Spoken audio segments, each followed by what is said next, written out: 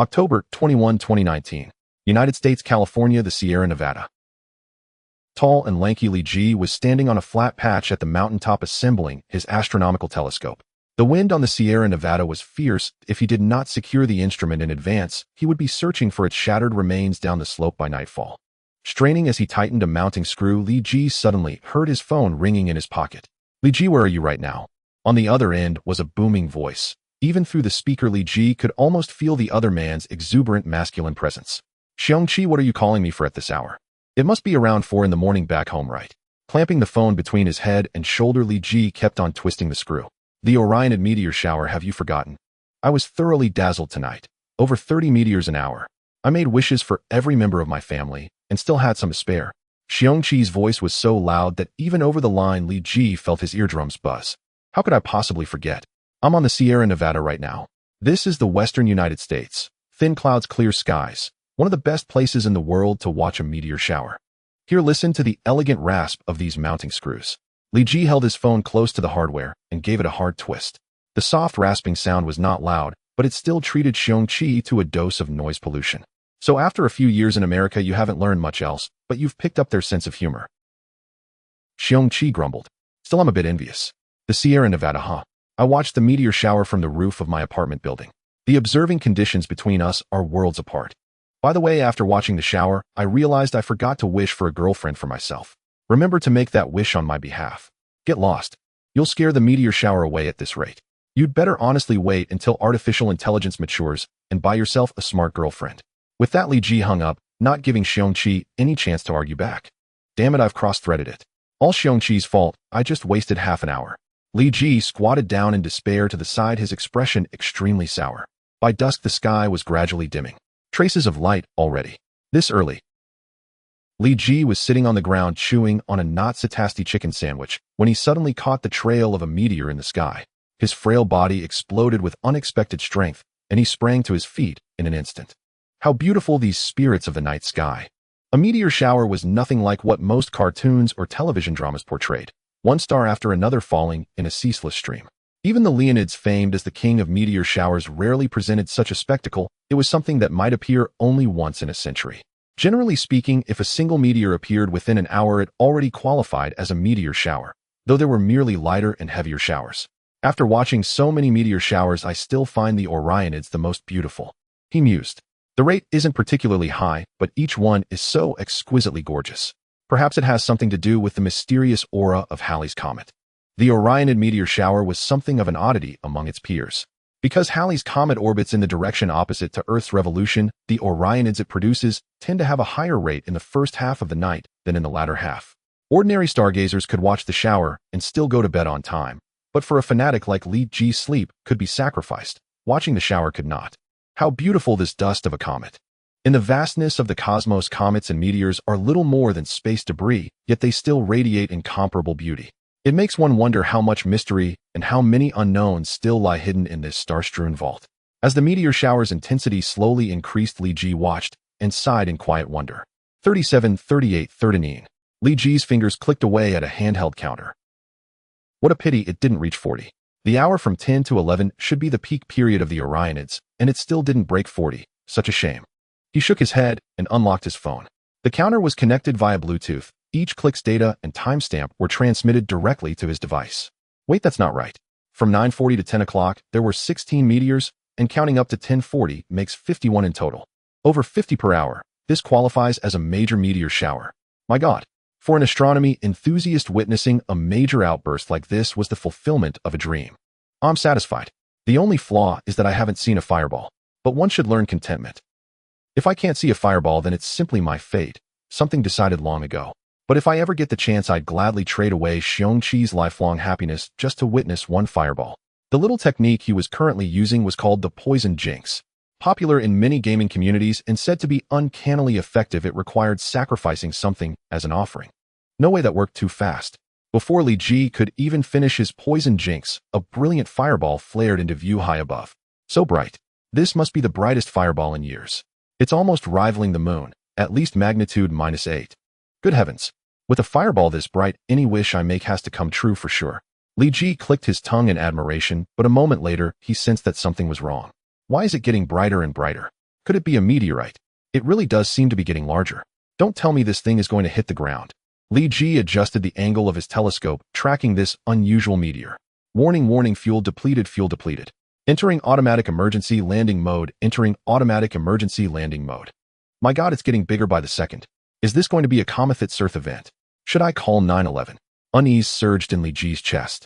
As an astronomy buff, he had studied the impact craters on the moon plenty of times. He could not accurately estimate the fireball size, but by visual judgment alone, it was certainly not small. If it crashed to Earth, it would definitely be a disaster. But then again, if it doesn't actually fall, I'll be treated as a terrorist spreading panic. If I end up in prison, I'll never graduate.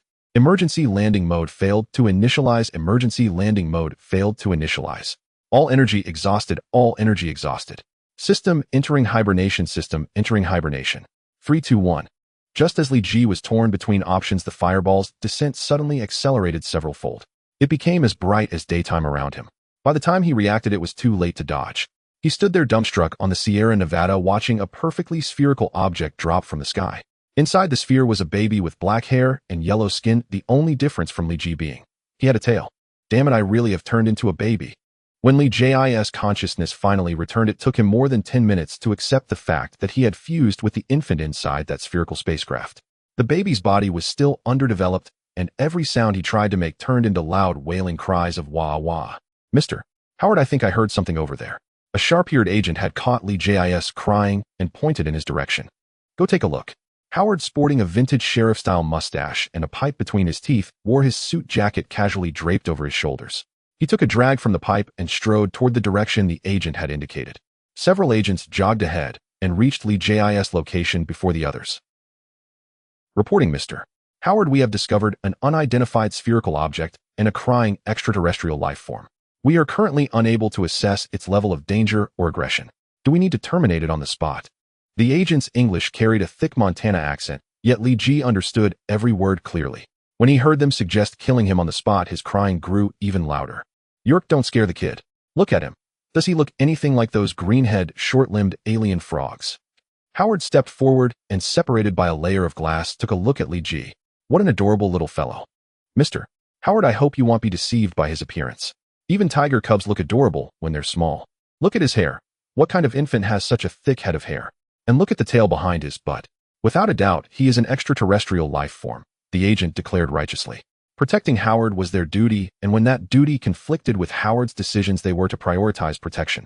The agent spoke with upright conviction. Protecting Howard was their responsibility, and when that duty clashed with Howard's judgment, the duty came first. All right, I admit defeat. Let's bring him back and run some tests first, Howard conceded. He picked up his pipe, but when his gaze fell on the howling, sobbing Li Ji, he suddenly realized his behavior was rather inappropriate. He set the pipe down again and tucked it into his suit pocket. Mr. Howard, do we need to transport this sphere more than 10 meters in diameter back to the base as well? Howard's deputy walked over, asking a bit nervously. Why wouldn't we, Jarvis? We previously detected intense spatial activity here. Now it seems this big sphere must be the cause. I want it brought back for thorough study. Who knows, we might uncover some alien technology, Howard replied. Howard circled the craft once. A perfectly shaped sphere, he murmured. Should we take the alien baby out first? The deputy asked. It's hard to stabilize a sphere like this. During transport, it's bound to jolt. If he's too fragile. Jarvis voiced his suggestion. Oh heavens, I'm really not a qualified father. Howard sighed. When Tony was little, I was always forgetting these little things. Fortunately, I have you, Jarvis. Now let me think about how to get this adorable little fellow out without damaging the sphere. Howard carefully examined every side of the craft, searching for any mechanical joints. To his surprise, the entire vessel was seamless, as if forged in a single piece, with no visible mechanical structure anywhere. Mr. Howard, I think the hatch just opened by itself, an agent said respectfully as he stepped up to the engrossed Howard. The hatch, yes, I know. I'm working on it. EITLL, open any moment now. What? It's already open. Oh, I understand. It must have been that spot I touched earlier. That has to be the hatch release. That must be it, haha. Howard let out a laugh that clearly lacked confidence, making even Jarvis feel a bit embarrassed. Li Ji had stopped crying. He opened his eyes and surveyed his surroundings. Outside the craft, everyone was impeccably dressed in suits. None of them looked like people it would be wise to provoke. I hope they don't decide to dissect me in some lab, Li Ji prayed silently.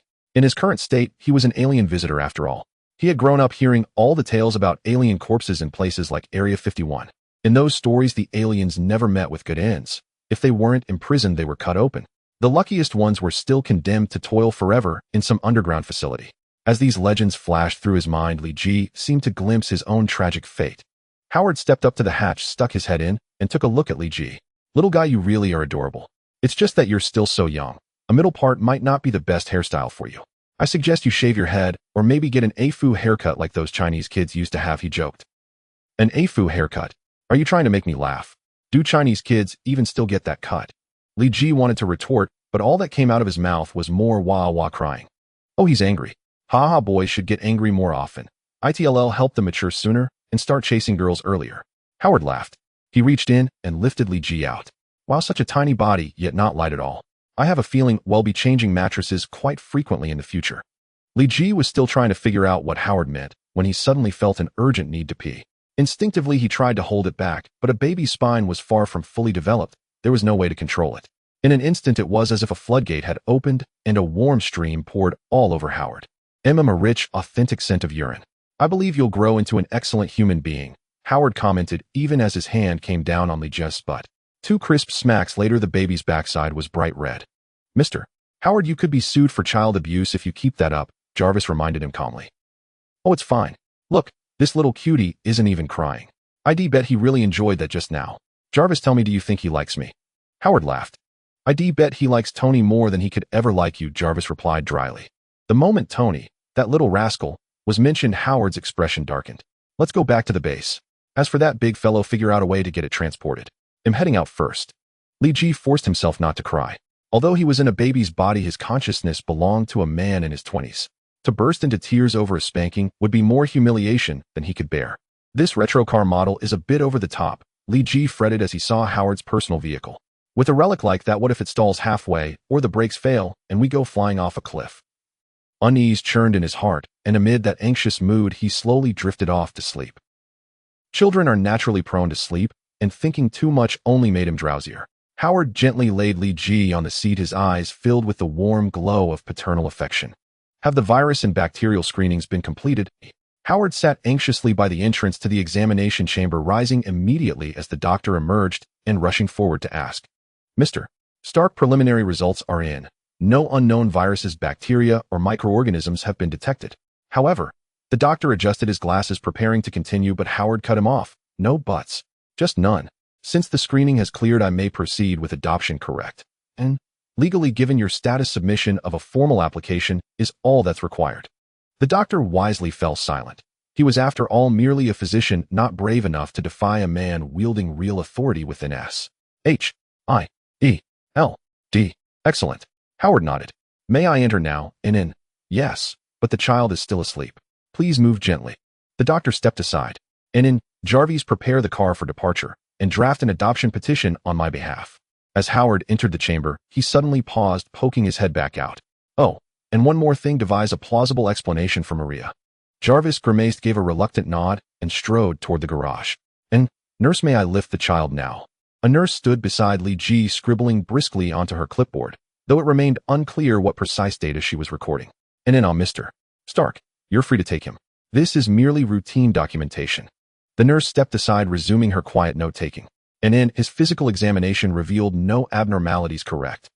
Howard cradled the sleeping Li Ji, brushing his stubble lightly against the infant's cheek. Aside from pronounced hypertrichosis and a vestigial tail, a clear atavistic trait, there are no significant anomalies. The nurse paused, pen hovering midair. If pressed, ID note his cerebral wave activity and cellular vitality both exceed agenormative benchmarks, another deviation, albeit a favorable one. So he'll be brighter and healthier than most children his age. Howard smiled. And how did you know? The nurse's expression flickered with astonishment. And I am after all a professional. Howard burst into hearty laughter, so loud it startled Li Ji awake, who glared up at him with unmistakable displeasure. Off we go, home at last. Howard rubbed his stubble once more against Li Ji's cheek. Li Ji thought, if only I had the strength, I'd slap him senseless. Strange, Jarvis hasn't arrived yet. At the base's main gate, Howard checked his wristwatch. 10 minutes had passed. His familiar vehicle remained absent. Li Ji's stomach rumbled faintly, yet he suppressed any cry. This clearly was a classified facility. No baby bottles in sight. All he wanted was to leave, permanently, escaping the specter of dissection. Beep, beep, beep. Howard's walkie-talkie crackled. Still using analog radio? How delightfully archaic. Is this some rogue paramilitary enclave, 30 years behind the global mainstream? Li Ji couldn't help but mentally scoff. And in Jarvis, where are you? Do you intend to keep me waiting until Easter? Howard sounded mildly irritated. Though inexperienced with infants, he could tell Li Ji was hungry. S.H.I.E.L.D. lacked nothing, except apparently infant formula and bottles. Mr. Stark, return to S.H.I.E.L.D. headquarters immediately. The Brotherhood of Mutants has seized the underground garage. Their intent remains ambiguous, protest or prelude to further assault. Please seek immediate protective shelter. Jarvis's voice held both urgency and restraint. Howard recognized the deliberate hush. And damn it, didn't Charles assure us the Brotherhood was under surveillance? Howard gritted his teeth, cursing under his breath as he re-entered the base, cradling Li Ji. The Mutant Brotherhood. Sounds like street gang branding. So this is a clandestine syndicate after all. Li Ji stifled a sigh. The name Mutants sounded nearly identical to Mutant in English, and his expression dimmed with weary resignation. Don't fear, little one. Father is formidable, and will shield you utterly. Hearing Howard brazenly claim fatherhood, Li Ji's urge to strike him intensified sharply. Warning, warning, hostile incursion detected. Hostile incursion detected. The alarm blared only after Howard had carried Li Ji into a concealed chamber. Damn fools, how long does it take them to react? The Brotherhood has jammed all radio frequencies. Who supplied their tech support? Howard shook his dead walkie-talkie, then jabbed at a landline, also silent, and scowled. Gunfire erupted outside, sharp, chaotic, unnerving. Li Ji's pulse quickened. Am I caught in gang warfare? Is Mercury retrograde haunting me this week? Crushed by a spacecraft yesterday, reborn as an infant today, now trapped in armed conflict. No, this is full-blown gunplay. And I'm just a baby, utterly exhausted. That sentiment wasn't unreasonable, given he was in fact an infant. Is Nick Fury an absolute imbecile? He'd only just registered the incursion, truly. Howard began to curse, then glanced down at Li Ji in his arms, and abruptly stopped, flushing with mild embarrassment. Sorry, little treasure. Father lost his composure. It's nothing serious. I'll handle it. Stay here quietly for a moment while I go protect you. Howard gently pinched Li Ji's cheek and kissed his forehead. Such a good boy. Li Ji felt profoundly speechless. Sheltering alone was safer, but this chamber was absurdly sealed. After Howard exited, he activated a security protocol, 30 centimeters of reinforced armor encased the room, muffling even the gunfire into eerie silence. Howard stepped out, withdrew a finely crafted pistol from his inner coat, and moved along the wall, silent, precise, alert, as he advanced toward the central hub. S.H.I.E.L.D. Central Atrium. S.H.I.E.L.D. Release our kin now. The Brotherhood of Mutants abandons no mutant brother. Surrender the mutants you've detained, or face phase 2 of our operation. At the atrium's heart stood a hulking mutant, claws like wolf's fangs erupting from his hands, arcs of raw electricity crackling across his frame, radiating sheer unapproachable menace. Brotherhood of Mutants, I demand with the utmost seriousness that you leave immediately. The dignity of S.H.I.E.L.D. and the nation cannot be provoked. If you insist on attacking, we will make you pay an unbearable price. Nick Fury stepped out from the crowd, holding a megaphone and shouting loudly. Price? Ha ha, what a joke. The Brotherhood of Mutants never fears threats or intimidation. We currently have over 40 brothers here. What price can you make us pay? Are you going to use a nuclear bomb to blow up S.H.I.E.L.D. and perish together with us? Sounds tempting, as nuclear radiation should bring us even more brothers. The Brotherhood of Mutants would not suffer a loss.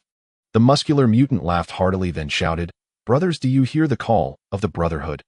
Do not panic or be afraid. The Brotherhood of Mutants will never abandon you. If possible, please imagine your location in your mind. We have brothers skilled in mental communication who will find your position and work together to rescue you from the abyss. Damn it, what's going on? Which bastard arrested a mutant? Isn't it the Federal Bureau of Investigation that usually handles mutant criminals? Where did these mutant bastards get this information, and how did they find out the address of S.H.I.E.L.D.? Could it be that S.H.I.E.L.D. has already? Howard hid to the side, secretly observing the situation in the hall, his finger resting on the trigger of his gun.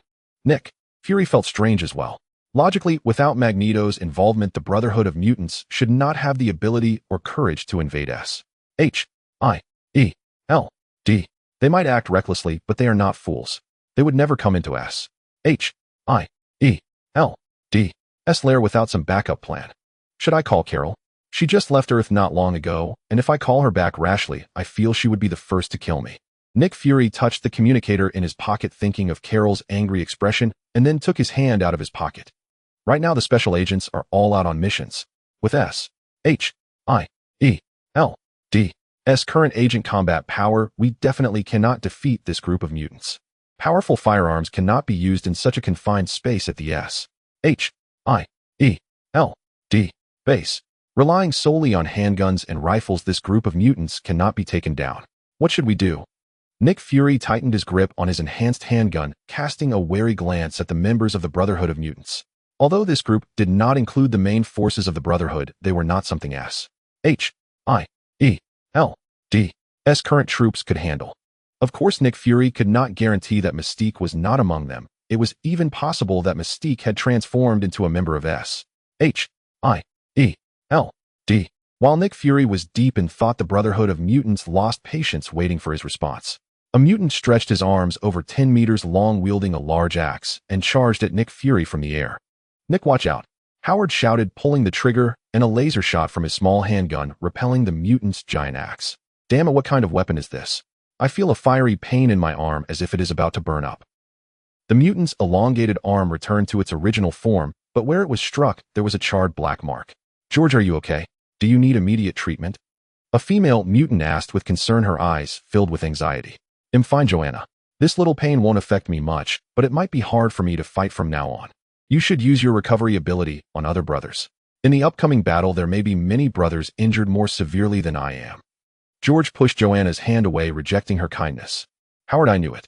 That little handgun you never leave without could never be just an ordinary little handgun, as you claimed." Nick Fury shouted towards Howard. "Watch your back," Howard yelled as a purple-skinned mutant sneaked up to Nick Fury. Nick Fury turned around, firing his handgun in rapid succession, as if it were an automatic rifle. Purple Skin Freak die. The purple-skinned mutant was forced back repeatedly, but did not bleed a drop. "Howard, you better be careful. Mystique might have already infiltrated S.H.I.E.L.D. Mystique," Howard exclaimed. "Not good. That nurse." "Nick, hold on, I might know who Mystique is disguised as." Howard hurriedly ran towards the room where Li Ji was located. "Mr. Howard, it seems you have a misunderstanding of my abilities." As Howard ran past a corridor, suddenly an agent rushed out, pinned Howard down, and snatched the laser handgun from his hands. "What an exquisite piece of art, Mr. Howard. You wouldn't mind giving it to me, this exquisite woman, would you?" Hearing such words from a somewhat wild-looking male agent, even knowing he was Mystique in disguise, Howard still felt a bit nauseous. What an unromantic man. Charles is like that too, but only Marx understands a woman's heart. "Forget it, Mr. Howard, please hand over the controller for that room. I've tried several methods, but still cannot enter. I need to rescue that tragically fated little darling. I won't say anything. You'd better let go now and leave. Your greatest advantage is that no one knows who Mystique is. By holding me hostage now, you are revealing your identity. Once other agents arrive, you will be finished." Although Howard was pinned to the ground by Mystique with a gun pressed against the back of his head, he showed no signs of compromise. "You're really tough. I wonder if the controller in your left pocket will be as tough as you are." Mystique's hand wandered up Howard's thigh, circling around, and she reached into his pocket. "Raven, what are you doing?" An elevator door opened and Jarvis and his group stepped out. "Charles, what are you doing here?" Mystique quickly withdrew her hand, looking warily at Professor Charles. "Professor Charles, what brings you here?" Taking advantage of Mystique being unprepared, Howard hurriedly escaped from under her, looking relaxed as he addressed Jarvis and his group. "Jarvis, it's great to see you're okay. Raven, has your brotherhood gone mad? Where's that guy Marx? Do you know what you're doing right now?" Professor Charles glared at Mystique with fierce intent in his eyes. "Marx is in Europe. He knows nothing of our actions. But neither do you, Mr. Charles," Mystique teased lightly. "Ha ha. Do you truly expect me to believe that? If Marx isn't here, what gives you the audacity to invade S.H.I.E.L.D? Perhaps Marx isn't yet ready to stand openly against the government, so he sent you ahead as his vanguard." Charles's eyes shimmered with an ethereal blue light, as if piercing straight into Mystique's soul. "Charles, I've long had my mind fortified. I'm impervious to your telepathy unless you shatter my mental defenses. And should you do so, well, I might just fall madly in love with you." Mystique threw her head back and laughed. A flicker of discomfort crossed Charles's face, yet the cerulean glow in his eyes deepened, growing more intense. "Raven, I have already secured the minds of every mutant within S.H.I.E.L.D. If you fail to offer a justification, I can accept these mutants will remain detained here. Since you've already taken control of their minds, surely you know why we attacked S.H.I.E.L.D.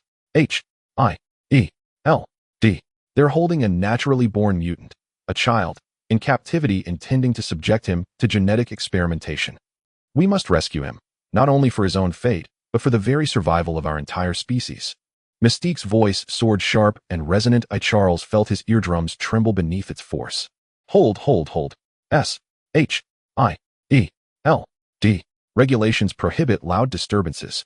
Howard stepped forward. I'd like to know, who told you S.H.I.E.L.D. was imprisoning a mutant and preparing genetic experiments on him? The Brotherhood has its own intelligence channels. We owe no explanations to S.H.I.E.L.D. Mystique shot Howard a sidelong glance, offering no further reply, yet Howard grasped her meaning instantly. So there are unstable elements within S.H.I.E.L.D. After all, Howard stroked his neatly trimmed captain-style mustache. Thank you for the intelligence, but it's flawed. S.H.I.E.L.D. is not detaining any mutant nor conducting genetic experiments upon one. Of course government agents lie without pause. Was the child I held earlier the one with a tail sprouting from his backside, not a mutant? Dare you open that steel chamber and let Charles see for himself? Mystique scoffed. And though it's true government officials are habitual liars, that child is my son. My son, Howard Stark's son. His name is Gage Stark. Does that still sound like the subject of some genetic experiment to you? Howard's voice rang strong and steady, no trace of deception. Mystique fell silent, momentarily at a loss, while Charles, puzzled, asked, I hadn't heard Maria was pregnant again. Was he born of an affair? No. Adopted. Entirely adopted. Howard hurriedly interjected. Had Maria overheard that remark, he feared he'd be sleeping in S.H.I.E.L.D. cell for the next 6 months. Ah, I see. Charles nodded. Damn it. Out there it's bullets and chaos, and you're hosting a party in here. Nick Fury strode in abruptly, fresh wounds marring his uniform. Nick, this is Professor Charles Xavier, the one I told you about. He's the one who just saved you. Howard introduced him. Nick Fury and Charles exchanged knowing smiles. An old acquaintance. No need for introductions. Charles is that young woman beside you, one of your new students. How's the school coming along? Yes, these are my newest students, Scott and Iris. With Howard's generous support, construction is nearly complete, though enrollment remains a challenge, as you can imagine. Getting mutants to sit quietly in classrooms isn't exactly effortless. Charles shrugged. But let's set that aside. Nick, how do you intend to handle these mutants who invaded S.H.I.E.L.D.? I have no intention of padding the FBI's caseload. They may leave, provided they fully compensate S.H.I.E.L.D. for damages. For now, they'll remain in S.H.I.E.L.D. custody, temporarily housed in our detention wing. Nick Fury knew Charles well enough to recognize his question as a quiet plea for leniency, and he was more than willing to grant it as a favor. As for you, Mystique, you'll wait in the underground garage until the damage assessment is finalized. Then I'll bring the bill down personally. Mystique cast a cold, unblinking gaze over the group before stepping silently into the elevator. All right, Howard. Now it's time you explain this illegitimate son business. Fail to provide a satisfactory account, and I will report directly to Maria. Nick Fury suddenly leaned in, eyes gleaming with mischievous curiosity. I said adopted. Adopted, clear. Howard frowned, baffled as to why Nick would press the matter. Nick knew Li Ji's origins. Adopted, fine. Is the birth certificate registered in California, or shall we file it directly in New York? Nick winked. New York, definitely New York. His biological parents vanished without a trace. List our residence as his official address. Howard understood Nick's intent perfectly, to conceal Li Ji's true origins and secure him a legitimate, unassailable citizenship. May I see the child? You're unfamiliar with mutants. You may not recognize latent risks they carry. Seeing Howard's genuine devotion, Charles withheld the warning he'd originally intended to deliver. This way. You've left Gage confined in such an enclosed space. Aren't you concerned he might suffocate? Charles asked, voice laced with quiet concern. Not at all. The room boasts a state-of-the-art climate system, ensuring pristine air quality and maintaining a constant temperature of 26 degrees Celsius. There's absolutely no risk. Howard retrieved a remote from his pocket and unlocked the chamber door. Oh heavens, has a bioweapon breached the facility? The moment the door swung open, an overwhelming stench assaulted them, so potent that Nick Fury recoiled, instantly clamping a hand over his nose and groaning in dismay. Howard, it appears your climate control system requires recalibration, Charles remarked. not covering his nose, but his pallor betrayed a valiant, if strained composure. Perhaps I ought to concede a minor flaw in my design, Howard muttered, steeling himself against the reek as he stepped inside and gazed upon Li Ji. Li Ji himself felt utterly helpless. As an infant, he could manage feeding, but bodily functions were beyond his control. Even he nearly fainted from the stench. Howard's air conditioning system truly lived up to its reputation. Within minutes, the room was rid of that peculiar, overwhelming stench capable of rendering one unconscious. Charles, unfazed by the soiled garment, lifted Li Ji and began his examination. Soon after, he set Li Ji down again, his expression growing solemn. "What is it, Charles? You look rather grim," Howard asked, voice edged with urgency. "Let's speak outside." Charles and Howard stepped out of the room. The others respectfully remained behind. "Why must we step outside to talk?" Howard's brow furrowed in concern. "Is there something wrong with Gage?" "A flaw? I saw none. If pressed, I'd say his fur is unusually dense, and his innate tail likely disqualifies him from alpha-tier mutant classification. Otherwise, he is entirely normal, indeed exceptional." Charles offered a wry smile. "Then why the long face? You look as if you've just bitten into a 3-day-old pizza." Howard frowned, perplexed. "Mainly because Gage is unusual." Charles shook his head. "You know my mutant ability. I can establish telepathic communion with any human on Earth, pierce even the strongest mental defenses. Yet moments ago, when I tried to coax a smile from Gage, I found myself utterly unable to reach his mind.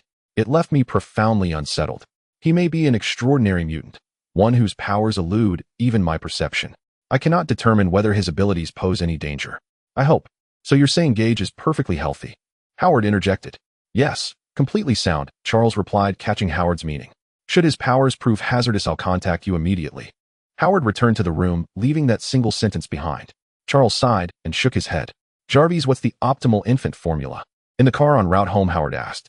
"Sir, I understand camel milk from the Middle East is considered especially suitable for infants," Jarvis replied, hands steady on the wheel. "Have I been adopted by some affluent family? That makes sense. Households with private armed security are rarely ordinary. But why do their names sound so odd?" Jarvis Howard. "Did they binge-watch The Avengers until delusion set in? And why does everything feel so retro? The architecture, the vehicles, they all evoke the late 1980s or early 90s. What underdeveloped region is this exactly?" Lost in thought, Li Ji slipped once more into deep slumber. "Howard, explain yourself. What is this child? I know your romantic escapades are legendary, but is this child yours, and a gorilla's? Fine. You had an affair with an ape. But bringing the offspring home? Oh God, what on earth is happening?" No sooner had they arrived than Maria spotted Li Ji in Howard's arms, and fury erupted. Maria, please hear me out." Howard had planned for Jarvis to handle the explanation, but Jarvis had discreetly vanished, citing an urgent errand purchasing camel milk for Li Ji. Left alone, Howard lowered his voice and pleaded with Maria. "Adopted. Nick Fury can vouch for you. Everyone knows your relationship. He's merely covering for you, isn't he?" Though her words still carried barbs, Maria's tone had softened considerably. "We've adopted a little brother. Do I have a brother now?" Tony Stark, just home from school, overheard the exchange, dropped his backpack onto the sofa, and dashed to Li Ji's side. "Wow, he's sleeping so peacefully." Tony pinched Li Ji's cheek. "Tony, don't tease your little brother," Howard said, voice suddenly stern. Li Ji stirred groggily, eyes fluttering open as pain registered on his cheek. Instinctively, his tiny hand swatted at Tony's fingers. "Teasing? Hardly, he hasn't even cried." Tony increased the pressure slightly, making Li Ji wince harder. "Tony." Howard's voice rose sharply. Maria stepped forward. "What's with the shouting? You never raise your voice at him. Only at Tony. Tony is school on break. Why are you home so unexpectedly?" Maria asked, her tone now markedly gentler. "I'm designing a robotics project. The school's machine tools aren't advanced enough. I've come home to use the company's CNC lathes." Tony released his grip, shot Howard a sullen glance, and answered. Howard approached, gazing at Li Ji, whose cheeks were flushed crimson, yet who remained eerily silent and tearless. A pang of tenderness mingled with puzzlement. Why doesn't he cry? Could his nociceptive nerves be impaired? Impaired nociception. Then may I borrow him for experiments? My robotics thesis hinges on solving the challenge of biomimetic neural latency. Tony's eyes lit up. Hearing Tony's words, Li Ji's composure shattered. He'd only held back tears to preserve the dignity of his adult consciousness, not to become a live subject for neuroengineering research. Wah, wah, wah.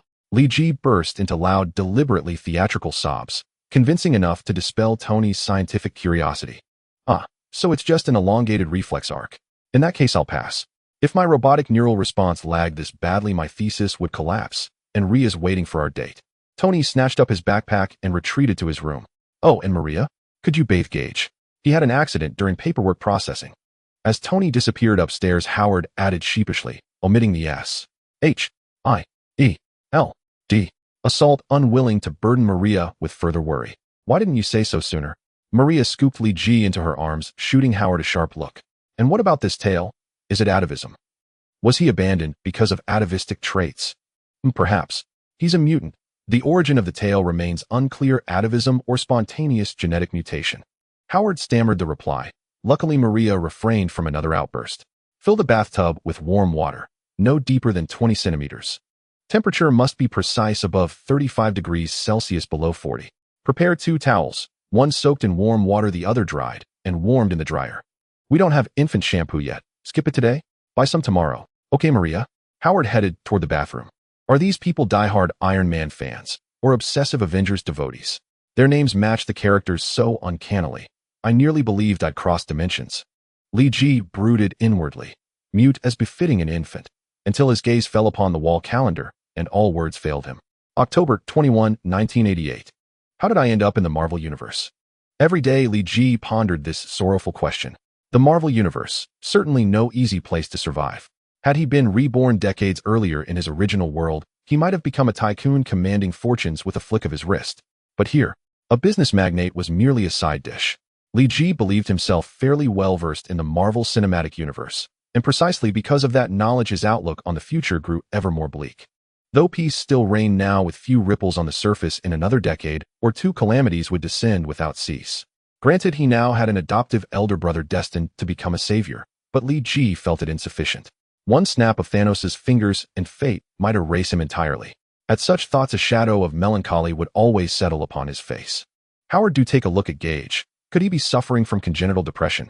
He neither plays with toys nor fusses. He sits quietly all day, yet his expression is perpetually grim. I've heard depression may be linked to genetics. Could his mutant gene mutation be triggering depressive tendencies? Maria gazed anxiously at Lee Ji lying peacefully in his cradle. Surely not. Depression is a psychological condition. While genetics may play a role, it most often arises from life's accumulated pressures. An infant shouldn't possess such complex mental states. Howard studied Lee Ji's sorrowful countenance, inwardly unsettled, yet still offered reassurance to Maria. Then what on earth is going on? This child is unlike any other infant. Maria's anxiety deepened. Could it be he longs to go outside? We've brought him home for 2 months now, yet haven't taken him beyond our door. Howard speculated aloud. Not true. I take him to the supermarket regularly. Maria retorted. Let's wait until Tony's winter break begins. I'll carve out a few days. We'll all go on a family outing. Perhaps fresh air and shared joy will ease his quiet distress. Howard paused, thoughtful. Tony returns this Sunday. Will you be free? Maria reached up and plucked the calendar from the wall. Sunday, December 18th. No, I'll be tied up with work. How about December 23rd through 25th? Perfect. I'll join you for a Christmas holiday. We'll head west together, and I'll even show you where I first found the boy. Howard took the calendar and circled the dates: December 23 RD, 25th. I love you, Howard. Maria slipped her arms around his neck and kissed him. I love you too, Maria. Howard set down the calendar and met her lips once more. Oh, and Maria, Jarvis mentioned Gage has finished his camel milk again. I bought enough for 2 months, yet it's gone in just 1 week. After their tender moment, Howard suddenly recalled Jarvis's report. Yes, I can't fathom why he eats so voraciously yet barely grows. Most infants consuming this much would swell into Rallipoli cherubs. Maria frowned, puzzled, then bristled under Howard's gaze. What's that look for? Do you suspect I drank Gage's milk? No, not at all. I suspect his mutant ability might simply be extraordinary appetite. Howard shook his head vigorously, quick to disavow the thought. I'd assumed poor absorption, so I took him for tests. Yet doctors confirmed his digestion was exceptional, his health impeccable.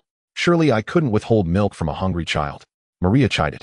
True enough, fortunate indeed that we adopted him. In lesser households he might have bankrupted them. Howard teased. Ha ha ha. Maria laughed, bright and bubbling. How childish, murmured Lee Ji from his cradle, absorbing every word and silently judging them both. Is this truly where you found Gage? Does this desolate wilderness, 50 kilometers from any city, resemble a place where people dwell? I'm beginning to wonder if you're withholding something from me. Maria huffed, arms crossed. Perhaps his parents drove dozens of kilometers into the wild, deliberately hiding their tracks, to abandon him here. Howard broke into a cold sweat, voice trembling with unconvincing assurance. He could never reveal Lee Ji's true origin, not to Maria, not to Tony, not even as an alien. Oomph. Maria snorted, letting the matter drop, for now. Good heavens. I canceled dates with Furies, Virginia, and Miranda for this so-called family trip, only to land in a godforsaken wasteland. And we're spending the night here. I can't bear a single second longer. Every extra moment feels like 1,000 mosquito bites. Itching, crawling, unbearable. Tony surveyed the barren expanse, nothing but stones stretching endlessly, and groaned. No sighing. Go prepare your brother's bottle. Maria spoke with rare sternness, perhaps stirred by the names of those 3 women, echoing memories of Howard's own youthful flirtations. Tony dared not protest. He obediently retreated to the car and retrieved Gage's bottle. Camping under the open sky, I haven't done this in decades. Last time must have been back in high school. My last campout was during World War II. Over 40 years ago, Howard mused, lost in memory. I know you're old. They're happy. Maria smiled. Am I truly old? To me, I still feel like a spry 20-year-old. Howard grinned mischievously. Li Ji flushed with second-hand embarrassment, thinking, must they forget there's a minor present? Howard, come quickly. Tonight's moon is breathtakingly full. Maria called out, radiant with delight. They say werewolves prowl under the full moon, Howard replied loudly, still feeding Gage his bottle. Werewolves? Really? How juvenile, Tony scoffed from the sidelines. Enough about werewolves. Finish feeding Gage, then bring both children outside. The night sky is utterly transcendent. I've never beheld such celestial splendor. Li Ji drank with astonishing speed, unaware why. The milk flowed like cool, effervescent nectar, gulped down in rhythmic swallows, leaving him craving more. In moments, he drained a full liter of camel milk. Howard wiped his mouth gently, then lifted him and stepped out of the motorhome. A full moon. Li Ji murmured, inwardly drifting into bittersweet recollection, unaware his body was already transforming beneath the silver light. Hey, Gage, you're getting heavier by the second. Howard blinked, startled by the sudden weight in his arms, then looked down and froze in shock. What in the world? Howard set Li Ji down. His frame swelled rapidly, coarse razor-sharp fur erupted across his skin. From his throat rose a guttural bestial roar. Roar. What is happening to me? My consciousness feels gradually fading. Not the drowsiness of sleep, but a strange, unsettling expansion within my body. What on earth is going on? I want to destroy. I want to obliterate. What has happened to me? Li Ji felt his rationality and awareness slipping away. His body was slowly slipping beyond his control. His infant frame, once incapable of standing, began impossibly to rise upright. What in the world is this, eh? Could it be Gage's latent mutant ability? Howard pulled Maria aside, his gaze fixed on Li Ji with stunned disbelief. Howard, what do we do? Could Gage be in danger like this? After her initial shock subsided, Maria had fully accepted Li Ji. Her foremost concern was no longer whether he posed a threat, but whether his transformation into a colossal ape would harm him. I don't know. I need to contact Charles. Only he might understand what's happening. Howard's gaze wavered, uncertain whether seeking Charles's help was truly the right choice. I think I finally grasp where I come from. Li Ji's consciousness blurred further, yet his mind grew paradoxically sharper. A profound clarity dawned. He now understood his true identity. Never imagined it, a being born of two-dimensional fiction had somehow crossed into the real world. Then again, I've already crossed over into the Marvel Universe. Perhaps this shouldn't be so hard to accept after all. In a Saiyan. I am a Saiyan, the warrior race of Saiyans. I should have realized it sooner. To tail the spherical spacecraft, so many unmistakable signs. How could I have missed them? And I claim to be level 13 on the Dragon Ball forum.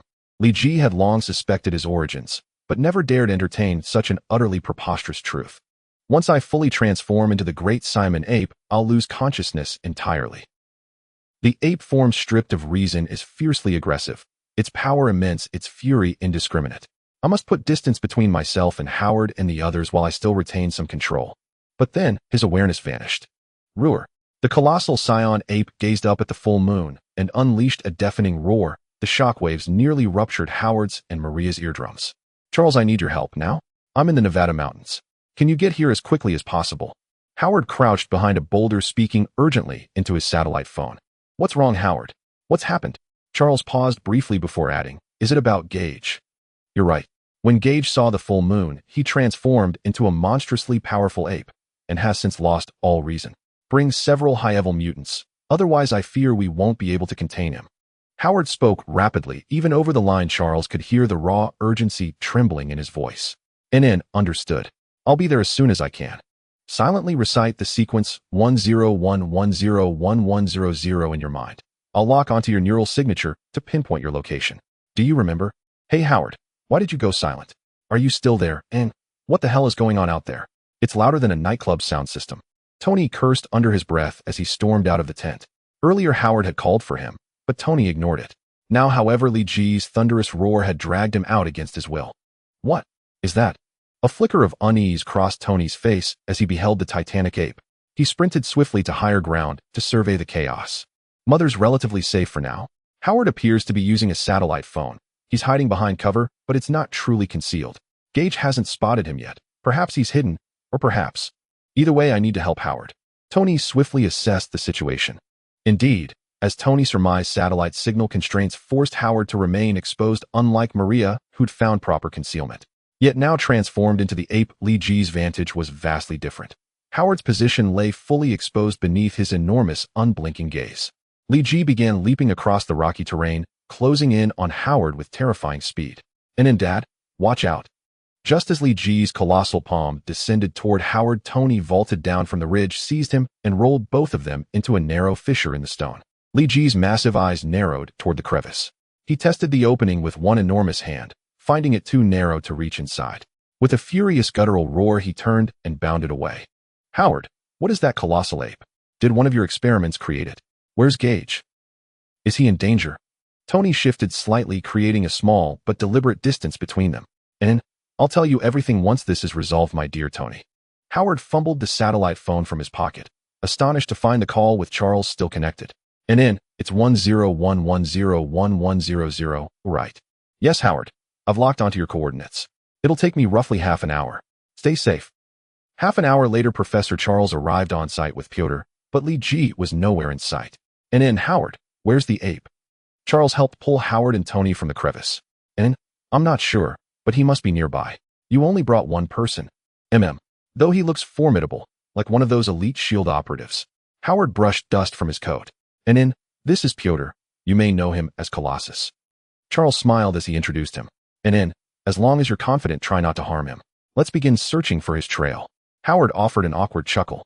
And why must we avoid harming him? Tony asked, puzzled. And Gage headed southwest. He left less than 5 minutes ago. Maria burst from her hiding place, shouting urgently. And Howard, I'll ensure he remains unharmed. Charles waved to Howard and sprinted swiftly toward the southwest. And Howard, is that giant ape Gage? Tony blinked, incredulous at what he'd just heard. And yes, it is Gage. Or perhaps not quite. Howard clapped Tony's shoulder as they walked toward Maria. And Howard, will Charles and his team harm Gage? Maria embraced Howard, burying her face against his chest. And no, they won't. Don't worry. Charles is exceptionally steady and reliable. Howard comforted her, then glanced at Tony, who stood silently unsure what to say. With a warm smile, Howard drew Tony close, pulling him into the same embrace. Tony, I recall it's been quite some time since you last called me Dad. Charles, we're now close to that child named Gage. Can't you locate him via telepathy? Piotr, understand this telepathy is not omnipotent. Gage is an exceptionally unique being. My telepathic reach has no effect on him whatsoever. I cannot even establish contact, let alone determine his precise location. Charles felt deeply frustrated. His telepathy, so consistently effective, had utterly failed against an infant. Worse still, he had no idea why. Fortunately, he's transformed into a colossal ape. The trail he leaves is unmistakable. Without those massive footprints tracking him would have been far more difficult. Charles ran a hand over the ground. A deep, enormous imprint clearly bore the mark of Li Ji's passage. We can't be far from him now. Though our opponent is but an infant, Piotr remained vigilant. He is truly extraordinary. He may well possess formidable power even at this tender age. Charles cautioned once more. If you weren't so verbose, Charles, most of the Brotherhood would probably find you irresistible. Piotr bristled inwardly.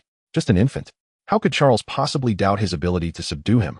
After all, Piotr was Colossus, the indomitable mutant famed for his impenetrable steel form. Roar! The giant ape that was Li Ji seized a towering tree, over 10 meters high, and wrenched it from the earth with brute force, hurling it behind him. All around lay shattered trunks and cratered earth. Roar! The ape bellowed again, a deafening cry that reached Charles and Piotr even a full kilometer away. Piotr, did you catch the direction? Charles murmured softly.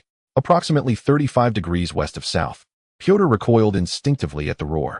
Though Li Ji remained invisible within his field of vision, the sound itself was chilling, especially across the vast, open expanse of the American West. Adjust course, track the sound. Charles decided swiftly. Piotr nodded. We're getting closer. Whoosh. A massive log hurtled overhead, missing them by inches, sending chills down both men's spines. Piotr looked up, heart pounding, and there loomed Li Ji's immense head. Those blazing crimson eyes glowed with eerie intensity as they fixed upon them. Hey, do I really have to hold back against this behemoth? Piotr's earlier confidence had evaporated, confronted with Li Ji's terrifying visage. Even he faltered. Try your best not to harm him, or next month the entire school may be begging for scraps. Charles sighed inwardly. Howard was the academy's chief patron, and Li Ji, Howard's cherished youngest son, was untouchable. I'll give it a shot. Piotr replied, weakly, stepping forward cautiously as he stared up at Li Ji. Hey, big guy, do you understand me? Charles mentally groaned, idiot. Then come with me, we'll spar right here. Stop wrecking the environment. Global warming's already severe enough. Piotr continued, his body shimmering as it hardened into Colossus's gleaming silver-gray form. He strode eastward toward open terrain. Dense woods offered Li Ji too many improvised weapons. Piotr wasn't foolish enough to fight amid those trees.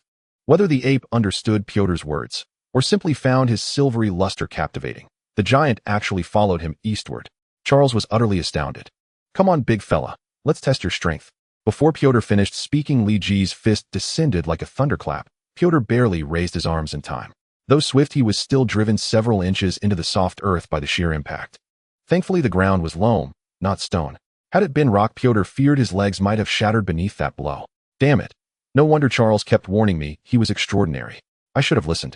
Piotr wrenched his feet free and leapt backward just as Li Ji launched another assault. Hey buddy, watch it. I'm not a football. Don't go kicking me around with those giant feet. He muttered under his breath, crouching low, muscles coiled for action. The question was no longer how to subdue Li Ji without injury, but how to survive. Li Ji launched himself skyward, his massive frame soaring dozens of meters high with astonishing speed. Piotr's eyes couldn't track him. Before he blinked, that colossal foot filled his entire field of vision. Didn't I just say, don't treat me like a football? Piotr curled tight and rolled sideways, just evading the stomp. But Li Ji seemed delighted by the sight, immediately striking again. Fortunately, Piotr's reflexes held. He rolled once more, narrowly escaping the crushing soul. Yet his frantic, tumbling motion bore an uncanny resemblance to a bouncing soccer ball. Roar, roar, roar. The roars grew less piercing, but far more rapid. Clearly, Li Ji was reveling in the game. And yet, to Piotr, that mirth felt like mockery. No, I can't stoop to his level. He's still an infant. But honestly, this is infuriating. Piotr tumbled into a narrow fissure. Li Ji's enormous foot couldn't fit inside, so he stamped impatiently outside, leaping repeatedly in frustration. He's still an infant. Immense strength, yes, but combat skill must be rudimentary. Newborns rely purely on instinct. I need to leverage technique. Outmaneuver him, not overpower him. Piotr quickly resolved his strategy. True, Li Ji held a slight edge in raw strength, but the gap wasn't insurmountable. With disciplined tactics, he believed he could hold his own. As Piotr sprang from the fissure, Li Ji, who'd been roaring in agitation, fell silent and lunged forward with another devastating kick. Little one, I'm sorry, but you deserve a taste of real combat. It's hardly fair, me fighting while you play. Piotr darted along the recoil vector of the kick, slipping behind Li Ji and seizing his opposite ankle. With a sharp upward twist, he destabilized the giant's balance. Whoosh! Li Ji instantly shifted his weight, kicking hard with the trapped leg, launching Piotr high into the air. Thank goodness I reacted quickly and grabbed a rock in time. Otherwise, this fall would have been far more painful. Piotr pressed a hand to his chest, still trembling with residual shock. He had been on the verge of toppling Li Ji, yet Li Ji's reflexes proved astonishingly swift. At that moment, all Piotr's strength had been channeled into shaking Li Ji's stance, leaving him utterly unable to stabilize his own body. With a single explosive kick, Li Ji sent Piotr flying like a cannonball discharged from its barrel. Roar! Li Ji pounded his fists against his chest, as if proudly displaying his raw primal might. Piotr's attempt to subdue Li Ji using conventional martial arts was fundamentally misguided. Li Ji was a Saiyan, a warrior race whose innate combat instinct defied comprehension.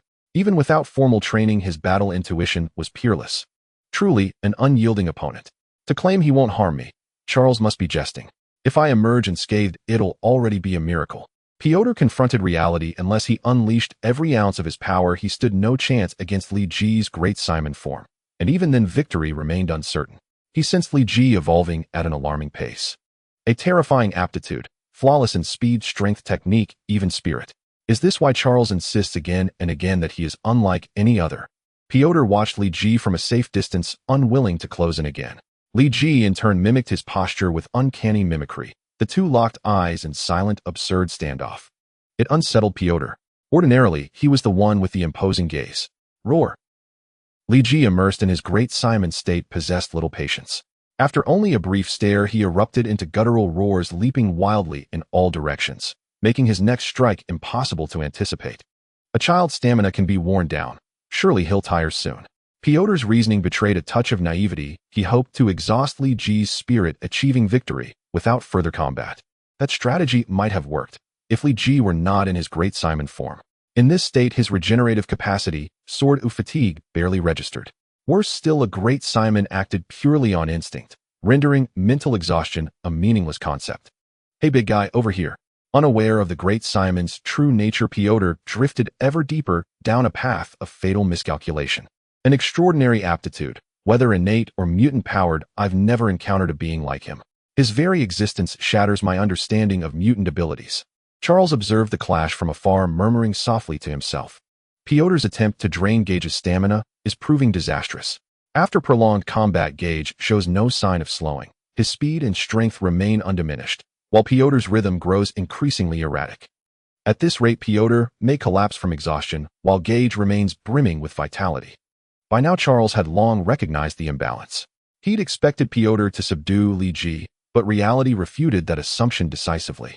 It wasn't that Pyotr was weak. It was that Li Ji's great Simon transformation rendered him overwhelmingly powerful.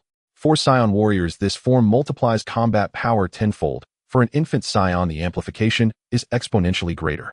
That Pyotr held out against Li Ji for so long bore testament to his title Colossus. What's happening? His endurance seems boundless. If this continues, I'll be the one drained to nothing. Huff, huff. Though I loathe admitting it, I must concede defeat. Never imagined I, Pyotr, would lose to an infant. Granted, this infant resembles a primordial beast, but still, what utter humiliation. Pyotr narrowly evaded Li Ji's blow and ducked behind a massive boulder, gasping for breath. Charles, if you don't intervene now, I will lose. You wouldn't let the SMIN's inaugural mission end in failure, would you? My telepathy has little effect on Gage, Charles replied, though his tone lacked urgency. Yet he calmly approached Li Ji and smiled warmly. Hello again, Gage. You're thriving, healthily and powerfully. Roar. Li Ji slammed both fists downward in a thunderous strike. Ha ha ha. We're old acquaintances, no need for such aggression. Charles didn't shift a single step, yet Li Ji's arms froze midair, straining with all his might, yet unable to move even a millimeter. Damn it, Charles, you did have a solution. Why wait so long? I took a brutal beating for nothing. Pyotr emerged from behind the boulder, complaining bitterly. Pyotr, your ease is illusory. I'm exhausted. Manifesting telepathy physically exacts a heavy toll on my psyche. Though his words spoke of fatigue, Charles appeared perfectly composed. Pyotr shot him a perplexed glance and swiftly changed the subject. How long do you think this state will last? In typical werewolf fiction, dawn breaks the transformation, but truthfully, I cannot predict. He might remain like this indefinitely. A troubling thought struck Charles. What if Li Ji's transformation were irreversible? While most mutants could activate or suppress their powers at will, rare exceptions existed, abilities permanently etched into their biology. Charles could not rule out that possibility for Li Ji. If this form is permanent, what then? Pyotr's voice faltered. The odds are slim, and regardless, that isn't your concern now. Gage is immobilized. Seize him, before you exhaust me completely. Gage is helpless. Why aren't you restraining him now? Do you wish to break me? Charles swiftly dismissed his earlier worry. First, permanent transformation was statistically improbable. Second, sustaining psychic restraint demanded staggering mental exertion. Pyotr rushed forward, threw his full weight into the effort, and finally wrestled Li Ji to the ground, gaining precarious control. Roar! Roar! Li Ji roared incessantly, but Pyotr, having seized his chance, would not yield it again. As night waned and the morning star pierced the sky, Li Ji's colossal frame began to shrink. Within seconds, he reverted to his infant form, sleeping peacefully and deeply. Thank heavens, he's restored. Otherwise, I dread explaining this to Howard. Charles swiftly gathered the curled-up infant into his arms, leaving the utterly spent Pyotr sprawled beside him unacknowledged. Outside Xavier's school for gifted youngsters. Charles, does Gage really have to stay at your school? I think as long as we don't take him out on the night of the full moon, it shouldn't be a big problem. Maria held the still sleeping Li Ji, her words full of reluctance. Sorry, Howard, it's still unclear what triggers Gage's abilities. Perhaps besides the moonlight, there are other factors that might induce his transformation. This time it was relatively manageable. The transformation occurred in the wilderness of the West, causing no significant damage. If it happens in the city next time, even if I can arrive in time, it would likely cause massive chaos. Charles held Li Ji. His desire for Li Ji to stay at the school was indeed selfish, but there were also safety considerations. If Li Ji transformed into a giant ape in the city, it would not only panic many residents, but also potentially cause casualties, stirring up public animosity towards mutants, which Charles wished to avoid. Maria, don't be sad. We'll visit him often, and once Charles figures out Gage's abilities, we can bring him back. Howard, feeling reluctant, as well embraced Maria and consoled her. How often can we visit? You're so busy with S.H.I.E.L.D, and I still have to take care of company matters. Even managing to come once a month would be a blessing from God. Maria pushed Howard away, finding his comfort rather dismissive. Dear, I've decided to resign. Howard smiled as Maria and Tony looked at him with incredulous eyes. There are many reasons, but the biggest one is family. Because of you, because of Gage, and also because of Tony. Howard embraced Maria once more. 8 years later. My heavens, where is the lunch I just made? It was right here, and now it's gone after I washed my hands. In the cafeteria of Xavier's school, Chef Harris was lamenting to the skies. Oh no, if there's no lunch at lunchtime, Piotr will kill me. A whole bucket of curry and 200 hamburgers all gone. Harris, what's wrong? Aurora happened to pass by the cafeteria and walked in to ask. Aurora, you've got to vouch for me. I clearly made lunch, but after washing my hands in the restroom, it just disappeared. A whole bucket of curry packed into a large austenitic stainless steel bucket just vanished along with 200 hamburgers. This was lunch for all the students. Harris spoke hurriedly, and Aurora nodded repeatedly. Bang! Suddenly, a crisp crashing sound came from the doorway. Harris and Aurora rushed to the door and saw a stainless steel bucket steam rising from the curry that remained on its sides, seemingly confirming Harris' claims. This is the bucket. I had it filled to the brim with curry. But now, who the hell took it? My curry is all gone. Harris roared. Harris, don't panic. I know who the culprit is. You're new and might not be aware of the situation in our school. In the future, if this happens again, just make another batch. You'll be compensated for the overtime. Aurora rubbed her forehead. This is really a headache. But if that happens, the kids at school won't get to eat their lunch on time. Harris felt a bit guilty, thinking that if he hadn't gone to wash his hands, lunch could have been served on time. This matter has nothing to do with you, and you don't need to take responsibility for it. I'll explain the specifics to you later. Right now, I need to deal with the little thief who stole lunch. Just get the lunch ready again, even if it's a little late. Aurora quickly left the cafeteria. In the student dormitory. Bori, hurry up and hand over your chocolate. I saw you hiding 2 pieces in your pocket. Do I need to make a move? 80-year-old Li Ji, who had followed the growth patterns of Easterners and appeared relatively small, at just over 1.30 meters, shouted at Bori, who was 2 years older and towered over him by 20 centimeters like a big brother. Gage, don't go too far. Bori instinctively shoved his hands into his pockets, wanting to hand over the chocolate, but when he saw his new girlfriend Joanna standing nearby, with an astonished look, his competitive pride surged. Oh!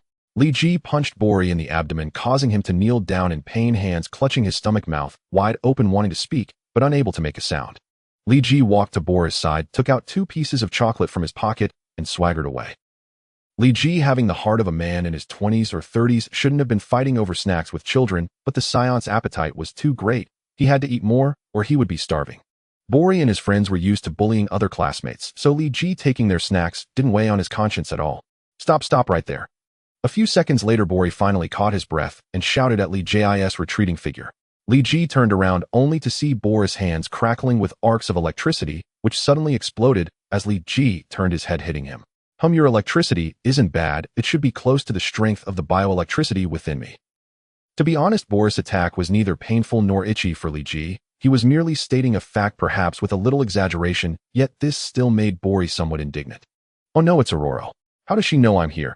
Li Ji caught a glimpse of the furious Aurora rushing over, and without caring about the enraged Bori, he vanished in an instant.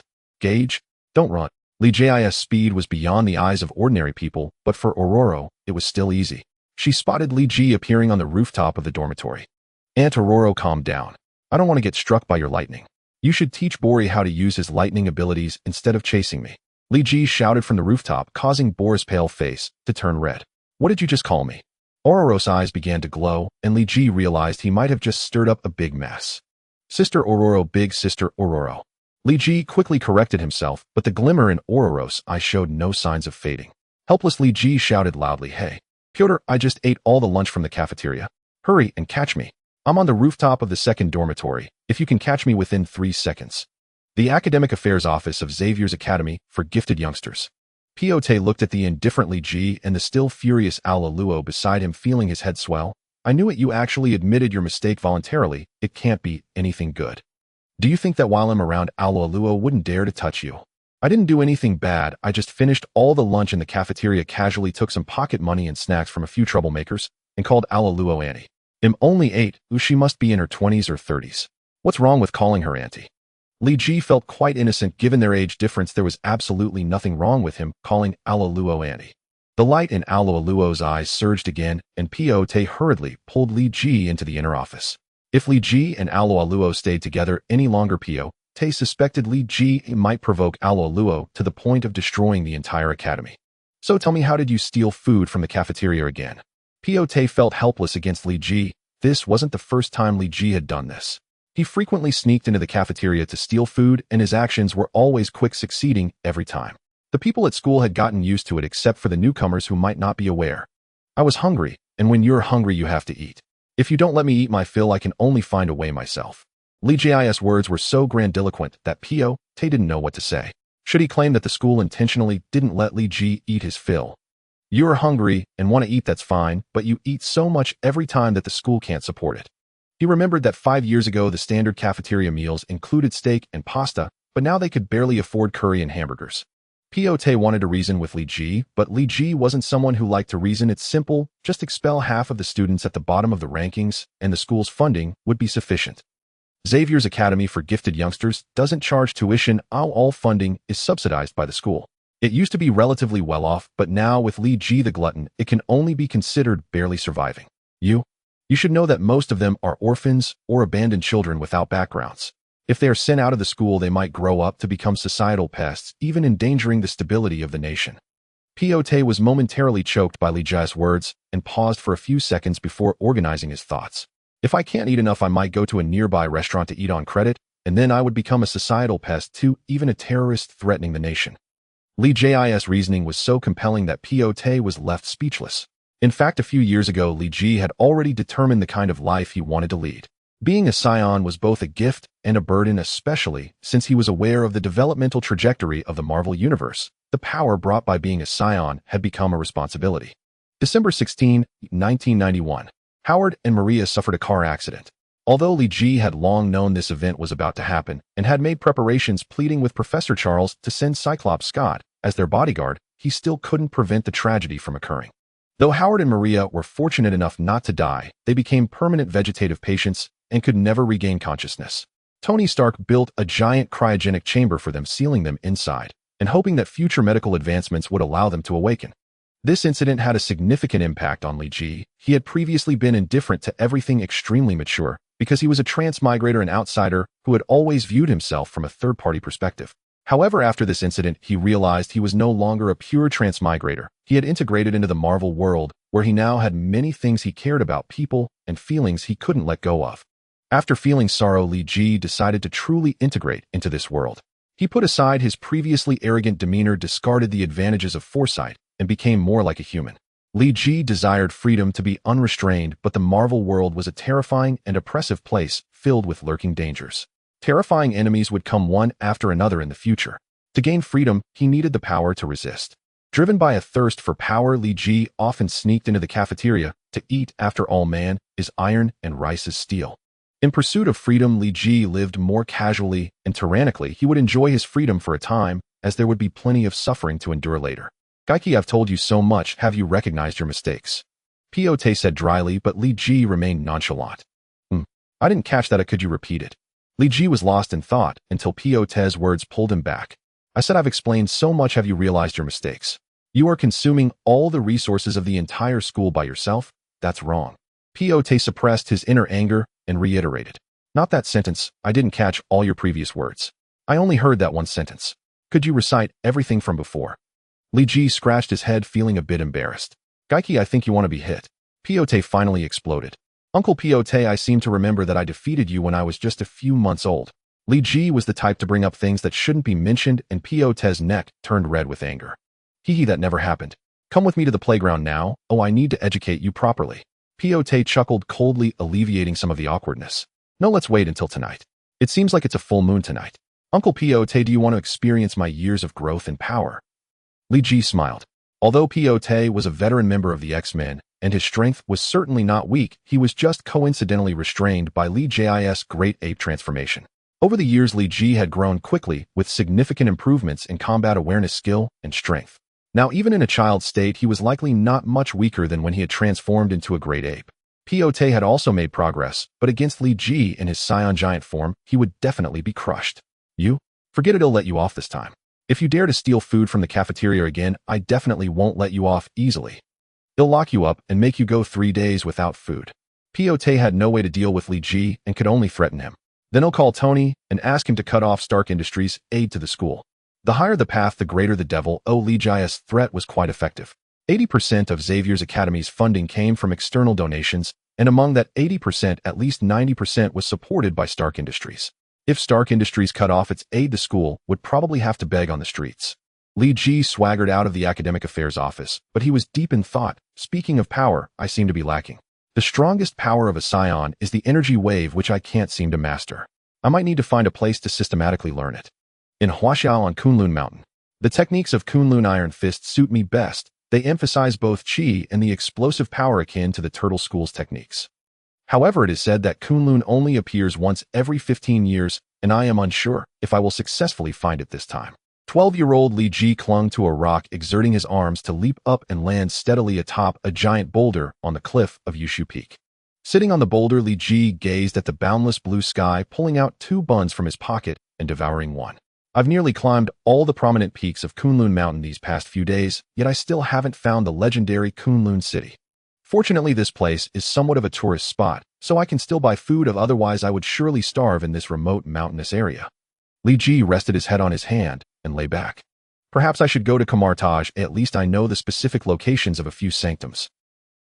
Although the powers of the sorcerers may contradict the strength I seek, they are still part of an energy-based system, and there should be elements I can learn from. Li Ji gazed up at the sky, his mind continuously pondering. Forget it, I won't dwell on this. After all, it took a lot of effort to get my visa to come from America to Huaxiao. I can't just give up my original goal in a few days. It's not like I'm out of options. Even though I haven't been eating enough these days, I haven't starved yet. I can hold on a bit longer. Li Ji slowly closed his eyes and fell into a deep sleep on the rocky cliff. With a sharp cry, a giant eagle startled Li Ji awake, and what he saw was an enormous golden eagle. What a massive eagle! Li Ji sat up, watching the eagle circle above, suddenly realizing something was off as the eagle's gaze toward him was filled with aggression. Hey, could it be that it's trying to attack me? Li Ji's expression darkened. In terms of power, he had no fear of the eagle, but fighting on a cliff face posed risks. A slight misstep could lead to a disastrous fall.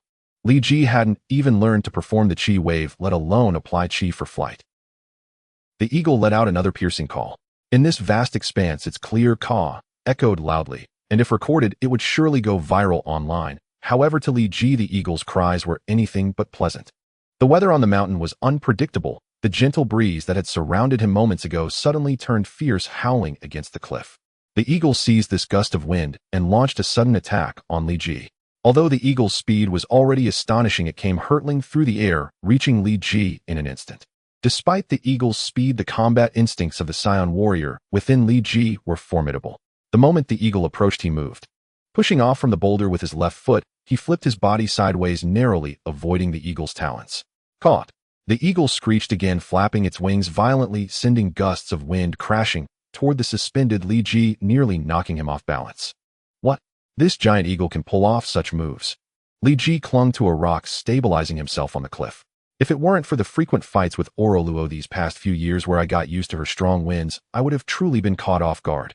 Caw! The eagle flapped its wings, soaring high into the air before circling around again, charging toward Li Ji once more. Back for more. A glint of ferocity appeared in Li Ji's eyes as he quickly assessed the cliff's conditions, released his grip on the rock, and began to run along the steep cliff. 3, 2, 1. Luckily, I didn't miscalculate, and there were no loose stones that would crumble underfoot. Li Ji stabilized himself on a small ledge. Although it was not large, measuring about 3 to 4 meters wide and over 10 meters long, it provided ample space for him to maneuver. I hope you know your place, otherwise tonight's dinner will be roasted eagle. Li Ji cast a cold glance at the eagle. A bird this size should be enough to fill me up. Having missed 2 attacks, the eagle seemed somewhat angered. In its eyes, Li Ji was meant to be its prey, yet this small target had evaded its grasp twice, leaving the usually precise eagle frustrated. Caught! The eagle's cry rang out again, and Li Ji knew it was about to attack once more. I initially thought I would let you go since it's tough to grow to your size, but if you insist on seeking death, then I shall feast. On the platform, Li Ji found many more footholds to leverage, making it much easier to leap and maneuver his combat power, far surpassing that on the cliff. Though the eagle appeared impressive to Li Ji, it was merely a meal. As the eagle's massive claws swooped toward him, Li Ji swiftly ducked, spun around, and maneuvered to the side of the eagle, probing forward with his right hand. He easily tore through the eagle's feathers, which were as tough as steel, leaving a massive tunter-long gash along its wing. Caw, caw. The eagle cried out in pain, but Li Ji showed no mercy due to its cries. He smashed down on the eagle's right wing bone, firmly pinning it to the ground, rendering the eagle incapable of flight, leaving it at Li Ji's mercy. What are you screeching about? You want to catch me? Oh, I bet you've gotten used to eating humans. With that size, you must have feasted on plenty of human flesh. Killing you for roasted eagle. I have no qualms about it. Li Ji intended to knock the eagle unconscious by striking its head, but the eagle was far too large. Standing on its wing, Li Ji found it unreachable, so he settled for a punch to its back, his fist sinking deep, causing the eagle to tremble all over. AMU, AMU. A voice called out from the cliff. Upon hearing it, the eagle trembled even more violently, letting out two caws that sounded entirely different from before. AMU, are you over there? Following the voice's origin, Li Ji saw an old man with a backpack climbing the rock, rounding over to this side. The old man appeared to be quite aged, yet his hands and feet were still agile and vigorous, far from resembling a frail old man. Amy, what's wrong with you? The old man quickly spotted the eagle beneath Li Ji's foot and scrambled up the rock to land on the platform. Who are you and why are you harming AMU? The old man drew a machete from his backpack, pointing it at Li Ji. Why harm it? Li Ji pointed to the falcon beneath his feet, which chirped in agreement, seemingly saying, you are my prey, why would you attack me? The old man looked at Li Ji, perhaps feeling a sense of friendliness due to Li Ji's 12-year-old appearance, and put his machete back into his backpack. I believe there must be some misunderstanding. If you have been wronged, feel free to speak up. Actually, it's nothing much. This big bird wanted to hunt me and attacked me several times, but I managed to turn the tables on it. So I decided to roast it and have it for dinner tonight to replenish my strength. Li Ji's tone was nonchalant, yet it made the old man's pupils constrict. Those previous calls were indeed signals for an attack, but a Mu would never attack humans. The old man was momentarily speechless. In his eyes, a Mu was a gentle giant bird. Normally when children threw stones at a Mu, it never got angry. A Mu has a very gentle disposition and should not attack humans. Perhaps there is some misunderstanding, or it might have thought you were not its target and you misunderstood. The old man struggled for a long time before saying this, but his explanation sounded rather weak. You don't deceive children like this, Grandpa. Li Ji found the old man a bit amusing. Do you really think that eating people can be considered gentle? This big bird has grown so large, it must have eaten its fair share of humans. Absolutely not. A Mu has never harmed humans, I can guarantee that. The old man quickly denied it. He had raised a Mu since childhood and knew its temperament well. Although a Mu often hunts, it only eats animals like poisonous snakes, goats, and monkeys, and would never harm humans. Wait, monkeys. The old man's gaze fell upon Li Ji's tail. I see now, it was your decorative tail that made a Mu think you were a monkey. It's not very smart, and probably mistook you for a macaque. Li Ji was at a loss for words, silently letting go of his foot and stepping aside. A Saiyan was actually mistaken for a monkey by a giant bird, which made Li Ji feel quite sad. Chirp, chirp. The falcon attempted to attack Li Ji again, but was called off by the old man. A Mu, do not move, he is a human. The falcon looked at Li Ji in confusion, probably wondering, aren't those with tails all mine to eat? Little friend, can you remove that decorative tail of yours? Otherwise a Mu will keep getting it wrong. Its brain isn't very sharp. The old man spoke sincerely. Li Ji glanced at a Mu, which indeed seemed a bit dim-witted, but when he looked back at the old man, it seemed he wasn't very bright either. Grandpa, that is my tail. Li Ji controlled his tail a bit, letting it greet the old man. You are a monkey demon. Yes, you must be a monkey demon. No wonder you possess such great strength at such a young age. It turns out you are a transformed monster. The old man drew his machete again, looking as if he was ready to fight Li Ji to the death. However, Li Ji had no intention of paying him any mind. This is a case of atavism. Atavism, do you understand? It refers to the appearance of anatomical and physiological traits in an individual that were present in their ancestors, but have disappeared in modern humans. I have this tail due to atavism, do you understand, Grandpa? Li Ji did not want to reveal his true identity, so he used atavism as a cover. Fortunately, the old man wasn't very bright. Scratching his head, he put his machete away. Although I don't quite understand, I know I might have wronged you again. I'm sorry, little friend. By the way, why is a child like you here? This place is a taboo area that most rock climbers dare not enter. The awkward atmosphere lingered for a long time until the old man proactively broke the ice. I came here to find someone. Li Ji didn't want to engage with him much and gave a vague answer. Find someone. Who? You might as well tell me I'm quite familiar with this area. The old man said amicably, seemingly wanting to make amends for wrongly accusing Li Ji. Kunloon, do you know? I'm looking for Kunloon. Li Ji said teasingly, maybe this silly old man will misunderstand and think I mean the Kunloon Mountains. How do you know about Kunloon? The old man's voice suddenly turned serious. No way. Did I hit the mark? Li Ji widened his eyes, his pupils rolling. How should I respond? Should I say I learned about it from the Iron Fist comics? Someone pointed me to Kunloon to seek a master and learn skills. He said my current strength is quite strong, but that I can't unleash it at will. Kunloon can help me understand nature and comprehend the true essence of power. Li Ji felt he could almost admire himself for weaving such a perfect excuse in that brief moment. Tell me your name. The old man glanced at Li Ji and, not noticing anything unusual, spoke earnestly. Li Ji. Li Ji stated his original name, not the name Howard had given him, Gage Stark. I am Lei Gong, the next master of Kunloon Iron Fist. Lei Gong revealed his name. Li Ji felt relieved. Thankfully he hadn't acted as domineering as he did in school, or he would have offended Lei Gong, making it impossible for him to enter Kunloon. According to the guidance of fate, the next generation of Kunloon Iron Fist was supposed to arrive at Kunloon Mountain in another year. But since you have come, it is the choice of fate. I will teach you the martial arts and truths of Kunloon and cultivate you to become the new Iron Fist. Lei Gong ruffled Li Ji's hair, causing him to feel a pain as a mysterious symbol was imprinted on his scalp. Come with me. You can't enter Kunloon just any time. Lei Gong swiftly climbed the cliff, even faster than before, moving as if on level ground. Even the world rock climbing champion would probably not match Lei Gong's speed. But for Li Ji, it was still just a piece of cake. With a few light leaps, he caught up to Lei Gong. Kunloon is a sacred place. Besides the clothes you are wearing, you cannot bring any modern products into Kunloon. If you have any paper money or mobile phones, there will be a cave before entering Kunloon where you can store these items. You may only use them after leaving Kunloon. While climbing, Lei Gong said this, and Li Ji suddenly felt like the mysterious veil of Kunloon had vanished. Even with a mobile phone, Lei Gong was quite fashionable. To know that it was only the year 2000, not many people had seen mobile phones, let alone used them. Is this really a cave? Why does it feel like a castle?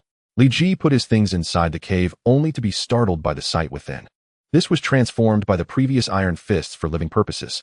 If you become the Iron Fist, you can also transform this cave. Lei Gong said, have you put everything away? Yes. Li Ji nodded. Then let's enter Kunloon. Lei Gong suddenly grabbed Li Ji's back and threw him out of the cave entrance. It's over. I've been deceived by that old man. Li Ji inwardly groaned in despair. He had never anticipated that Lei Gong would suddenly unleash his power, hurling him off the cliff without warning. His body hung suspended midair far from the cliff face with no surface to push against. With no choice, he stretched out his limbs and surrendered to freefall, bracing himself to redirect momentum upward at any moment. I assumed that having lived 2 lifetimes, my grasp of human nature would at least be somewhat refined.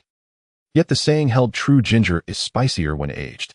This elder had lived longer than both his lives combined, and proved himself cunning beyond measure. If I survive, that wily old rogue will answer for this. Li Ji had already plummeted over 1,000 meters. Once perched near the mountain summit, he now hovered somewhere around its midsection. Mist coiled thickly around the mountainside as Li Ji plunged headlong into the cloud layer. What's happening? Why am I decelerating so abruptly? Could clouds truly slow a fall? That shouldn't be possible. Li Ji sensed something profoundly anomalous. Thud. The impact echoed sharply, but astonishingly he felt no pain. The desolation that had surrounded him moments before vanished. Instead, he found himself standing in an entirely new world. Welcome to Kunloon. Was our reception ceremony enough to startle you, Li Ji? Lei Gong descended from the sky, astride Amu, who now hovered before Li Ji. Though the wound on Amu's right wing had healed considerably, it remained incomplete, causing his flight to wobble slightly. This ceremony was meant to be conducted jointly with me, but I just finished applying salve to Amu's wound, which cost me a few moments. My apologies. Lei Gong leapt lightly from Amu's back, patted the creature's head, and watched as it soared away. Follow me, he said, striding ahead while Li Ji trailed behind. Legends speak of Kunloon as a sacred city, yet it hardly resembles that now. After walking for what felt like an eternity, Li Ji could no longer suppress his disappointment. In his imagination, Kunloon should have been awe-inspiring, vast, majestic, radiant. Instead, all he saw was barren emptiness. It was once a great metropolis, 5,000 years ago, built entirely of thatched huts and timber houses. But millennia have passed, and few remain to dwell here. So naturally it has fallen into desolation. Lei Gong's words dampened Li Ji's hopes. He had secretly wondered whether some cataclysm, or hidden truth, had razed this divine city to ruins. Instead, time itself had simply worn it down. Kunloon resides within a unique spatial continuum, not a conventional dimension, nor a mere jewel seed realm or secondary plane, but rather the interstitial rift between dimensions. The first Jade Emperor carved this singular fragment from the fabric of existence and founded Kunloon upon it. Lei Gong began recounting Kunloon's origin. Because of Kunloon's extraordinary spatial nature, one must never approach its periphery. In ordinary secondary dimensions, proximity to the boundary triggers automatic ejection into the primary spacetime. But at Kunloon's edge you would tumble into a dimensional fissure, where even the most formidable powers would meet inevitable annihilation. To Li Ji's eyes, Kunloon's rim shimmered in concentric ripples, like the surface of some alien liquid. He had never imagined it was in truth a chasm between realities. The mark left upon your brow earlier serves as Kunloon's key. Only those bearing this key, and possessing the insight to locate Kunloon's entrance, may enter. Without it, that very reception ceremony would have ended your life. The one who guided you here likely never entered Kunloon themselves, perhaps a descendant of a former Iron Fist. Had AMU not mistaken you for prey, you would never have found Kunloon at all. Lei Gong deliberately mentioned AMU to gently dispel Li Ji's lingering hostility toward the creature. There were inhabitants here once. Those weathered cottages over there were built barely a century ago. But times have changed. Society has evolved. Most residents of Kunloon have integrated into the modern world and departed en masse. Now Kunloon stands silent and still home only to myself and Shou-Lao. Lei Gong paused, gesturing toward a distant cave. Shou-Lao dwells there. He prefers solitude, so unless necessary, do not disturb him. Li Ji knew well enough not to provoke Shou-Lao, a primordial incarnation of the undying dragon equal in stature to the phoenix itself. Though his prominence in the Marvel cosmos may appear modest, he remained far beyond Li Ji's capacity to challenge, even now. Traditionally, an Iron Fist's final trial involves defeating Shou-Lao, but Li Ji suspected the Elder had deliberately held back during combat. After all, the Undying Dragon stood among the supreme entities across the multiverse. To become the Iron Fist carries one solemn duty above all: to safeguard Kunloon. You are still young. You may not yet comprehend the weight or gravity of that charge. Yet lest you mistake me for a child snatcher, I ask again, are you prepared to accept the mantle of the Iron Fist? Lei Gong's gaze sharpened, like the piercing stare of a golden eagle, its depth seeming to strip away illusion and lay bare Li Ji's very soul. Yet in an instant Li Ji steadied himself. True, his motives for coming to Kunloon were self-serving, but he harbored no ill intent toward Kunloon itself. Should he truly ascend as the Iron Fist, protecting Kunloon would come naturally, effortless even. His eyes burned with resolve, his voice rang clear and strong. I am ready. Excellent. Come this way, Lei Gong exclaimed approvingly, turning forward. Master, Kunloon cannot be entered without the mark correct. If so, we ought to have no enemies at all. Walking beside Lei Gong, Li Ji suddenly voiced a question. Then where do Kunloon's enemies come from? According to Lei Gong's own explanation, anyone approaching Kunloon should be torn apart by temporal turbulence. That applies only to ordinary beings. Across the cosmos lie infinite perils. Kunloon's cosmic uniqueness makes it a coveted prize, drawing covetous glances from countless demon gods. These entities represent latent threats. At Lei Gong's words, Li Ji's head throbbed. In the Marvel cosmology, demon gods denoted cosmic tier sovereigns, beings whose mere breath might obliterate him utterly. Yet these demon gods remain only potential threats, for now. Our neighboring Kamartaj remains under the vigilant guardianship of the Ancient One who shields Earth, and by extension Kunloon, from their encroachments. For the time being, Kunloon's principal adversaries are traitors. Those who possess the key mastered Kunloon's martial arts, yet seek to subvert its foundations. As the Iron Fist, your foremost foes will be them. Lei Gong's tone shifted, abruptly lowering the threat level by 3 orders of magnitude. Li Ji exhaled, relieved. Your current strength is already commendable. Some Iron Fists have not matched it even upon graduation. Yet your understanding and mastery of power remain woefully insufficient. Your first trial, therefore, is this: strike with full force, yet shatter not a single egg resting in this basin. Lei Gong emerged from the hut holding an iron basin brimming with tiny bird eggs, each no larger than a thumb. Li Ji lifted one delicately between his fingertips. The slightest misstep cracked its shell, releasing a pungent stench into his palm. What Kunloon practices is martial arts which originates from nature and transcends it at the same time. You need to quietly sense the rhythm of nature and the surging power within your body. The essence of power lies in the mind. When your mind is strong, your power naturally becomes strong as well. When your mind is complete, your power will also become whole and perfect. You need to sit on a high mountain, feeling the changes of wind and clouds, sensing the transformations of weather and the 4 seasons. These are all part of nature, which is constantly changing. Martial arts and power are the same. Do not be confined by forms. Your strength is already formidable. Forms may limit the eruption of your power. Seek understanding and relaxation, allowing your strength to be released in the most comfortable manner. Qi is the essence of every person. Everyone's qi is different. I cannot help you perceive your qi, but I know that the understanding of qi is also related to nature. When your comprehension of nature reaches a certain depth, you will naturally be able to sense the existence of qi. Qi represents rules, principles, and all things in this world: wind, rain, thunder, and lightning. The key is nature. When your understanding and fate align, you will naturally perceive the existence of qi. Every day, Li Ji engaged in completely different, yet equally bizarre, training under the teachings of Thunder God. Attacking a bird's egg without breaking it was just a minor task. There were also moments when he stood still for a second and fell asleep, or casually sipped Longjing tea during combat. Various eccentric training methods made Li Ji consider fleeing down the mountain at night. However, the tangible growth of his strength held back his escape plan. Alright, today's training ends here. Tomorrow's training will involve doing flips while drinking water without choking. Despite Thunder God's peculiar training methods, Li Ji managed to complete each session successfully, which made Thunder God increasingly satisfied with him. Master, can I go hunting today? Li Ji had removed the large bowl from his head. Today's training involved martial arts combat, with a porcelain bowl balanced on his head. He felt like a street performer, yet his skills far surpassed theirs. Go ahead, but don't catch too many. We need to maintain ecological balance. Thunder God was at a loss with Li Ji. Previously, he and Amu could eat for half a month from a single hunt, but now with Li Ji, one hunt was barely enough for his meal. He could only let Li Ji figure it out for himself. I understand, Master. Li Ji bowed happily. He was finally able to enjoy a hearty meal again. Although Kunloon was vast, there were not many creatures living there, just a few scattered fruit trees. Thus, Li Ji often went hungry.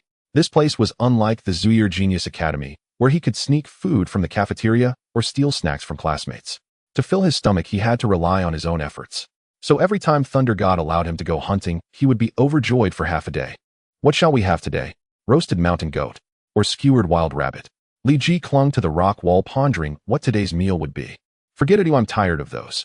Today I'll venture farther down to the foot of the mountain to see if I can find a wild boar or something. If I can find a big wild boar, I could exchange it for a domestic pig with the nearby residents. Wild boar meat isn't that tasty. Li Ji's mind raced with possibilities, and his mouth watered at the thought. Although the Kunloon Mountains were rarely visited by people, certain specific areas still had some villages. Over the years, the number of climbers and tourists had increased, leading to economic development, and these villages showed signs of expansion. Li Ji occasionally visited the villages to buy some items, though he didn't spend much as his cash supply dwindled little by little. Suddenly, with a loud thud, two people fell right in front of Li Ji. Ouch, good thing I wasn't hit. That would have been unpleasant. Li Ji's muscles tensed up, reflecting a look of someone who had narrowly escaped disaster. These mountaineering enthusiasts really are reckless. They don't bother with even the slightest safety measures and dare to come to Yushu Peak. This is a treacherous climbing spot. Li Ji approached the two corpses and took a look at their condition. It was unclear how high they had fallen from, but their bodies were twisted with arms and legs intertwined, and their faces were bloodied and unrecognizable. Only their distorted golden hair seemed to indicate their identities. Poor souls, they perished in a foreign land. Li Ji's heel pressed against the ground, creating a large pit 2 meters wide. He dragged the two bodies into the pit and covered them with a layer of stones. I hope you can rest in peace. Don't engage in such dangerous activities in your next life. After doing this, Li Ji turned to continue hunting, but noticed a small bag on the ground. I overlooked this. Li Ji picked up the small bag, intending to bury it along with the two bodies, but 3 passports unexpectedly fell out from it. 3 passports. Is there another person? Li Ji opened the passport and immediately saw a familiar name, Daniel Thomas Rand K. Isn't this the obscure Daniel Rand? Li Ji touched his forehead, realizing he seemed to have become entangled in a plot. If I'm not mistaken, the other two should be Wendell Rand and Heather Duncan. Li Ji quickly opened the other 2 passports, and sure enough, it seems the plot has deviated slightly. In the original storyline, Heather Duncan was supposed to die protecting Daniel Rand from a starving wolf, but now she and Wendell Rand have both fallen to their deaths from the cliff. Is the adult world really this terrifying? Li Ji shrugged, feeling a bit scared. However, in the storyline, Wendell Rand saved the life of the Kunloon Lord Duan, yet Kunloon doesn't have anyone named Duan. Life indeed has more drama than stories. Li Ji thought for a moment and felt relieved. Daniel Rand, since you didn't fall, it must mean you should still be alive. After all, you are originally the heir of the Iron Fist. Your life should be relatively tough. It's just a pity I arrived a bit late. I'm taking over the identity of Iron Fist without hesitation. Li Ji tucked Daniel Rand's passport into his pocket, returned the other 2 passports to the small bag, and buried them along with the bodies.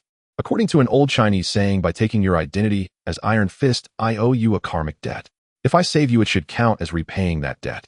Li Ji glanced at the cliff wall and lightly leaped his feet, stepping several times on the cliff wall as he gracefully walked along the edge.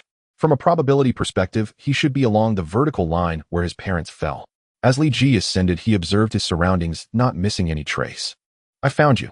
It doesn't look safe to go over there. That little tree seems quite burdened. If I step on it, it might just snap, and that would be harming rather than saving someone. Li Ji kicked off the cliff, several times climbing up to a high platform above Danny Rand, surveying the situation below. If I had known to bring a moo along, that silly bird might not be the sharpest, but it's quite capable for this kind of task. Li Ji lay on the platform searching for a suitable rescue route. Soon Li Ji noticed a stone step. If he grasped it correctly, it could hook Danny's foot. However, he was somewhat concerned that the step was severely weathered, making him hesitant to step on it. According to the first law of narrative conflict, jumping off a cliff must lead to hitting a tree, which has already been satisfied. Upon satisfying the first law of narrative conflict, the second law will be activated. Hitting a tree during a rescue will inevitably lead to an unexpected event. With such an obvious stone step, the probability of it breaking when stepped on approaches 80%. Li Ji hesitated, unsure whether to step on that stone step. But when he saw the injury on Danny's temple, Li Ji made up his mind. No choice, I have to take a chance. Given the amount of blood loss, if I don't stop it quickly, he could bleed out. Danny's forehead likely hit something when he fell off the cliff. The wound is quite irregular, and there's almost no hope for it to stop bleeding naturally. After all, you're the protagonist of Iron Fist. You should have a strong constitution, right? Don't all protagonists bounce back like cockroaches? Li Ji rolled to the side, pressing his body against the cliff, using the friction to slowly lower himself onto the stone step. Okay, it seems like there's no major issue. Although the stone step appeared severely eroded, Li Ji felt it was still quite solid underfoot and unlikely to collapse in the short term. Li Ji curled up, gripping the upper edge of the stone step with his right hand, pushing against the cliff with his feet, and slowly descended. Alright, the step hasn't broken due to excessive force. Li Ji let out a sigh of relief, his body now suspended above the cliff with only his right hand holding onto the stone step. The cliff around here is all smooth and slippery. There's no good place to climb up. I guess I'll have to swing a bit. Li Ji's suspended body began to sway back and forth.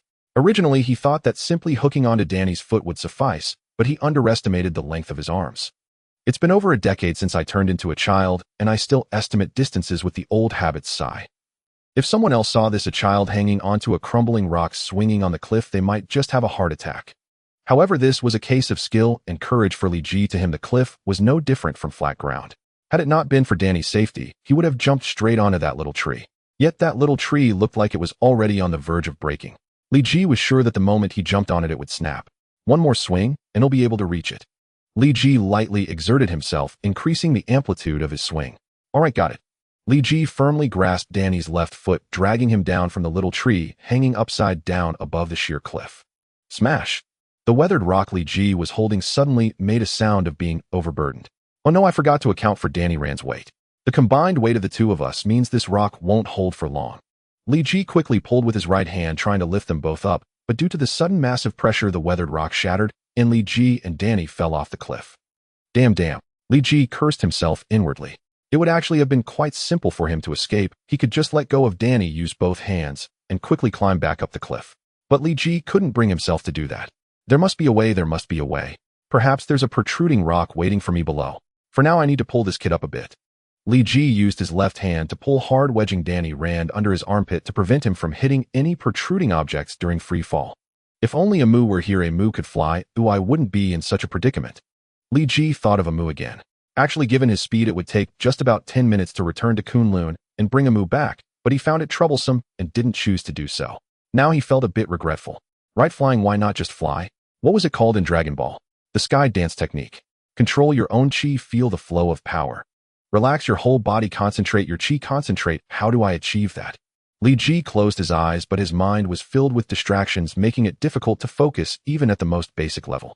To Li Ji's disappointment, during the free fall there were no protruding rocks or deep crevices for him to grab onto. In midair it was hard to exert strength. With his power, he might even be able to thrust his hand into the rock wall. Could it really be that I must give up on Danny? Li Ji's heart began to waver. Whooshed! The mountain wind rose, and the upward gust slowed Li Ji's descent. The wind. Li Ji closed his eyes. Like the wind, rising, control your qi. Li Ji felt he had grasped something profound. Concentrate the qi, let it flow beneath you. Li Ji's descent gradually slowed. Then release the qi, exploding forth like a fierce wind. Li Ji's body hovered in midair, then suddenly accelerated, instantly vanishing from his original spot. Is this flight? Several dozen seconds later, Li Ji reached the mountaintop. He placed Danny Rand on the ground and checked his injuries. Although the injuries aren't severe, he has reached the critical point of blood loss, and there are multiple fractures throughout his body. The barefoot doctors in the nearby village won't be able to treat him. Li Ji quickly assessed Danny's condition. It was in poor shape and not looking good. Thunder God should have a solution. That time when Amu was severely injured, it healed quickly. Let's bring him back to Kunloon, and after all, the plot was supposed to unfold this way. Li Ji picked Danny up and flew towards Kunloon. Li Ji, why did you bring an outsider to Kunloon? Thunder God frowned at the sight of Danny in Li Ji's arms, looking somewhat displeased. Master, I'll explain later, but you need to save him quickly. Our lives are at stake. Li Ji turned Danny over, revealing a wound on his temple that was quite unsettling to behold. Take him to Amu, hurry. His life signs are already weak. We need to act quickly. Thunder God made a small incision on Amu's body, squeezing out a mixture of blood and ointment, which he then applied to Danny's wound. The blood that had been slowly flowing from Danny's injury quickly stopped. Li Ji finally understood why Amu's wounds healed so quickly. So Amu's blood has such strong healing properties. This is just the initial treatment for the wound. He has lost too much blood. Merely treating the wound is not enough. He needs to replenish his blood. Thunder God picked up a small cup from the ground, placed it under Amu's wound, and squeezed a cup of blood into it. He then plucked a long feather from Amu, removing the fluff, leaving only a hollow tube in the middle. One end is inserted into the small cup, while the other is placed in Danny's mouth. All right, it's almost done. Now you can explain what happened. This child isn't your prey, is he? Thunder God's gaze towards Li Ji became a bit fierce. It's best not to lie. Children can make mistakes, but they must own up to them. No, master, do you think him Amu? Li Ji hurriedly denied it. Upon hearing his name, Amu chirped a few times in dissatisfaction. When I was hunting for prey, 2 corpses suddenly fell from the mountaintop. They were probably climbers who had lost their footing. Among the possessions of the corpses, I found 3 passports. The only survivor among them is him, Danny Rand. Li Ji did not mention Wendell.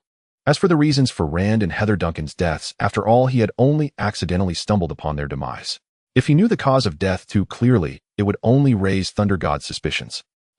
Thunder God nodded, signaling Li Ji to continue. I climbed up the cliff where the 2 deceased had fallen, and halfway up, I found Danny hanging from a small tree. Because he was seriously injured and the nearby medical conditions were not good, I brought him back to Kunloon. Li Ji omitted the details of the rescue, thinking it would only add to Thunder God's worries. So it's like this. The medical conditions around the Kunloon Mountains are indeed poor. The barefoot doctors in the nearby village can only give you penicillin. Thunder God nodded. The surname Rand sounds familiar. Over a decade ago, I met someone with the surname Rand. He originally had the chance to become a new Iron Fist, but ultimately gave it up himself. Amu was saved by him when he was just born. Thunder God suddenly sighed. So Wendell Rand didn't save Duan, but rather saved Amu. Although the plot seems to deviate, it doesn't seem to differ too much. Li Ji pondered. Master, is that person named Wendell Rand? How do you know? Thunder God was startled.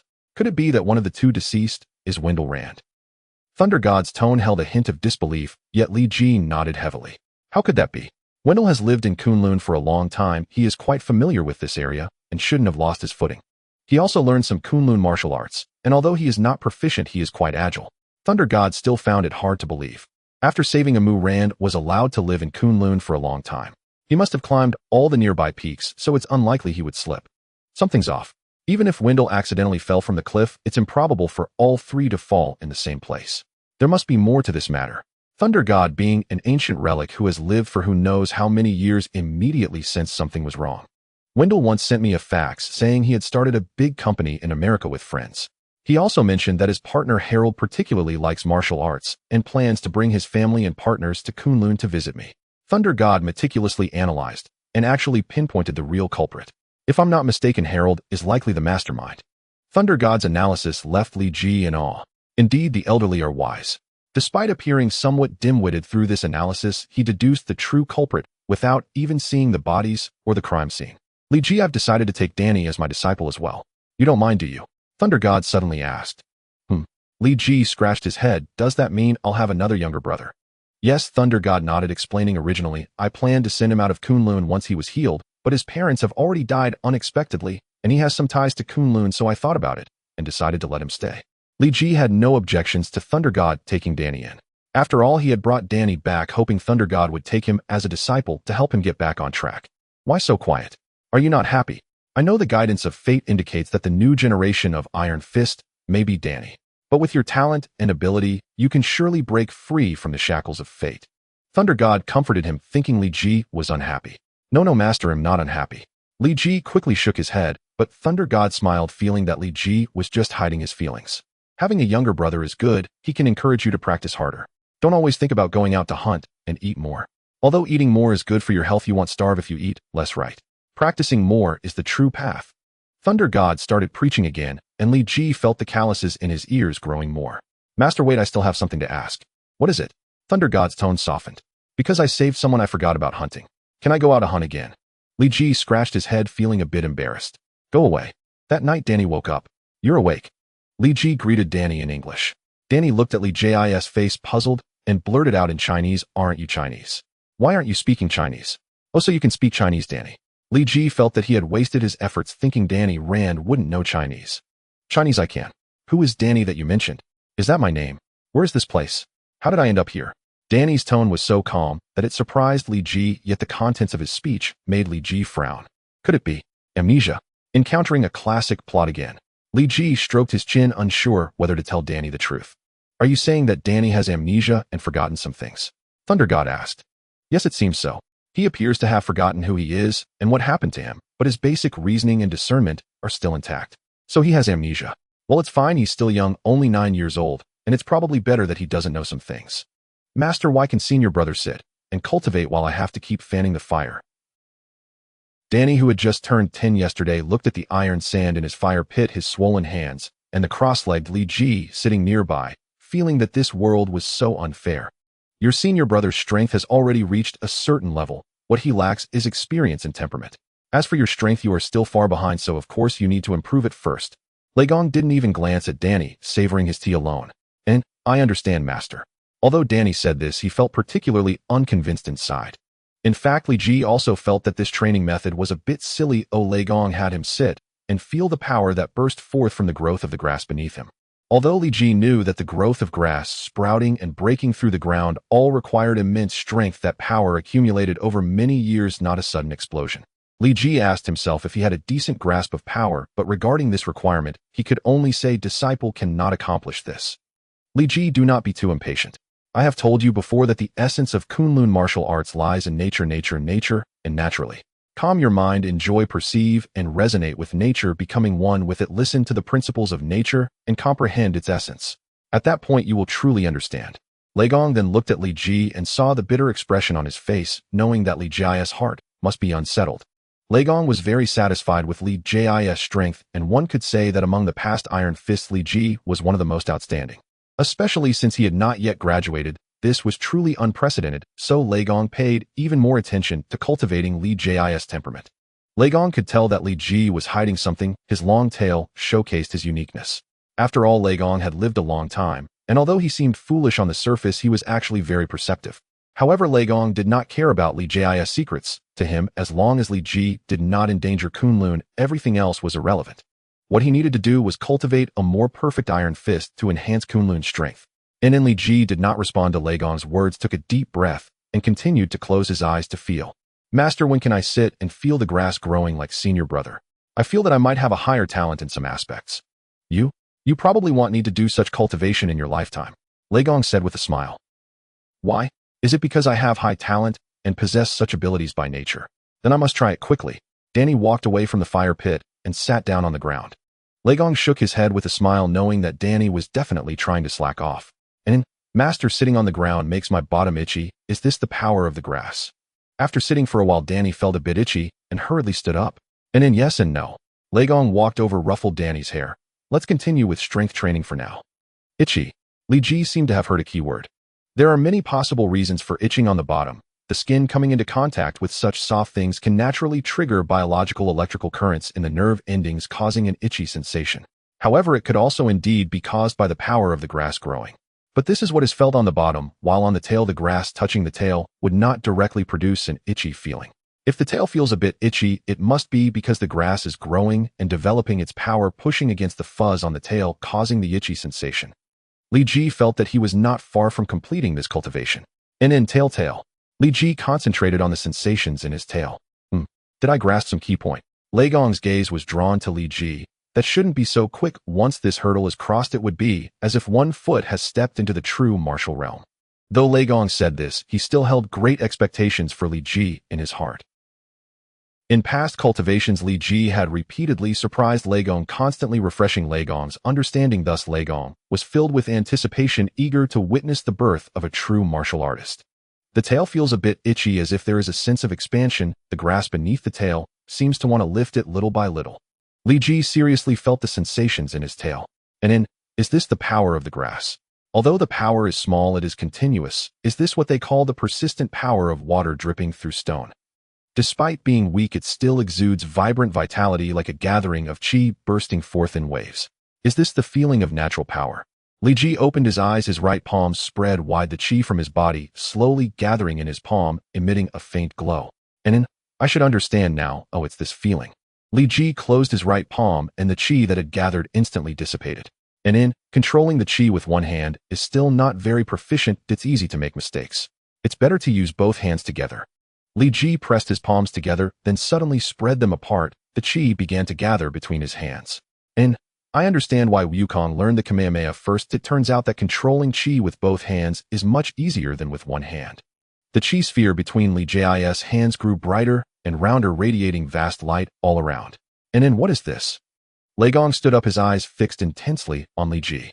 Although Li Ji's hands were not moving about much, he kept the chi sphere in the center of his palms. After a brief explosion of light, the chi sphere in Li Ji's hands began to retract, gradually resembling a luminous pearl. After more than a decade of aspirations, I have finally achieved it. Looking at the perfect chi sphere in his palm, Li Ji knew that the energy ball he had long wanted to comprehend seemed to have been grasped. No, calling it an energy ball isn't quite right. Calling it a chi wave is better. Chi is not just energy. Li Ji raised his head with a hint of pride, searching for the direction to release the chi wave. The chi wave created by the turtle sage is called the Kamehameha. Although my technique borrowed the release method of the Kamehameha, it is entirely my own understanding, so let's call it Ji Qigong. Li Ji selected a direction, slowly rotating his hands, then suddenly pushed forward. The chi sphere in his hands was released like a comet. After a flash of dazzling light, a large pit measuring 5 meters in diameter was left on the ground. The power seems to be quite good. Li Ji felt a bit pleased with himself, glancing sideways to see Lei Gong's furious expression. You dare to destroy the land of Kunloon, you must be punished. Atop the mountain peak, Li Ji slowly rose into the air, ascending swiftly until he pierced the clouds. Altitude sufficient. Li Ji spread his arms wide. Chi surged outward from within him, enveloping his body in a shimmering aura that soon blazed into radiant pale golden flames. Chi detonation remains unfamiliar. I shouldn't need this much time to initiate it. Li Ji raised his right hand and studied the dancing flames upon his skin with the quiet reverence of an art connoisseur. Let us begin. With both arms outstretched, 2 spheres of condensed chi materialized above his palms. After 2 years of rigorous training, Li Ji wielded the chi blast with effortless mastery. Ultimate chi blast, E. Li Ji roared. The twin spheres shot forth like artillery shells, tearing violently through the surrounding cloud layer and leaving behind 2 colossal yawning voids. Li Ji curled his right hand, extending only his index and ring fingers, which traced elegant arcs through the air, leaving trails of luminous pale gold light. Under his precise guidance, the 2 chi spheres darted back and forth within the clouds, rapidly perforating the vast white mass until it resembled a sieve. Detonate. As the cloud mass neared total disintegration, Li Ji clenched his right fist. The 2 spheres exploded deep within the clouds, unleashing a cataclysmic shockwave that hurled neighboring cloud formations outward by dozens of meters. Power output is acceptable, but taxing. At full exertion, I'd likely collapse after just 2 such blasts. Li Ji retracted the golden flames, descended gracefully onto the mountain peak, and rotated his wrists with a faint, weary rub. Though his tone carried mild dissatisfaction, his bearing betrayed quiet, unshakable confidence in his own strength. Though I fall short of prodigies like Gohan or Goten at 16, I am undoubtedly stronger than Goku was at that age. Another chi sphere coalesced above Li Ji's right palm. With a gentle flick, it rocketed a kilometer into the sky before detonating atop a distant cloud, obliterating half its expanse in an instant. This variant achieves greater velocity. yet its destructive force and controllability remain wanting. Were it more potent and responsive, it could serve as a reliable everyday weapon. Li Ji shook his head, dissatisfied with the technique's current refinement. Training complete. I'm famished. Time to hunt a cliff goat for supper. Li Ji vanished instantly from the summit. Early the next morning, Lei Gong intercepted him as he prepared to depart for practice. Is today a holiday? Am I being granted leave? Li Ji scratched his head, glancing toward Dan and I, who sat cross-legged before a brazier diligently refining palm techniques, and shot him a look heavy with silent grievance. Your cultivation and Tao heart have long surpassed the threshold for discipleship. I withheld your formal graduation not out of doubt, but to witness the heights you might reach. Now I have nothing further to impart. Lei Gong spoke calmly. Li Ji felt a pang of reluctant farewell, and beneath it a quiet thrill of anticipation. Then, Master, you mean I may challenge Shou Lao and inherit the Iron Fist mantle? Not so. As a disciple of Kunloon, one final trial must precede your departure. Lei Gong shook his head and stroked his beard thoughtfully. Iridio-phasage pilgrimage. Li Ji smiled. Indeed, Lei Gong nodded. Originally, I intended to send you to Kamartaj, to defeat Baron Mordo, disciple of the Ancient One, and thus affirm Kunloon's supremacy. Baron Mordo. Li Ji recalled the figure in comics, a consummate schemer, in film the man who declared this world doesn't need so many sorcerers. His true nature remained veiled, neither wholly virtuous nor irredeemably corrupt. Yet Li Ji shrugged inwardly, it no longer mattered. An anomalous entity has emerged in Shenanjia, described as humanoid yet unmistakably other. Standing over 3 meters tall, it possesses monstrous strength and impenetrable hide. Bullets shatter against its skin. With the China Divine Spear Agency overwhelmed, the mission has been entrusted to Kunloon. This shall be your final trial. Lei Gong unfurled a massive map of China, nearly 5 meters wide, upon the floor. Shenanjia lies here. The creature was sighted in the eastern sector. You may travel first to Qingtong, fly to Jiangqing, then hire a vehicle from there. Shenanjia? Master, is this about the wild man legend? Li Ji remembered the local folklore. I cannot say for certain, but I doubt it. I've encountered the Shenanjia wild man myself, merely stronger than average, nothing more. Though admittedly we cannot rule it out entirely. Understood, Master. Li Ji bowed deeply in acknowledgement. A mountaineering team descends from Yushu Peak to Qingtang today. I've arranged passage for you. They're camped at the foot of the peak. Simply identify yourself as Lei Dashan's grandson. Lei Gong had even secured Li Ji's cover identity, a subtle surprise. Appearances indeed deceived. Then I shall take my leave, Master. Li Ji bowed formally, low and deliberate, bidding his master farewell. So you're old Lei's grandson. Never imagined a mountain man would sire such a tall, strapping lad. I always pictured villagers as gaunt and sallow. A burly climber clapped Li Ji heartily on the back. Uncle Quan, don't underestimate mountain folk. You know old Lei's agility. He moves like a monkey. Where we struggle to ascend, he scales cliffs in seconds. Those rare herbs clinging to sheer rock faces. All his for the taking. He may well be richer than you. He even sent his grandson to study in the city. A wiry climber, barely 20, chimed in with a grin. Enough, enough. Look how flustered the boy is. What are we, a pack of wolves circling a young stag? The sole woman in the group interjected gently. Li Ji offered her a grateful glance. Years secluded in Kunloon had left him unaccustomed to crowds. Their boisterous attention unsettled him. Then what? Shall we crowd you instead? Provided your husband raises no objection, we'd happily oblige. Uncle Quan winked lewdly. Hey, none of that. Jokes like that get you kicked off the team. Oh, I'm terrified. Honestly, look at yourself. I'll tell your wife this very instant. Wait, Ah-Chong, let's talk. Calmly. Please, for the love of heaven, don't tell my wife. Upon arriving at Qingtong, Li Ji separated from the climbing team. Although they were very nice, their enthusiasm was somewhat overwhelming for Li Ji. In truth, Lei Gong's concern that Li Ji would not go to Shenanjia was unnecessary. Li Ji had come all the way from America to Kunloon without getting lost, so a small place like Shenanjia was no challenge. There is still an hour until Jiang City, and by the time I arrive it will be 10 o'clock at night. Should I fly straight to Shenanjia tonight, or take a taxi there tomorrow? Lying in the airplane seat, Li Ji quietly pondered this dilemma. Flying would save time, while taking a taxi would be less exhausting. Such a tough choice. Li Ji stretched lazily and grabbed the freshly poured cola from the flight attendant, taking a hearty sip. It's been so long since I've experienced modern life that even a glass of cola tastes so delightful. I remember the last time the airline still provided Gatorade. Ultimately, Li Ji decided to stay in Jiang City for one night and head to Shenanjia the next day. He had been in the remote mountains of Kunloon for a long time and wanted to enjoy the vibrancy of modern life a bit. When I first arrived in Huaxia, it was still at the turn of the century. There weren't as many trinkets as there are now. I didn't expect that just 4 years later Huaxia would have developed to this extent. Standing next to a beverage vending machine on the street, Li Ji kept feeding coins into it. Not far from him stood a trash can already piled high with empty beverage cans he had consumed. Having not drunk any beverages for 4 years, I must replenish my supply from those years.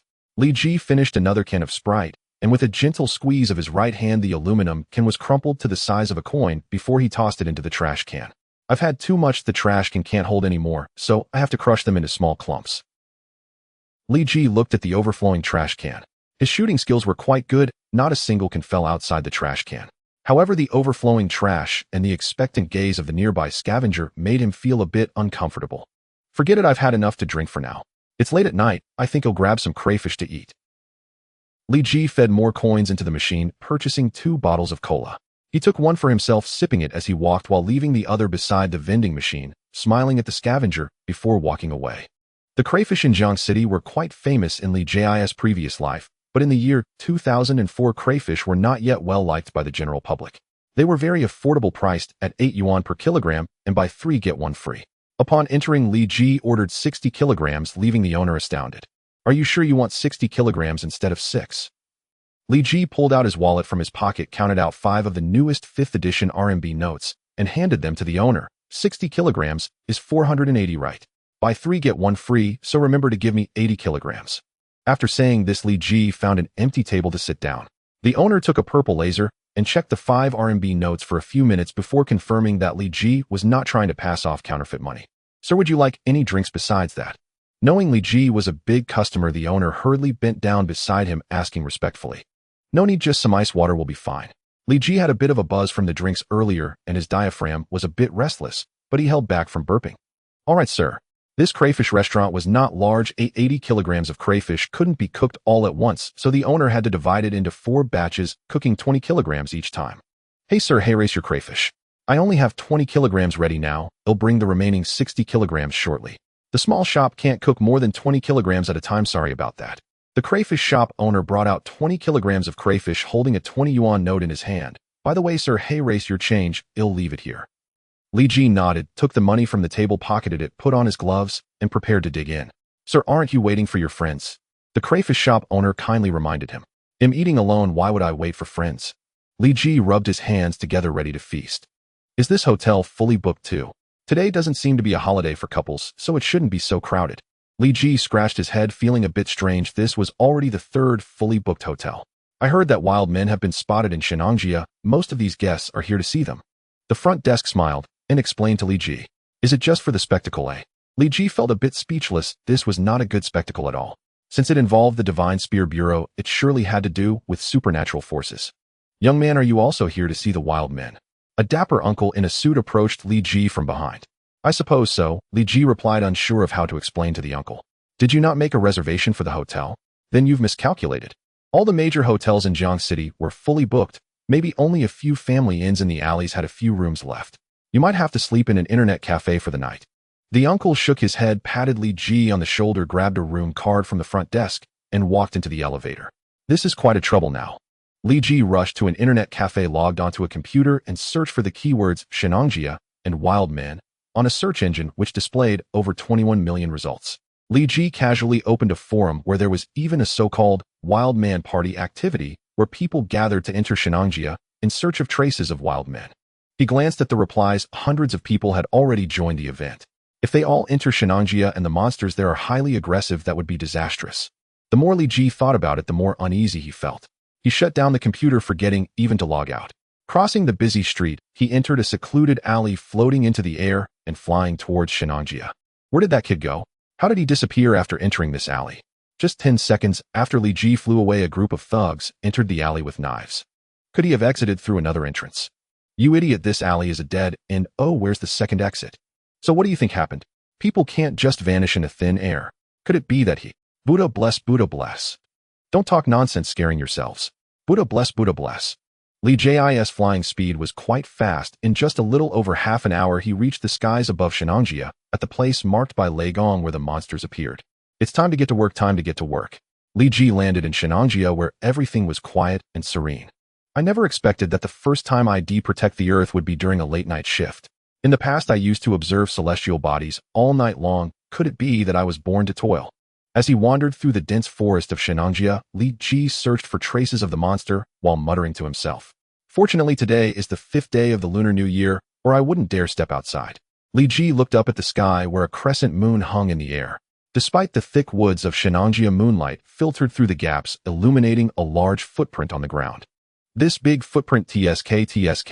The print on the ground was nearly 70 centimeters long and 3 centimeters deep. Li Ji lightly flicked it with his finger, causing a puff of dust to rise. Based on the dust's density, this footprint is over a day old and should be far from here. Li Ji stood up and continued searching for traces of the monster. From the footprints discovered earlier, the original print was left about a week ago, and now it's just a day old. My search direction should be correct. A layer of white light emerged from Li Ji's hand to serve as illumination. There are signs of abrasion on this tree. Generally, only bears and wild boars rub against tree bark. Wild boars aren't this tall, and bears don't seem to leave territory markers here, so it's likely no bears are present. Then it can only be traces left by that monster. Li Ji continued forward and found scratches on a tree. I must be getting closer. These scratches are relatively fresh. Li Ji became alert and pressed on. Suddenly, something on the ground in the distance caught his attention. A deer header. It looks like it hasn't been dead long and hasn't started to rot. Could it be that monster's dinner? Li Ji turned over the deer head, examining its condition. Phew, I wonder what kind of enemy I will face. Li Ji gathered his spirit, remaining vigilant of his surroundings. One must always be cautious of the unknown. Yet Li Ji felt that deep down he was not just on guard, but rather anticipating the encounter, as if he looked forward to the arrival of battle. No, how can I have such thoughts? I'm not a battle fanatic. However, this eager feeling truly stirred some excitement within him. Li Ji knew that this was the nature of his Saiyan blood acting up. Although he restrained this feeling, he had no intention of suppressing his nature. If the enemy were strong enough, Li Ji would relish a fierce battle to liberate his true self.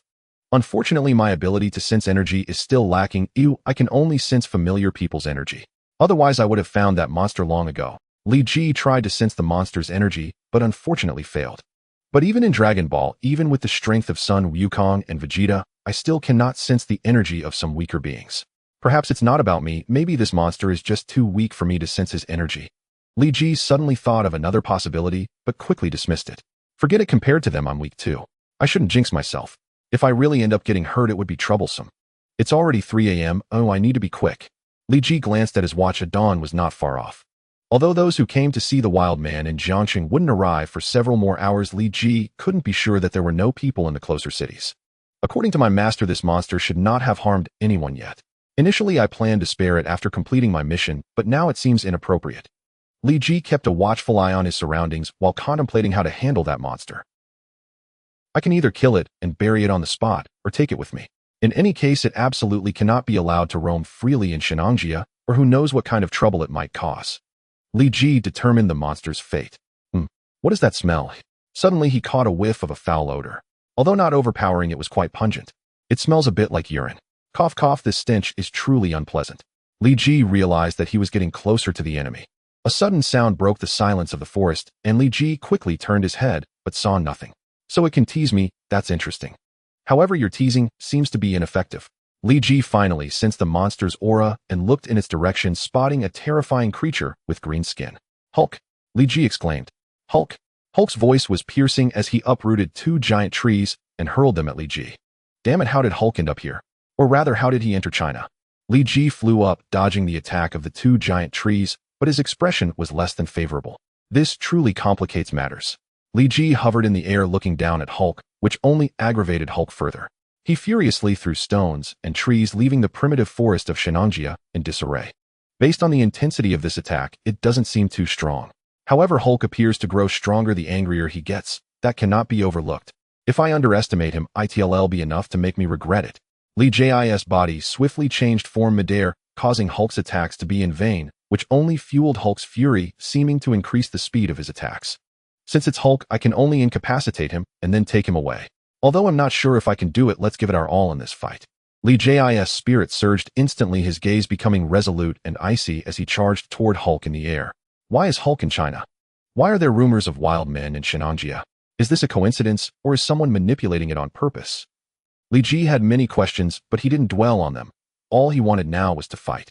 The blood of the Saiyans surged within him, a fierce battle song seemed to ignite within his bones. Li Ji's fist collided with Hulk's fist. Hulk's fist was at least 10 times larger than Lee Jis, yet Lee Jis' strength surpassed it significantly. Hulk's fist was directly crushed, making a crack sound as bones shattered, and his massive body was sent flying backwards, skidding along the ground. Hulk! Hulk roared in anger, yet he couldn't halt his retreat. Li Ji raised his gaze slightly, his expression cold. He followed suit, flying parallel to Hulk, before suddenly plunging down, driving his knees into Hulk's abdomen, causing Hulk's stomach to cave in. Hulk's howl was filled with sorrow and fury. Damn it, he's too big, and I find it difficult to completely restrict his movements. Li Ji initially wanted to trap Hulk's body between his knees, intending to control him and unleash a flurry of punches, but he found himself unable to hold Hulk down at all. Hulk pushed himself off the ground with one hand, trying to stand up and shake Li Ji off. Li Ji furrowed his brow, and suddenly, he pressed his right knee down hard, immobilizing Hulk's movements. His fists crashed into Hulk's face. Be more obedient. Hulk's body trembled even more violently. With each tremor, Li Ji could feel his strength increasing. Li Ji knew that Hulk's rage was continuously growing. Get dizzy, get dizzy. Li Ji had no choice but to rain down punches on Hulk's head like a torrential storm, focusing especially on the two temples, hoping to knock him out so he could take him away.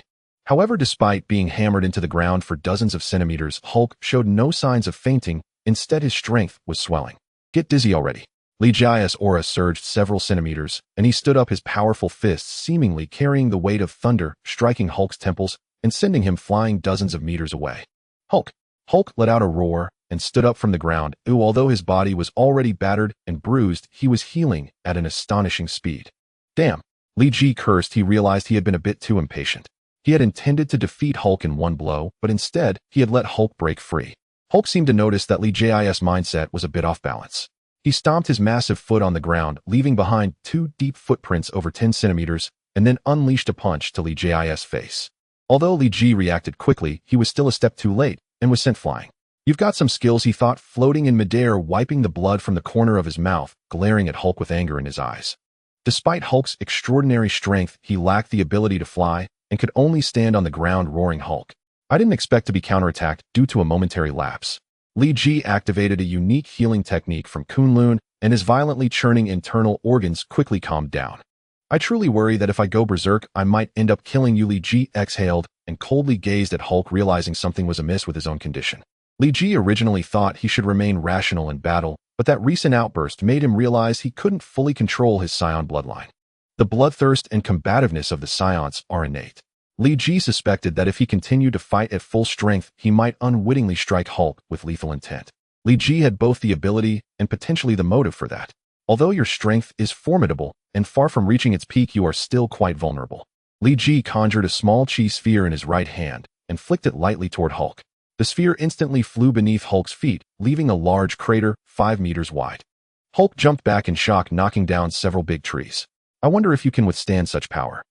Li Ji smirked, looking at Hulk. For him, he already felt invincible. Despite Hulk's immense strength, speed, and recovery ability, he was utterly helpless against this kind of energy-based attack. The results of Li Ji's training over the past 2 years were astonishing. Previously, he could only create a 5-meter radius explosion by gathering all his chi, but now even a casual chi sphere had such power. As if sensing Li Ji's disdain, Hulk roared once more. Hulk. He slammed both hands down heavily onto the ground, trying to replicate the effect of Li Ji's chi sphere. However, he only managed to tear a few cracks in the surface, which made him even angrier. Hulk. His continuous roars echoed incessantly. Be quiet. You're so noisy. Li Ji threw another chi sphere, which perfectly landed beneath Hulk. Although it didn't hit directly, the immense force still shattered Hulk's green skin, and though he was healing rapidly, his gruesome appearance was still chilling. Hulk crouched down, and then leaped into the air, charging towards Li Ji like a rocket. I've been waiting for you.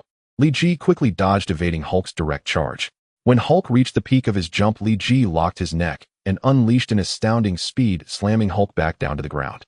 Hulk let out another roar, unleashing a terrifying force, and Li Ji's hands, which were wrapped around Hulk's neck, were forcibly pried off. Not good.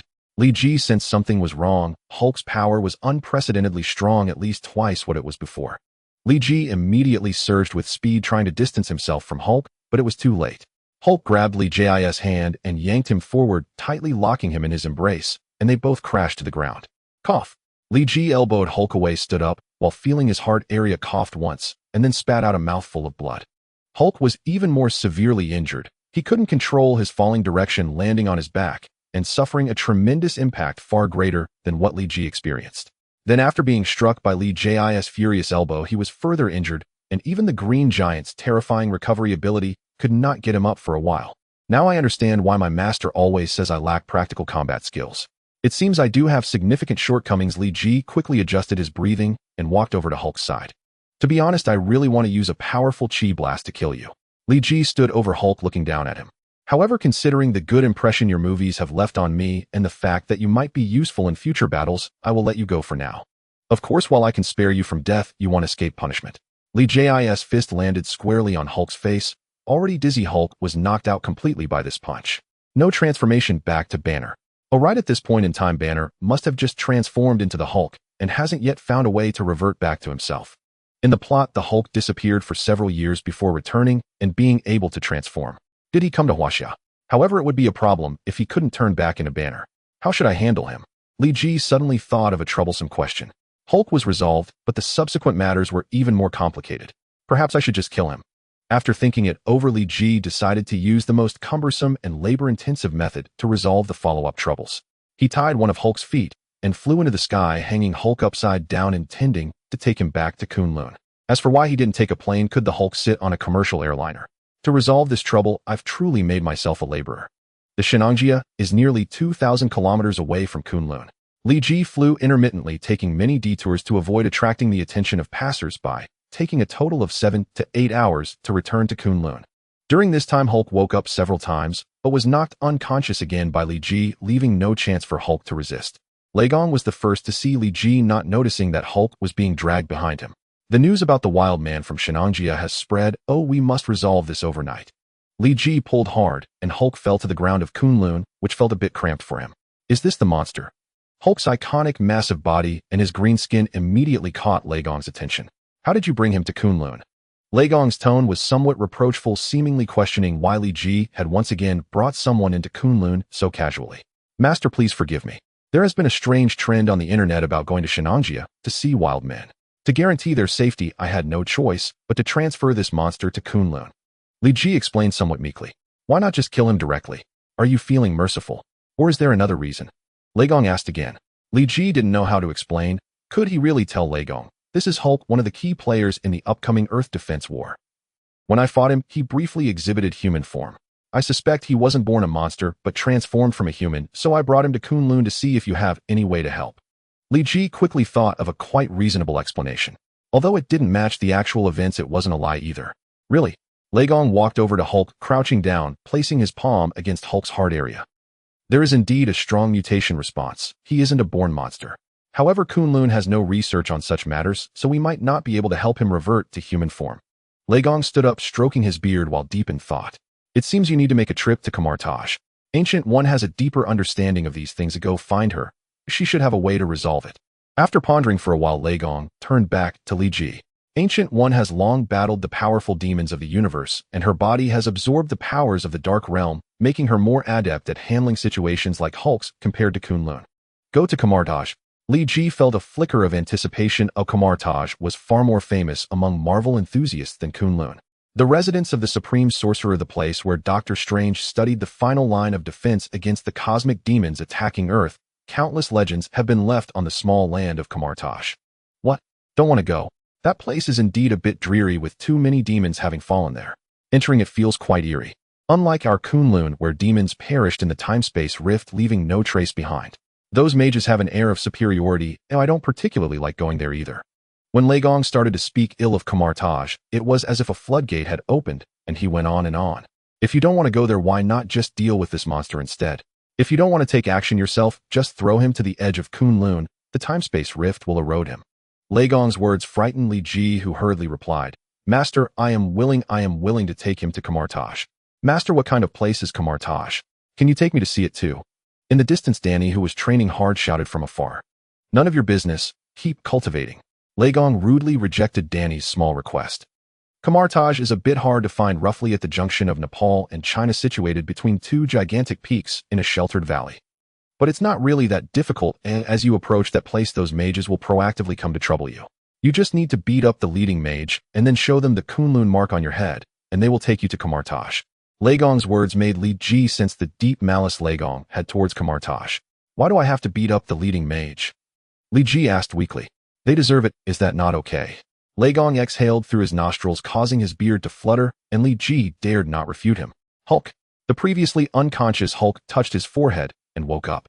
Master, please move aside. Oh, I need to deal with him.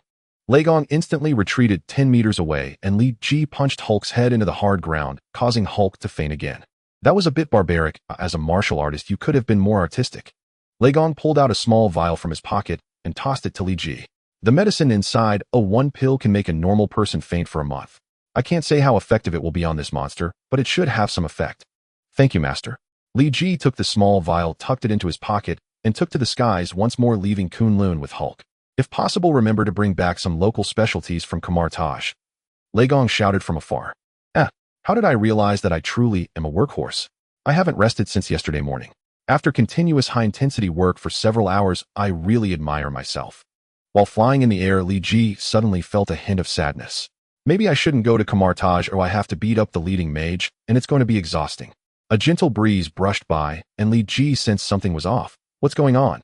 It feels like my emotions are being controlled by someone. Li Ji hung Hulk upside down on a cliff, vigilantly observing his surroundings. I almost fell into a trap. We must be near Kamartaj now.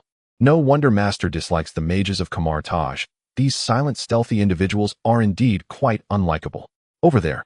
Li Ji sensed a person's presence, quickly condensing a chi ball in his hand and sending it to the source of the aura. What is this?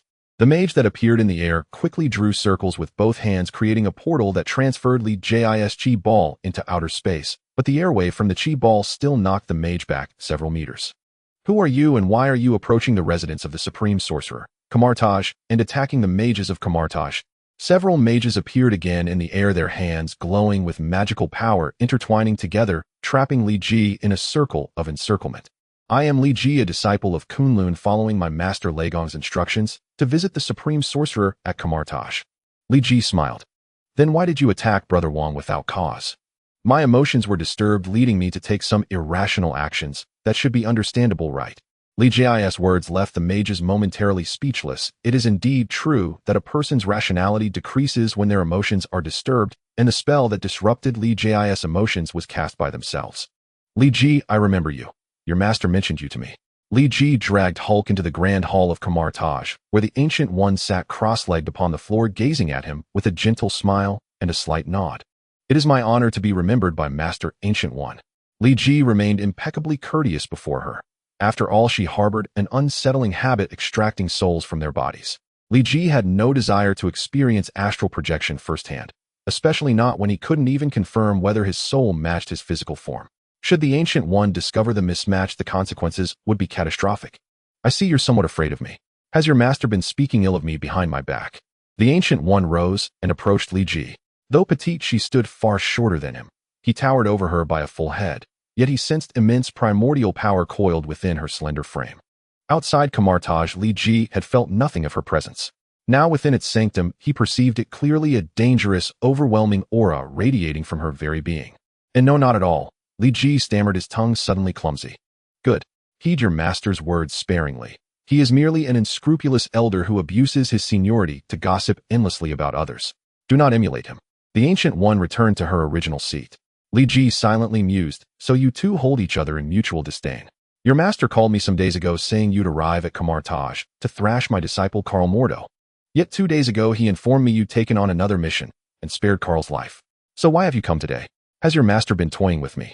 Her tone hardened slightly, until her gaze fell upon Hulk behind Li Ji, softening once more. Still, your arrival is welcome. Yet why bring a gift? And one steeped in such pure, concentrated dark energy. It is indeed a most extraordinary offering. Dark energy. Li Ji's brow nodded instantly. Master Ancient One, does his power truly originate from dark energy? His power, if you refer to his strength and stamina, those stem from his own biological mutation. But deep within his core, buried beneath flesh and bone, lies dark energy commanding his mind. You weren't aware of this. Your master may be aging, but surely not so blind as to miss something so fundamental. Hearing Li Ji's tone, the Ancient One appeared genuinely surprised. My master said nothing of this. He only instructed me to seek you out, claiming you could restore this man to normalcy. A subtle twitch crossed Li Ji's jaw. He hadn't expected Thunder God to omit such a crucial detail. Restore him to normalcy, you say. The Ancient One extended a hand. Instantly Hulk levitated toward her. That will prove rather difficult. Alvis, what is the meaning of this? How did Hulk vanish? Did you not take him to Shenanjia? A shrill voice erupted from a telephone line. Sir, I don't know. Actua. During patrol, Hulk was still contained within Shenanjia, but by 4 a.m. he was gone, leaving only signs of violent cataclysmic struggle. Alvis's voice trembled with helplessness. He simply could not explain Hulk's inexplicable disappearance. Fool. Hulk's battles generate deafening roars. You failed to detect even that. The shrill voice escalated further. Alvis felt unjustly accused. Yes, Hulk's combat did produce colossal noise, but it faded beyond 10 kilometers. Their patrols were conducted via helicopter, ensuring safety. Yet stationing personnel too close would invite certain death. Idiot. You've sabotaged Lord Kurnos' sacred right and squandered $200 million. Do you grasp the astronomical cost of manipulating Chinese public opinion and funneling citizens toward Shenanjia? At over $1,000 per person, 200 million vanished in an instant. Lord Kurnos cannot manifest on Earth through blood ritual, and the blame falls entirely upon you. Prepare yourself for his divine retribution. You mean, the dark energy within him originates from a demon god, and activating it would enable his descent onto Earth. The Ancient One's explanation was lucid and incisive. Li Ji grasped the crux immediately. Precisely. This dark energy functions as a celestial beacon, a lodestar for the demon god. Once ignited, it becomes a dimensional lighthouse, allowing him to pierce the veil and manifest in this world. The Ancient One nodded. How then is it activated? Li Ji recalled the masses converging upon Shenanjia, drawn by rumors of a wild man in the mountains. The Ancient One regarded him with faint amusement, typically through blood sacrifice. Sufficient lives offered in ritual suffice to awaken it. This particular demon god is comparatively weak. 10,000 lives would be enough to ignite the dark energy fully. So the orchestrated exodus from Jiangqing, luring thousands to hunt the wild man, was no coincidence. Li Ji slammed his fist into the floor. The marble shattered violently beneath him. I shall demand compensation from your master, the Ancient One remarked coolly. Master Ancient One, how do we purge this dark energy from him? As Sorcerer Supreme, surely you possess the means. Li Ji asked. Were this dark energy anchored elsewhere, I could erase it effortlessly. But implanted within the mind itself, it proves far more insidious. Annihilating his mind would sever the corruption, but it would also end his life. And yet you asked me to save him. The Ancient One sighed faintly. This was indeed vexing. Master Ancient One, eradicate the dark energy outright. Sacrificing one life to save countless others is not a choice. It is necessity. A sorcerer entered the chamber, casting Li Ji a distinctly unfriendly glance before addressing the Ancient One. That is Karl Mordo, the opponent your master originally intended for you, the Ancient One said, not to Mordo, but directly to Li Ji. Master Ancient One, is there truly no way to save him? Li Ji asked, ignoring Mordo entirely. Mordo left a poor impression on Li Ji. Regardless of his moral alignment in this world, his condescending tone alone branded him irredeemable in Li Ji's eyes. Saving him is simple. Activate the dark energy. Once awakened, it will instinctively retreat into the subdimension, vacating his mind entirely, thereby restoring him naturally. Today is yet another day of no harvest. Kunos cursed angrily while savoring the cheapest blood-red wine from the abyss. Kunos was a newly born demon god, having only been one for a little over 200 years. He had no sect, no territory, and the few followers he had were a liability. A few followers on planet K093347 prayed to me days ago, claiming they were preparing for my arrival, but it turned out to be just empty words lacking even a flicker of summoning power. Another wasted dark beacon. Kunos smashed his wine cup on the ground, a fierce light gleaming in his red pupils. If it weren't for those useless followers who couldn't even craft a statue, I would have unleashed divine punishment upon them. So pathetic, I can't believe they managed to avoid disaster. Kunos said angrily, though he didn't consider that he couldn't even manifest a shadow on Earth, and that with the peculiar appearance of demon gods, how could his few followers help him establish a statue? Strange, the beacon has actually activated. Ha ha ha, souls and followers, I am coming. Gu Yi's words plunged Li Ji into contemplation. According to Gu Yi, to save Hulk, at least 100,000 lives would need to be sacrificed, which would also invite a demon god's invasion of Earth. Although Hulk played a significant role in future battles, this price was still too heavy for Li Ji to bear. Li Ji had no way and no authority to decide the fate of 100,000 people. If that's the case, then let's be direct and destroy his mind directly. Li Ji's resolve wavered, his words becoming hesitant. This is just a general situation. Aren't you considering special circumstances? Gu Yi smiled. Master Gu Yi, is there another way? Li Ji's tone carried a hint of excitement. He was eager for a chance to save Hulk without paying too high a price. For others it might seem hopeless, but for me there's still a chance. Gui's finger was wrapped in a strand of black mist which he pressed against Hulk's forehead. The black smoke spiraled downwards, merging into Hulk's forehead. There are many ways to activate dark power, the most common being blood sacrifice. The other methods are mainly used among demon gods, and won't be elaborated. Additionally, what I'm doing now using dark power is how I activate dark power. Gui openly stated the source of his powers, which puzzled Li Ji. In Doctor Strange storyline, Gui had always concealed the origins of his strength, yet today, he spoke so freely. From your expression, it seems you find it incredible, eh? Gui looked up at Li Ji. Before defeating darkness, one must first learn to accept it. Only by understanding the essence of darkness can one truly defeat it. Don't harbor too much prejudice against darkness. We dwell in the light and are naturally enemies of darkness. The same applies to beings within the darkness. Li Ji nodded, somewhat understanding.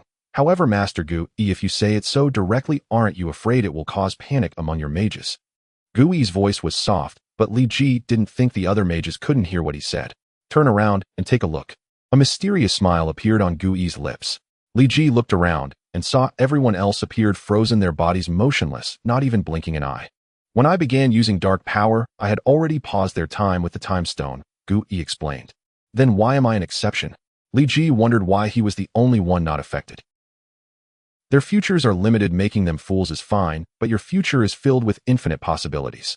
Even when I peer into your future with the time stone, it remains shrouded in mist to me. I know you are the one who stands out.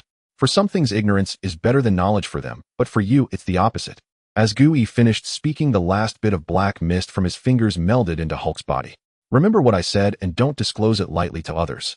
Gui's palm slapped Hulk's forehead, and in an instant Hulk's body straightened. A dark magical shadow coalescing in the hall of Kamartaj formed the formation. Gui raised his right hand, and the many mages within Kamartaj immediately conjured crimson magical energy, linking together, transforming Kamartaj into a web of traps. What a terrifying master, Gui! Li Ji thought to himself. Gui's power exceeded his imagination. He hadn't even noticed when Gui froze the time of the other mages, and when he released them from that freeze. On planet K093347, Lord Kunos is here. Quickly kneel before me and offer your faith and souls. The shadow of the demon god in the sky grew increasingly solid, and Kunos' voice transcended dimensional boundaries, resonating throughout Kamartaj. It seems I underestimated this demon god's strength, Gui said slowly. Li Ji was startled by his words. Could this demon god be very strong? No, it's just that I didn't expect this demon god to be so weak. It seems to be merely a newly born demon god. Although the demon god was not powerful, Gui's expression did not look good. A newly born demon god. How long has it been alive? Li Ji asked casually. Not clear, probably 200 or 300 years. Gui casually mentioned a number that startled Li Ji. Is this really a newly born demon god? However, Li Ji thought about it and realized that Thor was over 5,000 years old in Asgard, yet everyone still regarded him as a child. For beings like gods, dividing their age by 200 seems appropriate. By this calculation, Kunos is only 1 year old, indeed, fitting the definition of a newly born demon god. My followers welcome the arrival of Lord Kunos. Kunos' form grew increasingly solid, and Li Ji could slowly make out Kunos' appearance. Kunos did not look like the demon god Li Ji had imagined. Although he had the characteristic 2 horns, they were not upright, but rather curved like a small sheep's horns, making him appear quite adorable. Indeed, a newly born demon god. Even his horns aren't fully developed. Li Ji found Kunos' appearance somewhat comical. Master Gui, can't we sever their connection to Earth and seal them within the temporal rift before the demon god descends? Kunos' body was swelling increasingly, almost touching the ceiling of the room. Although he had a certain cuteness, Li Ji couldn't help but feel a bit anxious. No, Kamartaj is not Kunloon. It doesn't have such favorable conditions. Even I could face death if I enter the temporal rift. I cannot take that risk. Kunos' form finally coalesced into full corporeality. He struck a pose befitting a primordial demon, arms outstretched for limbs splayed wide, as if awaiting the reverent prostration of his faithful. My faithful, prostrate yourselves before the mighty Kunos without delay, he thundered, but silence answered him. Annoyance flared in his gaze as he opened his eyes to behold the intricate celestial net of Kamartaj. Cursed fate, this is a trap. Kunos realized at last, though it was already too late. He stood ensnared within the sorcerer's encirclement. Welcome, Kunos, said the ancient one, her voice serene. Yet that very gentleness sent tremors rippling through Kunos' massive frame. You are the bane of demons. the Ancient One, archrival of Lord Dormammu. Since you know my name, why dare you descend upon Earth? The Ancient One stepped forward, tilting her head upward to meet the towering gaze of Kunos, who stood 7 or 8 meters tall. Though their physical disparity was staggering, it was Kunos, not she, who trembled uncontrollably. Mighty Ancient One, I did not intend to set foot on Earth. I had no knowledge that this world was Earth itself. Kunos knew he had fallen into ruin. His very first descent had landed him squarely in a realm of nightmare difficulty. The Ancient One's renown among demons was absolute. Her name alone could pale even the boldest fiend. Hundreds had perished beneath her hand, including formidable lords of darkness. Even Dormammu himself had suffered minor defeats at her command. To a fledgling demon like Kunos, her presence warranted flight across thousands of dimensions. Yet here he stood horrifyingly close to the bane of demons. Kunos immediately attempted to retreat into the dark dimension, only to find his return incantation utterly inert. The space-time around him had been sealed by Kamartaj sorcerers. Mighty Ancient One, please instruct your sorcerers to lift the temporal seal. I shall depart Earth instantly and swear never to return. I am but 200 years old, a babe among demons. Surely a child's misstep merits mercy. Kunos pleaded with cloying deference, though his rasping voice lent the words an unnerving, chilling timbre. Li Ji had never imagined a demon could speak with such nauseating obsequiousness, yet the Ancient One appeared utterly unmoved. Demons were embodiments of malevolence, concentrated paradoxes of contradiction, arrogant, yet craven, deceitful by nature, treacherous by instinct. Kunos, your father is Terviz, the gaze of the abyss, the Ancient One asked softly. Yes, Terviz is my sire, my one and only father. Should you harm me, he will surely join forces with Lord Dormammu to crush you. Kunos had nearly forgotten he even had a father, let alone one whose power ranked among the highest echelons of demonic sovereignty.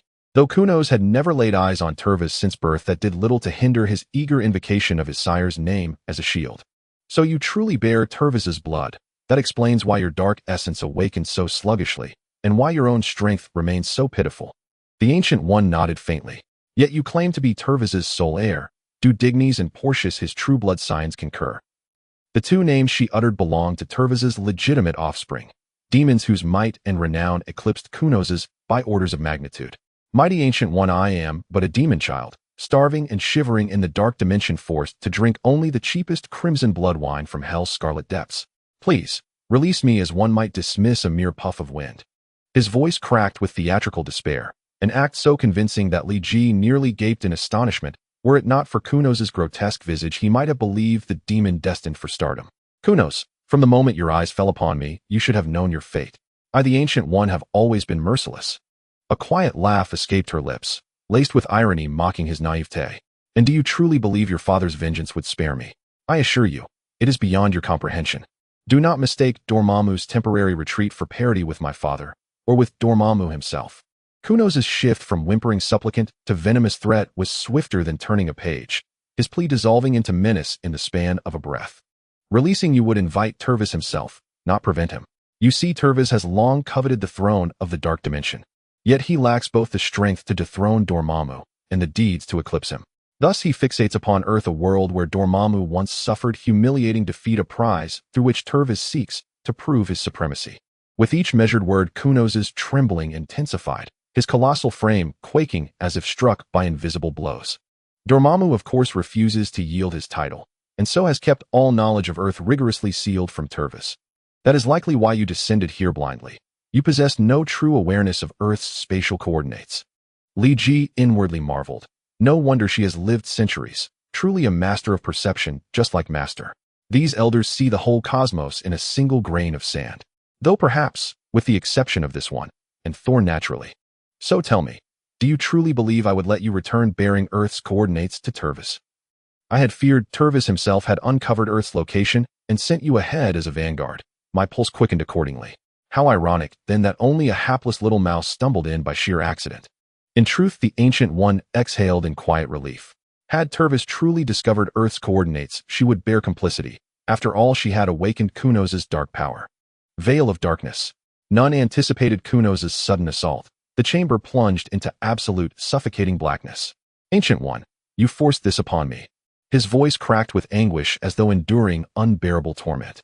The darkness seeped over Li Ji's skin, patches of flesh darkening, spreading with agonizing slowness, burning as if charred alive. Sorcerers nearby cried out in pain. What is this? What force is this, tearing at my very being, threatening to devour me whole and drag me into the abyss? Li Ji hastily circulated his internal chi to resist the dark power emanating from Kornos. I never imagined that one of Terviz's ultimate techniques, the Veil of Darkness, had been inherited by you. Gaoi realized too late that her assessment had been gravely mistaken. She had assumed Kornos was merely an ordinary, untalented descendant, yet he had inherited a technique of staggering potency. Gaoi, if you grant me safe passage, I shall withdraw the Veil of Darkness. Otherwise, everyone present shall perish alongside me. Kornos's voice twisted with grotesque menace. Its ragged guttural timbre sent chills down the spine. Master Gaoi, do not hesitate on our account. Strike without restraint. Though darkness may seep into our bodies, we can still withstand its corruption. A voice pierced the gloom. Li Ji recognized it instantly. Baron Mordo. A paragon of righteousness indeed. Yet what unseen tragedy will one day twist his soul into shadow? Li Ji's aura flared. The last vestiges of encroaching darkness were forcibly expelled from his body, freeing him, at least temporarily, from mortal peril. He now turned his attention outward, surveying his surroundings. This is no longer Kamartaj. Li Ji discerned the anomaly at once. This realm was profoundly strange, though he could see his own form. With crystalline clarity, the world around him dissolved into absolute blackness. He took a few steps. This space dwarfed any chamber in Kamartaj. Worse still, he sensed not a single trace of chi from anyone else. Gaoi, even if you can breach dimensional boundaries to locate me, can you truly find all of them? Even if they resist the darkness's corrosion, they shall be forever lost within these parallel, isolated voids, left to wither in solitude until starvation claims them. Kornos's voice rang with brazen arrogance. In the darkness, Gao Yi's expression hardened into troubled resolve. Indeed, I underestimated you, Kornos. I did not expect you to wield the Veil of Darkness with such mastery. Gao Yi's voice resonated from the void itself. Li Ji's brow furrowed. Something unfamiliar stirred in the air. Gao Yi, you of all beings admit defeat. I have never laid eyes upon Tervis since birth. The sole legacy I inherited from him is this Veil of Darkness. You know well how merciless the demon god realms are. How else could I have survived without such power? Though Kornos's exact dimensional location remained unknown, his voice echoed, as if standing just before Li Ji. What in the world is happening? Li Ji's frown deepened. The Veil of Darkness, forging countless interconnected, yet independent parallel spaces, scattering enemies across them to be crushed one by one. Later, Tervis infused this technique with corrosive darkness, amplifying its lethality. He conceived it with grand world-shaking ambition, never imagining it would one day be deployed so crassly. Gao Yi's quiet mockery hung in the air, but Kornos shrugged it off. I am but an infant demon god. No need for scorn or sarcasm. Survival, that is my soul's sacred imperative. And you, Gao Yi, have you decided? One of your sorcerers already bears the darkness in his heart. Kornos cackled. Gao Yi's gaze turned glacial. Do you truly believe you hold me in your grasp? Gao Yi's tone grew frigid. Of course not. I dare not. Who does not know Gao Yi's ruthless severity? After all, safeguarding Earth demands sacrifice. What matter a few lives? Kornos retorted bitterly. Oh, and one more thing. Do not even consider assuming your astral form. Though it would let you pierce infinite dimensions in an instant, your physical body would lie utterly defenseless. Surely you do not wish for this newborn demon god to obliterate your flesh. My oversight. I failed to interrupt him before the veil descended. It seems I must expend greater effort now. Gao Yi shook her head, her expression turning solemn. Hulk. From some distant dark dimension, Hulk stirred awake and roared anew. That brute still hasn't reverted to Banner. Li Ji could sense no chi whatsoever. Sound alone served as his only tether to the outside world.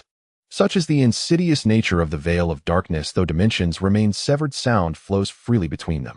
Within this desolate void you hear only your comrades' voices, not as comfort, but as cruel reminders of shared despair, especially when one of them is a man like Baron Mordo. Master Gao Yi, do not concern yourself with us.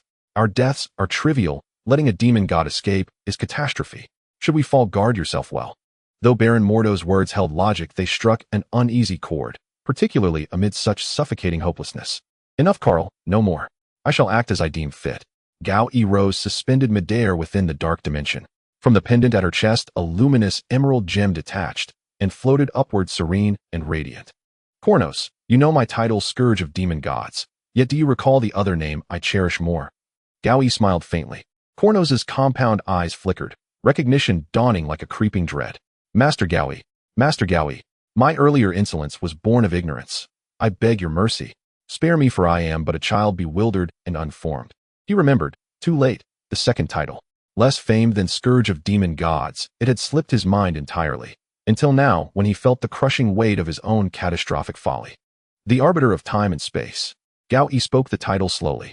The time stone pulsed outward, radiating boundless green energy, crystallizing into luminous ribbons that shattered dimensional barriers, stitching every fractured void into a single unified lattice. To an omniscient observer, those vast, interwoven ribbons would resemble a colossal celestial tree, its roots plunging through time, its branches spanning eternity. Though I seldom invoke the time stone's power as a demon god, you ought never to have forgotten such vital truths. Gao Yi stepped onto a temporal ribbon, and in the blink of an eye stood face to face with Kronos. Master Gao Yi, forgive my ignorance and insolence. I am but a fledgling demon god. Spare me out of compassion. I swear I shall never harm Earth nor reveal its space-time coordinates to any being. If you doubt my oath, banish me into the endless tides of time itself. Punish me however you wish. I beg only for my life. Kronos collapsed to his knees, pleading desperately. Gao Yi remained unmoved. Master Gao Yi, may I take him into custody? Li Ji too traversed the temporal ribbons, arriving instantly within Kronos' dark dimension. Li Ji, how did you get here? Gao Yi looked at Li Ji. Well, after that green light appeared, I was able to sense your presence and followed it here. Li Ji explained, scratching his head awkwardly. The Demon Lord is not someone to be trifled with. You may one day possess power to rival the Demon Lord, but right now those facing him are still too immature, Gao Yi said seriously. Before defeating the darkness, you must first learn to accept it. Only by understanding the essence of darkness can you truly defeat it. This is what you told me before, Li Ji replied with a smile. Gao Yi smiled playfully, and without waiting for Kronos to protest, pointed a finger at Kronos' forehead. In an instant, Kronos' body shrank, dramatically becoming the size of an inch. Gao Yi bent down to pick him up and tossed him into a bottle. Be careful not to lose this bottle before returning to Kunloon. If you let him bring the coordinates of Earth to Tervas, your master might get into serious trouble, Gao Yi cautioned, placing the bottle in Li Ji's hand. My master. Li Ji was a bit perplexed. What does this have to do with Thunder God? You must not let this information leak out. Gao Yi smiled, but did not answer Li Ji's question, reaching into the air to retrieve the time gem. The surrounding green light was instantly absorbed into the time gem, and the dimension formed by the dark curtain shattered, bringing everyone back to Kamartaj. Most of the mages were in relatively good condition, with only a few weaker newcomers severely affected by dark energy and undergoing intensive treatment. Hulk had inexplicably fainted again, without transforming back into Banner. Master Gao Yi. Li Ji pointed at the unconscious Hulk on the ground. His rationality will take time to recover. Although the dark power has been expelled from his mind, there are still after effects. It seems he has also suffered multiple blows to the head, resulting in some complications, Gao Yi observed, glancing at Hulk and grasping his condition. It looks like he will need to stay in Kamartaj for a while, Gao Yi concluded. Li Ji secretly stuck out his tongue. He dared not tell Gao Yi that the multiple blows to Hulk's head were caused by himself. If you have no further business, please leave Kamartaj early. Baron Mordo suddenly approached Li Ji, who frowned slightly, feeling displeased, thinking, are they trying to kick me out? Carl stepped back. Gao Yi glared coldly at Baron Mordo, puzzled by his hostility towards Li Ji. Master Gao Yi, it's fine. I was just about to take my leave. Please take care of this big guy for me. Once he regains consciousness, you can place him in any city, and he should find his way home himself, Li Ji said, meaningfully glancing at Baron Mordo. Then I won't keep you any longer. Remember to send my regards to your master, and ask him how much longer until he dies. Li Ji's facial muscles twitched unnaturally a few times. Definitely, he said, unsure of the deep-seated enmity between his master and Gao Yi. Is it a natural rivalry or a love-hate relationship? I don't know, and I dare not ask. As Li Ji turned to leave Gao Yi's room, he opened the door just as a woman in her 20s with disheveled hair rushed in, colliding into him. Sorry. The woman apologized to Li Ji without even glancing at him, heading straight for Gao Yi. Master, Payexine, why are you back? Weren't you stationed at the Hong Kong sanctuary? Gao Yi asked, standing up and smoothing the woman's messy hair. I sensed a strong demonic aura erupting from Kamartaj while at the sanctuary, thinking a demon lord had invaded, so I rushed back immediately, Payexine explained. But it seems the demon lord has already been subdued by you, master, Payexine bowed. You are quite considerate, but you should return to the sanctuary quickly. It cannot be left unattended. Gao Yi smiled with satisfaction. Yes, master, Payexine nodded. Payexine, why does that name sound familiar? Li Ji felt he had heard the name Payexine before, but he could not recall who she was. Later that night, Li Ji returned to Kunloon. Master, I'm back, Li Ji said as he entered Thunder God's room to pay his respects. Back already? Has everything been resolved? Thunder God asked, sipping a cup of tea. Master Gu, he said she would handle it well. She also asked me to send her regards to you. Li Ji dared not mention the content of Gu Yi's greetings. What do you mean, Master? Just call her old woman Gu Yi. As for sending her regards to me, she probably wishes I would die sooner, Thunder God said, angrily puffing out his mustache. By the way, did you bring the local specialties? You didn't forget about that, did you? If the local specialty you mentioned is this, then I should have brought it, Li Ji said, pulling out the small bottle containing kunos. You're quite clever. If I had sent your junior brother, he might have returned with a few cabbages instead. Thunder God took the small bottle, examining it closely. I've asked old woman Gu Yi for this several times and never got it. But you youngsters seem to have more face. You asked once and got it. Master, what is this for? Are you researching dark powers too? Li Ji scratched his head, remembering Gu Yi's playful smile and her words, realizing he had long been seen through by her. Wait a moment, let me ask you, what is the origin of this demon lord? Thunder God shook the bottle and asked. It doesn't seem like an ordinary demon lord, does it? Gu Yi said he is a descendant of Tervis and has inherited a special skill called the Dark Curtain, Li Ji recalled. He did not dare to refer to Gu Yi as Master Gu Yi anymore. He certainly would not dare to call her old woman Gu Yi. Indeed, a powerful bloodline descendant of a demon lord. This is a great opportunity. Thunder God laughed heartily. But what use is that? Are we supposed to dissect it for research? Li Ji asked weakly. Old woman Gu Yi has probably instilled her views on dark powers in you, right? Thunder God said. Don't listen to her, as she herself doesn't understand it, yet wants to deceive others. The power we cultivate in Kunloon is the true orthodox path. Whether it's darkness or light, evil or justice, it's all part of nature. Master, if you learn the skills of Kunloon and comprehend the power of nature, you won't fear anything as you traverse the world. Thunder God patted Li Ji on the shoulder. As for this guy, consider him bait. Didn't you ask me why I always wipe the fishing rods in the room, but never go fishing? You said at that time, without bait, what's the point of fishing? It's surprising you still remember, said Thunder Lord, tapping Li Ji's head with the fishing rod. This fishing rod has an extraordinary origin. It is crafted from bamboo planted by the Jade Emperor himself. The fish it catches are not ordinary fish, but the lost essence hidden within the rifts of time and space. Thunder Lord, holding the emerald fishing rod, slowly approached the edge of Kunloon, where the time-space outside rippled slightly. Lost essence. Li Ji didn't quite understand the meaning of this term. Just think of it as a treasure lost within the rifts of time and space. There's no need to dwell too much on it. If it were to be explained, it would take 3 days and nights. Thunder Lord's words made Li Ji wisely close his mouth. Thunder Lord was already quite a chatty person. If he said it would take 3 days and nights to explain, it was certain that even a week wouldn't suffice. Li Ji certainly did not want to listen to his incessant rambling for 7 consecutive days. The rift of time and space is like a vast tranquil pool of water, and the lost essence is scattered within it like small fish in the pool. As long as you find the right bait, you can fish the lost essence out of the rift, and deities make for the best bait. Thunder Lord took out a small vial, opened the cork, and with a flick of the bamboo rod at the vial's mouth, Kunos was fished out, restoring his menacing form of 7 or 8 meters, sending chills down people's spines. What happened? Did you two save Lord Kunos? Tell Lord Kunos your names, and when he returns to the dark space, there will be great rewards. Li Ji looked at Kunos with a dumbfounded expression. You've become bait, and still think you can return to the dark space. What is this? What are these threads entangling Lord Kunos? Where's my magic? Where's my dark power? Why can't I use anything? Thunder Lord ignored Kunos, shouting, raised the fishing rod, and with a strong flick, Kunos was thrown into the rift of time and space. Why are deities the best bait? Li Ji asked, sitting beside Thunder Lord, somewhat puzzled. I don't know, it was tested by the Jade Emperor. Thunder Lord's words left Li Ji speechless. You have no spirit of exploration at all, just a pure utilitarian. But the main reason is that deities have sturdy bodies and won't starve, right? After all, the rift of time and space is constantly filled with various dangers. Ordinary bait might be torn to shreds in an instant. Thunder Lord shook the fishing rod, but Li Ji looked over and saw nothing. Master, there's nothing here. Li Ji felt like fishing here was akin to a meat demon hunting dogs a one-way trip. Here, you hold the fishing rod. Thunder Lord handed the fishing rod to Li Ji, and images of Kunos suddenly flashed in Li Ji's mind. In the boundless darkness, Kunos' body was constantly collapsing and shrinking. What was once 7 or 8 meters tall had now shrunk to only 4 or 5 meters. How do you know when the fish is hooked? Li Ji was a bit worried. What if he held the fishing rod, but couldn't pull the fish up in time? That would be awkward. No need to worry. The fishing rod has an automatic fishing function, so there's no need for you to stress about it. Thunder Lord had already walked away, preparing to return to his room to sleep. Has it turned into an automated fishing system?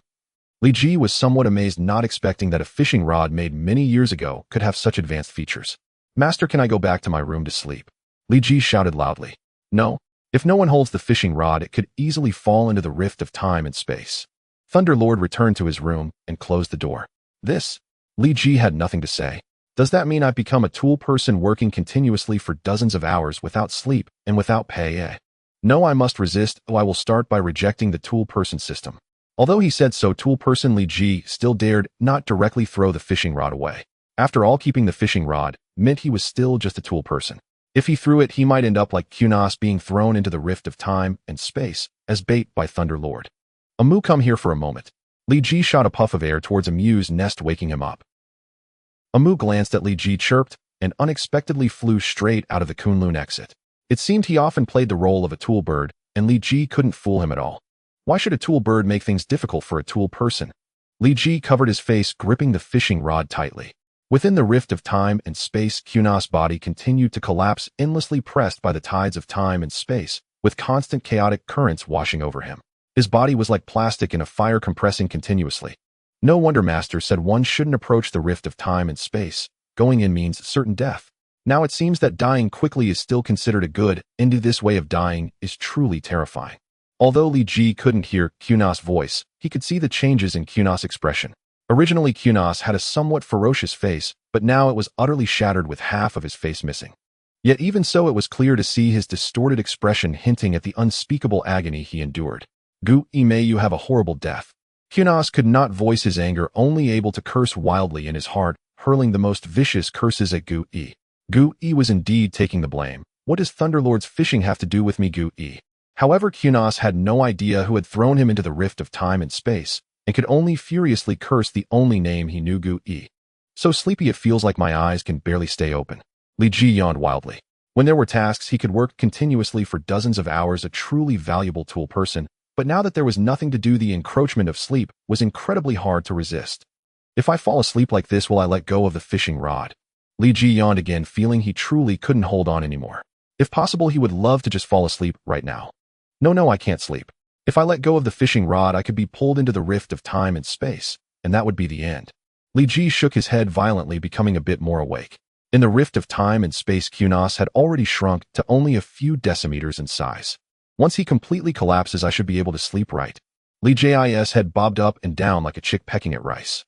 Kunos' body continued to shrink, now reduced to just an eyeball, yet the eyeball still rolled around, perhaps because the rules of the rift of time and space prevented him from dying, or maybe his life force was simply strong enough. Suddenly the image in Li Ji's mind vanished. The bamboo rod was lifted high, and a block of crimson gem was fished up, radiating intense light all around. Phoenix power. Thunderlord suddenly appeared beside Li Ji. The power of the Phoenix. Li Ji looked at the gem hanging from the fishing rod, hesitant to approach it. There's no need to be afraid, it's just a small fragment of the Phoenix's power. In the realm of fallen origins, it is nothing of great value. Thunderlord took the fragment of the Phoenix's power and placed it in Li Ji's hand. It's just a useless trinket that might warm your hands in the winter, but it's a waste of a fishing opportunity.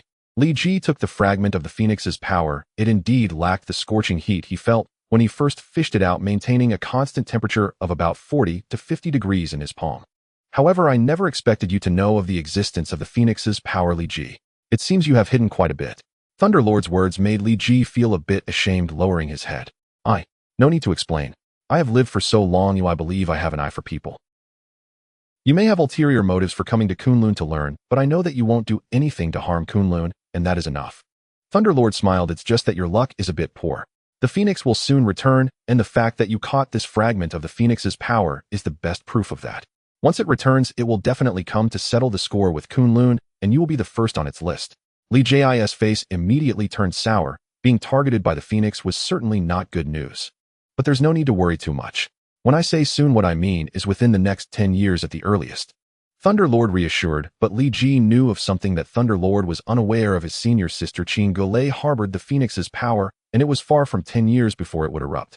Prepare yourself. In a week you will challenge Shou Lao and inherit the identity of the Iron Fist. Thunderlord glanced at the sky and spoke earnestly. Master. Li Ji's voice was somewhat sharp. It's not that I want to rush you out. It's just that the Phoenix's return is imminent, and I can no longer suppress your growth. Although I have trained your mindset and insights over the years, I have also restrained the growth of your power. It's time for you to rise like a dragon. Thunderlord turned his head and slowly walked back to his room, without saying another word. A week from now, Li Ji calculated the days. It was the 14th day of the lunar calendar, not yet the night of the full moon. Take this week to adjust well. Li Ji returned to his room and laid down on the bed. Are you ready? Thunderlord looked at Li Ji at the cave entrance. I'm ready. Li Ji nodded firmly. Senior brother, do your best. Danny cheered for Li Ji. Ha ha, I will. And Danny, you keep training hard too. Li Ji smiled and encouraged Danny. However, this encouragement turned Danny's expression sour as he recalled the days of relentlessly striking iron sand in the fire pit. He didn't know how much longer these days would continue. Walk deep into the cave, and you will enter the secret realm set by the newly appointed Jade Emperor. There you can unleash your full strength and defeat S.H.I.E.L.D within the realm to claim his heart. You will become the 66th Iron Fist. Thunderlord shouted. Yes, master. Li Ji saluted Thunderlord and stepped into the cave. The cave structure was not complicated, it was just a long straight path. At the deepest part of the path, he seemed to see a person locked in chains, but the light was dim, making it hard to see clearly. You have arrived. A strange voice echoed in Li Ji's mind, and the scenery around him suddenly changed. Li Ji found himself in a gigantic volcanic crater where a massive red dragon lay in the lava. In the sky, a phantom figure materialized, suddenly crashing into the red dragon's body. The red dragon opened its eyes, revealing jewel-like rubies, and from those eyes Li Ji seemed to see the phantom that had just existed. S.H.I.E.L.D, Li Ji tentatively asked. Correct. The red dragon's large mouth opened, speaking human words. I look forward to our exchange. A faint golden aura emerged around Li Ji, hissing as it made contact with the surrounding air. The red dragon flapped its wings violently, lifting dozens of tons of lava into the air, creating a torrential rain of lava. The red dragon soared from the lava, its jewel-like eyes fixated on Li Ji, seemingly eager to see Li Ji's comical performance amidst the lava rain. Is this all you want to see? Oh. Li Ji shouted in anger, his aura surging, emitting a powerful airflow that blew away all the lava approaching him. To be honest, I don't particularly like lava. Using it to grill meat would burn it instantly, or even evaporate it. Li Ji appeared in front of the red dragon, standing at 1.85 meters tall, only slightly taller than the dragon's eyes. Yet the power carried in Li Ji's fist moved the red dragon. With a flap of its wings, it soared higher, evading Li Ji's attack. I don't like it either, but the red dragon likes it. There's nothing I can do. The red dragon opened its mouth, releasing a gigantic fireball. The moment the fireball formed, Li Ji felt its heat, several times hotter than the lava. Li Ji erupted with energy, once more propelling himself away from the red dragon's attack. After a brief exchange, both sides launched an attack, but neither made any significant progress. Is it really this strong? Then how did Danny manage to pass the challenge in the story? He certainly doesn't seem like someone who could win.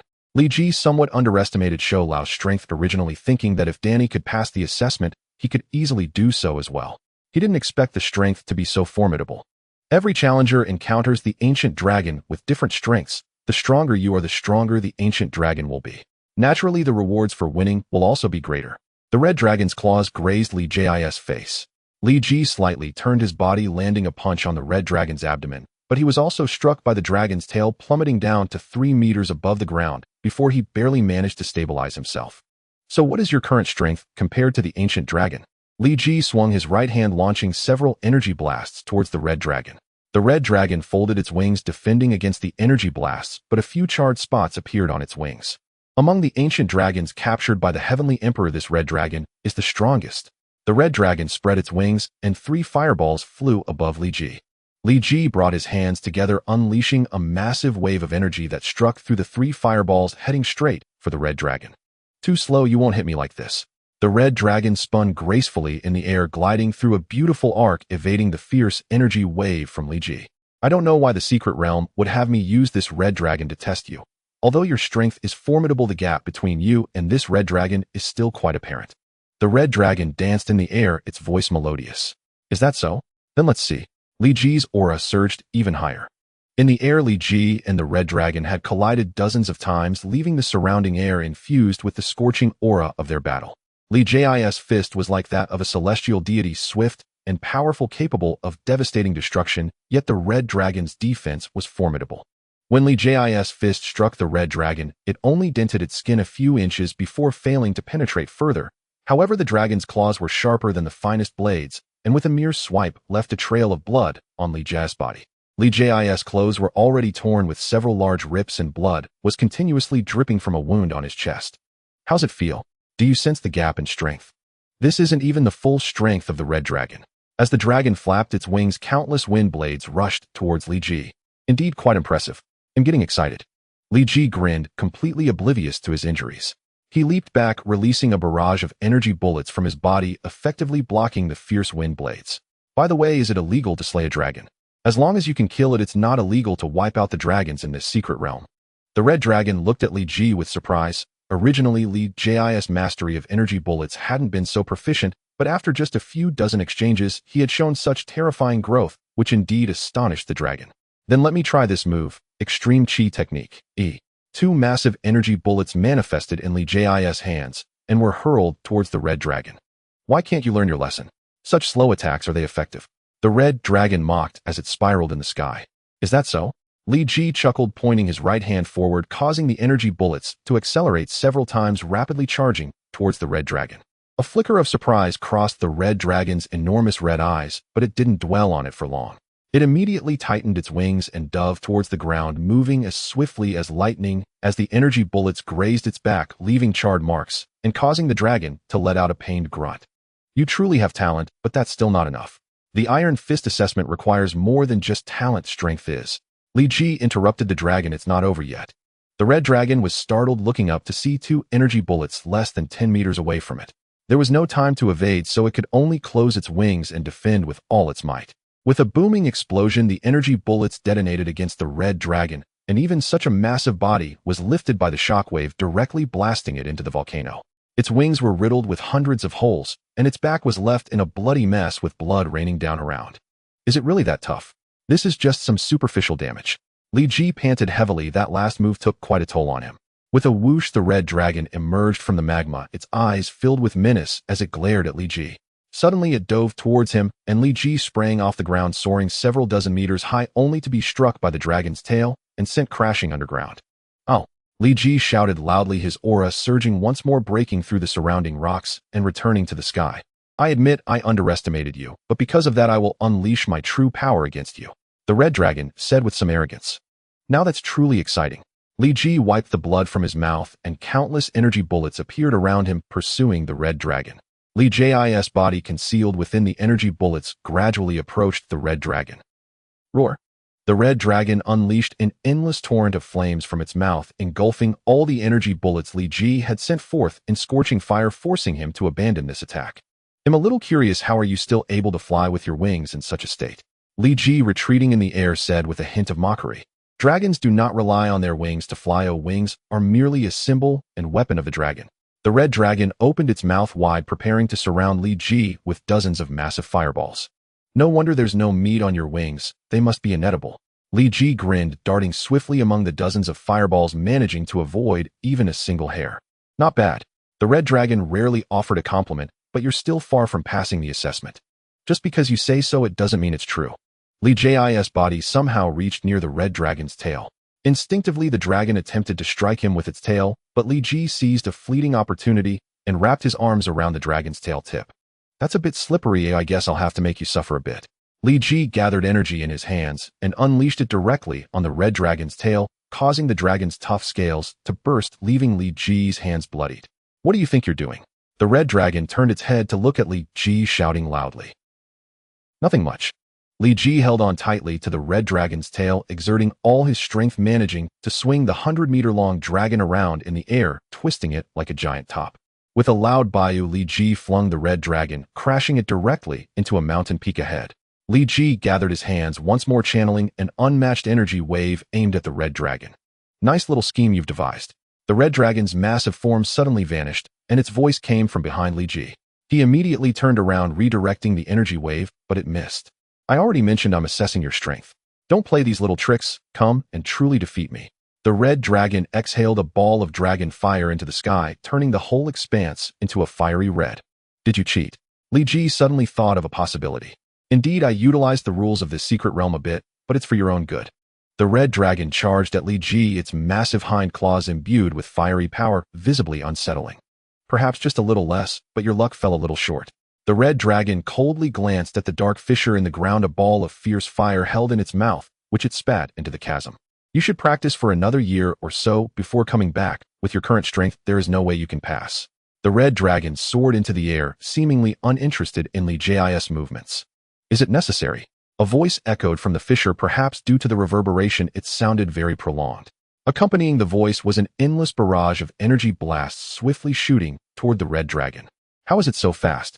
Li Ji had used this move before, but at that time the speed of the energy blasts was nowhere near this level. He had previously been able to make the red dragon unleash a breath of dragon flame to engulf the energy blasts, but now it was too late. Li Ji slowly floated up from the fissure, his clothes still smoldering. With a forceful tug, he discarded his garments, revealing his perfect and muscular physique, although marred by several large and small bloodstains. Why does he seem to have become even stronger? The red dragon was unsure if it was seeing things, but it felt that Li Ji's muscles appeared to have bulged somewhat. It's my turn to attack now. Li Ji cracked his neck and instantly appeared beside the red dragon, swinging his body and delivering a knife-hand strike to its neck. The red dragon's body stiffened, struggling to maintain flight, trembling in the air, and only after several seconds could it barely stabilize itself. Is that the martial arts inherited from Kunloon? I thought you wouldn't use it, the red dragon said through gritted teeth. Previously, I just thought it unnecessary to use. The tension between them was already thick, and Li Ji's words ignited the powder keg completely. The man and the dragon clashed, both refraining from using energy attacks, exchanging blows with fists and claws, every strike landing solidly. The more Li Ji fought, the more exhilarated he became. This opportunity to engage in a full-blooded battle was the first he had experienced since crossing into the Marvel world. He felt his body roaring, his blood singing, a battle hymn resonating in his mind. Even though his body was somewhat fatigued and injured, it could not extinguish Li Ji's fervor for combat. The red dragon was also ignited by Li Ji's fierce attacks. Although its body was under the control of S.H.I.E.L.D, its inherently aggressive and combative nature remained unchanged. In the red dragon's eyes, Li Ji was merely a tiny insect, an insect daring to provoke the noble red dragon and inflict harm upon it. This was nothing short of an insult to the red dragon. It could not accept this and was determined to defeat Li Ji using the same fighting style, battling him fairly. At the beginning of their skirmish, they would exchange a few words, but as the battle intensified, they no longer communicated verbally. Instead, only the sound of bang-bang collisions filled the air, along with the explosive sounds of rocks and ground being shattered by their clash. The once solid ground was now shattered into countless fragments. Several small hills on either side had long since vanished in the aftermath of their battle. A lake to the east was half filled with rubble, and even the largest volcanic crater had been lowered by several dozen meters, with countless stones plunging into the magma, being assimilated by the molten rock. Boom, boom. Every clash between Li Ji and the red dragon shook the air of the entire secret realm, sending massive shockwaves radiating outward. The trees, caught in the turmoil, became bare, not a single leaf remaining. Some smaller trees were directly blown apart.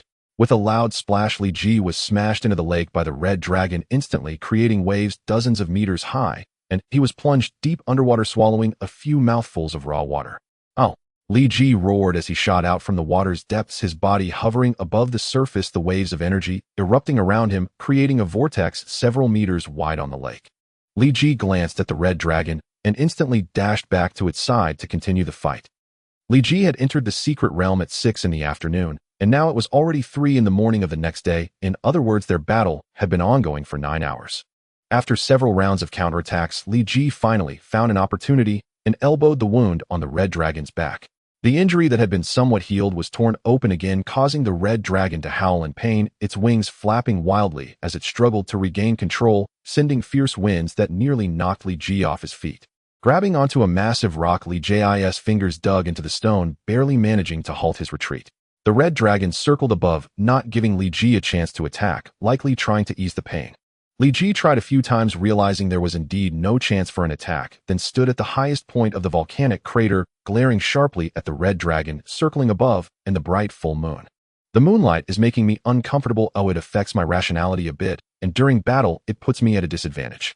Since it doesn't want to continue fighting, I might as well take this time to recover a bit. Of my stamina has been quite severely depleted. Li Ji sat down to meditate, but the red dragon seemed unwilling to give him a chance to recover, enduring the pain as it swooped down from the sky to launch an attack. Li Ji reacted in time, barely dodging the red dragon's sneak attack, his eyes gleaming with ferocity, the color of his black pupils seemingly lightning. Then let's continue. The battle reignited. This time the confrontation was even more intense. The movements of the two were nearly impossible to capture with the naked eye, only visible by the appearance of craters on the ground and mountains proving the ferocity of the fight. The red dragon seemed to have gained some strength. Li Ji felt himself struggling to keep pace with the red dragon's rhythm. Coupled with the annoying moonlight shining down on him, it slowed his judgment and reaction speed, causing him to miss several golden opportunities due to fleeting lapses. Not good. The red dragon's tail swung toward Li Ji, who had momentarily been distracted by the moonlight. In an instant, he failed to react in time, getting struck directly and spitting out a mouthful of fresh blood, his internal organs suffering severe damage, causing his body to tremble uncontrollably. However, the red dragon showed no signs of letting up. Instead, taking advantage of Li Ji's inability to resist, it clutched Li Ji's body, with its claws tightening its grip and crushing his bones. Oh! Li Ji felt as if all the bones in his body were about to be crushed, his ribs pressing against his organs, and he could feel the sharp pain. Oh! Li Ji's voice echoed once more throughout the secret realm, but this time it was not a wail of despair, but a roar of fury. Li Ji's body began to swell like an inflated balloon, and at his original height of 185 meters, he had likely surpassed 2 meters. His muscles bulged with fierce veins coiling around them. Accompanied by Li Ji's roar, the gathered aura erupted once more, rising several dozen centimeters higher than before.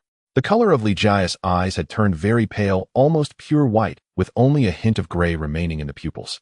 With a sudden jerk, Li Ji pried open the red dragon's claws, slightly gripping the dragon's fingertips. He pushed off with his legs slipping out like a live eel, locking eyes with the red dragon. Li Ji swung his fist lightly, yet before it could strike the red dragon, a loud bang echoed as the red dragon was sent flying backwards, stabilizing itself only after hundreds of meters, with a shallow fist imprint left on its abdomen. The red dragon looked at Li Ji with an incredulous expression, while Li Ji merely smiled disdainfully, his body vanishing from sight. When Li Ji reappeared in the red dragon's line of sight, he had already grasped the dragon's head. His fingers like iron claws sank into the hard dragon scales, and he dragged the red dragon down, rapidly plunging into the lake and creating a towering wave hundreds of meters high. Li Ji held onto the red dragon's head as they sank to the bottom of the lake, and a bubble of chi appeared in his left hand, which he sent into the red dragon's mouth. With a dull thud, the chi bubble exploded within the red dragon's body. The lake, previously calm, erupted into tremendous waves that surged outward, flooding a large area of flat land. Li Ji had somehow already flown into the air with 2 chi bubbles floating beside him, quietly observing the unfolding chaos. The giant waves rolled over, revealing the red dragon's spine at the lake bottom, only for the waves to recede and submerge the red dragon once more. With a loud thud, the red dragon burst forth from the water, soaring into the clouds. Its flapping wings struck the water's surface, splashing droplets everywhere, appearing both domineering and graceful, though a large hole in its abdomen diminished the overall effect. "Trialist, you are impressive," the red dragon said, floating before Li Ji with a cold snort. Li Ji remained silent, only offering a wicked smirk. He gently circled his finger, causing the 2 chi bubbles beside him to swirl, his gaze fixed on the large hole in the red dragon's abdomen, seemingly preparing to inject 2 more chi bubbles. The red dragon's body trembled slightly, and it flapped its wings a few times before soaring directly to the volcano's mouth. "Trialist, let me show you the true power of the red dragon." The red dragon opened its massive jaws, generating a terrifying suction that drew the molten lava from the depths of the volcano into its mouth. The color of the red dragon's body gradually darkened, and its wounds on the abdomen and spine slowly healed. Even the air around it became a few degrees hotter. Li Ji stared coldly at the red dragon, arms crossed, seemingly unconcerned by its actions. "Trialist, you didn't attempt to sneak attack me. That doesn't seem like your style." The red dragon's body finally transformed completely into a dark red hue, its wounds fully healed. However, its once crystal-clear ruby-like eyes had now turned murky, resembling red gravel. "Your condition seems a bit strange, but it matters little. Once the red dragon absorbs the power of the lava, it will transform into a lava dragon. You are simply no match for it," the red dragon said, opening and closing its massive jaws, 2 plumes of thick black smoke escaping from its nostrils. Li Ji appeared uninterested in the red dragon's boasting. He executed a flying kick in midair, delivering an imperceptible leg force that struck the red dragon's tail, leaving a white mark. "I see, is this your new technique?" The red dragon flicked its tail, seemingly unbothered by the minor attack. Li Ji's expression grew slightly serious as he realized the red dragon's transformation into a lava dragon indeed increased its strength significantly.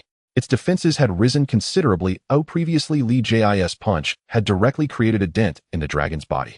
What a pity, a decent technique, but the user's strength is somewhat lacking. Hearing the red dragon continue to brag, Li Ji wasted no time. The 2 chi bubbles floating beside him shot directly towards the red dragon. The red dragon twisted its body, its massive wings swatting at the chi bubbles, sending them off course, and crashing to the ground, creating two deep craters, each over 100 meters wide. Though his attack had not succeeded, Li Ji remained unfazed.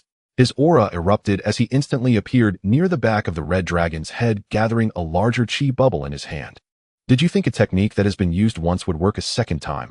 The red dragon's head spun 180 degrees, its dark red eyes locking onto Li Ji, its eerie expression sending a chill down one's spine.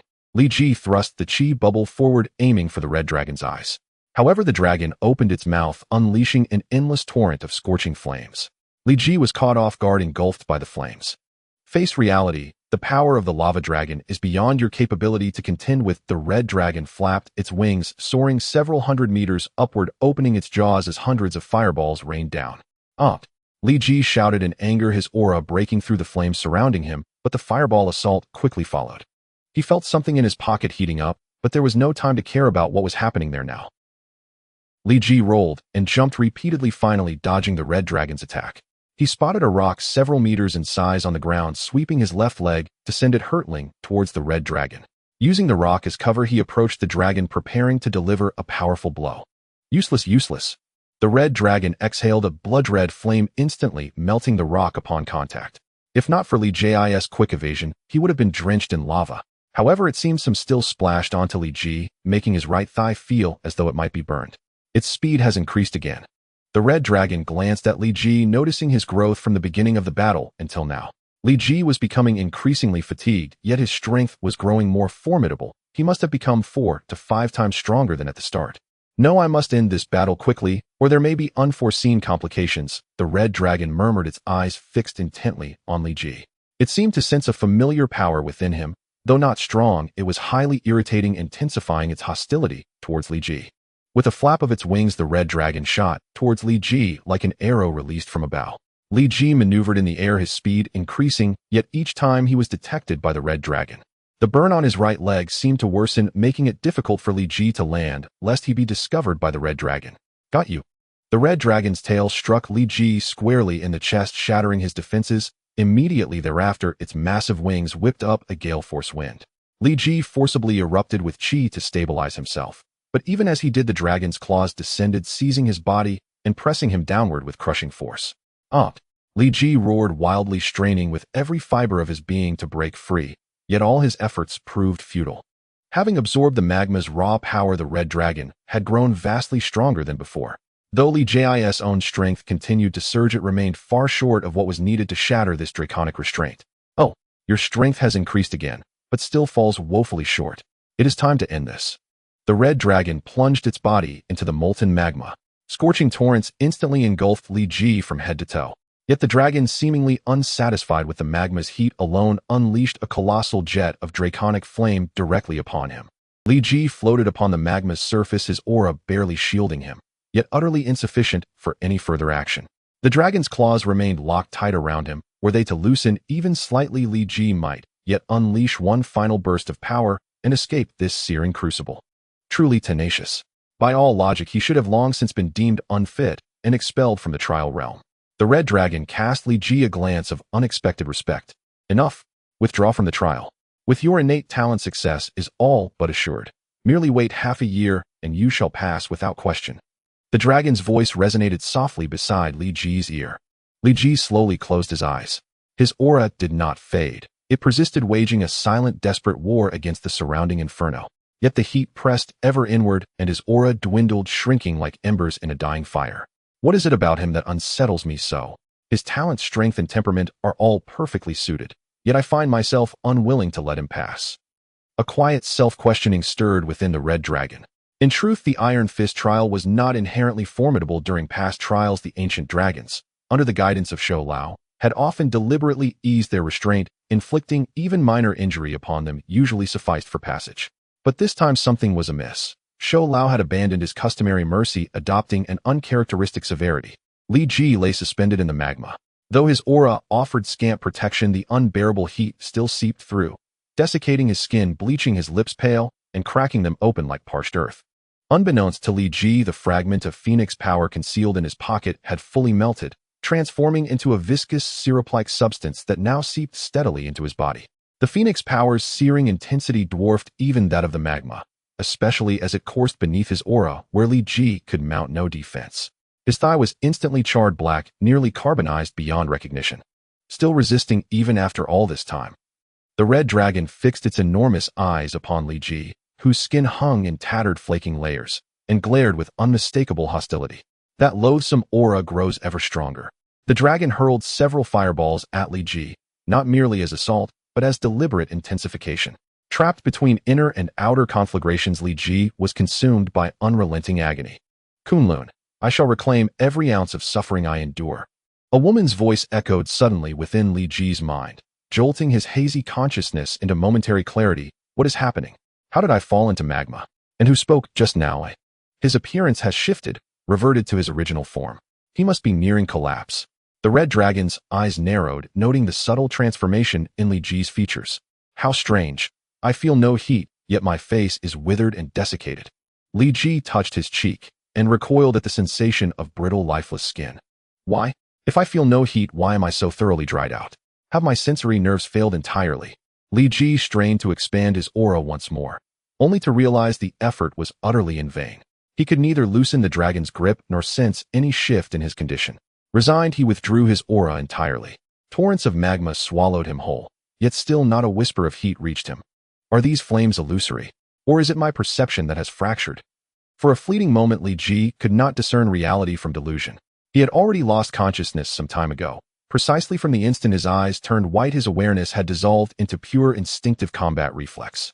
It burns, my chest, my heart, scorching beyond endurance.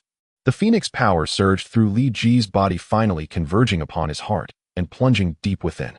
Agony exploded like a detonating star. Had he not been submerged in magma, Li Ji would surely have screamed aloud. The phoenix power erupted from his heart, merging with his blood, and with each thunderous beat it surged outward through his entire circulatory system.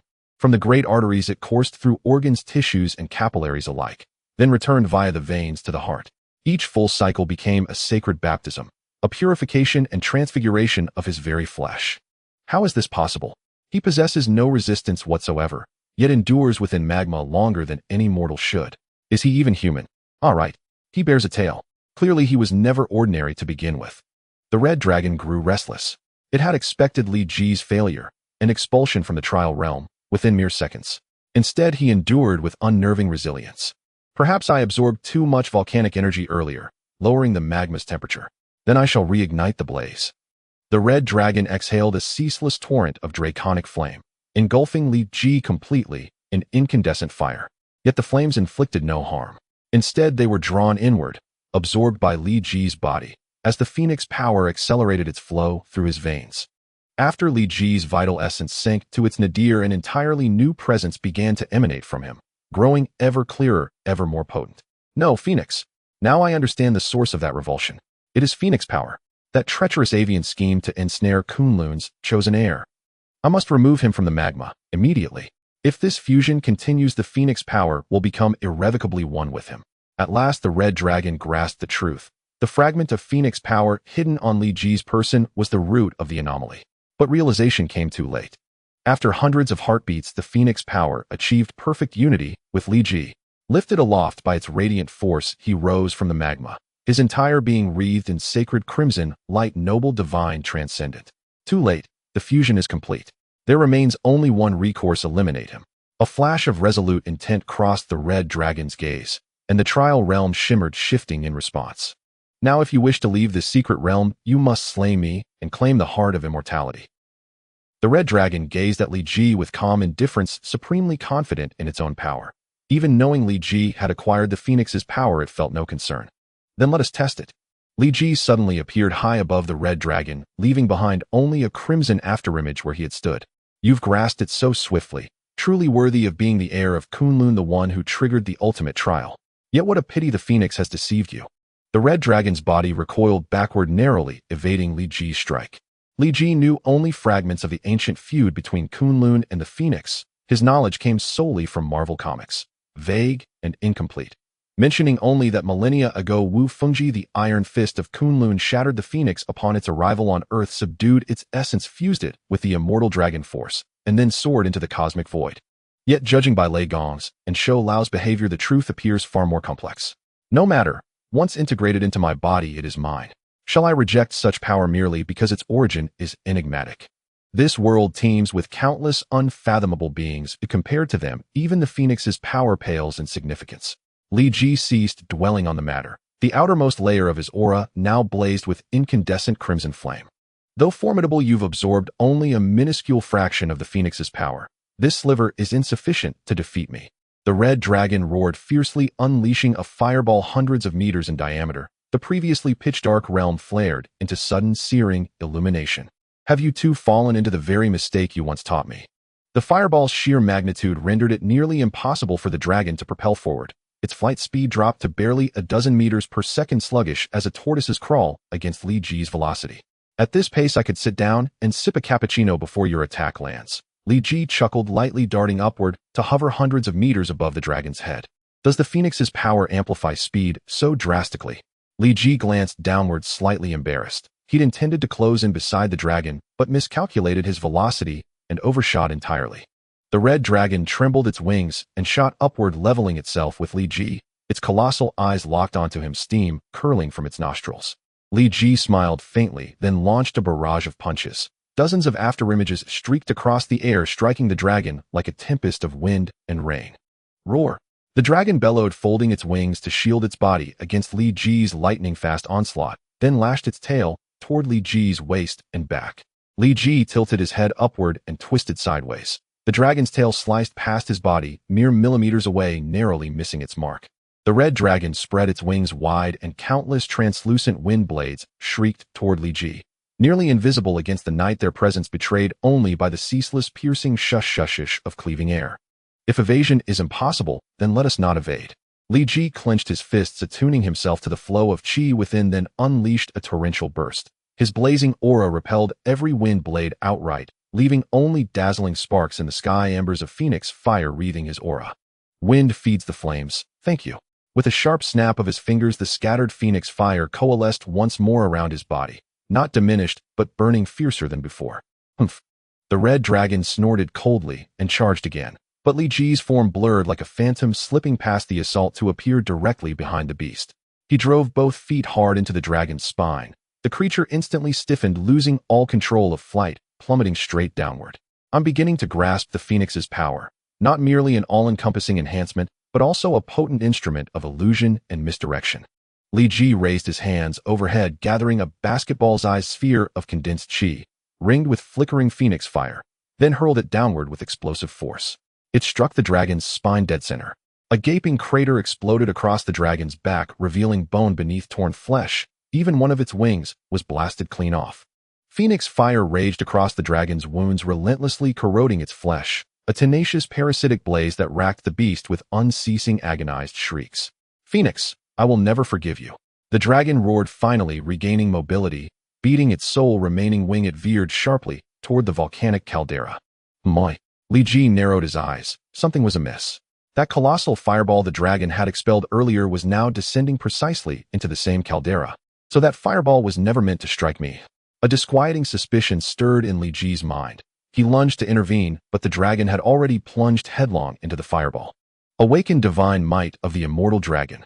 The red dragon's roar shook the heavens, and with it the entire secret realm trembled.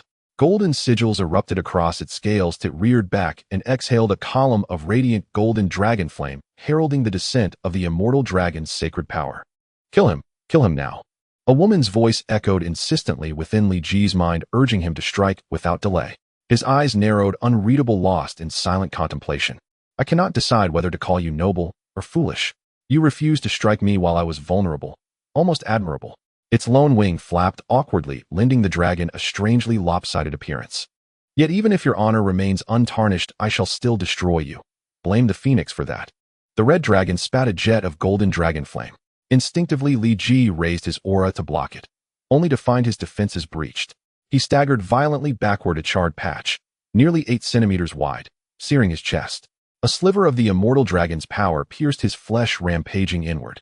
Li Ji summoned a wisp of phoenix fire into his palm and swept it across his chest, halting the invasive force's advance. His gaze hardened, fixed intently upon the dragon. Troublesome. Li Ji vanished, then reappeared in multiple places at once, shimmering avatars forged from phoenix fire, encircled the red dragon in midair. Mere trickery. Golden sigils flared across the dragon's body, cloaking it in molten gold flame. Li Ji's phoenix-formed avatars were drawn inward one by one, as if pulled by immense gravity, vanishing silently into the inferno. Why can't I command those fragments of phoenix power? Li Ji reappeared in the air, his expression now deeply grave. Phoenix, you schemed and manipulated, yet in the end, all your machinations amount to nothing. With a thunderous crash, Li Ji was slammed deep into the earth by the Crimson Dragon. He had long lost count of how many times he'd been hurled through the air, overwhelmed utterly by the Crimson Dragon, now empowered by the immortal dragon force. Were it not for Li Ji's Saiyan physiology, remarkably resilient, and the Phoenix Force's potent regenerative capacity, he would have collapsed long ago. Yet Li Ji's condition was far from stable. 6 or 7 ribs were fractured, some piercing internal organs, his left arm was nearly useless, his right biceps and elbow joint were severely injured, rendering vigorous motion impossible. He could only fire ki blasts, barely able to shift his body. His lumbar spine bore blunt trauma. Any sharp twist sent searing pain lancing up his back. His legs remained functional, yet without mobility or leverage they offered little offensive threat against the Crimson Dragon. Miscalculated. Should have ended this sooner. Li Ji erupted from the crater only to meet the Crimson Dragon's golden draconic flame heaten. He twisted sideways midair, but a jolt of agony shot through his lumbar vertebrae, forcing a sharp cry from his lips. You still intend to fight, even at this stage? Are you stalling? Hoping to outlast the Dragon Force? Let me be clear, the Dragon Force will hold for another 90 minutes. But how much longer can your Phoenix Force endure?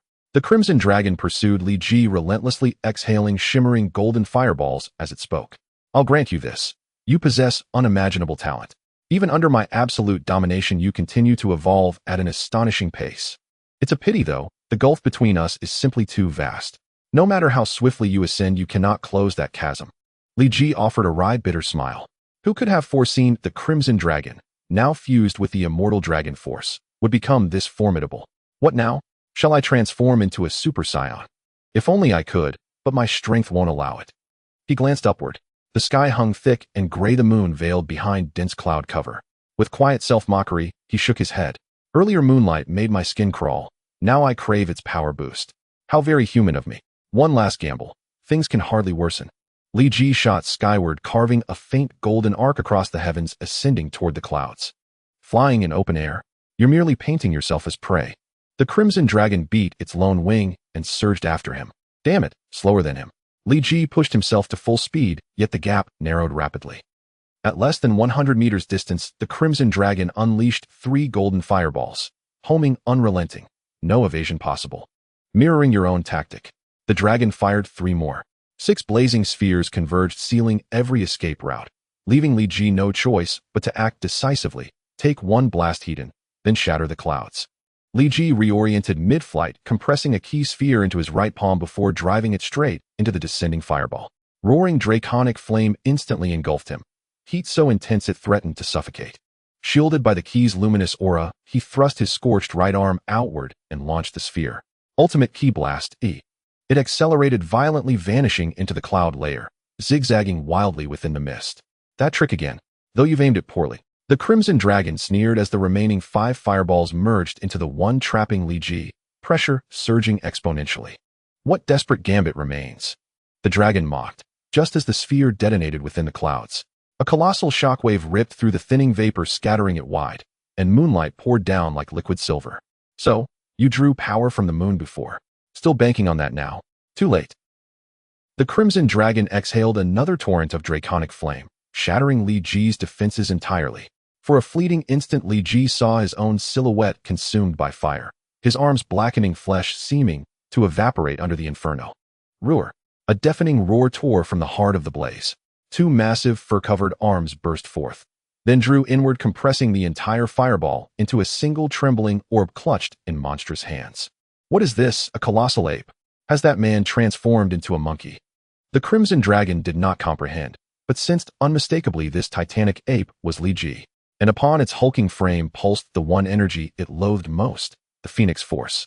No matter what form it takes, I'll end it. Golden flame coalesced once more in the dragon's maw, blasting toward Li Ji's exposed back. Its lone wing flared, whipping up gales that fanned the flames into a scorching tempest. Roar! The ape rolled the fireball idly in its palms, then flicked it aside with a contemptuous sweep of its right arm. It collided with the incoming blast, igniting a cataclysmic fire burst across the sky radiant as a celestial fireworks display. This primate is no ordinary beast. A whisper of unease stirred in the dragon's mind, only to vanish as Li Ji vanished from sight. When the Crimson Dragon next glimpsed him, Li Ji hovered directly above, towering immense. The Saiyan Great Ape matched the dragon in scale. With a thunderous lunge, Li Ji seized the Crimson Dragon midair, wrenched it downward, and crashed them both onto the earth like a falling comet. The impact carved a crater hundreds of meters deep. The entire secret realm trembled with seismic fury. At the crater's heart, the ape sat astride the dazed dragon, its chest-heaving jaws parted in primal fury. Roar! A guttural world-shaking bellow tore from Li Ji's throat as twin fists hammered down, shattering the dragon's spine in a sickening crunch. The creature arched rigidly, releasing a long, shrill, agonized shriek. Li Ji seemed intoxicated by the sound. His iron fists rained down in furious, chaotic blows, cratering the dragon's back with hundreds of brutal impacts. At first the dragon screamed, soon even that voice failed, leaving only ragged, breathless silence. Roar! After hundreds of strikes, Li Ji grew bored, and turned his gaze toward the dragon's wing and tail. Planting a massive foot on the dragon's torso, he gripped its sole remaining wing, and tore it clean off. He swung the severed wing experimentally in his hand, deeming it disappointingly light, then tossed it aside. Seizing the dragon's tail instead, he hoisted the writhing beast aloft, testing its weight with a curious, almost playful heft. Its mass apparently satisfying, Li Ji's expression brightened. Then he began bouncing the dragon up and down, leaping wildly, shaking it, until bile rose in its throat. Through clenched teeth, the dragon gasped, "Stop, now." It regretted those words instantly. Li Ji froze mid-bounce, startled by the plea, then truly halted his feet. But his hands never paused. Swinging the tail like a whip, he hurled the dragon skyward, then slammed it down again. Each impact convulsed the realm. Each crater deeper, wider, more catastrophic than the last. After smashing for hundreds of times, Li Ji seemed to grow bored again. The red dragon's bones had been shattered by his blows, leaving its body limp. Li Ji appeared somewhat disdainful of this toy that had been ruined, casually tossing it aside and no longer paying it any mind. Leaping onto the volcano's rim, he looked around, searching for something fun. The red dragon's body lay on a dirt slope thousands of meters away, its head tilted just right to face Li Ji, its massive dragon eye watching him with deep hatred. However, it had lost the ability to move and could no longer speak. Even its life was counting down. "I must kill him, otherwise once the phoenix controls him, Kunloon will be finished." Though its body could no longer move, the red dragon's hostility towards Li Ji had not diminished in the slightest. The saying, "as a person approaches death, their words become good," did not apply to it. It was solely focused on how to eliminate Li Ji's threat to Kunloon. "It seems I can only use that move now."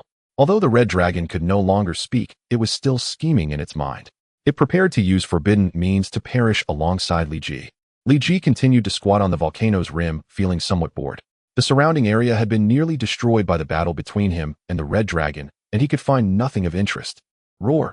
Bored Li Ji looked up at the moon, furiously pounding his chest. The waves of his roars swept through the secret realm like sonic weapons, shattering small stones into powder. Li Ji did not notice that the red dragon, which he had discarded like garbage, was brewing a terrifying attack in its mouth from a distance. Roar! Li Ji leaped high into the sky, disappearing from sight. The volcano beneath him suffered as a result. The previously fierce battle had already reduced its height by hundreds of meters, and with Li Ji's landing, half of the volcano collapsed, completely falling apart. The huge pupils of the red dragon circled in its eyes, searching for Li Ji's whereabouts, but its body could not move, and its field of vision was nearly fixed, rendering it unable to see Li Ji's actions. This made it feel somewhat anxious. The attack prepared for Li Ji was not something that could automatically locate its target. If it could not even find Li Ji's trail, then this deadly weapon would be rendered useless. With a loud thud, Li Ji landed on the ground, creating a pit several dozen meters wide, continuously howling at the moon. He had aimed to grasp the moon, but found it impossible to reach, so he had to give up and return to the ground. The red dragon's heart, which had been held in suspense, finally relaxed. If Li Ji truly vanished, who would use the deadly weapon it had prepared? Roar! The red light emanating from the red dragon's mouth caught Li Ji's attention. He turned around, tilting his head, looking at the red dragon with a somewhat silly expression. "Have I been discovered? But it's too late. I am already prepared. Welcome my attack, the dragon's wrath of fury that drains my very life." A massive golden dragon flame erupted from the red dragon's mouth, shooting towards Li Ji with lightning speed. Roar! Li Ji was not afraid of the red dragon's attack. Instead, he roared excitedly, as if he had discovered something fun. A purple beam of light instantly coalesced in his mouth, colliding with the golden dragon flame. How is this possible? The red dragon could not believe that its all-out attack, fueled by its entire life force, was shattered by a casual blow from Li Ji, who had transformed into a giant ape. The complex emotions intertwined, hastening its demise. Why has he transformed again? The red dragon looked at Li Ji one last time, who had surprisingly returned to his original form. Looking up at the sky, the moon had vanished, and the eastern sky was somewhat dim. A dawn was approaching. Filled with loss and regret, the red dragon died completely.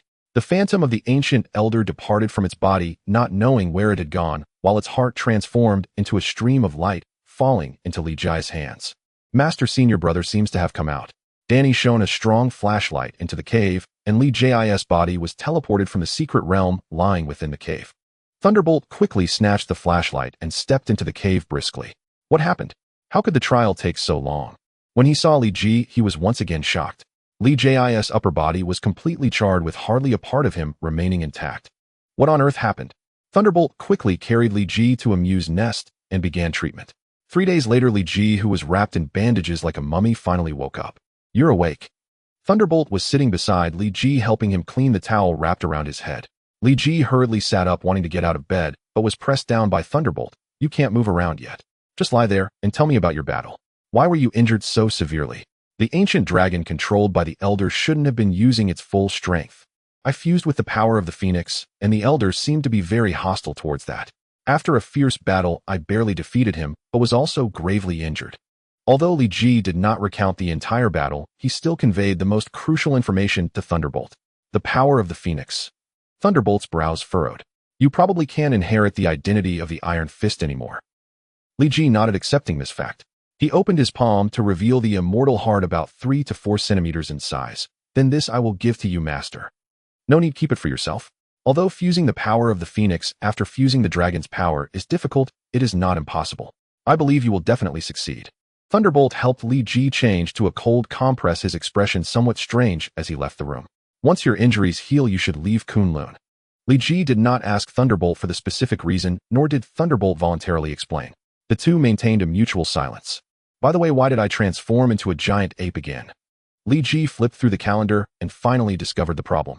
So this month is shorter, only 29 days, which is why I saw the moon at dawn on the 15th and transformed into a giant ape. I need to remember this. My power seems to have surged significantly. Is it due to my Saiyan bloodline?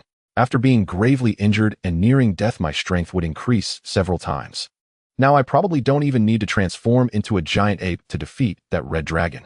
Li Ji felt his chi swell significantly. Li Ji's body recovered quickly, both due to his constitution and the power of the Phoenix, but most importantly, it was Thunderbolt's superb healing methods. In just half a month, Li Ji removed the bandages, his skin completely renewed, pale and rosy, looking very attractive. However, Li Ji had some complaints about this. He felt that his masculinity had been slightly diminished. Senior Brother, are you really leaving? At the peak of Yushu, Danny looked at Li Ji with reluctance in his eyes. Li Ji gazed at the beautiful scenery of Kunloon Mountain, having climbed those peaks countless times, and nodded a bit awkwardly. When will you return? Danny asked dejectedly. He'll come back when Kunloon needs me. Li Ji smiled, his eyes a bit glistening, patting Danny's back. Although Danny was not very tall, his build was robust, making a loud thump sound. Let's go accompany Senior Brother to the cave to get my luggage. After Li Ji and Danny left, Thunderbolt appeared in the same spot. Is fate truly unchangeable? Is this generation's Iron Fist only Danny? Li Ji, will you really remember the promise to protect Kunloon?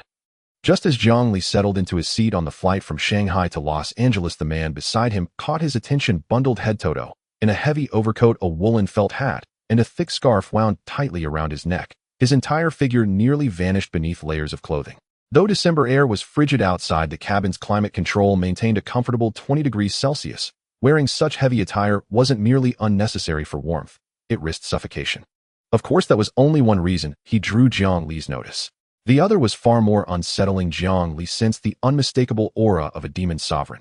And not just anyone, but Kuno's, a familiar entity he himself had once used as bait. Was it him who implanted the dark power within Hulk and brought him to China? Zhang Li glanced sideways. The pale yellow eyebrows confirmed the man's Caucasian heritage. It's almost certainly him. Even if he didn't act directly, his accomplices surely did. The man seated beside Zhang Li was Alvis, the very agent who had lost Hulk. After Zhang Li took Hulk away, Alvis scoured every corner of China searching for traces. only to return home empty-handed and face disciplinary reprimand from his superiors.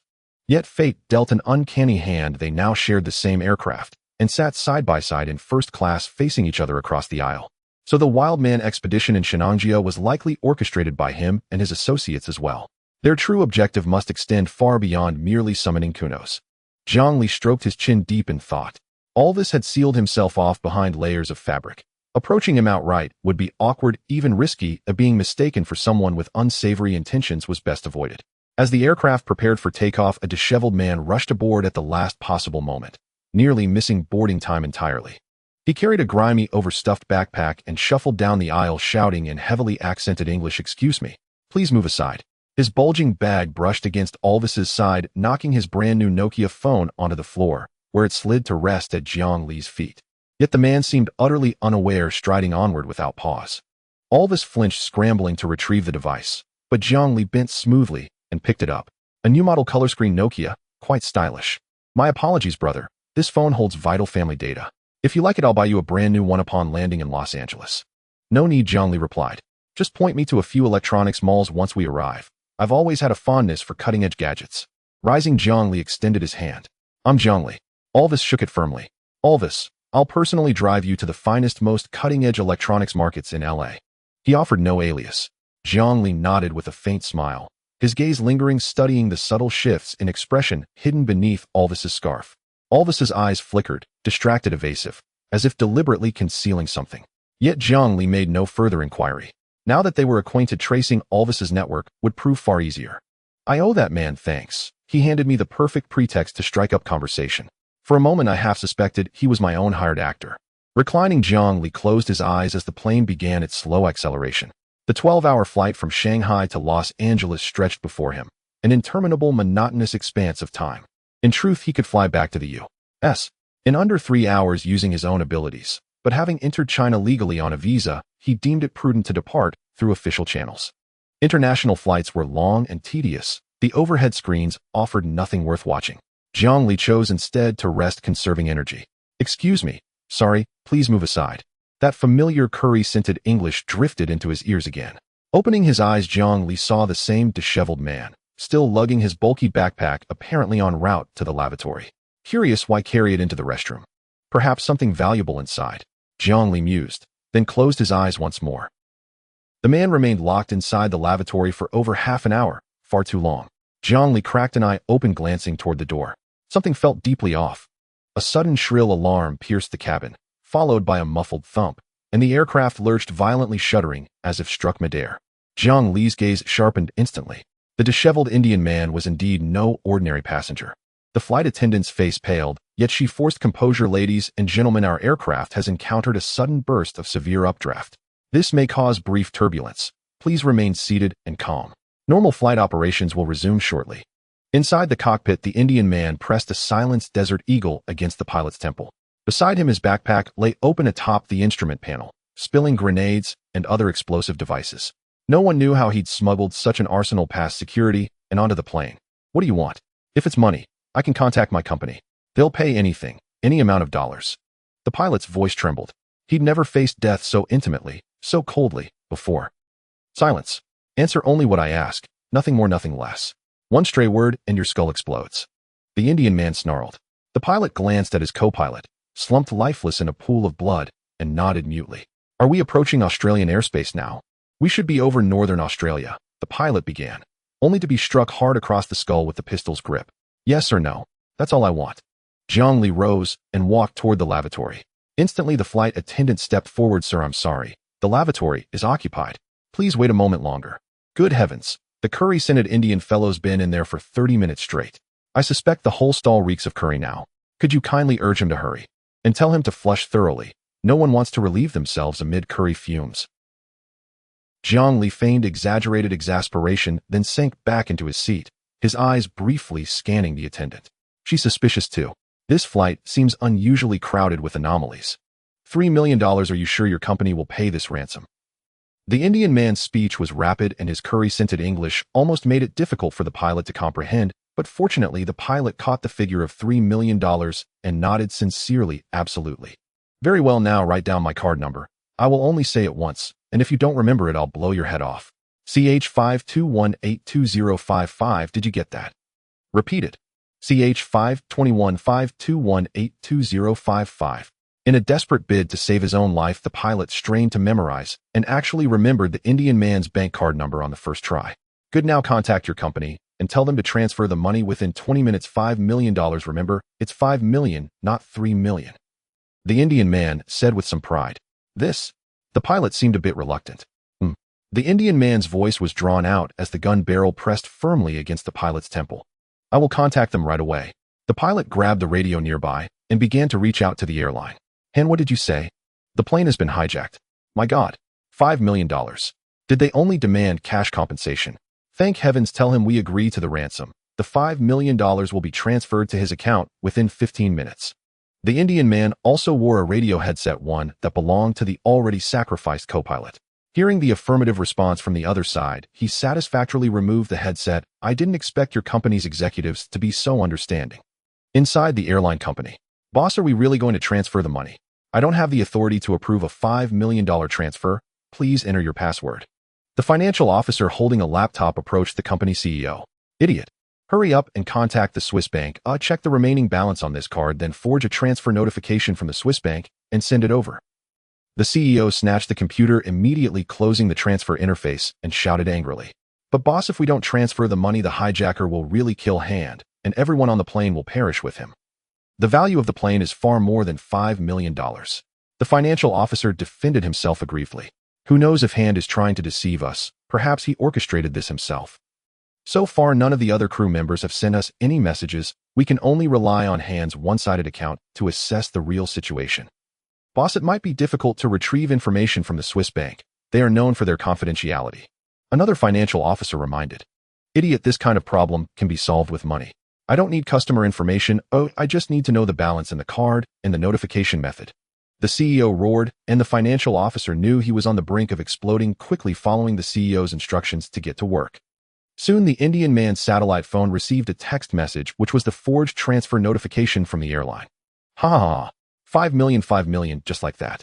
If I had known I would have asked for 10 million, they might have given it. All right, old buddy, now you just need to make an emergency landing on the Australian plains, and then you'll be safe. The Indian man lightly patted Hand's shoulder, slightly moving the gun barrel away from Hand's head. Hand seized the opportunity, twisting the Indian man's arm behind him in an attempt to snatch the Desert Eagle from him.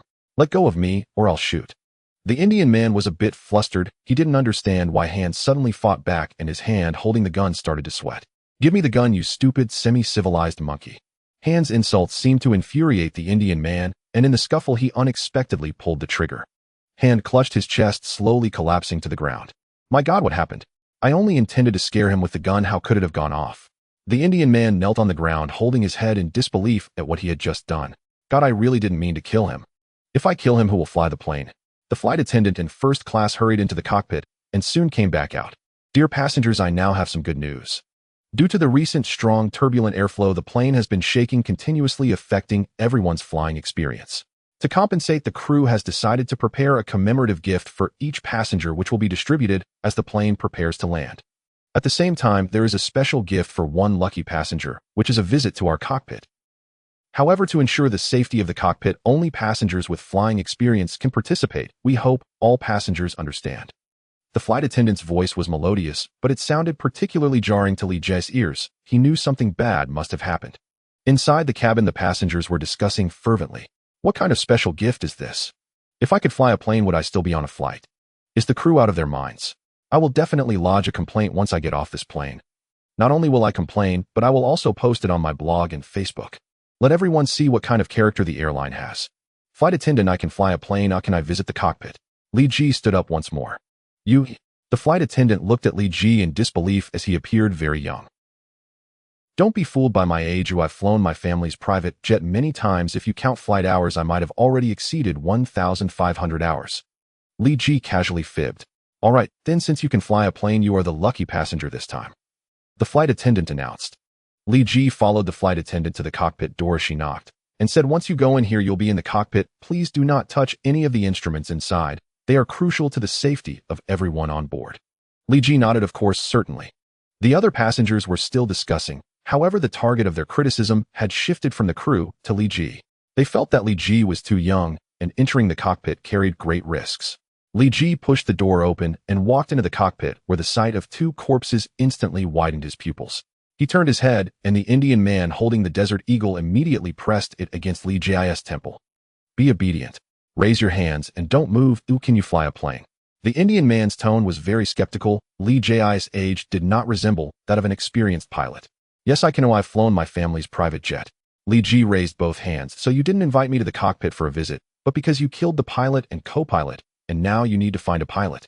Pretty smart, but there's no reward. However, you can rest assured as long as you cooperate you won't end up like those two fools. The Indian man smiled. Just below us is Australia. You just need to make an emergency landing on the Australian plains, and your task will be complete. You are still so young. Ooh, I believe you can make the right choice. What if I say no? Li Ji suddenly lowered his hands. What did you say? The Indian man's finger was on the trigger, the cold muzzle pressed tightly against Li Ji's temple. Can't you understand what I'm saying? Or are you deaf? Li Ji smiled, his tone dripping with disdain. Do you want to die? The Indian man roared, but his finger quietly loosened its grip on the trigger. Li Ji had been called in to fly the plane. If he accidentally killed Li Ji, there would be no one left to pilot it. Seeing that Li Ji remained unmoved, the Indian man took out his satellite phone, opened the text message interface, and held it in front of Li Ji. This is a transfer of $5 million from the airline. If you agree to land the plane on the Australian plains, I'll give you $500,000. What do you say? 500,000 is too little. Ooh, I want 1 million. Li Ji looked at the Indian man as if he were a fool, thinking, is he switching from threats to bribes? The Indian man indeed thought so, so he readily agreed. Okay, 1 million it is. $1 million, that's a lot of money. I really want to earn that. But actually I don't know how to fly a plane, or I just wanted to come in and see the cockpit, so I bragged. Li Ji's tone was quite exaggerated and his acting was a bit clumsy. You don't know how to fly a plane? The Indian man's finger tightened on the trigger again. No, Li Ji shook his head, his face full of regret.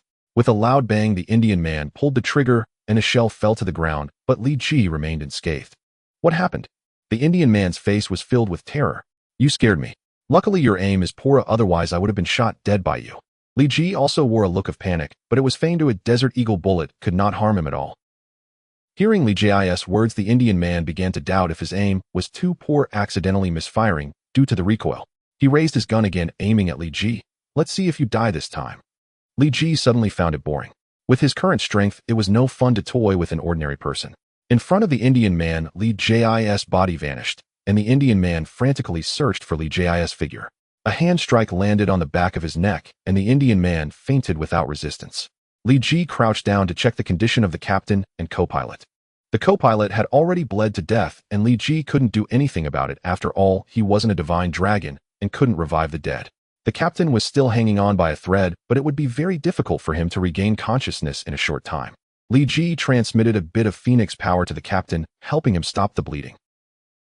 The plane was flying relatively smoothly. After all, most of the time during the flight, it was controlled by the computer in autopilot mode.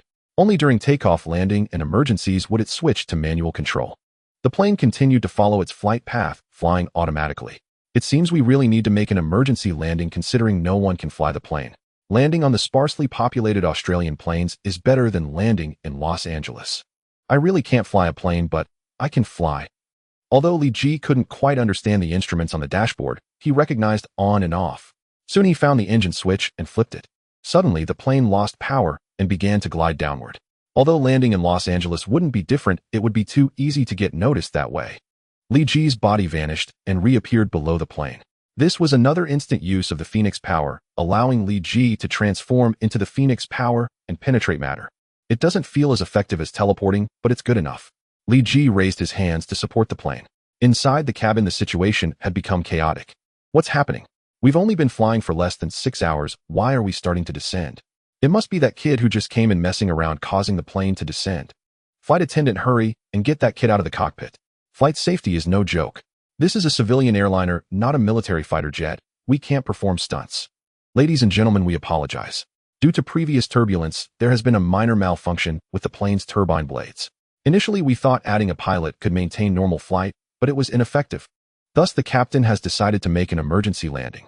Please fasten your seatbelts and refrain from moving around. Rest assured, we will do our utmost to ensure everyone's safety. The flight attendant's voice trembled, as she too was a bit anxious. Give me a parachute. Ooh, I want to jump. Yes, quickly give us parachutes. We don't want to die with you. Oh my god, I'm only 31 years old. I don't want to die. We're doomed. Civilian airliners don't carry parachutes. We're done for. Below the plane, Li Ji observed the terrain. The Australian plains were vast, but not all areas were flat. Li Ji had to choose a sufficiently flat spot to land the plane, otherwise it could easily explode. Soon Li Ji found a nice place 15 kilometers directly east. Supporting the plane, Li Ji adjusted its heading so that it faced east. After adjusting the direction, the next step was to lower the landing gear. Li Ji hadn't found the switch for the landing gear before, but he had a simple and crude method. Li Ji flew to the front wheel's position, which was retracted. He reached in and pulled hard, bringing the front wheel out. He then flew to the rear wheel position and used the same trick. The landing gear issue was easily resolved. With a loud crash, the front wheel touched down, and soon the rear wheel followed. The three wheels screeched as they scraped against the ground, leaving 3 black marks across the lush green plains. Meanwhile, Li Ji had returned to the cockpit, quietly observing the plane's glide. The plane glided for over a kilometer before finally coming to a stop. Li Ji opened the cockpit door, his face cold as ice, returned to his seat, and began to pack his belongings. Li Ji, was it you who saved everyone? I suppose so. Li Ji did not deny it, casting a cold, glacial glance at the flight attendant before wheeling his luggage toward the open aircraft door. The cabin door had already been opened and most passengers had already fled. Still need to deal with the black box? Troublesome. Li Ji ignored the cockpit's black box. It recorded only voice and dialogue within the cockpit. Irrelevant yet potentially usable as evidence against the Indian man. But the tail-mounted black box was different. It logged all flight data throughout the journey, the one Li Ji absolutely had to destroy. He walked to the rear of the aircraft and, without drawing attention, infused a thread of Phoenix force into the black box's housing.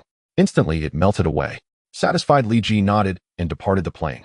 Hey Li Ji, everyone else is oblivious, but I know it was you who saved us. We're in Australia now. I have many friends here who'll arrive to fetch me at once. Would you like to come along? Alvarez removed his scarf and hat. The Australian December was scorching. No thank you. I've already contacted friends. They'll be here shortly. Li Ji declined politely, sensing 2 powerful auras rapidly approaching. What a pity. Here's my contact. When you're in the U.S., I'll treat you to dinner. Alvarez pulled out a business card from his pocket bearing his name and title, Vice President of RD Group. Alvarez, I didn't expect someone so young to already hold a vice presidential role. Li Ji remarked, a flash of icy sharpness flickering in his eyes. Hydra. Has Hydra grown so brazen in America? It even dares register itself openly under a reversed anagram of its name, RD. Li Ji had not imagined Hydra would operate so boldly on American soil. No. Just a small group, really nothing more than that. Alvarez shook his head vigorously. All right, brother. A small group. My friends are nearly here. I should reach our rendezvous point soon. Here's my contact. Once you're in the U.S., I'll call you when I have time. Li Ji felt the 2 auras drawing ever closer. Though he'd intended to press Alvarez further, he abandoned the thought. Okay, go ahead. Don't keep your friends waiting too long. The prairie wind howled fiercely. Li Ji stood motionless within it, warm gusts lifting strands of his hair. Above him, a helicopter hovered, then descended steadily. Oh ho, Aurora Jean. Has Xavier's Institute's budget grown so robust that helicopters are now standard issue? The helicopter touched down and 2 figures emerged. Li Ji's longtime acquaintances, Aurora Monroe and Jean Grey, the 2 luminous stars of Xavier's School for Gifted Youngsters. Gage, long time no see. How have you fared these years in China? Aurora approached with effortless feline grace. Not bad. At least I haven't had to starve in school anymore. Li Ji rubbed his nose. Indeed, you vanished as a mere child. Now you've grown so tall. Jean teased lightly. Jean, I'll relay those exact words, verbatim, to Scott. Li Ji grinned mischievously at her. Then, seeing her brow begin to furrow, swiftly changed the subject. All right, what brings you here? Aren't you curious how we found you? Aurora smiled. Just mental manipulation, planting a psychic suggestion in that Indian man's mind, forcing the plane to make an emergency landing in Australia. Though this time you seem to have overreached, one unfortunate soul died. Li Ji spoke with calm detachment. Unfortunate? You mean the co-pilot? Jean chuckled. You knew? Li Ji sensed something amiss. The co-pilot was in league with the Indian man. Otherwise, how could the latter have smuggled so much hazardous material aboard?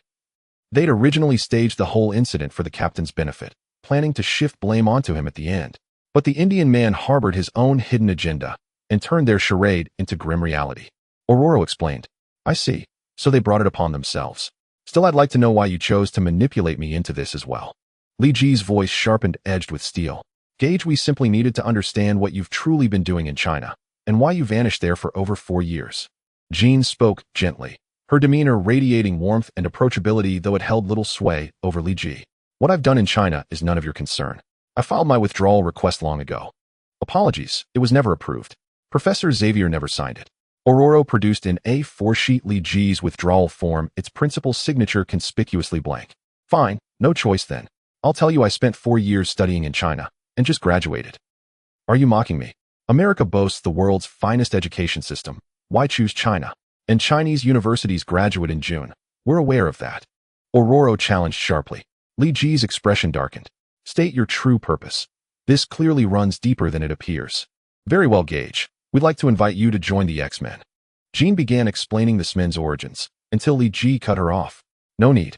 I know their history, and I won't be joining. Why not? Ororo's eyes shimmered sapphire blue. The sky above turned pitch-black thunderclouds churning violently with crackling lightning. Have you aligned with the Brotherhood of Mutants? Or perhaps China's metahuman enclaves? I hear the Brotherhood has grown quite active there lately. Ororo, if you seek a confrontation, say so plainly. Stop slinging baseless accusations at me. Li Ji's temper flared. He'd already been seething after leaving Kunloon. Now manipulated and falsely implicated, he bristled. Though acquainted with them, their bond ran shallow, not deep enough to bear such slander. Then let's see what those 4 years in China taught you. Once you'd flee the moment you saw me, now you dare talk back. The sky darkened further, lightning flashed more frequently, thunder rumbling like distant war drums. Li Ji clenched his fists. A radiant aura erupted around him, illuminating the space at his feet. An intense alien luminescence starkly contrasting the storm-racked gloom. Jean glanced at him puzzled. Something about him stirred her pulse, inexplicably quickening. So, you've finally mastered energy manipulation. But do you truly believe that's enough? Ororo spread her arms wide. Arcs of raw electricity spiraled around her like living serpents. Ororo, Jean, both of you, come at me together. Gaichi, it seems that over these years you've acquired little else besides arrogance. Have you forgotten how back at school you'd flee the moment you saw me? Ororo raised her right hand. A bolt of lightning struck her palm and coalesced there into a shimmering spherical discharge. Indeed, Gaichi, have you truly forgotten the idyllic days at school? Do you recall how you'd always hide in my dormitory whenever Ororo hunted you down? Jean smiled faintly at Li Ji, but it was no benevolent smile. Rather, it resembled the cold, calculating grin of a venomous serpent, sending chills down one's spine. Aunt Ororo, elder sister Jean. I was but a child then, naive and unrefined, easily overpowered by you both. Now, however, all has changed. Time spares no one, and circumstances have transformed utterly. Li Ji's body lifted effortlessly into the air, his aura surging anew. He can actually fly now. Ororo gazed at Li Ji, disbelief flickering in her eyes. The spherical lightning dissipated from her palm. Now that Li Ji had mastered flight, such a constrained attack held no meaning against him. How do you find it, Aunt Ororo? Is my flight not freer, more sovereign than your wind-assisted soaring? Li Ji accelerated several times through the air, leaving behind a faint square-shaped trail of golden light. Jean, it appears we truly must cooperate. Ororo turned to Jean, who nodded resolutely. His speed is extraordinary, so swift I can barely track him. Yet fortunately, he leaves a visible trail when airborne. Already impressed by his speed. Then how do you feel now? Li Ji materialized silently behind Jean and murmured softly. Jean whirled around, instantly attempting to immobilize him with telekinetic force, only to find him already aloft once more. Damn it, that defies reason. What is this speed? A flash of dread crossed Jean's eyes. Had he attacked me just now? She knew Li Ji's power well. If he'd struck in earnest, she would have been incapacitated before she could react. Rest assured, elder sister Jean, I won't resort to underhanded ambushes against you. At most, I'll tease you as I did moments ago. Li Ji grinned. A grin so infuriatingly smug it made one's fists clench. Storm. No sooner had Li Ji declared he wouldn't strike underhandedly than Ororo launched her assault without hesitation. A colossal lightning bolt coalesced within the clouds and struck Li Ji Heedin, its blinding radiance piercing the oppressive gloom beneath the storm-laden sky. Li Ji merely smiled faintly. As the lightning struck his crown, his aura parted it like water, shattering the bolt into countless serpentine arcs that cascaded harmlessly onto the earth below. Li Ji stood bathed in thunder, a sovereign lord enthroned within the heart of the tempest. What is that golden halo surrounding you, resembling flame? Ororo asked. Oh, that. It's Stark Industries' latest portable ultra-thin lightning rod, highly effective. You should try one for yourselves. Li Ji's playful smirk only deepened their urge to strike him. Jean, assist me. Ororo's cerulean eyes darkened further. Overhead, the thunderhead swelled ominously, and deafening peals of thunder shook the heavens. Meanwhile, Qin subtly altered the magnetic field around Li Ji, intensifying local humidity and ion concentration, ensuring any incoming lightning would trigger a cascading chain reaction. Li Ji saw through their rudimentary coordination. Though they had known each other for years, their relationship had long been fraught, leaving their joint combat synergy dangerously underdeveloped. "Won't you counterattack? Seeking to flaunt your chivalry?" Ororo teased. "Not at all. I've never claimed to be a gentleman. You know that well enough, Ororo." Li Ji's mischievous grin unsettled Ororo. Though she couldn't fathom his implication, his next words didn't unsettle her. They incinerated her composure. "I simply feel an itch. Perhaps your lightning might help rid me of these parasitic nuisances." "Gaichi Stark, you are excellent." "Every Stark is insufferable." Ororo's voice trembled, not with fear, but fury. Li Ji, however, blinked in genuine confusion. "What do you mean, every Stark?" Then realization dawned. Surely Tony didn't seduce and abandon you.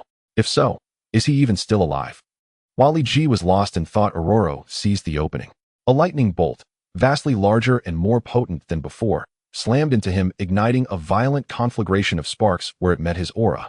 Scattered arcs amplified by Qin's manipulated humidity and ions failed to ground, and instead coalesced densely around Li Ji, transforming him into a colossal pulsing sphere of raw electricity. "Ah!" Li Ji roared, and the lightning dispersed. The thunderous sphere inflicted little true harm, merely leaving him disheveled. Every strand of hair stood rigid on end, lending him the wild, electrified aura of a legendary warrior. A sharp vibration pulsed from his pocket. He reached in and withdrew a charred, blackened smartphone. His gaze turned glacial. "Ororo, Qin, it seems I must teach you both a lesson." His voice was calm, eerily placid like a broadcast news anchor, but those who knew him understood beneath that stillness raged an inferno. "It's just an old phone. Break it by another." Ororo scoffed. In the blink of an eye, Li Ji appeared beside her. His left index finger snapped sharply against her forehead. She shot backward, flying dozens of meters before crashing to the ground. "Just an old phone, is it?" His voice dropped to a guttural growl. "Gaichi, forgive me. Wasn't that the miniature phone gifted to you by Mr. Howard?" Qin rushed to Ororo's side, helping her rise, then bowed apologetically toward Li Ji. He gave a single silent nod, yet his stare remained frigid, unwavering. That phone had been delivered personally by Howard to the Xavier Institute for Gifted Youngsters on Li Ji's first birthday, and had accompanied him for 15 years. Not once in all that time had it suffered a scratch or dent, until today when it was obliterated by lightning. True, Li Ji bore some responsibility, but the greater fault lay squarely with Ororo and Qin. An obsolete relic, yet you treat it like a sacred heirloom. For $100 you could buy something newer, better. Or 200, if that's what it takes. Ororo, still reeling from the blow, spat the retort as she rose. "Let's go out to sea. We're too restrained here. The sea's tempestuous skies will test your resilience, even enhance your capacity to endure punishment." Li Ji vanished into the horizon. Ororo and Qin could only pursue in their helicopter, following the fading trace of his departure. Li Ji's flying speed was incredibly fast. In just over 10 minutes, he had crossed hundreds of kilometers and arrived at the northern coast of Australia. This area was vast and sparsely populated, with tens of kilometers of coastline devoid of any human habitation. Li Ji floated confidently in the air, waiting for Aoluo and Qin to arrive. The speed of the helicopter was not slow, but it paled in comparison to Li Ji's speed. After waiting for over an hour, Aoluo and Qin finally arrived. Seeing Li Ji standing in the air with his arms crossed and eyes closed, Aoluo was instantly filled with rage. She stood up and directly opened the helicopter door, flying out. Fortunately, Qin reacted quickly and took control of the helicopter, or else it would have crashed. So slow, Li Ji slowly opened his eyes, and a golden flame was burning fiercely in his pupils. "Gaichi, don't you think you're being a bit too arrogant?" Aoluo's eyes turned blue again, emanating a dreamy blue light. Above in the sky, dark clouds gathered once more, and a fierce wind howled, causing the boundless ocean to surge. "Arrogant? Let me show you something even more arrogant." Li Ji spread his arms wide, clenched his fists, and a terrifying aura erupted from him, sending Aoluo flying backwards for several dozen meters. The ocean beneath Li Ji was pushed aside by the violent energy, forming a vortex several hundred meters in size. The blue light in Aoluo's eyes dimmed slightly, and her expression grew serious. She had not expected Li Ji's strength to expand to this extent. The winds and clouds above the ocean changed dramatically. Originally, this should have been Aoluo's domain, but Li Ji had already overshadowed her with just a slight display of power. Aoluo flew back, not daring to approach Li Ji easily. She glanced at Qin, who had just landed the helicopter and was stealthily getting out. "Hey, and Aoluo, if you don't want to attack, then these clouds are of no use, right?" Li Ji floated an energy ball in his hand, giving it a gentle toss. The energy ball slowly flew into the clouds, exploding with a thunderous sound and creating a hollow in the center of the once unified massive cloud. Sunlight streamed down from the gap, illuminating Alualuo. Gaiki. Alualuo's voice was deep, as if she were biting her tongue while shouting. Don't worry, in light of our acquaintance, I will be merciful. At most, it'll just leave you half paralyzed. Li Ji held a poor opinion of Alualuo back in school. She often chased him around to beat him up. Luckily, Li Ji was clever enough that she never succeeded, leading Alualuo to hold a grudge against him and frequently set him up, causing their relationship to remain tense. Alualuo watched Li Ji warily, not speaking. She was very concerned about a sudden attack from him. Previously, Li Ji had only given her a light knock on the head, leaving her dazed for several minutes. If he were to hit her hard, she knew well that he could do such a thing. Alualuo, I will help you. Qin flew to Alualuo's side. If Qin had already awakened the Phoenix's power, Li Ji truly wouldn't dare to provoke her. The Phoenix power within him was merely a tiny fragment compared to what Qin possessed. It was the difference between a pond and the ocean. Let's go together, I'm in a hurry, and I want to catch some sleep in Sydney tonight. Li Ji spread his arms wide, and 2 energy balls appeared in his hands, flying out to the left and right. Not good. Alualuo and Qin had seen the power of the energy balls. If they were hit directly, they would either die or be severely injured. They were not tank-type mutants. Qin, can you control the flight of that thing with your telekinesis? Alualuo asked while dodging. I don't know, but even if I could control it, I wouldn't be able to. Its speed is too fast. My telekinesis struggles to catch it. Qin replied in a fluster. Don't worry too much, I will slow its speed down. When the time comes, look for an opportunity to see if you can control those 2 light balls and counterattack that little brat Gaiki. Alualuo spoke quickly, and Qin could only nod repeatedly. Alualuo suddenly stopped mid-flight, her eyes radiating blue light. Hurricane. The violent winds swept across the entire ocean, raising towering waves that just happened to block the path of the 2 energy balls. The energy balls surged through the waves and encountered a second set of waves, slowing down. Qin managed to catch the trajectory of the energy balls, using her telekinesis to propel them as they shot towards Li Ji. Li Ji casually batted the 2 energy balls away with disdain on his face. His body suddenly accelerated, instantly reaching Qin's side. Let's see if your telekinesis is still effective now, eh? Alualuo unleashed a gust of wind, pulling Qin to her side. Qin, use your mental control. Qin also realized that with Li Ji this close, it was a prime opportunity. Mental control. Li Ji smiled. Sorry, Qin, all psychic abilities are ineffective against me. If it were magic, it might have some effect. Li Ji suddenly recalled the spells from the mages in Kamar Taj, which had indeed affected his consciousness, making him wary of that group of mages. Damn, mental control really doesn't work on him. Qin struggled for a while, realizing it was futile, and ultimately chose to give up. Is this really Gaiki? In just 4 short years, how could his power have increased so terrifyingly? Alualuo gritted her teeth. When Li Ji was at Xavier's academy, his strength was not this formidable. It's not hard to understand. When Li Ji was studying at Xavier's academy, he could neither fly nor use energy waves, relying solely on his Saiyan physique to fight. To a mutant like Alualuo, who possessed powerful abilities, Li Ji was like a super soldier on the front lines. No skills, only ordinary abilities. Though his attack power was not low, a single area effect attack could take him down. Now, however, Li Ji had transformed into a supermodel of a hero, excelling in attack, burst skills, and defense, all rated as SSS. He could ignore terrain and launch indiscriminate attacks. At this moment, Alualuo had no way to deal with him. Moreover, Li Ji's strength had undergone a tremendous change in the past month, with his battle against S.H.I.E.L.D boosting his power by more than 10 times. The strength Li Ji was currently exhibiting was merely the tip of the iceberg of his true power. If he were to go all out, it would not be an exaggeration to say that Alualuo and Qin would barely catch a glimpse of Li Ji's shadow before being dealt with directly. Li Ji's flying speed was incredibly fast. In just over 10 minutes, he traversed hundreds of kilometers, reaching the northern coast of Australia. This area was vast and sparsely populated, with dozens of kilometers of coastline without a single household. Li Ji hovered in the air, waiting for Alualuo and Qin to arrive. The helicopter's speed was not slow, but compared to Li Ji's speed, it was vastly inferior. After waiting for over an hour, Alualuo and Qin finally arrived. Seeing Li Ji standing in the air with his arms crossed and eyes closed, Alualuo was instantly filled with anger. She stood up and directly opened the helicopter door, flying out. Fortunately, Qin reacted quickly and took control of the helicopter, otherwise it would have crashed. So slow, Li Ji slowly opened his eyes, and a golden flame burned fiercely in his pupils. Gaiki, don't you think you're a bit too arrogant? Alualuo's eyes turned blue again, radiating a dreamy blue light. In the sky, dark clouds gathered once more, and the fierce wind howled, causing the boundless sea to churn. Arrogant. Let me show you something even more arrogant. Ah. Li Ji spread his arms wide, clenched his fists, and a terrifying aura erupted from him, sending Luo flying backwards several dozen meters. The ocean beneath Li Ji was pushed away by the explosive force, forming a vortex several hundred meters wide.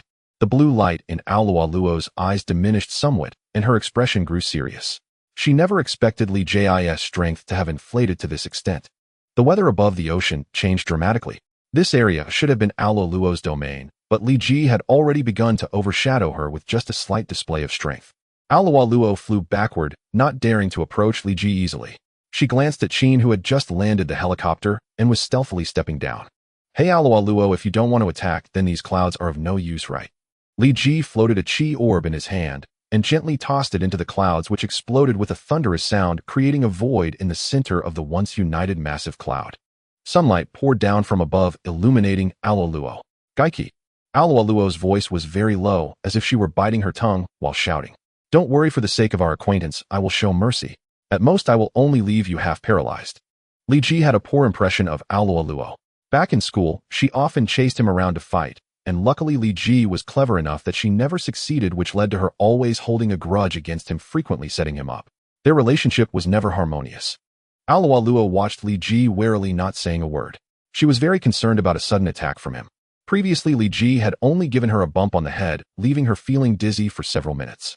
If he were to hit her hard, she knew Li Ji well enough to understand he could definitely do something like that. Luo, I will help you. Qin flew to Luo's side.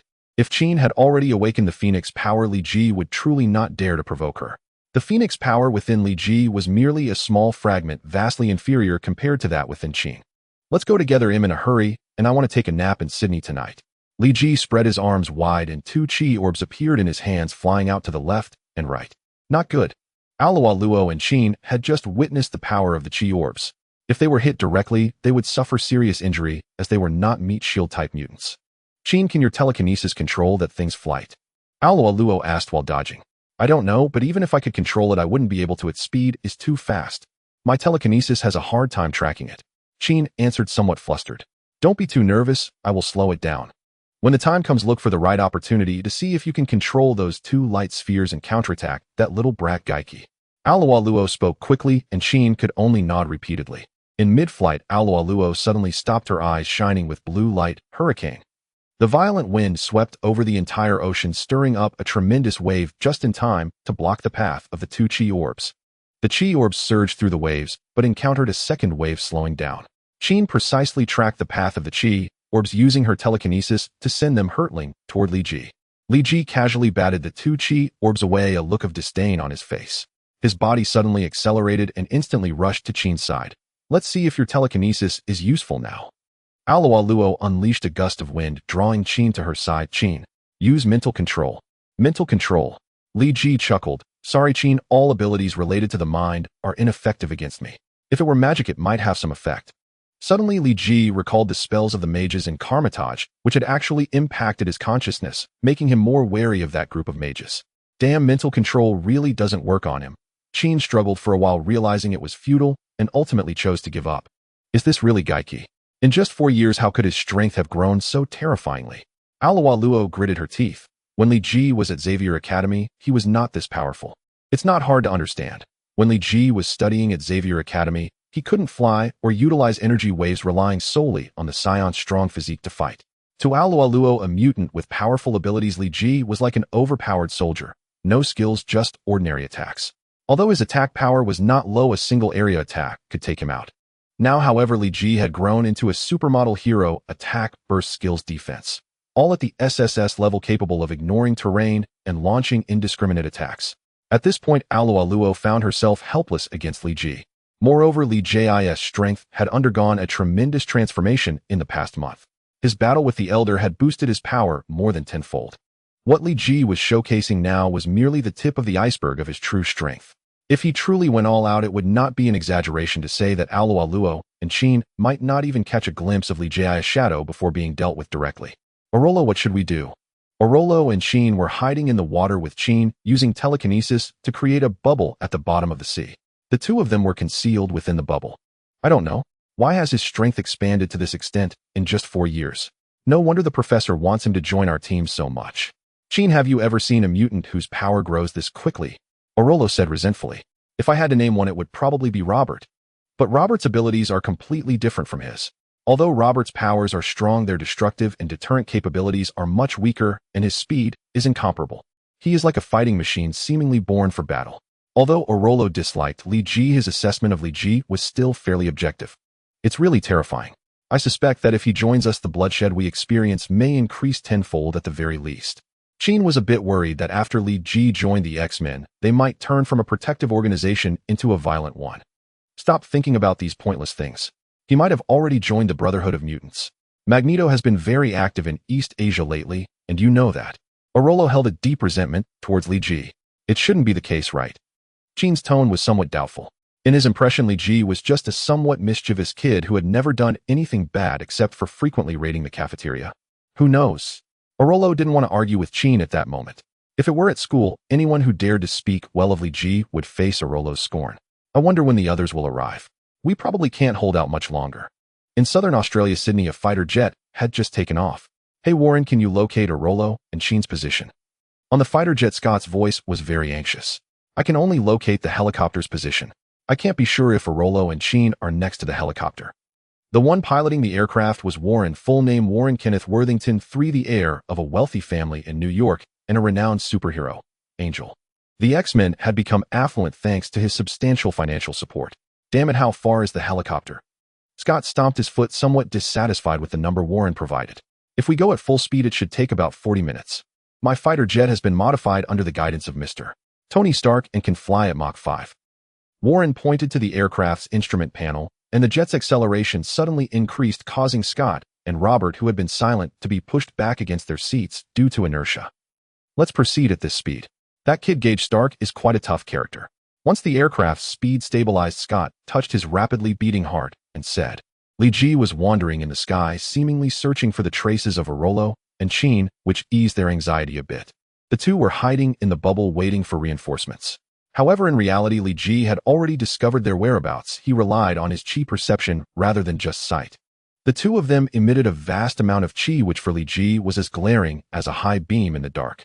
The game of cat and mouse isn't very entertaining. Li Ji had already calmed down, as he indeed had some issues himself. He couldn't possibly engage in a real fight with Orolo and Sheen, considering they were technically on the same side. Li Ji yawned and scattered a few small chi blasts from his hand. The blasts fell into the school of fish in the sea, instantly killing many fish, causing them to flip over and float to the surface. After the battle, he'll roast these seafood. I wonder if the Phoenix Force will make the fish taste better. Li Ji decided the fate of these fish. Although Li Ji did not deliberately attack Orolo and Sheen, the shockwave generated by the explosion of the chi blasts in the seabed still greatly impacted the bubble where the two were hiding. The bubble was violently tossed around by the turbulent currents, and Orolo and Sheen inside felt as if the world was spinning, nearly fainting. Fortunately, Sheen's strong spirit stabilized the bubble and prevented it from dissipating, otherwise the two of them might have already drowned. Ugh! Orolo felt a wave of nausea, vomiting slightly. The small bubble was filled with a sour smell, which was somewhat unbearable. Sorry, Sheen, Orolo apologized to Sheen. No need to apologize, Orolo. I understand now, you were right. Gage is just a lawless bastard. Sheen also felt a bit nauseous, but the urge to vomit wasn't as strong. He forced himself to suppress the nausea, only to taste a sour flavor in his mouth. Hey, we've arrived at the destination. You two can parachute now. Warren's radar had already detected the helicopter's presence, calling out to Scott and Robert. Are we both jumping? What about you? Scott asked, somewhat confused. Of course, if I jump, what happens to the plane? You two jump first. They'll find an airport to land the plane and then come back. Warren thought Scott's question was a bit silly. All right, that makes sense. Then Robert and I will jump first. Scott turned to Robert's seat, saying, Robert, let's go, but found that Robert was no longer in his seat. Robert has already parachuted for 30 seconds. Hurry up, I'm about to turn. Warren maneuvered the plane. Oh crap, why didn't you say so earlier? Scott pulled out a parachute from under his seat and jumped down. A few more people have arrived. Li Ji looked towards the direction where Scott and Robert were parachuting. If my perception of their chi is correct, it should be Cyclops Scott and Iceman Robert. There was also an unfamiliar chi presence, probably someone who joined Xavier's school for gifted youngsters after I left, but he didn't seem to be heading in my direction. Li Ji sensed the chi of those present, among whom he was more familiar with Scott, having met him as a baby. He had a vague impression of Robert, who was somewhat reclusive, and after Li Ji left the school for China a year after Robert joined their relationship, was merely a nodding acquaintance. Warren, where's Gage? What did you do with Gage? Scott looked around, but only saw Li Ji hovering above the sea, failing to find Orolo and Chin's whereabouts, and shouted at Li Ji, completely overlooking the poor Orolo. Li Ji shrugged and pointed at the ocean below. Damn it, you killed Chin. I will make you pay for Chin. Scott's eyes shot out two beams of red lasers aimed directly at Li Ji's heart.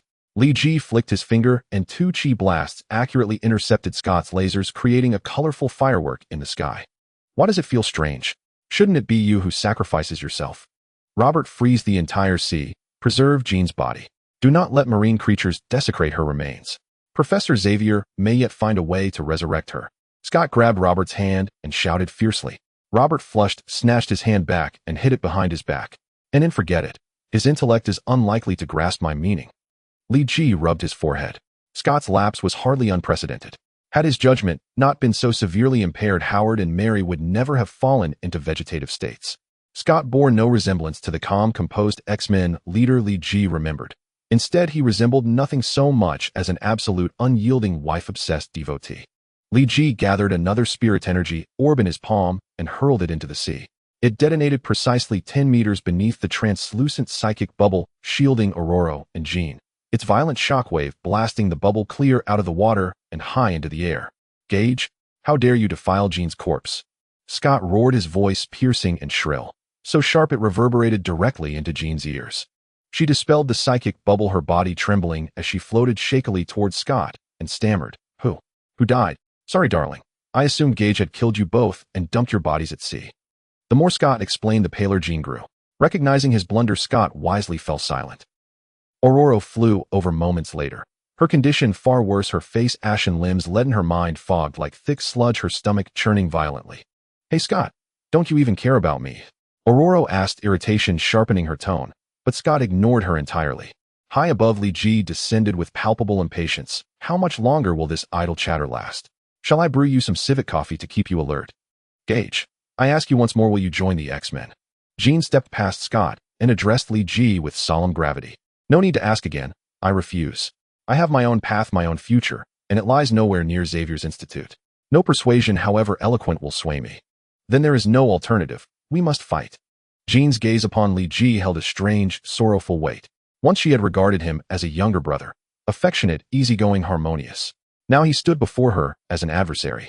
Jean, Ororo, Scott, Robert, you four attack together.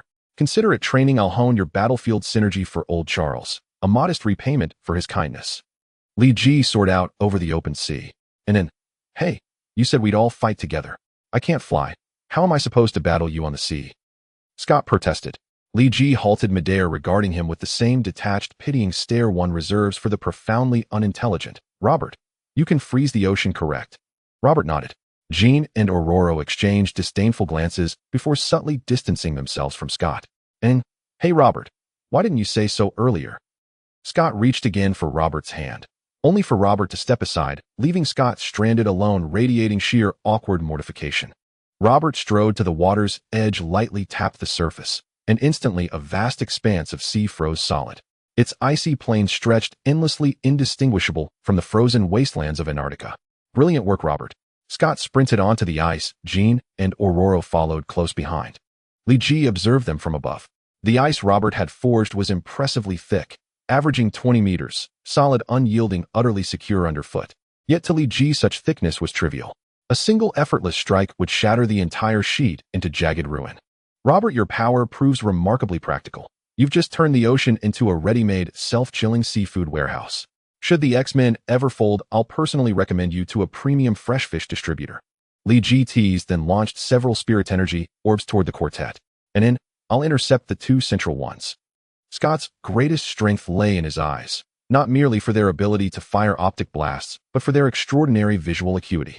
Ordinary observers could never track Li Ji's orbs, but Scott did. His eyes unleashed twin beams of crimson light, perfectly neutralizing two incoming orbs. Robert, condense atmospheric moisture into ice crystals. Ororo commanded. Robert complied. Glittering ice crystals bloomed in the air around them. Ororo wove them into massive layered ice walls, slowing the orb's advance. Jean, can your telekinesis seize these energy spheres? Aurora cried. And then leave it to me. Jean seized the remaining orbs with her telekinetic force, redirecting them back at Li Ji. Though they'd attempted this tactic only once before, their coordination was instinctive, seamless. Is it truly that simple? Li Ji's voice remained serene. With a subtle downward flick of his right index finger, the orbs Jean had reversed veered again, this time accelerating toward the four with terrifying speed, leaving only faint afterimages visible even to Scott's superhuman vision.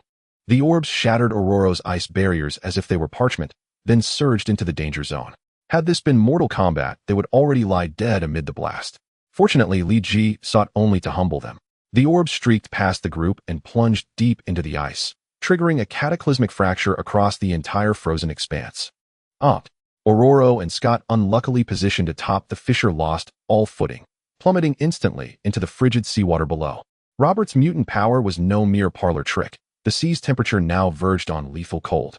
Robert acted without hesitation. Ice whips coalesced from his palms, lashing out to seize Aurora's ankles and haul her from the waves. But Scott vanished beneath the surface before he could be reached. Robert started to dive after him, then halted, realizing a far graver threat loomed. He had to contain Li Ji's submerged orbs before they detonated underwater, where their blast would dwarf even this devastation. Robert's focus tightened to a razor's edge as he scanned the depths. The orbs, slowed by water resistance and glowing vividly, proved relatively easy to locate. Robert encased the orbs in ice, then searched desperately for Scott. He found nothing. He can freeze energy itself. No wonder he ascends to Omega-level status in the future, Li Ji mused, observing Robert's feat. Seems I must intervene personally after all. Warren suddenly burst into the battlefield, wings flaring, then dove like a seabird striking prey, vanishing headlong into the abyssal sea. Warren's private jet. Is there any ice cola? Give me a glass of it, Li Ji asked, sitting on the luxurious leather seat, leaning against the velvet-filled cushion with his feet resting on the table in front of him, eyes closed. Warren looked at Li Ji's arrogant demeanor, blinking his eyes fiercely a few times before finally saying, "There's only cola, no ice." The intimidation Li Ji had exerted on him before was too strong. He was reluctant to go against Li Ji's wishes. "It's fine, just bring it to me, and also grab a straw." Li Ji exchanged a meaningful glance with Robert, thinking with the Iceman, here what was there to worry about regarding ice? The drink was quickly brought over, and after Li Ji handed it to Robert, he froze it for a moment, just right for taste. "Gage, did you really not join the Mutant Brotherhood?" Sheen still felt a bit uneasy and asked again. "I told you if I didn't join, then I didn't. If I had joined the Mutant Brotherhood, wouldn't I have just taken you all out?" Li Ji took a sip of the ice cola, feeling much more relaxed, even his tone softened. Sheen thought about it, and indeed found it reasonable, returning to her seat. Of course, there was another reason Li Ji did not mention. Moreover, the Mutant Brotherhood has connections with Hydra, and Howard and Mary were seriously harmed by Hydra. How could I possibly join them? The plane flew steadily in the stratosphere. This time, Warren did not activate the high-speed mode, but it was still much faster than a typical commercial airliner, traveling at nearly Mach 2. After finishing the cola, Li Ji closed his eyes and began to rest. Originally, Li Ji planned to fly directly to New York from Sydney the next day, but since Warren had come with a private jet, Li Ji chose to take a lift. After more than 4 hours of flight, the plane landed at an unknown airport near New York, reportedly a private airport of Worthington Industries, although Warren did not confirm it. "Hey, remember, don't tell Tony that I'm back," Li Ji reiterated. "If you leak the news, I will make you regret it." The others quickly nodded, and Li Ji waved his hand to bid farewell. New York at night is vibrant and colorful, with nightclubs, bars, and street shootouts. However, none of that concerned Li Ji. Due to his Saiyan physiology, he did not particularly enjoy nighttime activities. Even if it wasn't a full moon, seeing the moon still made him a bit restless. "Hey brother, take me to the Four Seasons Hotel." Li Ji casually hailed a taxi, and upon sitting in the car, noticed the driver was actually Chinese. "Hey little bro, came to New York for school." The driver struck up a conversation with Li Ji in a rather strange Mandarin, which made Li Ji a bit uncomfortable. He replied in English, "No, I'm a local." The driver was not a Chinese person from China, but a local-born Chinese American. Upon hearing Li Ji say he was also of Chinese descent, he stopped talking, thinking he could have taken advantage if Li Ji were a student from China. After resting for a night at the Four Seasons Hotel, Li Ji left the hotel and headed to Stark Manor, which Tony had specifically built for his parents. Howard and Mary were resting in the cryogenic chamber beneath the manor. The manor was located in a remote area on the outskirts of New York, rarely visited by anyone. Tony had designed the most advanced warning and firepower system for the manor, keeping even nearby thugs and rogues at bay. However, all this was trivial to Li Ji. He glanced around to confirm no one was present, then quietly rolled over and leaped into the manor. He quickly found the entrance to the basement. With a flash of his body, he entered the basement. The special effect of the Phoenix power is quite useful. Li Ji descended the stairs. He didn't want to take the elevator as it would be too easy for Tony to discover him. The basement was constructed quite deep, over 100 meters, and as Li Ji slowly descended, the sound of his footsteps was particularly clear in the silent environment. Minutes later, Li Ji finally reached the bottom level. Just as he was about to use his Phoenix power to enter the door, it suddenly opened, revealing Tony standing before him, his face full of arrogance. "You came." Li Ji frowned. "Who told you?" Tony turned and walked into the room, lying back on the recliner. "No one told me. It was the bank that informed me. Last night your bank card generated a transaction record in New York, so I knew you would definitely come here.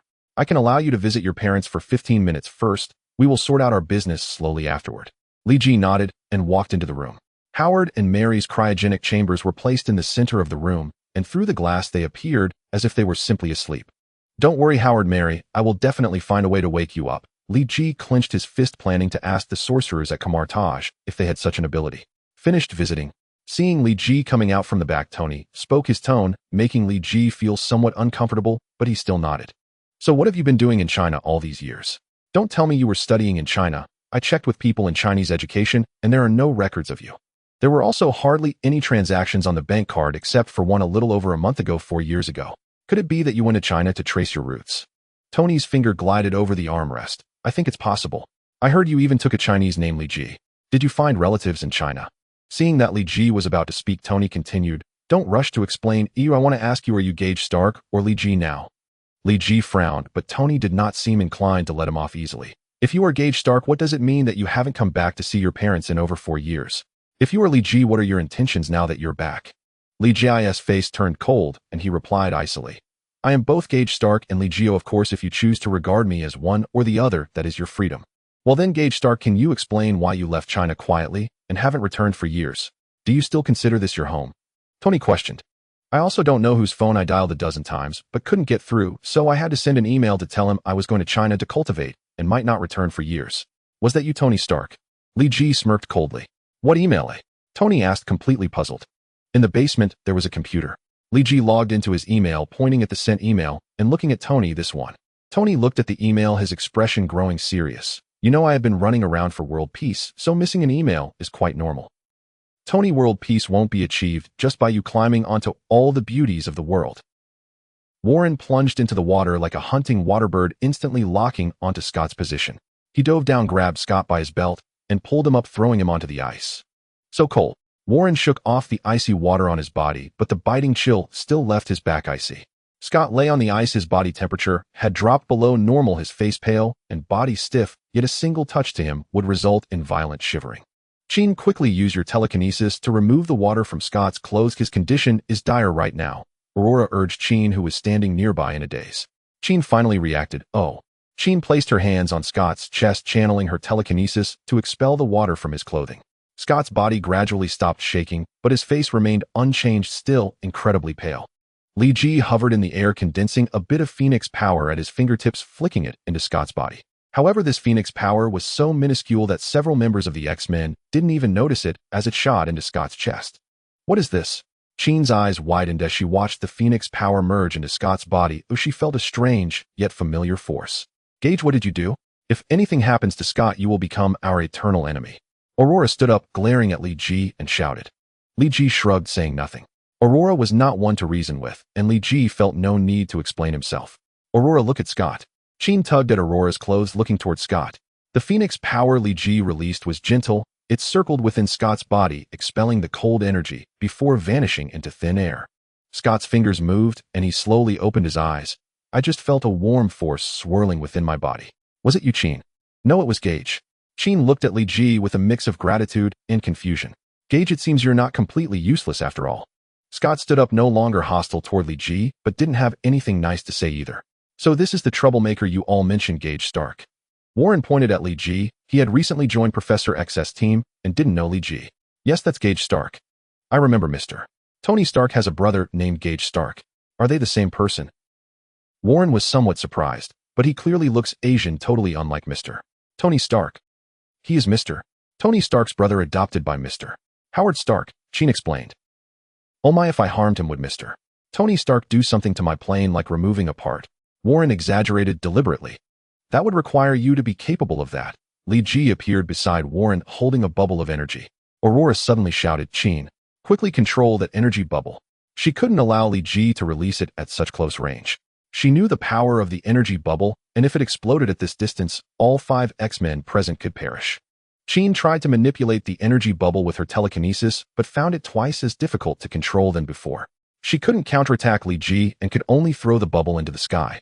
Li Ji was not surprised when the bubble was taken away. It was meant to scare them and draw their attention, and he had achieved his goal. "Opt!" Li Ji roared. The previously restrained energy erupted from his body, surging outward in a violent wave, causing the 5 to stagger backward. Damn, this is strong. Warren finally witnessed Li Ji's power and understood why Scott and the others were overwhelmed. Even in a foreknown situation, their strengths were simply not on the same level. Li Ji glanced around, casually stepping on the already cracked ice, which shattered even further. However, this time the others had learned and had early left the damaged area, avoiding falling into the sea. Robert, recreate the ice layer. The new ice layer must be deep enough, preferably extending to the seabed. Qin shouted loudly, standing on a piece of floating ice that was shaking precariously due to the waves. Robert attempted to approach the ocean, but found Li Ji flying over. "Robert, long time no see." Robert, quickly freeze him.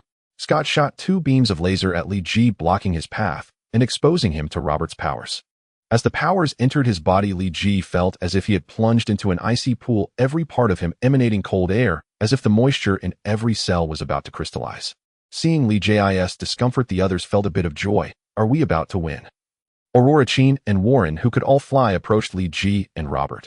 "Just kidding." Li Ji suddenly grinned, and the phoenix power within him erupted, instantly expelling the cold energy from his body, releasing a misty white cloud that splashed onto Aurora and the others.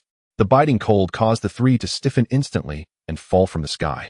Fortunately, Robert was quick to create a large ice layer, preventing them from falling into the sea. "Robert, your powers are impressive and strategic, but your combat ability still leaves much to be desired." Li Ji flew into the sky, and before leaving, he tossed an energy bubble onto the floating ice beneath Scott, who was also knocked down onto the ice Robert had just created. "To be honest, I don't want to play this childish game with you anymore. I should be lying on a big bed in Beverly Hills sipping refreshing cola and Sprite, but you made my plane land in Australia and even damaged the gift Howard gave me. It's time to show you what real power looks like." Li Ji roared, his energy bursting forth, shaking the entire sea and creating magnificent waves. The ice layer created by Robert was forced down into the sea, leaving only a thin layer about 20 centimeters above the surface, barely enough for a few to stand on. "Gage, is this all your power?" "No, why do I feel like you have more power hidden?" Qin looked at Li Ji, her eyes filled with doubt. Regardless of whether Li Ji had hidden power, he was already completely unmatched in strength. "My God, if Gage is this powerful, do we X-Men still have a reason to exist?" Warren's words plunged everyone into deep thought. Warren's private jet. "Is there any ice cola?" "Bring me a glass," Li Ji asked, sitting in a luxurious leather seat leaning against a velvet cushion with his feet resting on the table, eyes closed. Warren looked at Li Ji's arrogant demeanor, blinking several times before finally saying, "There is cola, but no ice." The intimidation Li Ji had previously exerted was too strong. He did not dare to go against Li Ji's wishes. "Never mind, just bring it to me, and also get me a straw." Li Ji exchanged a meaningful glance with Robert. "With the Iceman here, why worry about ice?" The drink was quickly delivered, and Li Ji handed it to Robert, who froze it for just the right taste. "Gage, you really haven't joined the Mutant Brotherhood, have you?" Qin still felt a bit uneasy and asked again. "I told you if I haven't joined, then I haven't. If I had joined the Brotherhood, wouldn't I have taken you all out in one go?" Li Ji took a sip of the ice cola, feeling a lot more relaxed, even his tone softened. Qin thought about it, and indeed found this reasoning valid, returning to his seat. Of course, there was another reason Li Ji did not voice. Moreover, the Mutant Brotherhood has ties to Hydra, and Howard and Mary were severely harmed by Hydra. How could I possibly join them? The plane flew steadily in the stratosphere. This time, Warren did not engage the high-speed mode, but it was still much faster than a regular commercial airliner, almost at Mach 2.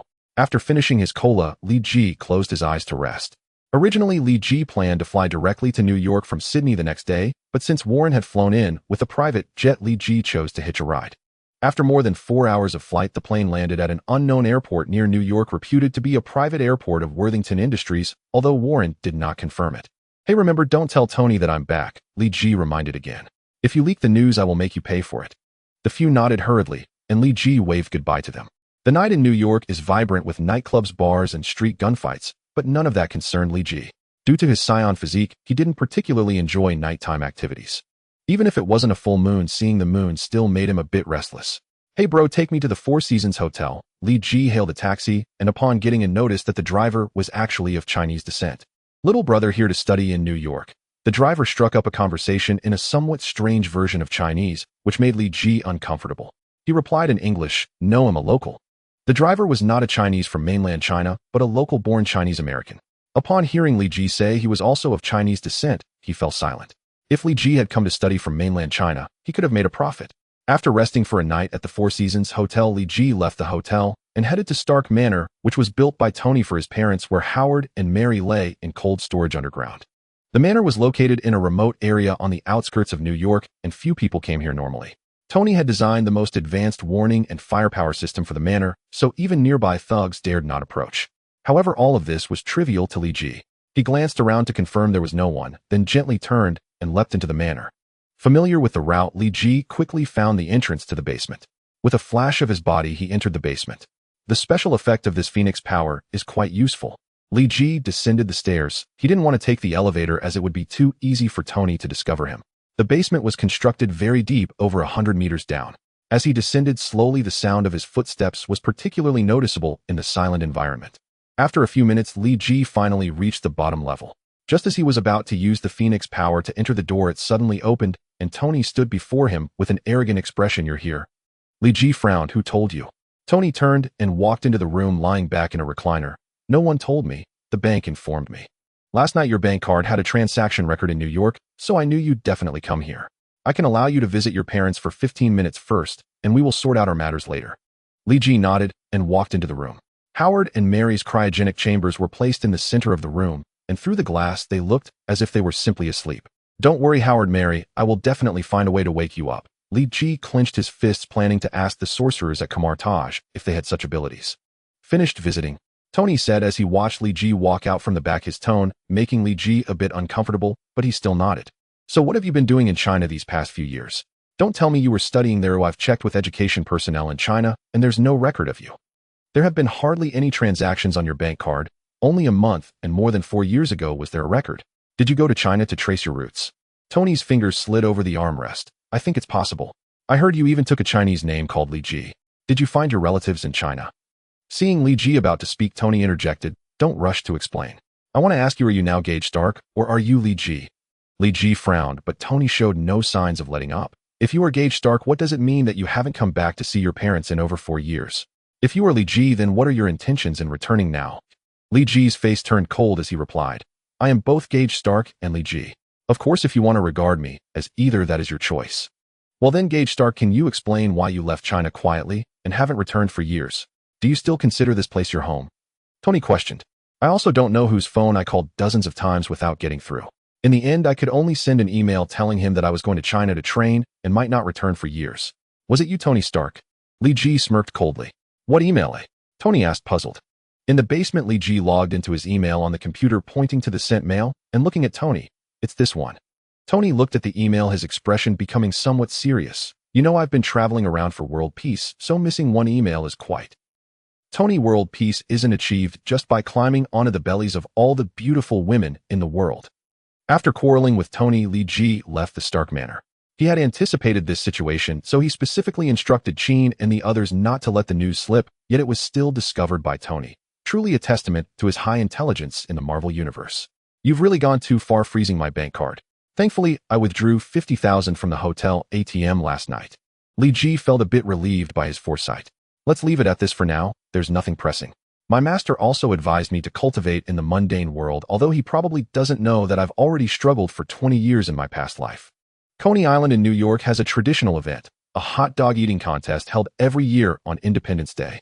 This event has a long history, initially starting as a joke among a few immigrants on the island, but has now evolved into an international competition. The winner not only receives a custom Nathan's mustard sash, but also a prize of $10,000. Li Ji appeared among the contestants, motivated by a simple reason. He was out of money. It had been 7 months since Tony froze his bank card. Although Li Ji had been very frugal, the appetite of a Saiyan is no joke. The $50,000, aside from some fixed expenses, was mostly spent on food. For a Saiyan, working part-time is out of the question, so Li Ji's funds were now quite strained. The hot dog eating contest at Coney Island would not only allow Li Ji to eat to his heart's content, but also slightly alleviate his financial pressure. essentially offering him food, drink, and money. Although many formidable eaters from around the world gathered for this contest, how do they even compare to a Saiyan? Dear viewers in front of the television, welcome to the 42nd Coney Island Hot Dog Eating Contest. I am Meteor's son, and I will be live broadcasting the event for you all. Special thanks to Coney Food Company for their generous support. Lee Ji looked up at the large screen where a chubby host was conducting the live broadcast. If not for his self-introduction, Lee Ji would have nearly mistaken him for a contestant. Next, we have an interview with Kobayashi from Neon Country, a perennial champion of this contest. Since his first participation in 2001, he has shattered world records with astonishing margins, returning every year to defend his title, having won the championship 4 times so far. His arrival is a nightmare for his competitors. Not only that, but Kobayashi maintains an excellent physique despite his enormous appetite, having countless female fans in Neon Country. Meteor has always wanted to ask how he manages to maintain such a slender figure while eating so much. I eat only vegetables and fruit every day, why do I appear more like a contestant than him? Mr. Kobayashi, could you explain? Meteor's son handed the microphone to Kobayashi. Actually, there's not much to say, or I just spend 6 hours exercising every day. Kobayashi's response left Meteor's son momentarily speechless, and he quickly changed the subject. Mr. Kobayashi, perhaps you misunderstood my question. I asked what are your goals for participating in this contest. The goal is to break my own record, then go home and train for 8 hours. After all, I need to train for an extra 2 hours today since I'm eating a lot. Kobayashi still found a way to tease Meteor's son. All right, Mr. Kobayashi, it seems you have come with great ambitions. Will he be able to break his record of eating 53.5 hot dogs in 12 minutes? Meteor's son wisely kept his distance from Kobayashi. Next, we will interview the big eater from Austria, S.H.I.E.L.D. He works at a restaurant in Austria and was dubbed the food bucket by the restaurant owner for eating too much. Eventually, he discovered his talent as a competitive eater, adopting the name the food bucket. Let's interview this food bucket gentleman. Meteor's son turned the camera towards S.H.I.E.L.D, whose size was even larger than Meteor's son's, which seemed to restore some of Meteor's son's dignity. Mr. Hassan, what do you think about your food bucket title? Just call me food bucket. I used to resist this title, but now I've come to terms with it. The food bucket title not only brings me honor, but also luck. I love being a food bucket. Hassan exclaimed loudly. So what are your goals for participating in this contest? Meteor's son asked the same question again. Well, it's hard to say. Kobayashi is too strong. Ooh, I lack confidence. Right now I hope he chokes while eating a lot so I can take advantage of the situation. Hassan laughed heartily. Those are quite conflicting expectations. I wish you could achieve your goals. Meteor's son said with a sly smile. After interviewing a few more people, Meteor's son approached Lee Ji. Next, I want to interview a special contestant. Initially, I thought I was mistaken, but after multiple comparisons, I believe I did not mistake anyone. His name is Lee Ji. Lee Ji was a bit confused. He was just an unknown in the food world, so why was he being interviewed? You may not have heard of the name Lee Ji. In fact, I hadn't either, but that is just his alias. His real name is Gage Stark. Yes, he is the younger brother of the famous Stark Group president, Tony Stark, and one of the heirs of the super consortium Stark Industries. Perhaps you are curious why he is of Asian descent. I can tell you that he is actually of Chinese heritage, adopted by Mr. Howard Stark. Now, everyone must be very curious about why he came to participate in the contest. Mr. Gage Stark, may I address you this way? Why did you come to the Coney Island hot dog eating contest? Meteor's son held the microphone up to Lee Ji's mouth. Lee Ji felt a bit cornered. He hadn't expected to be recognized, as most people should not know him. However, seeing the logo of Worthington Industries on the microphone, Lee Ji immediately understood, cursing inwardly. Damn, that idiot Warren. With the microphone held to his lips, Lee Ji didn't know what to say. If he remained silent, tomorrow's headline might read the second son of Stark Industries turns out to be mute. Shocking. The heir of Stark Industries suffers from cerebral palsy. He had no doubt about the media's lack of integrity and limits. I came over to taste hot dogs. Please do not disturb me, alright? The contest ended without suspense. Lee Ji claimed victory with overwhelming dominance, devouring 371 hot dogs within 7 minutes, outpacing the runner-up Minoru Yamashita by 335. Yamashita managed only 36 hot dogs in the same time. Originally scheduled for 12 minutes, the competition was abruptly halted at the 7-minute mark. Lee Ji had already consumed every hot dog prepared on site. Good heavens. In just 7 minutes, Mr. Gage Stark devoured 371 hot dogs, shattering the previous record by over 300. One can't help but wonder whether Mr. Tony Stark has kept his younger brother underfed all these years. Benner's son. Sen's remark struck Lee Ji as grating. Reporters thrived on fabrication, capable of linking a single belch to global climate change. Next, we'll speak with last year's champion, Mr. Minoru Yamashita. Sir, what are your thoughts on today's outcome? Benner's son extended the microphone toward Yamashita. I've decided to train for 20 hours straight tonight, to test the limits of my endurance once more. Yamashita's gaze remained resolute. Benner-san withdrew, slightly crestfallen. It seems Mr. Yamashita refuses to concede. Now let's turn to Mr. Fantong. Mr. Fantong, you placed third today. How do you reflect upon this result? Husun took the microphone. What a pity. They didn't choke mid-bite. My tower-snatching plan failed utterly. Still, I'm delighted. I savored exquisite hot dogs and witnessed extraordinary feats of gastronomy. I have a question for them both. How do they consume such staggering quantities without gaining weight? I observed no change in their abdomens, whereas mine, once spherical like a soccer ball, has swollen into an oval football. Mr. Yamashita has already answered that. He trains 6 hours daily. I imagine Mr. Gage Stark follows a similar regimen. Benner-san turned toward Li Ji.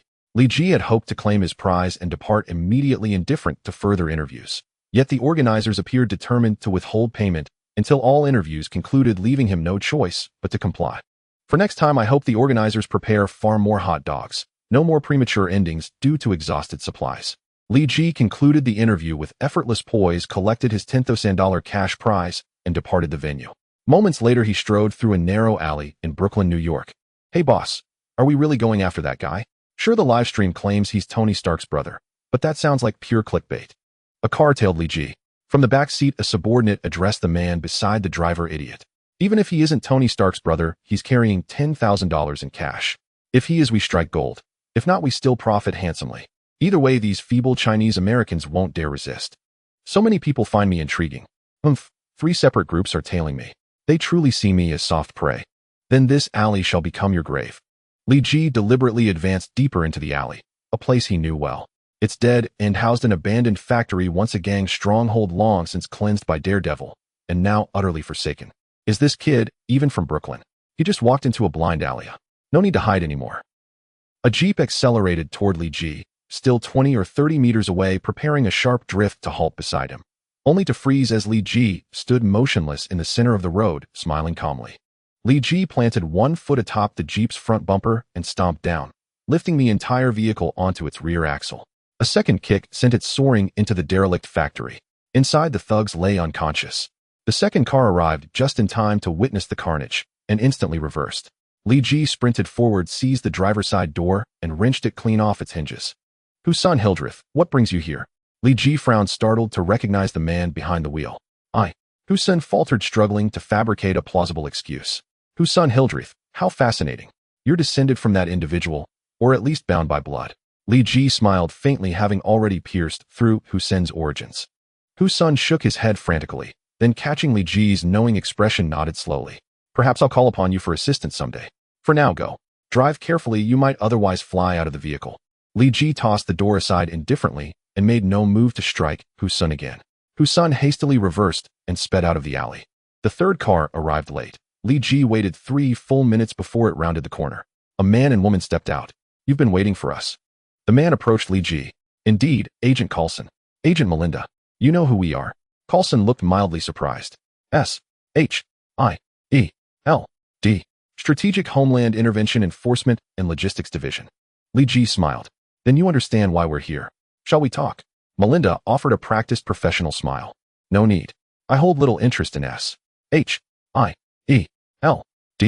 Yet individuals possessing abilities beyond natural law, operating outside S.H.I.E.L.D.'s oversight, pose considerable complications for us. Coulson spoke with amiable charm, effective on most, but Li Ji knew S.H.I.E.L.D. too well to be swayed. He preferred no entanglement with them. I abide by my own moral compass and principles. I commit no crimes. No external authority is required to constrain me. At its core, S.H.I.E.L.D.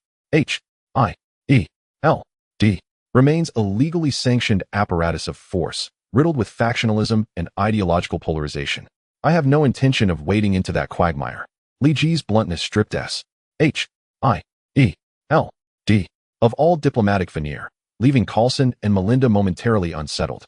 Of course, should you require my aid, I remain open to negotiation, provided the compensation is commensurate. Coulson's expression brightened, faint hope rekindled.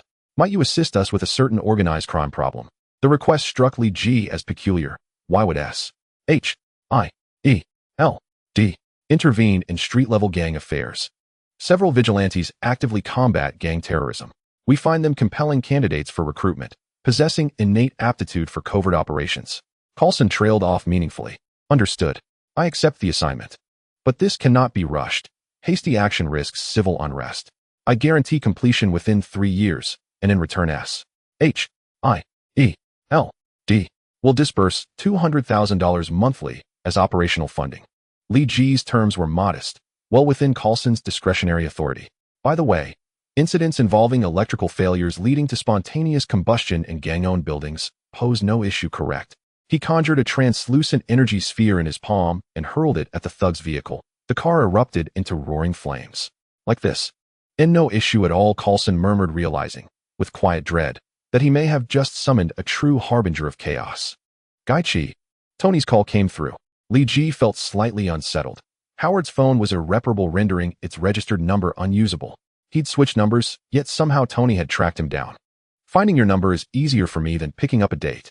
Tony's voice crackled with fury. What did you do yesterday? You actually entered, and won, a hot dog eating contest. Do you have any idea how the media is spinning this? They're probably just claiming you abused me. That's par for the course for journalists. You've already got more tabloid fodder than most people accumulate in a lifetime. Does one more scandal really matter? Li Ji lay back on his bed unfazed. The press operated on predictable patterns. If only it were that simple, you disgrace to the Stark name. Tony snarled through gritted teeth. If this is your attitude, I suggest you stop contacting me altogether. Then don't bother calling me again, Li Ji replied coolly. Just check the news, you fool. Reporters are claiming you were born with intellectual disabilities and stunted development. They've even dug up your academic record. At 16 you lack even a primary school diploma. They've nailed you to the Stark family's pillar of shame. Tony spoke each word with venomous precision, his anger unmistakable. Li Ji narrowed his eyes, pondering the anomaly. Logically, the media should have targeted Tony Stark. Yet inexplicably, they'd redirected their fire toward Li Ji. Tony would never stoop to such petty manipulation. He was too proud. Someone else must be deliberately sowing discord between them. You know who's behind this, don't you? Li Ji asked. Of course I do, but you have tarnished the Stark name. Howard and Mary both graduated from elite universities. And I, Tony Stark, enrolled at MIT at 15. Meanwhile, you haven't earned so much as a primary school certificate. Li Ji opened his mouth to reply, but Tony cut him off. In short, you're returning to school effective immediately. I've already secured your enrollment at Stuyvesant High School. Next semester you'll attend, and then get into a top-tier university. Tony, Li Ji instinctively resisted. Though he'd neglected formal study in the Marvel Universe in his past life, he'd been an academic prodigy. Perhaps not quite Tony's equal, but certainly no slouch. Don't waste my time with excuses. You will attend school, or your recently unfrozen bank account will freeze again. Tony anticipated the refusal and dangled a concession first. All right, I agree, but I won't go to Stuyvesant. I'll attend Midtown High School instead. Midtown High. Tony seemed to be pulling up data. Midtown School of Science and Technology. An unremarkable institution. I don't know why you'd choose it, but I won't object. So long as you graduate and gain admission to a prestigious university without further disgracing the Stark name. Tony hung up. Moments later, an acceptance letter from Midtown High appeared in Li Ji's inbox. The power of capital truly is formidable, Li Ji mused. Midtown High was far from the mediocre school Tony described. It was, after all, where Harry Osborn, heir to the Osborn Corporation, studied. Let me see. 2005. Peter Parker and Harry Osborn entered around the same time. Perhaps we'll even share a class. A faint smile touched Li Ji's lips. On August 26, 2005, Midtown High officially opened its doors. Li Ji arrived in a discreet Lotus supercar. Am I returning to student life? Watching students laugh and chatter, he felt a curious resurgence of youthful energy, even though he wasn't yet 17. Class A, where's Class A? Li Ji consulted the campus map, but classroom locations remained conspicuously unmarked. It gave him a headache. Nearby, two burly white students whispered mockingly, "Look at that Asian guy struggling with the map. I bet he can't even read English. Hey, you two, tell me how to get to freshman Class A." Li Ji slapped the map against their faces, his voice dripping with flawless New York cadence. "Yellow-skinned punk, do you want to die?" The two loomed forward, cracking their knuckles, ready to teach him a lesson. Li Ji rolled his neck, clenched his fists, and flexed arms thick with muscle, no less imposing than theirs. "Oh my God, what are you doing? It's the first day of school. Are you really going to fight?" A blonde girl rushed, overstepping squarely between the three. The two glared fiercely at Li Ji. "Don't let us catch you again," and stalked off. Though her intervention was unnecessary, Li Ji offered a polite, "Thank you. Don't mention it." Those two thrive under Bori's protection. They've been terrorizing campus unchecked, even the student council fears them. Steer clear if you see them again. Bori. Li Ji recognized the name instantly. Yes, Bori, the school's top enforcer. Even teachers avoid him. Don't cross him.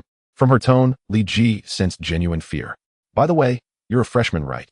Lost your way. Need an upperclassman to guide you. Don't be fooled by my looks. I'm already a sophomore. Thanks, senior sister. I'm indeed lost. I need freshman class A. Could you please show me the way? Li Ji said courteously. Freshman class A is in building 2, not here. Follow me. The blonde led him westward. Building 2 houses not only classrooms, but also clubrooms. It's eerily quiet during lessons, yet bursts with life after school. Isn't that strange? Haha.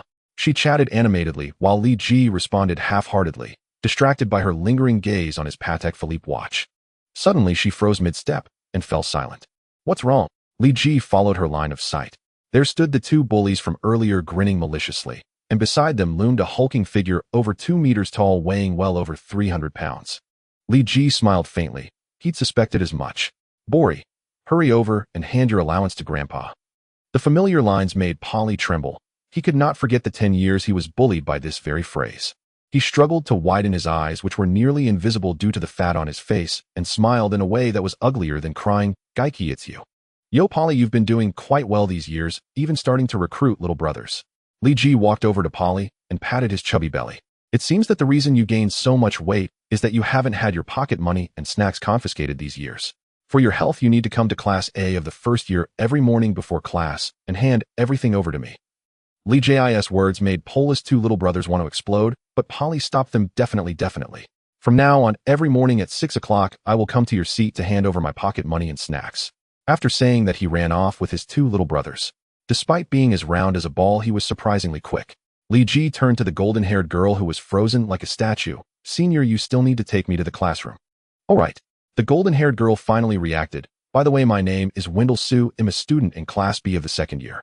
What is your name? You can call me Li or Geiki. Li Ji didn't give his full name, but Wendell still smiled brightly. Then I will call you Mr. Li from now on. Class A of the first year is right here. You can go get to know your classmates first. I won't disturb you for now. My classroom is in the first teaching building. Feel free to come find me to hang out. Wendell blew Li Ji a kiss, causing several boys in the class to whistle. Are you Geiki? The homeroom teacher asked as she saw Li Ji enter the classroom. The homeroom teacher had seen Li Ji's photo from the principal, so she recognized him at a glance. The homeroom teacher wore gold-rimmed glasses and a professional short skirt that hugged her curves completely, causing all the puberty-stricken boys in the class to drool. Teacher, may I ask where my seat is? Li Ji glanced at the homeroom teacher and then quickly looked away, knowing that if he continued to look, his gaze would unconsciously gather at the highest point the teacher was lying. You can sit here. The homeroom teacher pointed to a seat by the window, and Li Ji walked over to sit down. Due to taking some time to find the class, he was one of the last to arrive. Most of the seats in the class were already filled, so even if the homeroom teacher wanted to accommodate him, there wasn't a good seat left for Li Ji. Sorry, teacher, I'm late. A short student appeared at the door with fluffy hair, carrying a cartoon-patterned backpack, a few freckles on his face, clothes that looked like they were bought for $5 on discount at Walmart, and slightly faded old-school jeans. Hey, Peter, the whole class is waiting for you. You need to arrive earlier in the future. Peter lowered his head.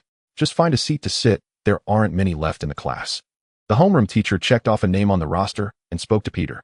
Hearing this, a few students with empty seats nearby immediately showed disgust, causing Peter to lower his head even more. Hey, Peter, come sit next to me.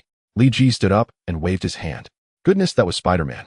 Peter looked up at Li Ji with a somewhat incredulous expression and quickly walked over to sit next to him. Everyone, please introduce yourselves for a while and get to know the new student. The teacher will go submit the registration form and be back soon. I love you all. The teacher tidied up her things on the podium and walked out of the classroom instantly, making the classroom buzz with chatter. Haley, you're really a nice person. Thank you for helping me ease the awkwardness. Peter didn't dare to look Li Ji in the eye, speaking with his head down. It's nothing. As a person of Chinese descent, I often face discrimination from others. Helping you is just a mutually beneficial act. Li Ji smiled. Peter was indeed a bit introverted. Don't comfort me. Oh, I know what's going on. Peter lifted his head. The way you taught Polly a lesson earlier didn't seem like someone who was discriminated against.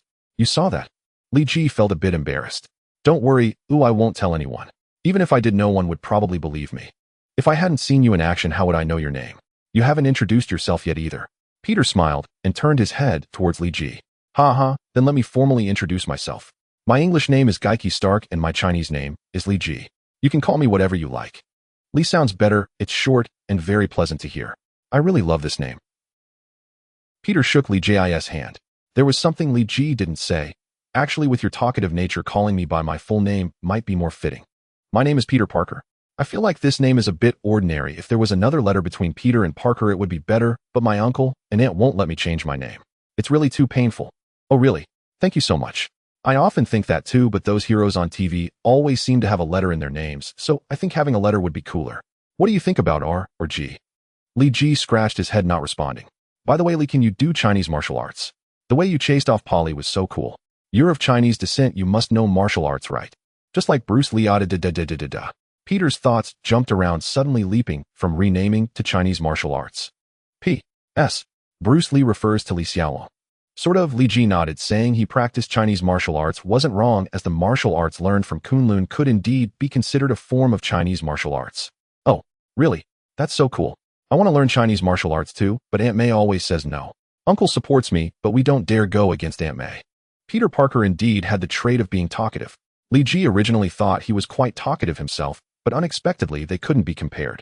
Peter's topics flowed continuously until the teacher returned to the classroom. Hey little girl, boys, follow me. They'll show you around the school.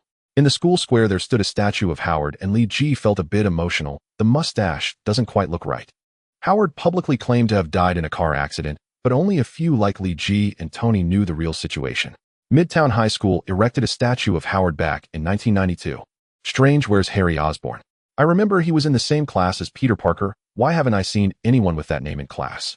Could it be the butterfly effect caused by my arrival? Li Ji carefully recalled the plot of Spider-Man. Oh right, Harry got expelled from the private school and came to Midtown High. He must still be suffering in the private school right now. Harry, I hope you won't blame me for taking your buddy away. Peter, with your physique, you want to play football? When you hold the ball, I can almost hear it crying. On the football field, the school's star player Lightning Thompson snatched the football from Peter's hands, tucking it under his arm as he mocked him. Hey Thompson, you can't do this. You haven't stripped me of my right to participate in football. Peter ran towards Thompson, gazing at his muscular build. His previously assertive voice grew softer, drawing laughter from those around. How about this'll give you a chance? I'll hold the football like this, and if you can snatch it away from me, I'll let you continue to participate. Thompson jeered at Peter. Peter had initially backed down, but Thompson's provocation ignited a spark of anger within him. He approached Thompson and forcefully tried to pull the football from under his arm, but it seemed as if the ball was glued to Thompson, not budging an inch. Outside the field, a pair of beautiful large eyes were observing their actions. Peter's peripheral vision caught sight of her, reigniting his fighting spirit. I need to think of a way quickly I can't embarrass myself in front of Gwen. A normal person's side should be soft. I assume Thompson is similar. Peter, little dude, if you don't move faster, I don't have time to wait for you. Thompson mocked. Peter extended his left index finger and quickly scratched Thompson's side. Thompson felt a sudden itch, causing his arm to relax, and seizing the opportunity, Peter snatched the football. Hey, I got it. Thompson glared at Peter holding the football, his expression resembling a wild dog robbed of its food, baring his teeth. He shoved Peter to the ground and reclaimed the football. He called over two teammates. Drag this guy out of the football field. Thompson, you're being unreasonable. Peter protested as two people restrained him, his backside scraping against the ground until they stopped outside the field. Hey Peter, are you okay? Gwen rushed over. Oh, I'm fine, Gwen, just a bit sore on my backside. Peter stood up, gently rubbing himself. Gwen, do you also go to Central City High? I haven't seen you since middle school graduation. After graduation, my parents took me to Hawaii for vacation, and I just returned before school started. I'm in Class C of Year 1, how about you? Gwen said with a sweet smile. I'm in Class A of Year 1, not far from your classroom. Peter gazed at Gwen's smile, somewhat entranced. Haha, although we're not in the same class like in middle school, we're still pretty close. Gwen asked, Peter, do you want to go to the cafeteria for lunch together? Peter glanced at his dirty clothes, and despite his desire, he declined. Not this time, but he'll treat you to steak tomorrow. That won't do, it has to be AA, or I'm not going. Gwen, knowing Peter's family situation, didn't want to put him in a difficult position. All right then. Peter felt Gwen's kindness. I'll head back to class first. I'll come find you in Class C tomorrow. Bye-bye. Gwen waved at Peter. Yo, Peter, you're finally back? Why are you so dirty? Did you get into a fight? Li Ji looked at Peter as if he saw a savior. Wendell was currently sitting in Peter's seat, leaning closer to Li Ji, making him quite uncomfortable. Wendell cast a displeased glance at Peter before turning to Li Ji. Li, don't you really want to have lunch with me? I said I'm going out with Peter for lunch today. I've already reserved my seat, but unfortunately, I only booked for 2, otherwise I'd take you along too. Li Ji quickly used Peter as a shield. Well, fine, I'm going to the cafeteria then. Don't think you can trick me with such a poor excuse next time. Wendell reluctantly stood up from Peter's seat and left the classroom. Thank goodness, Peter, that you didn't go to the cafeteria. Li Ji sighed in relief upon seeing Wendell leave. Although he didn't oppose student romances, Wendell's intentions were too clear and he had no interest in her. What's with the dirt on you? Li Ji asked again as Peter sat down. Nothing. Peter's tone was quite flat, but Li Ji still sensed something off, and normally Peter would at least respond with 20 words. Peter took out a sandwich from his drawer ready to take a bite, only to have it snatched away by Li Ji. Hey, you think I'm joking? I've already booked a restaurant. How can you eat a sandwich now and still have room for lunch? Liu. The usually talkative Peter actually stuttered. Come with me. Li Ji stood up. Oh my gosh, is this your car? Peter exclaimed upon seeing the latest Lotus sports car. Li, you are quite the hidden rich guy. Li Ji felt a bit embarrassed, thinking to himself, I don't think I'm hiding anything, it's just that not many people recognize the brand I'm wearing. The two drove to a Michelin-starred restaurant. As Li Ji parked the car, a waiter approached. You must be Li, your reserved table is on the second floor, please follow me. Li Ji slowly cut his steak, glancing at Peter, who had been keeping his head down. Unable to hold back, he said, Peter, just say what's on your mind. You're not acting like yourself. Li, can you teach me Chinese martial arts? I want to learn and become stronger. Peter's voice was soft, seemingly a bit shy. Is that all you want? Li Ji initially thought Peter might ask to borrow money. If that were the case, he might have considered it, although he wasn't short on money. Casually lending to friends could easily damage their friendship. Is that not okay? Then forget it. Peter's voice sounded mechanical, as if he were lost in thought. If you want to learn, come to school at 9 a.m. on Saturday, and he'll teach you. Li Ji smiled. While some martial arts secrets of Kunloon cannot be taught, many are simple enough for ordinary people to practice. This part could be shared without issue. Really? I didn't miss here, did I, eh? Peter suddenly lifted his head, overjoyed. It's true, you didn't miss here. But if you want to learn martial arts, regular meals are essential. Let's finish this meal properly first. Li Ji pointed at the food on the table, and Peter immediately began to wolf it down, seeming somewhat out of place in the upscale Michelin restaurant. Saturday, Zhongqing High School playground. Peter, next time, don't wear jeans. They are not suitable for practicing martial arts. If you apply a bit of force, they'll turn into split pants. Li Ji looked at Peter's attire with some dissatisfaction, but since it was the first day of practicing martial arts, there wasn't much need to be too strict. After all, everyone starts by laying a foundation. Don't think that just because you've learned martial arts you can leap across rooftops like in action movies. It's not that simple. Martial arts can be considered a subject akin to mathematics, where learning is progressive. You need to first learn that 1 equals something before you can advance to higher levels. The most fundamental aspect of martial arts is stances. A stance, as the name suggests, involves a wooden post. Why are there so many stumps left behind when trees are felled in forests? That's because their roots are deep. Loggers find it challenging to clean up stumps in a short time. The same goes for stances. They require depth and stability. Today your attire is not suitable. Remember to wear looser sportswear next time. So today you'll practice the basic stance, commonly known as the horse stance. You are not yet ready for the more advanced stances. Li Ji was a competent master. After all, he had done quite a bit of tutoring in his previous life, so his teachings were generally sound. However, Peter was not a qualified disciple. Though he excelled academically, he lacked talent in sports. Due to his physique, his endurance was also poor. After a few minutes in the horse stance, his body began to tremble, making it hard for Li Ji to watch. Peter, do you want to improve a bit faster? Li Ji whispered in Peter's ear. Peter's face turned crimson, his body trembling, and with his breath held, he could only nod silently. All right, then you will have to endure some hardship next. Li Ji pressed 2 acupoints on Peter's back. In an instant, Peter stopped trembling, appearing somewhat dazed like a statue, staring blankly ahead. Indeed, Li Ji had directly sealed Peter's acupoints. Although Peter found it hard to move, he could still sense his body's condition. He felt as if his legs were weighed down by lead, his entire being burdened by an insurmountable pressure that made him feel worse than death. Meanwhile, Li Ji sat on a nearby bench, engrossed in his laptop. Damn, this 40-person dungeon is tough. Thankfully, I got a critical hit at the end, or else we wouldn't have made it. After a while, Li Ji finally finished a challenging dungeon and remembered that Peter was still standing in the scorching sun in the horse stance. When he released Peter's acupoints, Peter collapsed straight down. Fortunately, Li Ji reacted quickly and caught Peter, preventing him from hitting his face on the ground. Li Ji laid him on the bench, and it took Peter several minutes to recover. Li is learning martial arts, always this tough.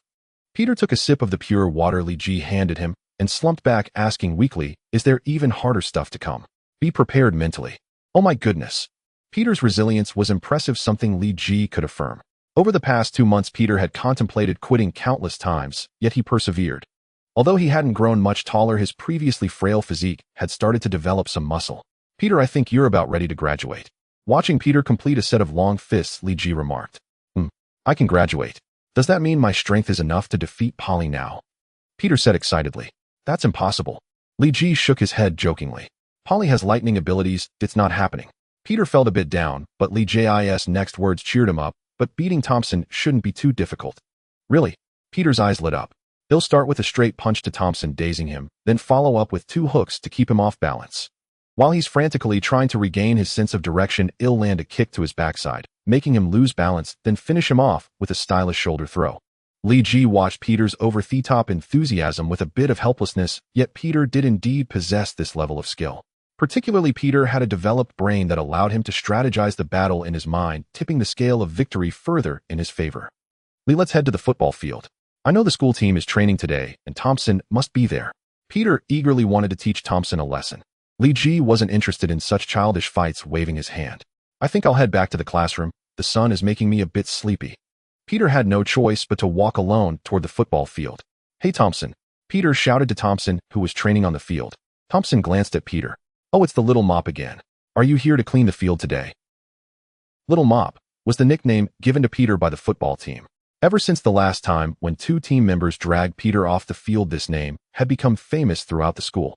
Hearing Thompson's words, those around them burst into laughter. Thompson, do you dare to accept my challenge? Peter ignored the taunts, taking off his shirt to reveal his abs. Although still a bit underdeveloped, they undeniably existed. Oh, you learned some useless martial arts from Lee for a few days, and think you can challenge me? Do you really think Lee is Bruce Lee? Thompson also removed his jersey, his muscles significantly more developed than Peter's. Though Lee isn't Bruce Lee, you're certainly not like those gangsters in the movies. Peter let out a strange cry and charged at Thompson, aiming to strike his face with a straight punch, but Thompson easily dodged and countered with an elbow strike. Peter crouched down, evading Thompson's furious elbow. He swept his right leg across the ground, executing a low kick that knocked Thompson off balance and pounced on him like a hungry tiger, locking his joints and landing 2 punches on Thompson's face, quickly giving him a pair of black eyes. This was the tiger fist he had learned from Li Ji. Damn it, everyone jump in! Thompson suddenly shouted, and the other players from the football team rushed over, surrounding Peter in the center. Damn it, what are you all doing? This is a onion between Thompson and me. Peter began to feel anxious. Right, you're one person challenging our group.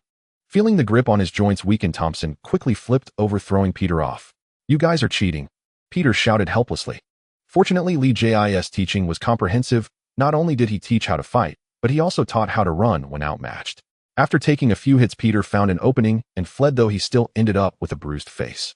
Hell's Kitchen. Li Ji walked along the street of 10th Avenue, the center of Hell's Kitchen. The neatly arranged and lush trees gave a sense of an upscale neighborhood, which seemed somewhat out of place compared to the usual image of Hell's Kitchen, known for its dirt, chaos, and disorder. Colorful signs stood along the street proclaiming, "Welcome to Clinton." Indeed, Hell's Kitchen's official name is Clinton, sharing a name with several past presidents, raising suspicions of a political conspiracy.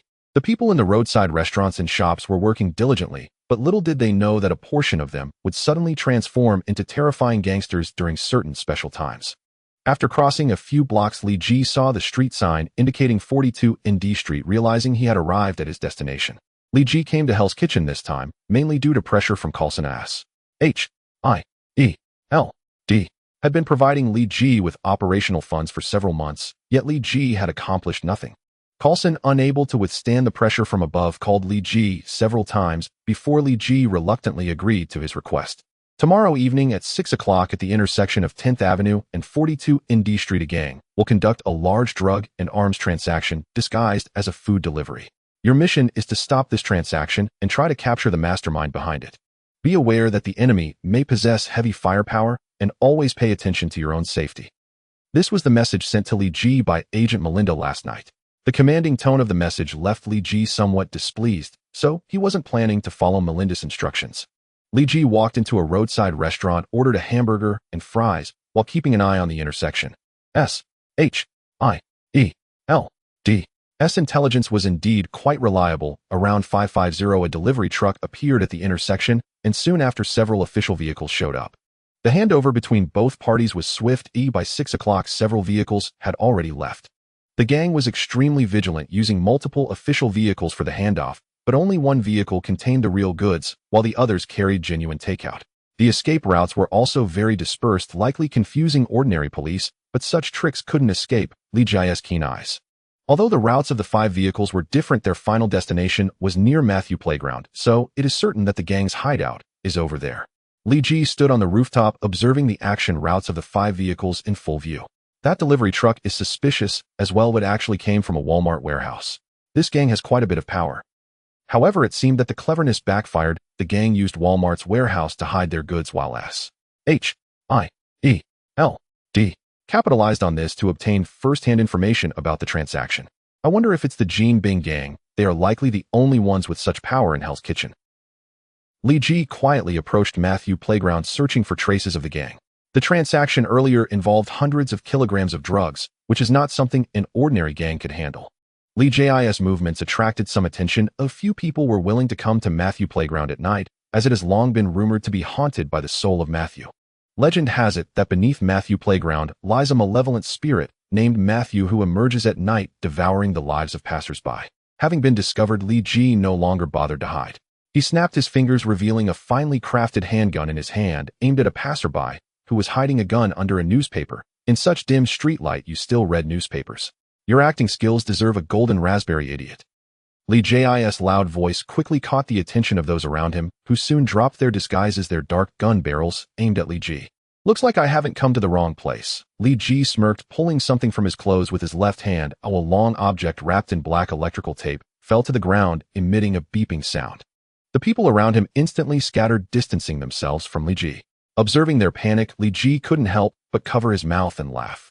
In the gang's perception, the combination of black electrical tape and the beeping sound could only mean a bomb. A little did they know that what Li Ji threw on the ground contained only a book and a timer that activated upon impact, causing panic among the gang.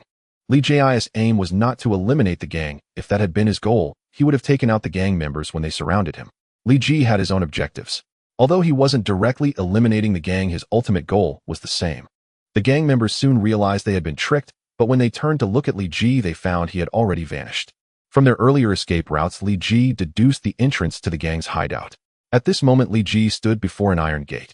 I didn't expect the infamous Jean Bing gang to be hiding in such an inconspicuous place. I thought they would have a grand building or castle like the mafia in movies. Li Ji delivered a powerful punch to the iron gate, producing a thunderous rumble as a large hole was created. Enemies are here.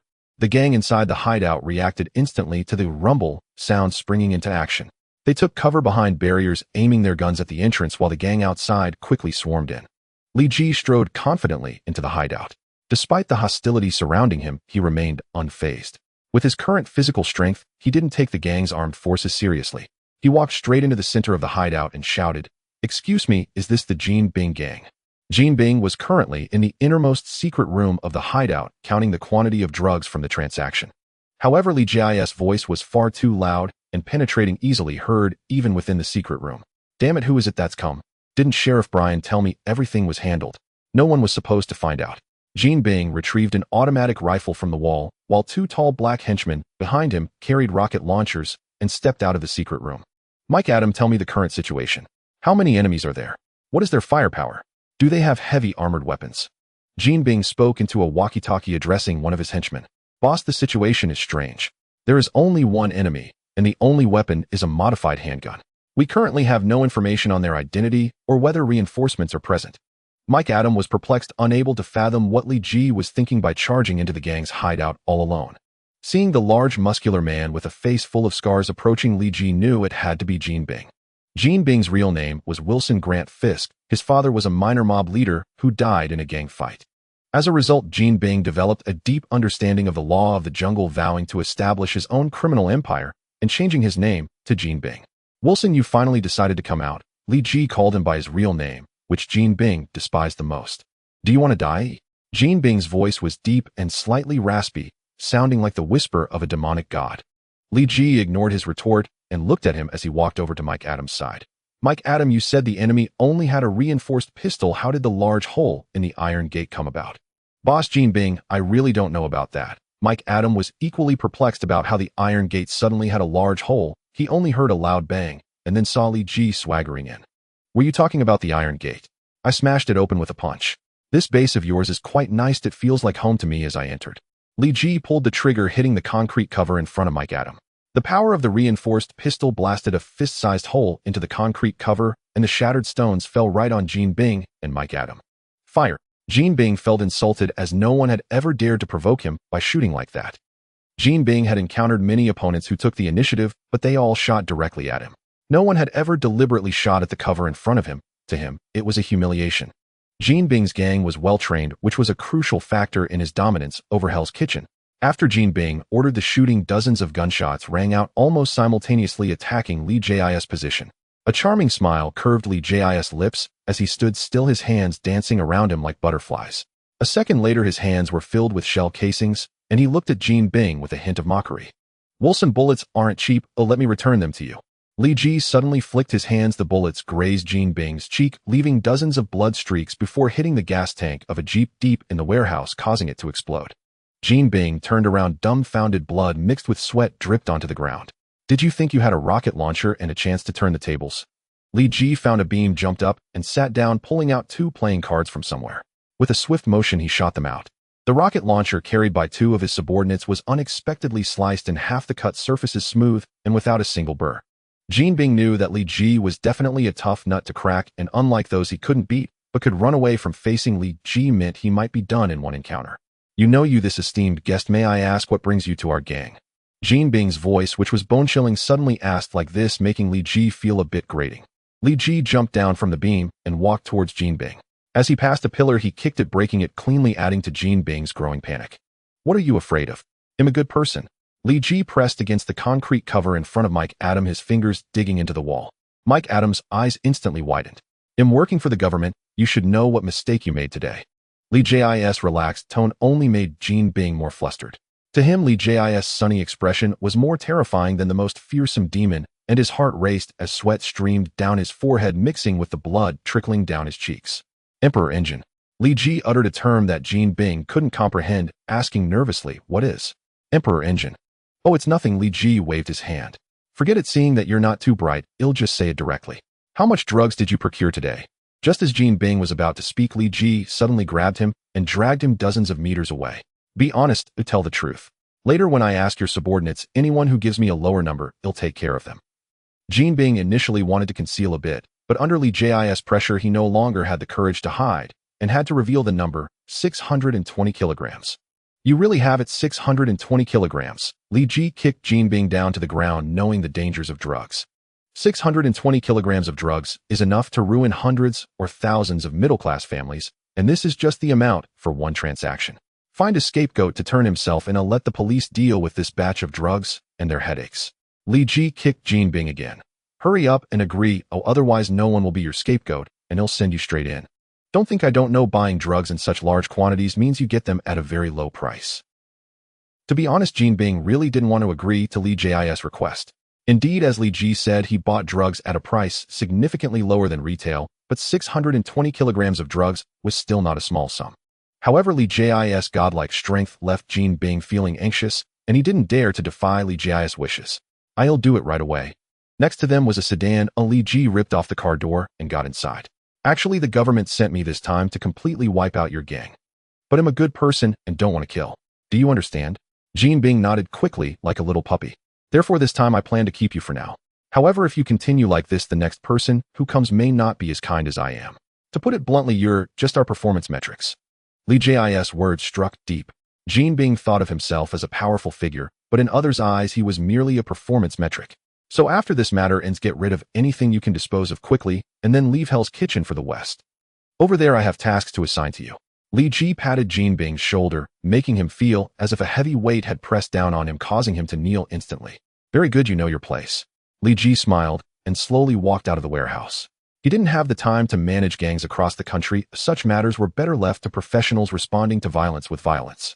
Jean Bing watched the nightmare recede, unable to stand for a long time. Zhongqing High School. A black Rolls-Royce pulled into the parking lot where a father and son were arguing inside the car. "Dad, this is a public high school. Can't you stop dropping me off in a Rolls-Royce?" A blonde boy was complaining. "Just because you were expelled from a private school, do we have to drive a Beetle?" Little Harry, a somewhat thin middle-aged man, said with a wry smile. "This isn't suitable. Look at what cars the other students drive. I don't want to create a barrier between me and my classmates because of the Rolls-Royce." Harry's face looked like a bitter melon. V-Room, a red Ferrari elegantly drifted into the parking space beside the Rolls-Royce, the tires emitting a burnt smell. Li Ji opened the butterfly doors of the Ferrari and stepped out. All right, the barrier is gone, my little Harry. The door of the Rolls-Royce opened as the father and son stepped out. Harry's father stared at Li Ji for a moment, suddenly a bit dazed. You are Geiki Stark. Li Ji nodded, surprised that someone actually recognized him, as the media had cleared his name after Tony had used his influence. Maybe you don't know me, but I think you should meet my son. Let me introduce you. Harry's father pointed to his son. This is Harry Osborn, heir of the Osborn Group. Harry looked at Li Ji with some dissatisfaction as the Ferrari Li drove left him at a loss for words. Originally, he had the upper hand in the argument with his father, but now he found himself at a disadvantage. All right, Harry, stop sulking. This is Tony Stark's brother, Stark Group's director. Osborn Group. Li Ji blinked. Then you must be Norman Osborn. Ha ha ha, I can't believe you recognize me. I thought you would be like your brother, never remembering anyone. How could I not know you? The Green Goblin, right? Li Ji observed Norman Osborn, surprised that this polite, middle-aged man would eventually fall to become the Green Goblin. Geiki, are you also studying at Zhongqing High School? Norman asked. Oh yes, I'm in Class A of the first year. Is Harry also a student at Zhongqing High? How come I've never seen him before? Li Ji was asking a question he already knew the answer to, as he was aware of Harry's situation. I just transferred here and am in your class. Can you show me around? Norman was about to speak when Harry quickly interjected, looking at Li Ji with an anxious expression. He didn't want anyone to know he had been expelled, but unfortunately Li Ji seemed to know everything about him. Then he'll leave Harry to you, Mr. Geiki Stark. Norman sat back in the Rolls-Royce. By the way, I should correct you in school. Please call me Li. Li Ji led Harry towards the classroom. Li, why is there so much stuff on your desk? Harry asked, surprised at the pile of snacks and some scattered dollars on Li Ji's desk. These are offerings from the delinquents at school. They come every day, and today is actually a light day. But I'm not sure how Li's little belly can hold so much stuff. Peter also walked into the classroom. Li, is this your new friend? Peter pointed at Harry. Sort of, this is our new classmate Harry. I met him in the parking lot and brought him to class. Li Ji introduced. Hello Harry, nice to meet you. Peter extended his hand to Harry. Thank you, I'm glad to meet you too. Harry was a bit resistant to Peter's enthusiasm, but found it hard to refuse. Their hands clasped. Li Ji watched with interest, amused by the budding friendship. Harry, why don't you sit right in front of us? There's an empty desk right there. You can enjoy a luxurious double seat all by yourself. Originally, there were two students sitting in front of Li Ji and Harry, but those two were fans of the school's football team. After the incident with Harry and Thompson fighting spread, they switched seats voluntarily, claiming they didn't want to sit with a barbarian. He'll think about it, Harry replied, hesitant to sit in front of Peter. It wasn't that he disliked Peter, rather that position was too poor, making it hard to see the blackboard clearly. However, in reality, that was one of the better remaining spots in the class. After spending the entire morning together, Harry and Peter had become good friends.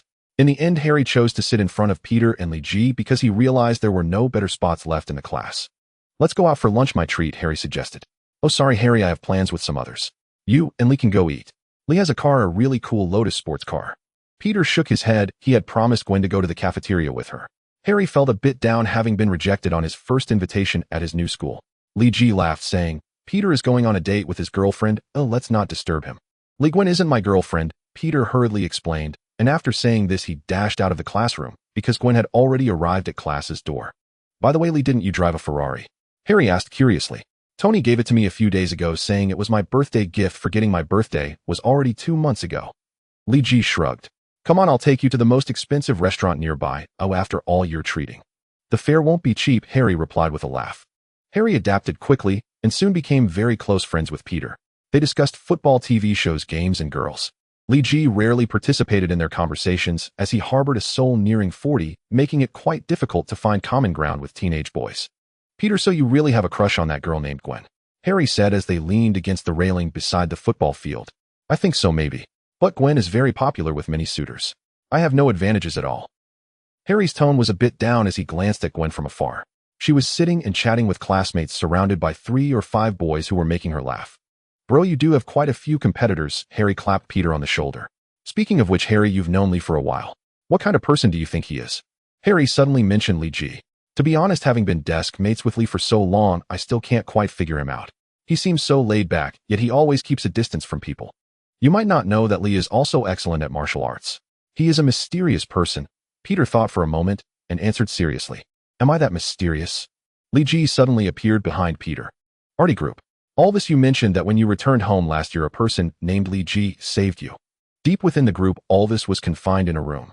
The room had normal living facilities, and there was someone designated to deliver meals regularly, but he was unable to contact the outside world. Alvis had not spoken to anyone for a long time. Yes, his name is Li Ji. He defeated the criminals who hijacked the plane and successfully forced it to land. Due to not speaking for so long, Alvis' speaking ability had severely deteriorated. That must be him, no doubt, Gage Stark. The person outside opened the locked door and looked at Alvis inside. Practice your speaking well these days, and in a few days we'll invite Li Ji to the company for a visit. Why? Gage Stark, who is that? Alvis' stutter was still very severe. The Li Ji you mentioned is Tony Stark's brother, Gage Stark. It's not something just anyone can do to fly a plane. The main reason for inviting him to the company is because of you fool.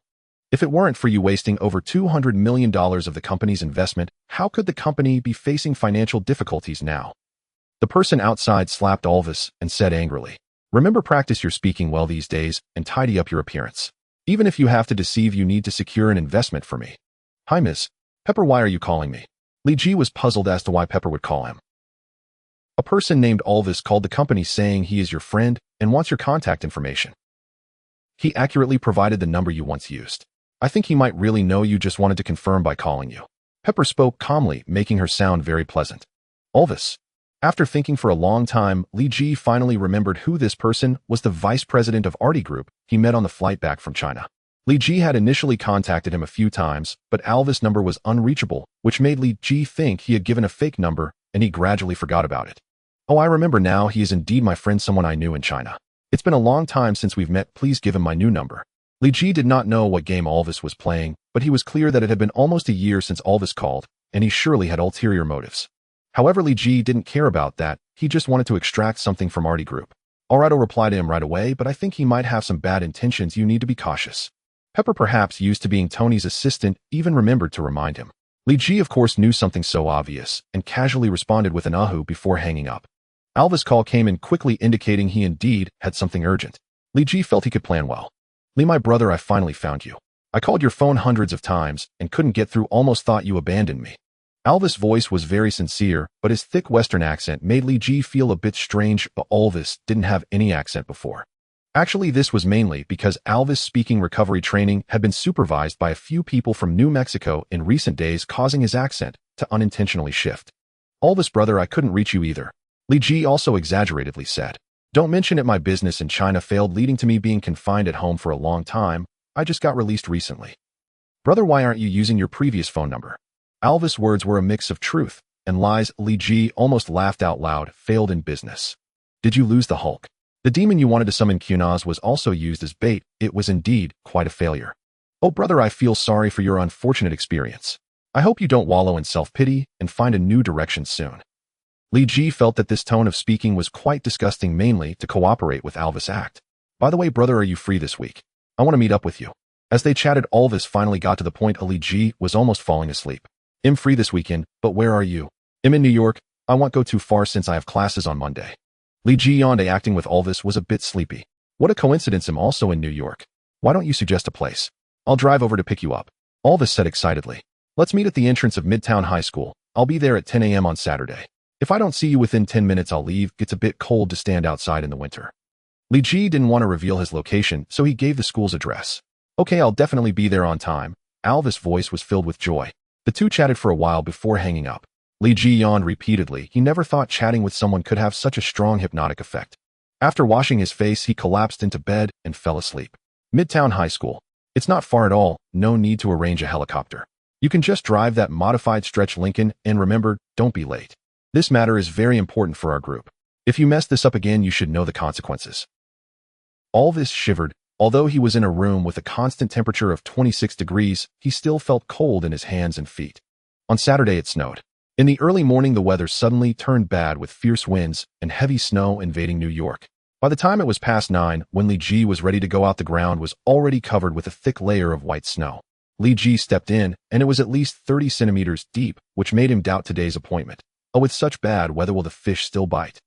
With the snow so thick, Li Ji's sports cars were definitely undrivable.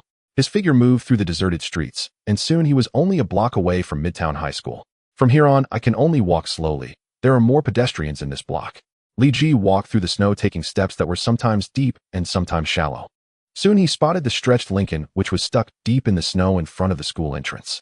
Alvis, in order not to mess things up, had arrived at the entrance of Midtown High School at 6 in the morning. At that time, the wind and snow were not as severe, but now the Lincoln couldn't get out of the snow. "Haley, you're here." Alvis looked at Lee Ji, his expression very awkward. Ultimately, Alvis made a call to the group, and they dispatched a helicopter to take Lee Ji and Alvis to the RD group. "I'm sorry, Lee, I didn't expect it to snow so heavily." Along the way, Alvis kept apologizing to Lee Ji. "It's fine, after all, it was due to the weather, which is an irresistible factor." Lee Ji waved his hand, thinking it wouldn't be fair to blame Alvis. "Wasn't my goal of obtaining Hydra intelligence from the RD group now impossible to achieve?" The helicopter landed on the roof of the RD group building, and Alvis jumped out, nearly losing his balance in the biting cold wind. Fortunately, Lee Ji caught him, otherwise he would have fallen flat on his face. "Lee, thank you, you're really a good person." This statement sent chills down Lee Ji's spine, prompting him to quickly enter the RD group building. On the top floor of the RD group, there was a cafe fully covered in glass, where employees often came to relax with a drink. Today, the cafe was specifically closed to the public, only serving Lee Ji and Alvis. "How does this coffee taste?" Alvis gently stirred his black coffee with a small spoon. Lee Ji took a sip and slowly savored it. "The aroma dances on my taste buds, and I can almost feel the essence of Colombia enveloping me in a rich embrace." Alvis looked at Lee Ji with a somewhat awkward expression and finally said, "Actually, these coffee beans are from Panama." Lee Ji rubbed his forehead in exasperation. "Well, honestly, I don't really understand coffee. I couldn't taste anything but bitterness." No problem, there's more. Alvis was a bit nervous, showing signs of his previously healed stutter re-emerging. The cafe was small, but the variety was impressive. In just over 2 hours, they served more than 60 different items, both savory and sweet, allowing Lee Ji to experience a plethora of flavors.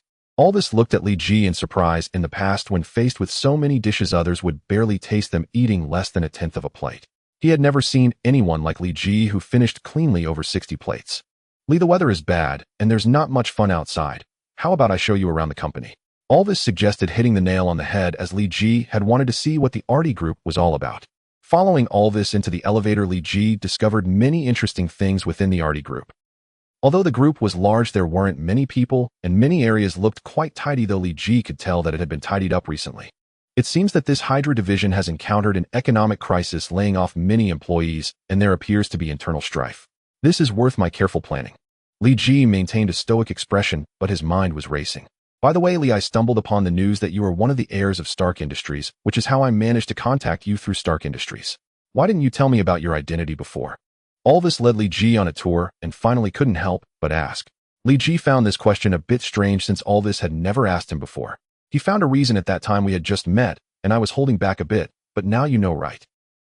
"Haha, that's true, but I had no reservations at all. Oh, I feel a bit sad." Alvis exaggerated a crying expression, his eyes blinking wildly, finally squeezing out a few drops of crocodile tears. "Alvis, what's going on?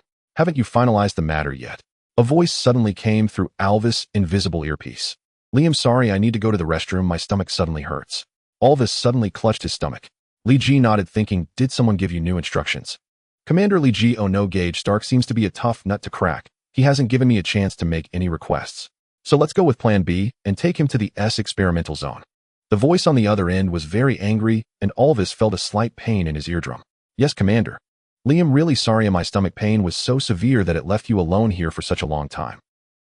A few minutes later, Alvis rushed out of the restroom, apologizing to Lee Ji. "It's fine, it wasn't that long." Lee Ji waved his hand lightly. "You've seen most of the regular areas of the group. Next, I'm going to take you to the most core experimental zone of the group.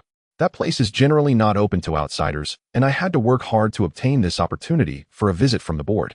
This statement piqued Lee Ji's curiosity, although he had toured the RD group for a while and had a rough idea of their objectives and operational status. The core technology and military capabilities had not been touched upon.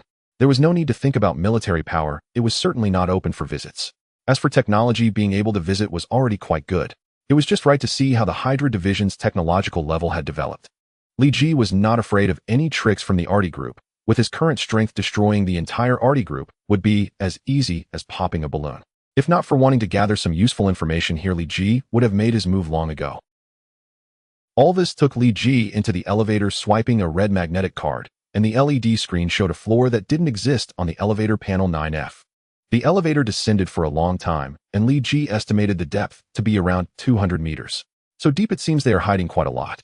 Lee Ji's lips curled into a smile. He felt like he had hooked a big fish. The elevator finally stopped, and Alvis and Li Ji stepped out into pitch darkness. However, Li Ji had excellent vision and strong night vision capabilities, allowing him to clearly see the surroundings. In countless incubation chambers lay strange humans, some missing a hand, others having 2 extra horns. Everything looked bizarre and terrifying. Li, wait a moment, I'll turn on the lights. Alvis ran to the side and turned on the lights, making everything more vivid before Li Ji. Alvis, what are you doing? Li Ji's voice was exceptionally cold, causing Alvis to feel a chill. Mr. Gage Stark, I think we can have a talk. An old man in his 50s or 60s emerged from the largest incubation chamber. Boss. Alvarez bowed his head. What is there to discuss? I see no point in talking. Li Ji's gaze pierced like that of a tiger moments before the strike. Let's discuss something you'd find intriguing, say restoring Howard's consciousness. You must be deeply interested in that, wouldn't you? The elder's words cooled Li Ji's temper slightly. Since ARDYH Group had invited him here, and even granted him access to these clandestine test subjects, they clearly held leverage. Though few knew the truth about Howard's condition, S.H.I.E.L.D's upper echelons did, and S.H.I.E.L.D, riddled with Hydra infiltration, made it unsurprising that ARDYH Group, deeply entwined with Hydra, possessed such classified knowledge. Allow me to introduce myself. I am Mirando, founder and chief scientist of ARDYH Group, a German national. You may also address me by my title, the Thorn Baron. Mirando extended his hand toward Li Ji, but Li Ji did not take it, leaving Mirando momentarily awkward. Aren't you curious how we learned of Howard's condition? After all, most believe he is already deceased, Mirando remarked, producing a handkerchief to wipe his palm. Many know this. It's hardly a great secret. Your corporation wields considerable influence. Such intelligence is well within reach. Li Ji's reply was 7 parts truth, 3 parts deception, leaving Mirando genuinely puzzled. His intelligence sources had labeled this an alpha-class secret. Perhaps I should first outline our plan. Mirando gestured to Alvarez, who discreetly withdrew, leaving Li Ji alone with him. Li Ji remained silent, observing Mirando's performance with detached calm. Fortunately, Mirando needed no audience. He launched into his monologue without prompting. ARDYH Group has long pioneered research into the human genome and phenotypic expression. Our flagship innovations include gene-targeting enzymes, nanoscale gene robots, high molecular weight base pair cleavage chains, and multi-trait, selective gene expression, cutting-edge biotechnologies that have generated immense wealth since our founding. Mirando spoke with fervent pride, but Li Ji remained unmoved. Every merchant praises his own melons. Even obscure writers style themselves as national treasures. What Mirando touted as revolutionary barely surpassed mainstream gene engineering standards and held no real allure. To maintain ARDYH Group's 20-year technological lead, we launched the Human Genome Completion Project 5 years ago, a bold initiative to excise deleterious genes, preserve superior ones, and catalyze humanity's next evolutionary leap. These specimens before you are products of that project. Mirando spread his arms wide, as if displaying trophies, eliciting a wave of revulsion in Li Ji. You proudly sacrificed so many innocents for your so-called project, yet feel no shame. Sacrifice. Perhaps you overestimate their nobility. They were all terminally ill patients unable to afford exorbitant medical care. After ARDYH Group paid their families a sum in U.S. dollars, legal custody transferred entirely to us. Strictly speaking, we are their benefactors. Though their phenotypes appear aberrant, at the very least we cured their fatal illnesses and saved their lives. Don't be misled by their unsettling appearance. They are fully alive. Mirando approached a bioreactor chamber and pressed a crimson button. Instantly, the 4-limbed humanoid inside convulsed violently, its distress unmistakable. Observe utterly inert under normal conditions, yet thrash wildly the moment oxygen supply is interrupted. He pressed the button again. The creature stilled instantly. Li Ji's mind raced. The Human Genome Completion Project, indeed Hydra's long-standing ambition. Yet these grotesque subjects bear no resemblance to its intended outcomes. He was concealing something, and had uttered not a word about the demon god Kunos. ARDYH Group, it seemed, was a rogue faction, even within Hydra itself. So what does any of this have to do with awakening Howard? Li Ji asked, voice glacial. Mr. Howard's condition stems primarily from severe trauma-induced damage to the central nervous system, specifically widespread injury to both the cerebrum and brainstem. Given his advanced age, his stem cells lack sufficient proliferative capacity, preventing natural repair of the damaged neural tissue. Mirando's diagnosis was accurate, yet utterly trivial. Should our Human Genome Completion Project succeed, we could actively guide Mr. Howard's stem cells to differentiate and regenerate the injured regions of his cerebrum and brainstem. Upon completion of this process, even if he remains unconscious, his chances of eventual awakening would rise dramatically. Li Ji lowered his gaze, thoughtful. Mirando's proposal was indeed viable. At Kunloon, he had consulted Lei Gong on reviving a vegetative patient. The method described was nearly identical. First and foremost, repair the cerebrum and brainstem. Yet Howard was over 70, Maria nearing 60. Cellular regeneration struggled against such profound neurological trauma, and even Lei Gong offered no superior solution. So your objective is financial. You want money. Li Ji cut straight to the core, tired of pretense. Yes. Mirando paused briefly before admitting ARDYH Group's fiscal crisis. Last year we invested heavily in a project, only to suffer total loss. We now face acute liquidity constraints and seek financial assistance from Stark Industries. Massive investment. Total loss. That must refer to the summoning of Kunos. But why summon him at all? Was Mirando a devotee? Unlikely. He bore none of Alvarez's demonic aura. Only true believers radiated such presence. A wild hypothesis struck Li Ji, so audacious it chilled him. If that's the case, then this is beyond madness. And these monstrous specimens suddenly make grim sense. Thus 500 million U.S. dollars strikes a reasonable balance sufficient to advance our research, yet imposing minimal strain on Stark Industries. Mirando named his price. Will your future experiments require new living subjects? Li Ji hesitated long, still recoiling at the ethics of such vivisection. No. All subsequent trials are recursive. New subjects are incompatible. Mirando's answer carried the quiet certainty of truth. I'll discuss this with Tony. After leaving the Artie group, Li Ji realized he was being watched. Another fool wanting to play some sordid tricks. As Li Ji walked through the snow, he left a trace behind. He declined the escort service from the Artie group. There were matters he needed to discuss with Tony, and Stark Industries was not far from here. Quite cautious, I deliberately took that underground passage, and they didn't make a move. Exiting the tunnel, Li Ji glanced at a phone booth behind him. He contemplated making a move, but seeing the pedestrians, he ultimately suppressed the urge. I can't end up in the papers again, or Tony will freeze my bank card. Li Ji turned and slowly walked into the Stark Industries building. $500 million, is that it? You must have that much in your bank account, so why are we even negotiating? Tony stood in the lab speaking, without turning around. Jarvis, pull up the latest data on the M63N missile. Understood, Mr. Stark, Jarvis replied, his voice imbued with emotion rather than being mechanical. If it were just about money, I wouldn't have come to you. But what if I say this is related to the events of 91? In Tony's office, there was a coffee machine. Li Ji poured himself a cup and added 2 big spoonfuls of sugar. A lot happened in 91. Which event are you referring to? Tony slid his finger across the missile projection in the air, revealing the internal design of the missile. It's definitely not the incident where you achieved 100 kills. Li Ji took a sip of coffee, and even with so much sugar it still tasted very bitter. Hey, if you want to bicker, call me next time. I'm busy now, and if there's no urgent matter, please leave. Tony finally turned to look at Li Ji. Do I need to spell it out for you? Don't you know what happened in 91? Li Ji said playfully. Are you referring to Howard's matter? Tony hurried over. Yes, Li Ji put down his coffee. Tony took a seat. Go on, tell me more. The Artie group invited me to tour their lab, and I discovered they seemed to be conducting secret human gene experiments which they referred to as the Human Gene Completion Project. You should report this to the police, not the NYPD, Tony said, taking a sip of Li Ji's coffee. Too sweet, you really aren't a mature man yet. Even though this doesn't directly concern us, it raises humanitarian concerns. But what if I say they know Howard and Mary are not dead? Li Ji glanced at the coffee in Tony's hand silently, deciding never to drink it again. Impossible, only a few people know about this. I waved wads of cash to erase all information. How could the Artie group know? Tony suddenly stood up, his hand holding the coffee cup, trembling uncontrollably. So they either heard this through special channels, or they already knew about it. Li Ji poured himself another cup of coffee, this time adding 5 spoonfuls of sugar. Finally, not bitter. Jarvis, help me locate the Artie group building, load the M63N missile in the silo, and prepare for launch. Tony's eyes appeared a bit vacant, clearly falling into an irrational state. Tony, get a grip. Li Ji pressed him back into his seat. The Artie group claims they have a way to wake Howard up. I heard their plan and think there is some feasibility to it. Of course, I can't be sure they are telling the truth.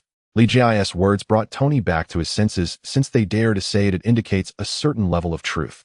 Even if they exaggerate the effects, there should still be some efficacy. Right, I think so too. Li Ji nodded. Moreover, I discovered something. The Artie group seems to have experienced an internal split recently. The entire building feels somewhat empty with staff, less than half of normal levels. Perhaps it's due to a shortage of funds leading to mass layoffs, Tony speculated. No, that's not it. I'm quite sure it was an internal split. Li Ji shook his head. If it were layoffs due to a shortage of funds, they wouldn't take the documents away. I visited their document room, and many items were recently added. The original documents must have been taken away by someone. Continue. Tony fell into deep thought. Then he'll share my speculation. Li Ji stood up. I believe the S.H.I.E.L.D group is not the mastermind behind the 91 incident, but they are closely related to it. They likely belong to a larger organization with parts operating independently while also being tightly interconnected. Therefore, the S.H.I.E.L.D group could have learned about Howard and Mary's survival and specifically approached us for funding. Tony nodded, and Li Ji continued. The internal split of the S.H.I.E.L.D group seems to corroborate this point. A group this large splitting up without any media coverage is indeed unusual. So it appears that the S.H.I.E.L.D group is indeed a subsidiary of another large organization. But if that's the case, why don't they just ask the organization for funds instead of coming to us? Tony quickly discovered the inconsistency. You know, I spent 4 years in Huaxiao, and I met the vice president of the S.H.I.E.L.D group on the plane back to America. He told me that he failed in investments in Huaxiao, but I know things are not that simple. It can be confirmed that the S.H.I.E.L.D group messed up a major event in Huaxiao, which soured their relations with other departments in the organization. Li Ji chuckled. What he referred to was, of course, the summoning of Kunosh. Although he was still unclear about the reason behind the S.H.I.E.L.D group summoning Kunosh, it didn't stop him from using this as a point of discussion. So your goal is to fund them to complete their plan, then further exacerbate the rift with their original organization, ultimately drawing out the mastermind from that year. Tony quickly grasped Li Ji's intention. Pretty much, but this requires your assistance. Li Ji nodded. Tell me, what do you need me to do? Anything in terms of funding or technical support is fine. Tony approved of Li Ji's plan. First, I need you to send a negotiator to have a proper talk with the S.H.I.E.L.D group to suppress their arrogance and prevent them from thinking they have us cornered. I think Jeff Bridges would be a good candidate for the negotiator, Li Ji said with a faint smile. Uncle Jeff. Why him? Jeff possesses abilities, yet he also has flaws. He can easily be struck by the candy grenades from the opposite side, making him susceptible to manipulation. However, this is precisely something we can exploit. Li Ji took a sip of coffee, saying, why is it bitter again? You picked up the wrong cup. Your freshly brewed coffee is over there. Tony pointed to another cup beside Li Ji. Oh, it's fine. Oh, just remember to send Jeff Bridges to negotiate with the S.H.I.E.L.D group. Li Ji quickly changed the subject. I can agree to that. Tony nodded, as he wasn't overly concerned about who went to negotiate as long as the objective was achieved. Secondly, I need you to develop a monitoring system and ensure that Jarvis keeps a close watch on the personnel entering and leaving the S.H.I.E.L.D group. This system should ideally be discreet and easy to install. Li Ji thought for a moment and said, we have ready-made monitoring systems in the lab, but who will install them? Tony swiped his fingers in the air, bringing up the data on the monitoring system. Just make 300 sets and hand them to me. Tony nodded, acknowledging that although his younger brother was somewhat disobedient, he indeed had capabilities. Thirdly, the funds shouldn't be transferred all at once. They should come in batches, preferably delayed, until they are short on funds, as they are more likely to reveal information during such times. After discussing with Tony, Li Ji declined his dinner invitation and left the Stark Industries building alone as he realized that the person following him had been lingering nearby. I want to see what trick you have up your sleeve. As Li Ji moved, the person tracking him followed suit, with a clear target: Li Ji alone. The wind picked up again, accompanied by swirling goosefeather snow. Li Ji braved the cold wind, intentionally taking a less traveled path to lure the follower into action. The weather was poor, and there was no moon. Li Ji had plenty of time to play cat and mouse. It's a bit strange. Why are there no footprints from the person following me? Li Ji glanced back, noticing that there were no traces on the path the follower had just taken, which seemed exceedingly eerie in the soft snow. Could it be that I've been targeted by a ghost? Li Ji thought in a somewhat absurd manner. However, even if it were a ghost, he wasn't afraid. The martial arts taught by Kunloon had methods to deal with spiritual beings. If you're targeting me, you're out of luck. Li Ji swiftly moved into an empty street. The evergreen trees on both sides were laden with snow, seemingly doubling the size of the tree crowns, obscuring visibility along the entire street. With a whoosh, a thin cold beam grazed Li Ji's cheek, causing a slight sting, but thankfully not breaking the skin. Li Ji rubbed his thumb along the scratched skin on his face. Indeed, there's something here. I didn't even notice when you attacked. Come out. I know you're hiding behind the building to the north. A silver-haired girl stepped out from behind the building, appearing no older than 14 or 15. She wore a black eye mask, and with each step she took, the ground shimmered, erasing the traces of her movement. After following me for so long, you finally decided to show yourself. Li Ji stretched his body, a faint glow emanating from his hands as he struck forward, sending a gust of fist wind towards the silver-haired girl. A white light shield flashed around her, and the fist wind rebounded upon contact. Li Ji stood tall, allowing the reflected fist wind to strike him. It was a mere annoyance. The crowded buildings of New York made it impossible for him to use his powers freely, otherwise a single key wave could obliterate several blocks. Who exactly are you? I don't seem to recognize you. Li Ji felt that he hadn't provoked this girl, and even among the people from Xavier's academy, none matched this silver-haired girl. Those who collaborate with the Artie group are not good people. The girl's voice was melodious, ethereal, and Li Ji understood that he had fallen victim to the Artie group's entanglement, suffering this undeserved disaster. Could she be a product of the Human Gene Completion Project? Or perhaps a research subject? Li Ji speculated as several cold beams shot at him. With a wave of his hand, Li Ji deflected several cold beams, sending them off into the unknown, one of which shattered a street lamp. Little girl, perhaps you've misunderstood something. I'm not the person you think I am.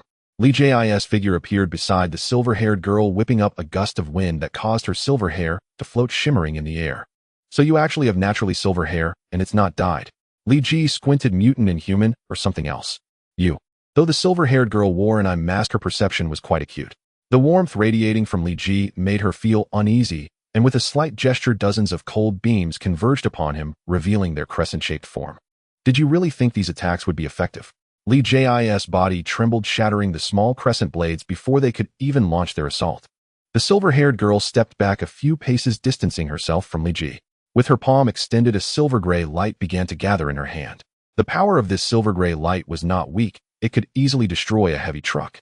However, to Li Ji, it was no more significant than passing gas. Li Ji suddenly smiled with interest, taking a large step forward, extending a finger to puncture the girl's hard-gathered attack. He twirled his finger in her palm, causing the silver-haired girl to recoil in fear and fall to the ground. You're truly just a novice. Li Ji suddenly thought that bullying a little girl was rather uninteresting. He tried to pull the silver-haired girl up from the snow, but she flung his hand away. You will regret this. The silver-haired girl removed her eye mask, her eyes shimmering with light, beautiful and pure. Li Ji suddenly felt as though his body was no longer under his control. His muscles swelled instantly, and he felt an urge to move. Not good. This is a sign of giant ape transformation, but there's no moon. Is it because she took off her eye mask? Li Ji quickly assessed the situation, forcibly stabilizing his body and flashing to the silver-haired girl's side. With a swift chop, he knocked her unconscious, and his raging Saiyan blood quieted down. What on earth is happening? Can her eyes emit bruised light waves? Is this her own special ability, or a product of Artie's research? Li Ji furrowed his brows, helped the silver-haired girl put her eye mask back on, picked her up, and vanished from the street. On Sunday morning at 9 o'clock, a silver-haired girl groggily woke up from her sleep. She touched her messy silver hair, still feeling a bit dazed in her mind. Suddenly, she seemed to sense something was amiss, and began frantically checking her body. However, it didn't take long for her to relax, as she found no signs of damage to her clothes. Awake! Li Ji pushed open the door and walked in, holding a piece of cheese bread, taking a bite. If you're awake, hurry up and leave. You're not welcome in my villa. You are the one from yesterday. Bad person. The silver-haired girl sprang up from the bed, striking a fighting stance and vigilantly facing Li Ji. Objectively speaking, I'm a good person. Li Ji stuffed the cheese bread into his mouth, the aroma of wheat and the sweetness of cheese bursting on his taste buds. If I were a bad person, could you still be standing here in one piece? The silver-haired girl pondered for a moment and indeed found his point valid, but she still felt suspicious about Li Ji bringing her home. Then why am I in your house? Do you have some ulterior motive? Li Ji quickly thought to himself, did I hit her head too hard? Oh no, her brain seems to be a bit off to begin with, so it definitely has nothing to do with me. Should I knock you out again and throw you on the street? Let's see if someone picks you up or if you freeze to death on the side of the road. I think the latter is more likely. After all, you're dressed all in white with white hair, perfectly blending into the environment. Li Ji teased, thinking that dealing with such an immature teenage girl required a bit of harshness, otherwise she'd still see herself as the victim, easily falling into a trap. The silver-haired girl seemed to fall into deep thought. Given her limited brain capacity, contemplating such matters was indeed a bit challenging. It seems like you might be right.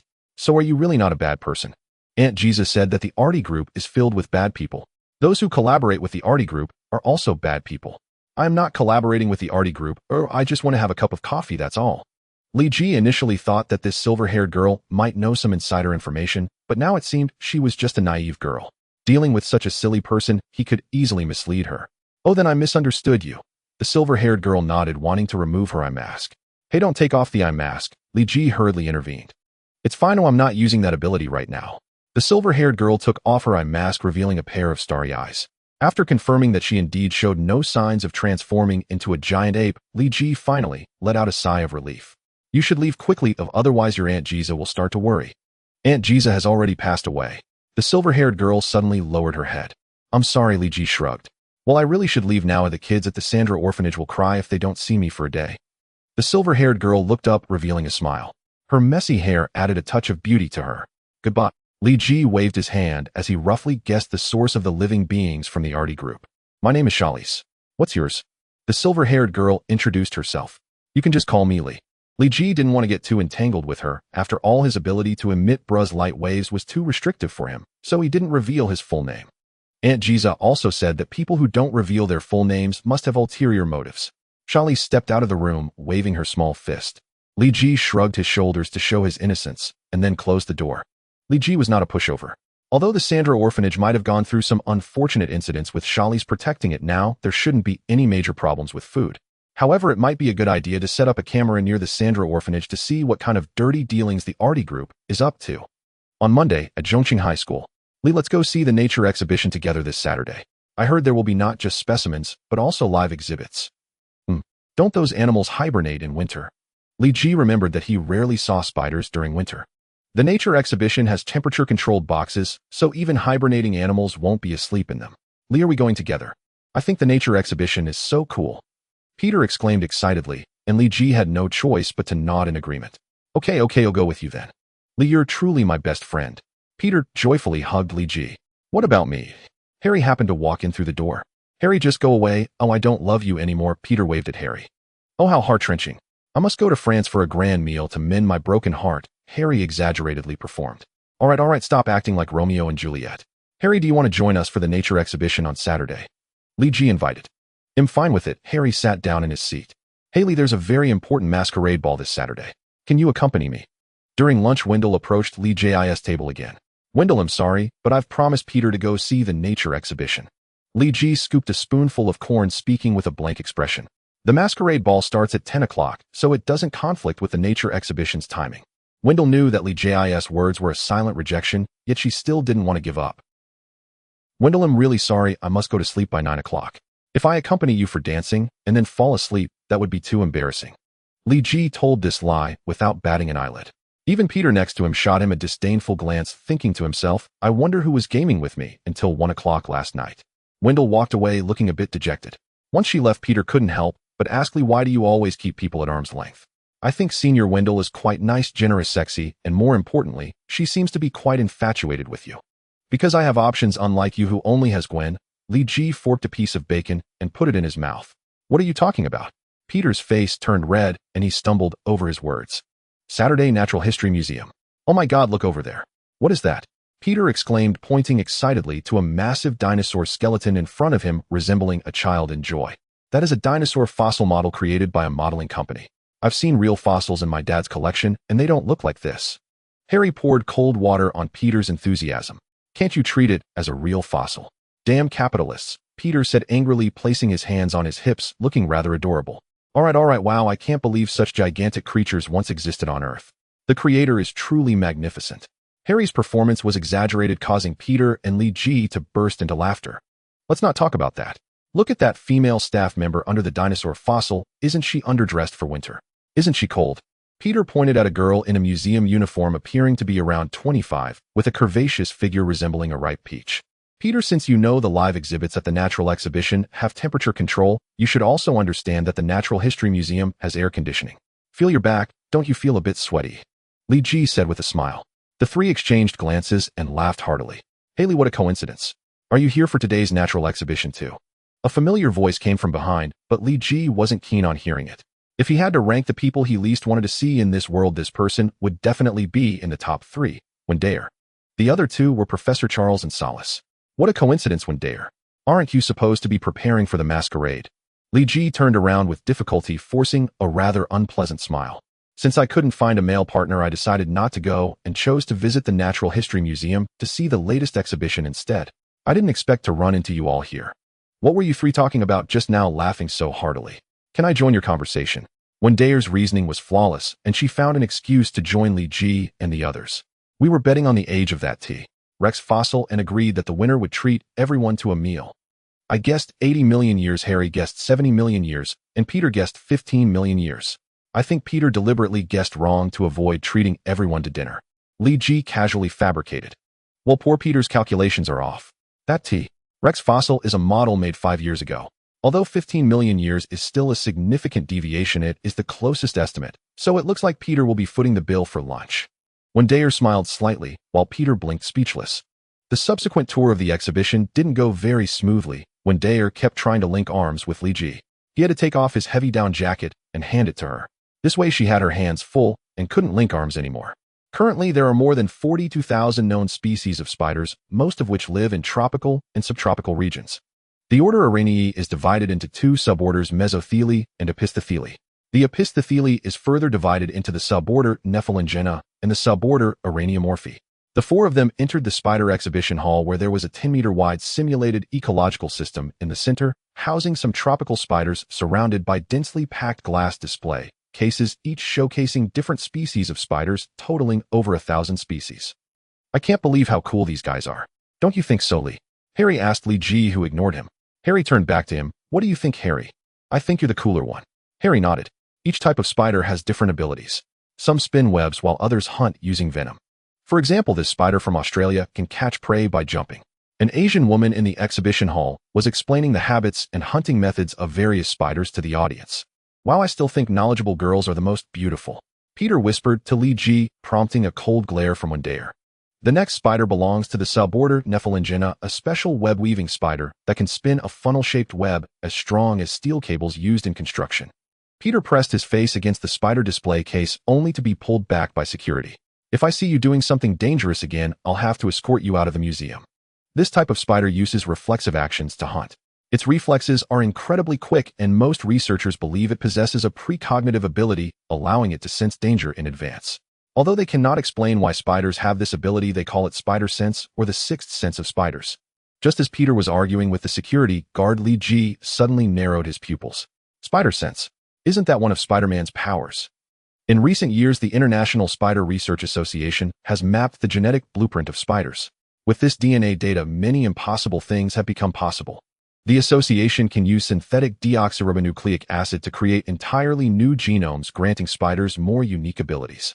The explanation continued, but Li Ji felt drowsy. He wasn't very interested in these arthropods. Li, do you like these spiders? Wendayer suddenly asked when she saw Li Ji yawn. Oh, well, it's okay, not that I dislike them. After all, it's just a matter of stomping on them. Li Ji moved aside and Harry followed. They say there were particularly huge spiders in prehistoric times, several meters long. Lee, could you crush such spiders with one stomp? As long as it's not taller than me, I can take care of it with one stomp. If it's taller than me, then it would take two stomps. I'd have to jump first. Li Ji sat down on a bench watching Peter's actions. You're really unreasonable. Peter finally finished arguing with the security guard and stormed off to the side, continuing to observe the spiders. Using the aforementioned types of spiders and genetic synthesis technology, the International Spider Research Association has created this super spider, a total of 15, which combines the characteristics of the three types of spiders mentioned above. Aren't there 14? Peter counted twice, but couldn't find where the 15th one was. What did you say? Is one of the spiders missing? A staff member approached and looked at the display case, counting once again, confirming that there were indeed only 14 spiders. I guess. Maybe the researchers are using it for experiments. They are the darlings of the researchers. The staff member said nervously, losing one super spider was a consequence he couldn't bear. Is the plot finally on track? Li Ji stroked his chin. Li Ji scanned the exhibition hall, searching for traces of the escaped spider. Yet the crowd was dense, severely obstructing his line of sight, and spiders lacking any discernible aura eluded detection no matter how long he searched. Peter remained utterly absorbed in observing the behaviors of various spiders, seemingly delighted by the task, while Li Ji sat beside him on a bench, stifling yawn after yawn. Feeling drowsy? Perhaps you should rest a moment, Wendell said, gently folding Li Ji's jacket and placing it across her lap, as if fashioning a makeshift pillow for him. Li Ji instantly snapped awake. Apologies, I'll go grab some drinks. Anything you'd like. A cup of coffee, please, Wendell replied. And I'll take a bottle of blueberry juice, Harry added after a moment's thought. Though truth be told, he rarely drank such commercially sold beverages. I won't buy one for Peter. He's so exhilarated right now I half expect him to inhale it through his nose, Li Ji remarked, glancing at Peter and shrugging helplessly. Perhaps to cater to popular taste. Even in the depths of winter, the beverage dispenser still offered chilled drinks. Li Ji returned, arms laden with a towering stack of cans and bottles. Wait, shouldn't there be 3? Harry asked, startled. The topmost bottle, the blueberry juice, that's yours. Go ahead and take it. Harry plucked his bottle from the pile. Ah, so cold. Here, your coffee, Li Ji said, handing the steaming can to Wendell. The rest are mine. Li Ji declared, arranging the remaining drinks neatly on the seat between himself and Wendell, erecting an impromptu fortress of beverages. Popping open a can of orange juice, he glanced toward Peter, only to see a spider crouch behind him poised for attack. In an instant the spider lunged, but Peter, seemingly sensing its movement, executed a swift, fluid sidestep, just as fangs neared his skin, evading the strike with uncanny precision. Oh my God, what was that? Peter turned toward the spider, catching only the faintest flicker of motion before it vanished entirely. Hey, you researcher's beloved pet just attacked me, Peter shouted. Sir, what do you mean? Did a super spider just attack you? The staff member approached again. Yes, it leapt up, aiming straight for my hand. Luckily, I reacted in time and dodged. Peter rose slowly from the floor. Li Ji rubbed his temples. Peter's evasion had been textbook perfect, elegant, and bore a poetic name, Valley Wandering Evasion. And this very technique was one Li Ji himself had taught Peter, martial art and all. Could it be that by teaching him kung fu I inadvertently doomed Spider-Man before he could even be born? Li Ji sighed inwardly. Sir, you're causing trouble again, the security guard said, approaching Peter once more. I'm not causing trouble, I'm warning you. Your spider escaped, Peter argued earnestly. Yet only he and Li Ji had witnessed the creature, no one else saw a trace. Then tell us, where's this spider? The guard retorted, feigning skepticism. How should I know? It bit me and fled. I have no idea where it is now in the museum, Peter answered honestly. Around them visitors' faces tightened with unease. If a super spider truly roamed the halls, it was a silent ticking bomb. The guard hardened his tone. Whether you're lying for reasons unknown, your claim sounds absurd. Just now researchers radioed me. They used one super spider in an experiment. Could that be the one you saw? No, impossible. I saw it clearly. It sprang from the floor, aiming straight for me. Before Peter could protest further, the guard firmly escorted him out of the crowd. One more incident, and the American Museum of Natural History will blacklist you permanently. Fuming, Peter stormed over to Li Ji, who stood frozen, eyes wide. Li, you must believe me. A super spider did try to attack me. Li Ji believed him. Every second of the assault had unfolded before his eyes. But then, Li, what's wrong? You look completely dazed. Peter noticed Li Ji's odd demeanor. Nothing. Just tired, Li Ji replied, downing an ice-cold cola in one long bracing gulp. Peter picked up a can from Li Ji's stash, then set it back down. I'll be right back. I need the restroom. Inside the restroom, the light dimmed to a soft amber glow. Warm golden light bathed Peter in quiet comfort. The rush of water brought a soothing release, and he closed his eyes, savoring the rhythmic music of droplets striking the basin. Unseen by him, a spider slipped silently through the restroom door, circled him once, then scaled the edge of the urinal beside him. With sudden violent force, it launched itself onto Peter's exposed skin. Act! Peter cried out, eyes flying open, flinging the spider clear across the men's room before it vanished into the corridor. Peter hastily fastened his pants and dashed after it, only to find the creature gone, once more swallowed by the museum's vast corridors. He retreated to a stall, examining the wound closely. 2 tiny puncture marks. No swelling, no discoloration, no sign of infection. He felt no strange sensations either. Must be non-venomous. The exhibit never mentioned toxicity among the 3 specimens. After thorough inspection, he emerged. Peter, I thought you'd fallen asleep in there. Harry waved as he reappeared. No, I didn't. Peter hesitated, unsure whether to share such an undignified incident with his closest friends.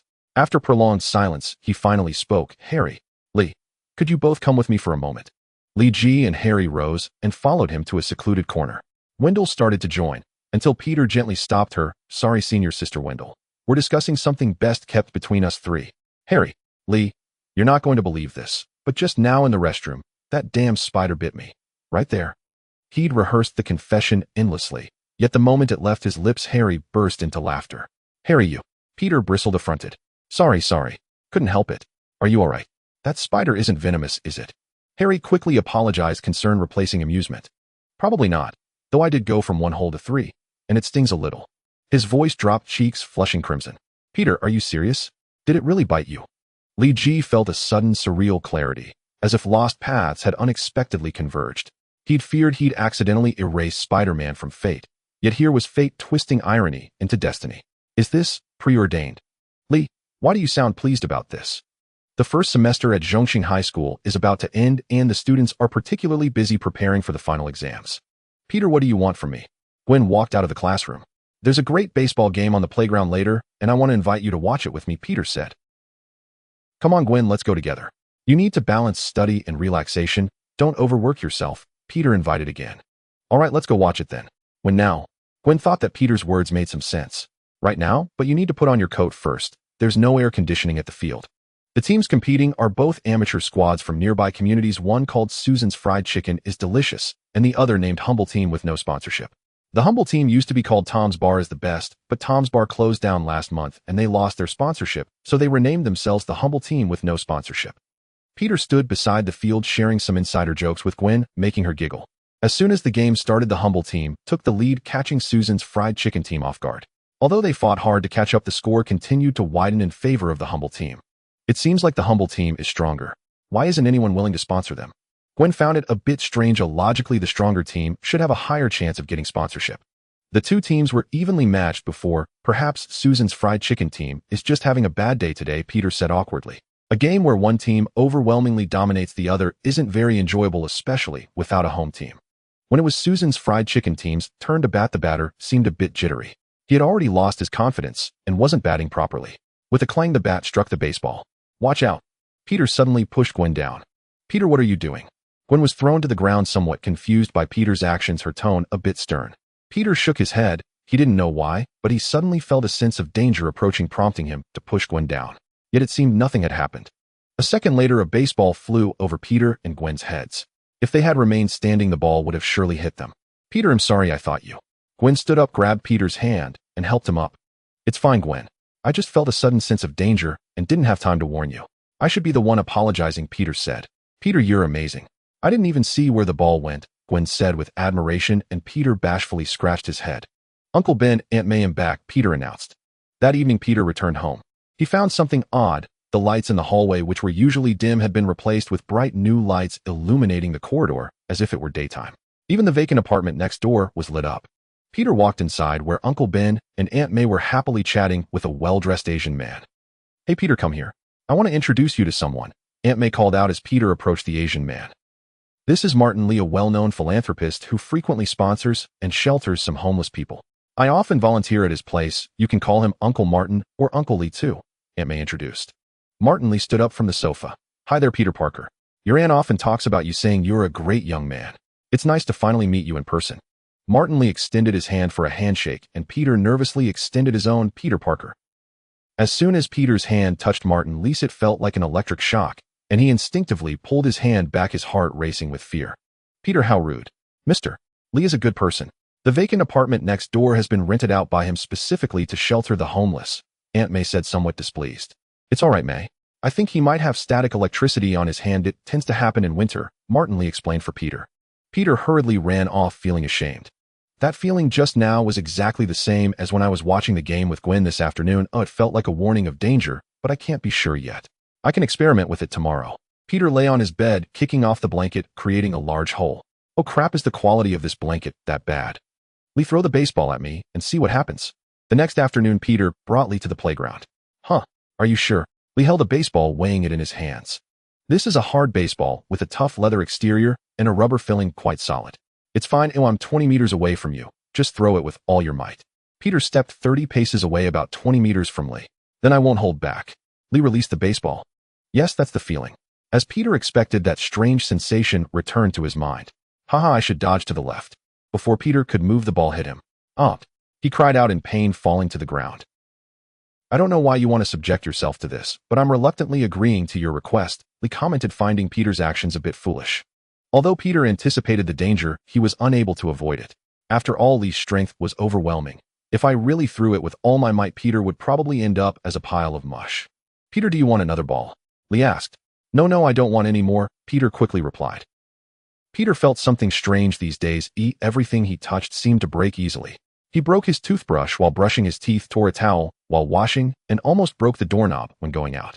As for breaking pen tips while writing or tearing pages while flipping through books, that had become a daily occurrence. Oh my gosh, how can the pen tip break again? This is the 35th pen tip I've broken this week. Heavens, I swear I've been writing lightly enough. Peter yelled again, while Lee G cast him a glance, having gotten used to such scenes. If it weren't for the part-time job I did to earn some money, I would have to ask Aunt May and Uncle Ben for money to buy pen tips. Lee, don't you think all those pen tip sellers are crooks deliberately selling us this junk? Peter seemed still unaware that his strength had grown. Lee G shook his head, knowing the situation well. Peter was gradually transforming into Spider-Man. His increasing strength was just one effect. If Li Ji wasn't mistaken, Peter should have awakened his spider sense a long time ago. Li, lend me a pen. Peter rummaged through his desk only to find he had no spare pen tips left. The 3 or 4 cracked tips on the desk seemed to mock him, and in anger, he picked one up and threw it out the window. With a loud bang, the glass of the window shattered. Fortunately, Class A of the first year was on the first floor, otherwise the falling shards of glass could have injured some passing students. Peter stared blankly at the window, his eyes a little dazed. No, it can't be. Why did it break so easily? Peter, let's clean up the glass first and find a way to cover the window. The winter wind is quite unbearable, Li Ji said, though he knew the reason. Peter noticed the fierce glares from his classmates nearby, some of whom were shivering with a slightly weaker constitution. He hurriedly ran to get a broom and dustpan. They'll do it, Li Ji said as he took the 2 items. If Peter had done it, those 2 things would probably have met a disastrous fate. Li, I broke it, so I should do it, Peter insisted, trying to grab them, but Li Ji skillfully protected them. Sorry, Peter, if you do it, I estimate they'll soon become debris. That's right, Peter, Li is right. You seem to break things easily these days, Harry chimed in. Peter sat back down a bit dejected. After Li Ji cleaned up, he found 2 books to block the window. Let's leave it like this for now. I estimate you'll have to pay Mars $10 as a tip, Peter. Li, what do you think is wrong with me? Peter's tone was a bit aggrieved. Li Ji certainly knew the reason. After being bitten by the radioactive spider, Peter's strength grew rapidly, but his body was still adapting to this power, making him act somewhat brutishly. Although Li Ji was much stronger than Peter, he was able to fully adapt to his own strength, controlling it effortlessly. Peter needed more time to reach that stage. I guess you're haunted by the god of destruction. Everything you touch breaks easily, Harry joked. Yes, Harry, I've thought the same thing, just not sure when the god of destruction will leave, Peter replied, not angry at all, instead wearing a smile. Peter, I won't lend you my pen. I suggest you use this for now, Li Ji said as he took out a box of pencils. Peter paused for a moment, then nodded repeatedly. Right, with this I won't have to worry about breaking the tips. It wasn't that Li Ji was stingy, he just didn't want to lend his expensive pen to Peter. Li Ji knew Peter's character well. If he broke something of Li Ji's, he would definitely pay for it. If he lent his pen to Peter, Li Ji suspected that the little money Peter saved from his part-time job wouldn't even be enough for a single pen tip. By the way, there's an exam tomorrow. Are you ready? Harry suddenly asked. Almost done, Li Ji nodded. The material for the first year was no challenge for him, especially in American high school, which was almost at the middle school level. Although Zhongqing High School was a little deeper in education compared to typical high schools, it still wasn't that profound. Harry, thanks for reminding me. I need to ask the teacher if I can use a pencil for the exam, Peter said as he ran out of the classroom with the pencil. Li, do you think the teacher will allow it? Harry asked, watching Peter rush out the door. Who knows? Li Ji chuckled. He only knew that if the teacher didn't allow it, Peter would probably have to prepare dozens of pen tips for the exam. The next day, in the morning, Peter arrived at school early with his backpack. After a lengthy debate with the teacher yesterday, she finally agreed to let Peter use a pencil for the exam, which made him a bit happy. He walked along with his eyes closed, mumbling a recent popular rap. Hey, little mop. Someone grabbed Peter's backpack, pulling him out of his musical reverie. He opened his eyes to see Lightning Thompson and a few of his teammates. Thompson, what do you want? If Lightning Thompson had come alone, Peter wouldn't have been scared, but after Thompson was previously taken down by Peter, he became wary and brought along a few teammates, knowing he couldn't handle Peter alone. I don't want anything, I just want to invite you to hang out in the restroom for a few hours, Thompson said with a smile. According to Zhongqing High School's regulations, missing an exam without a valid reason equated to failing the subject with no chance for a makeup exam. Thompson's goal was simple, he wanted Peter to fail at least one subject. Thompson knew Peter was academically strong, but also aware of his less-than-stellar financial situation, as it was evident from his attire. If Peter took the exam normally, he would surely earn a scholarship. However, if he failed a subject, he wouldn't be able to receive the scholarship and would even have to pay a makeup fee for failing and attend remedial classes next semester. Thompson, don't mess around. Peter quickly understood Thompson's intentions and took a fighting stance. Humph, brothers, charge. Thompson was unfazed by Peter's threat. With a command, 4 or 5 burly guys lunged at Peter. Peter sidestepped and braced himself against the charging Thompson. He initially thought he would merely balance against Thompson's strength and quickly escape the situation, but unexpectedly his push sent Thompson flying several meters before he landed heavily on the ground. The others, witnessing the situation, hesitated to continue their attack, and Peter seized the opportunity to run away. What just happened? Could it be that it's the power of internal energy Li was talking about? Winter break. Peter woke up from his bed, reaching out to touch something sticky. No way, I didn't have any strange dreams last night. Peter opened his eyes with some trepidation, but the sight in his bedding made him gasp in shock. The entire bedding was covered in a sticky white substance, which, if Peter wasn't mistaken, should be spider silk. What is going on? Why have so many strange things happened to me lately? Forget it, I can't dwell on this now, I still have to go to the library with Gwen today. Peter stood up in frustration, but unfortunately he forgot about the height of the ceiling and bumped his head against the floor. After all, the most urgent thing is not to complain, but to quickly clean up the mess in the bedding and head to the library. Fortunately, although there was a lot of spider silk in the bedding, it was clumped together rather than individual strands, making it not too troublesome to clean up. The only slightly annoying thing was that the blanket had torn several holes. I'll talk to Aunt May about this next week, otherwise she might think I've eaten the blanket. Looking at the tattered blanket, Peter felt like crying without tears. Peter found a black plastic bag and stuffed the spider silk he had pulled from the bedding into it before hurriedly rushing out the door. As he reached the hallway, Peter suddenly felt a sense of crisis flash through his mind. Looking down, he saw Martin. Martin Lee was approaching with a few other Chinese individuals. "Hi, Peter." Martin Lee waved friendly and greeted Peter. "Hello, Uncle Martin," Peter said politely, though his gaze was somewhat evasive. "What are you carrying?" "Nothing, just a bag of trash, Uncle Martin. I have a meeting with someone, and am running late, I have to go." Peter waved to Martin Lee and ran down the stairs, tossing the plastic bag into the trash can before boarding the bus to meet Gwen. Once Peter left, Martin Lee suddenly appeared next to the trash can, picking up the plastic bag that Peter had discarded. What great protein fibers. If these fibers were sold to a lab, they would fetch at least $50 a gram. Why would he just throw them away? This bag of protein fibers could sustain my uncle and aunt for 4 to 5 years. Martin Lee blinked, his eyes fixed on the direction Peter had left. It's a bit strange, he seems unaware of the value of these protein fibers, but he seems to know about my other identity. Martin Lee squinted his eyes. Peter got off the bus and saw Gwen standing across the street. He smiled and waved while Gwen giggled, pointing to the nearby crosswalk, signaling Peter to wait there. There were very few people and cars on the road. After all, it was winter, and everyone was reluctant to go out, plus Christmas was still a ways off, so Christmas shopping hadn't begun yet. Peter stood by the crosswalk waiting for the traffic lights to change, with the library situated on his side of the street. Gwen stood opposite him, covering her face with her hands, puffing out warm breath, the white mist rising from her cheeks. 3, 2, 1. The red light finally turned green, and Gwen couldn't wait to come over, her eyes sparkling with joy, making Peter blush. Suddenly, Peter's peripheral vision caught sight of a car nearby, swerving erratically and speeding. Peter sensed the looming danger, and his expression hardened.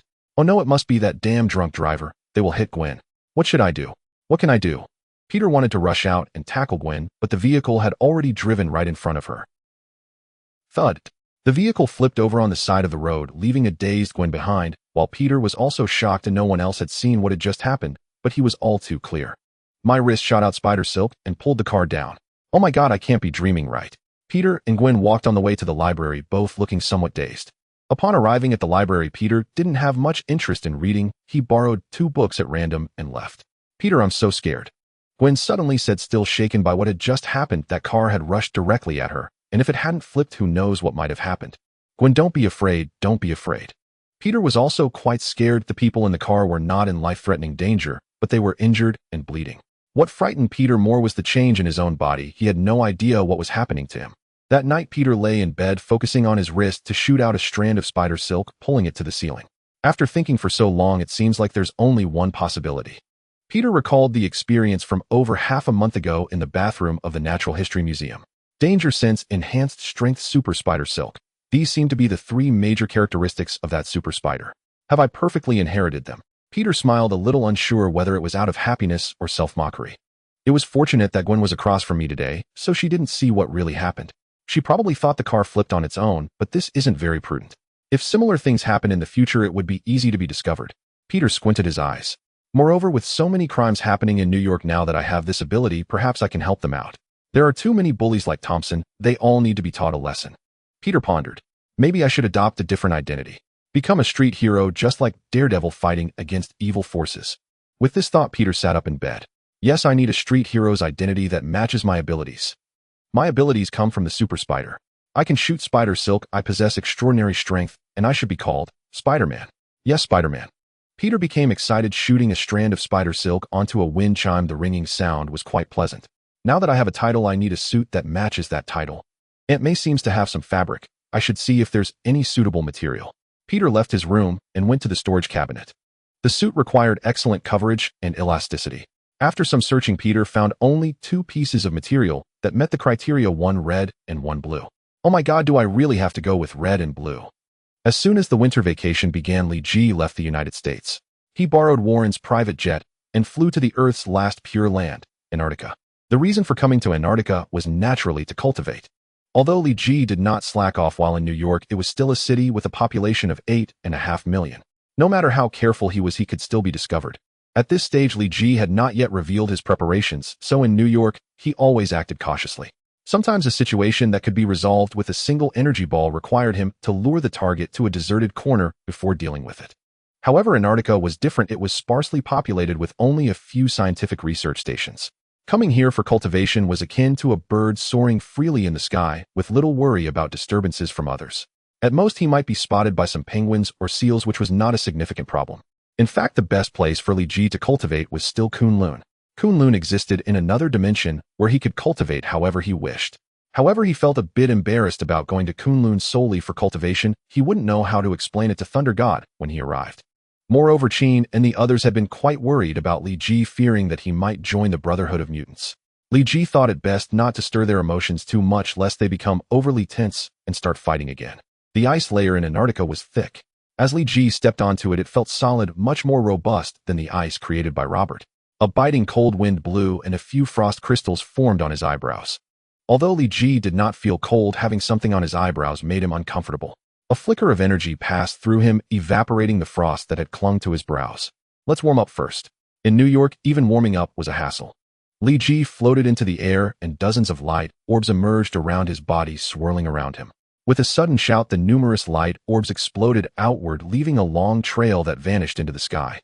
It seems my strength has increased quite a bit. Logically, with my training intensity over the past year, such a significant increase shouldn't be the case.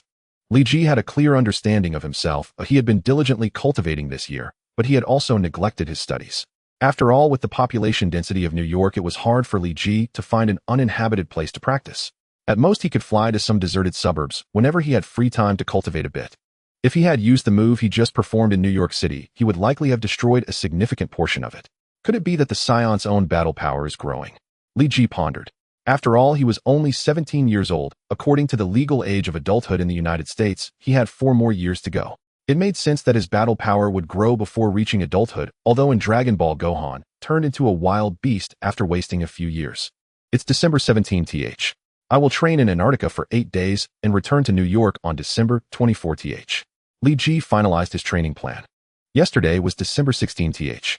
Li Ji visited Howard and Maria, talked with Tony, and after informing him of his whereabouts, he came to Antarctica. At this time of year, Antarctica was experiencing continuous daylight. Li Ji wanted to challenge himself by training for 8 consecutive days. After all, he had been slacking off for so long, or if he didn't make an effort now, he would truly fall behind.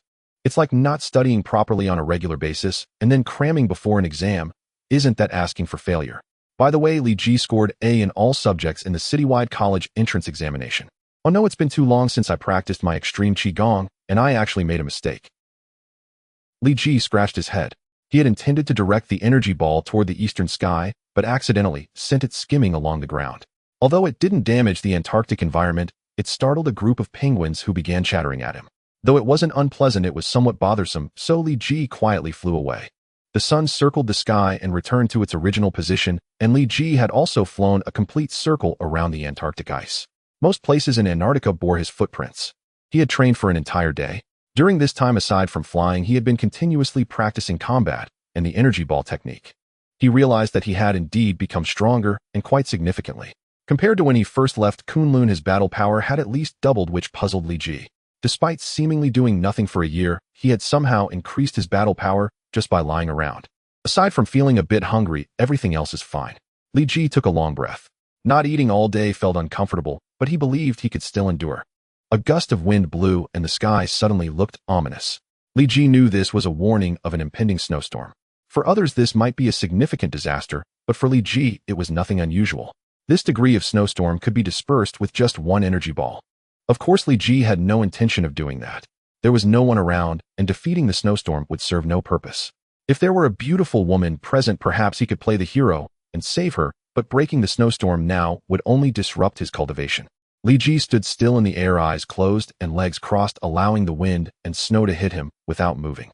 Antarctica rarely experiences rain or snow, but when it does, it lasts for days and nights. The wind in Antarctica is known as the killing wind. Researchers say that the cold in Antarctica may not necessarily kill, but the wind certainly can. At such times, even the plump penguins must gather together as a group to keep warm and survive the icy, killing wind. Even so, many penguins were blown away by the fierce wind, disappearing on the vast white continent. Around Li Ji, a blazing aura evaporated the wind and snow that approached, creating a safe zone. However, the nearby penguins dared not approach Li Ji. They couldn't fly, or else it would have made for a good windbreak. Suddenly, Li Ji opened his eyes, and a rift appeared in the space before him, revealing a dark void with a familiar aura. Li Ji, long time no see. A voice came from the rift, and Li Ji then remembered that it was the Ancient One. The Ancient One's figure did not emerge, but a large green figure was thrown out from the rift, landing on the ground. It was Hulk. Li Ji subtly shifted his position. He knew this was another of the Ancient One's quirks. When she got angry, she liked to throw people around. Even when Dr. Strange was still ordinary, he had been tossed onto a snowy mountain by the Ancient One. Li Ji, since you are here, I can rest easy. Hulk will stay here for 3 days. Just remember to catch a few fish for him to eat during these 3 days. After the Ancient One finished speaking, she closed the time-space rift, leaving Li Ji and Hulk staring at each other. I don't want to be Hulk's babysitter. What are you staring at me for? Hulk glared fiercely at Li Ji, who responded with an uppercut that sent Hulk flying several meters. Hulk flipped over, letting out a roar that seemed to drown out the howling wind and snow around him. However, it seemed that Hulk recognized Li Ji. He merely demonstrated his might without launching a direct attack, perhaps haunted by the psychological trauma of Li Ji's previous thrashing. I still have to catch fish for him. Why not just let him starve? Li Ji scratched his head, feeling somewhat speechless. His training plan had been completely thrown into disarray by Gu Yi and Hulk. Unless he knocked Hulk out directly and then went off to train by himself. It seems that Master Gu Yi is somewhat boastful. Hulk has been with her for over a year, yet he still hasn't transformed back into Banner. Looking at Hulk before me, dressed in nothing but shorts and entirely green, Li Ji couldn't decide whether to cry or to cry louder. A cold wind swept by, carrying a stone that struck Hulk's nose. Hulk winced in pain and roared, Hulk. Slamming his foot on the ground, he caused the earth to shake, nearly cracking the ice beneath his feet. Idiot! Li Ji cursed, gripping the back of Hulk's neck with one hand and lifting him up while floating. Do you understand international treaties? You can't destroy the natural environment of Antarctica. Li Ji knew Hulk didn't understand, but he couldn't help but comment on Hulk's actions. The way he stomped his foot, resembling a sumo wrestler, made Li Ji wonder how Gu Yi had trained him over the past year. After cursing a few times, Li Ji let Hulk down. He truly had no way to deal with him, as Hulk was like a child, somewhat exasperating, and he was the kind of child that couldn't be taught quickly. Hulk found a glacier to sit on, sulking. This actually saved Li Ji a lot of trouble. At least he didn't have to keep an eye on Hulk. He flew up into the sky and continued his training. The wind and snow continued to howl, but amidst the storm sat a solitary figure, Hulk. Snow had piled up nearly half a meter high around his feet, yet he remained seated, not knowing what he was angry about. Li Ji observed Hulk's actions. Although he hadn't transformed back into Banner, it seemed Gu Yi's training had been somewhat effective, correcting many of Hulk's bad habits. At least he no longer engaged in aimless destruction. I still have to catch fish for him.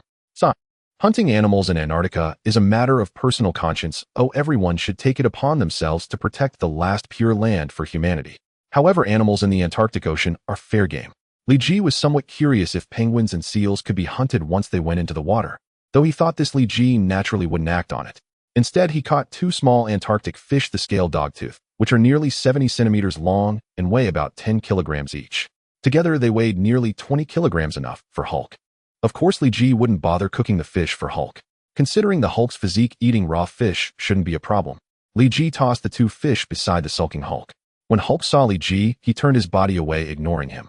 The 2 lively fish quickly froze into solid blocks in the 40-degree below freezing wind. If you don't want to eat them, then forget it. Li Ji was unwilling to indulge such bad behavior. He took off into the air, preferring that Hulk's sulking lasted a bit longer so he wouldn't have to keep an eye on him. Ideally, Hulk would sulk for 3 days, and then Gu Yi would arrive to take him away. Li Ji was already quite exhausted from his training, and now Gu Yi had thrown Hulk at him to act as a babysitter. If he were doing housework, at least he should be paid a bit, yet without a word, she just left him here. Li Ji had no choice. After all, he owed Gu Yi a favor for delivering a local specialty. The sun had moved to the western sky. In other places within the same time zone, it should be evening by now. Li Ji returned with 2 more small Antarctic fish for Hulk, thinking Hulk hadn't eaten the previous 2, only to find that the 2 fish by Hulk's feet were already gone. I thought you didn't want them. Your body is quite honest. Li Ji tossed the fish at Hulk's feet and left again. Despite Gu Yi's arrival disrupting his training plans, he had no intention of altering those plans, merely compressing the time a bit. Hulk sulked for a full 2 days, sitting still in the same spot, moving only slightly, when Li Ji came by. But this was a good thing as it confirmed for Li Ji that Hulk was still alive. If he had sat completely still for 2 days like a statue, Li Ji would have had to manually check on his life status. On the 3rd day, it should be around 3 in the morning now. I wonder if Hulk is asleep. Li Ji glanced at the direction of the sun, realizing he had been training for quite some time unknowingly. Li Ji returned to the spot where Hulk had been sulking only to find that Hulk was missing. What happened? Where is Hulk? Li Ji was a bit frantic. He had entrusted him to watch over Hulk, yet he had somehow lost him. Suddenly he thought of someone, Alvis. At that moment, he felt like he and Alvis were truly kindred spirits, sharing the same unfortunate experiences. Li Ji flew through the air, scanning the ice field. Hulk's aura was faint. Without his rage, he was somewhat weak, and Li Ji couldn't sense his presence. However, such a large green figure should be quite conspicuous on the ice field. Li Ji felt it shouldn't be hard to find him. My, what was that over there?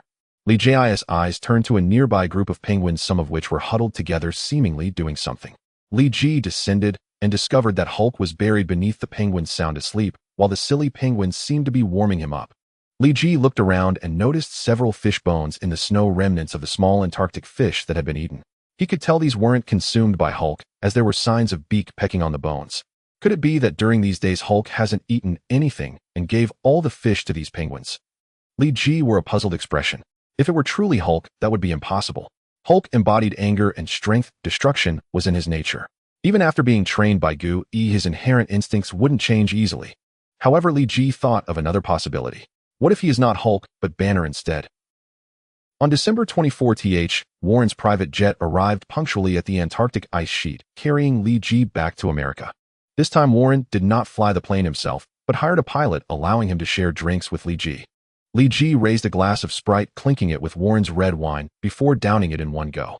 I really envy your constitution. Warren also drank down his red wine, saying, if it were me, I definitely couldn't withstand the cold and loneliness of Antarctica.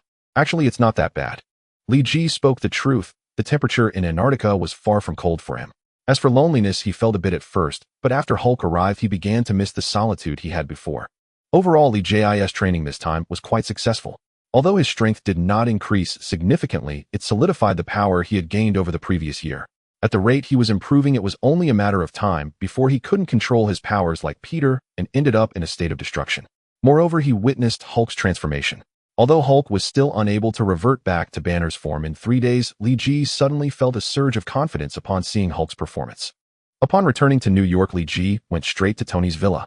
The artificial intelligence in the villa had updated with Li Ji's information, allowing him to enter without needing to practice Tony's access.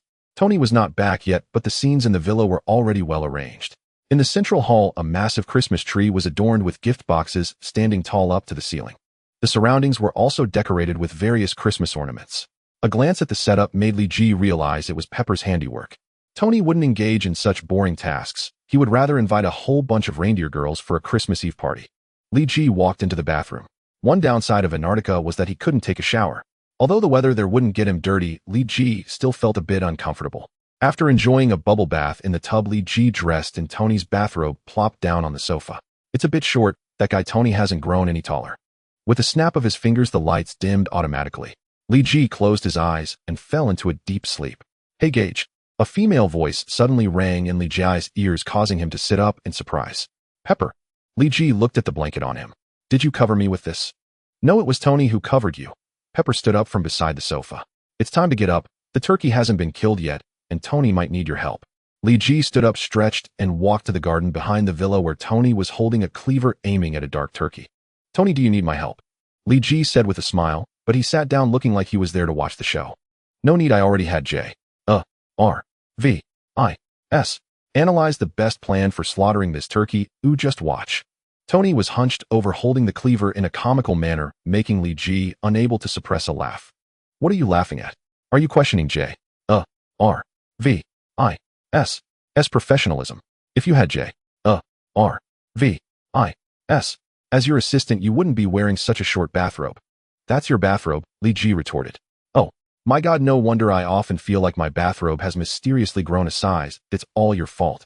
Tony walked over and placed the cleaver in Li Ji's hand. To make up for it, you have to help me kill the turkey. Li Ji did not take the cleaver.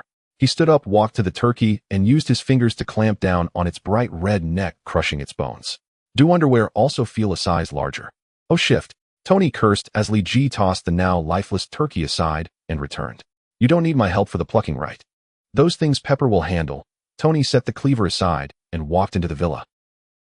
This is really so typical of Tony, Li Ji shrugged. The following events were mostly unrelated to Tony and Li Ji. It was all Pepper who was busy. Tony went to the underground lab, while Li Ji sat on the sofa watching television. There were many Christmas programs on TV, and Li Ji casually switched channels.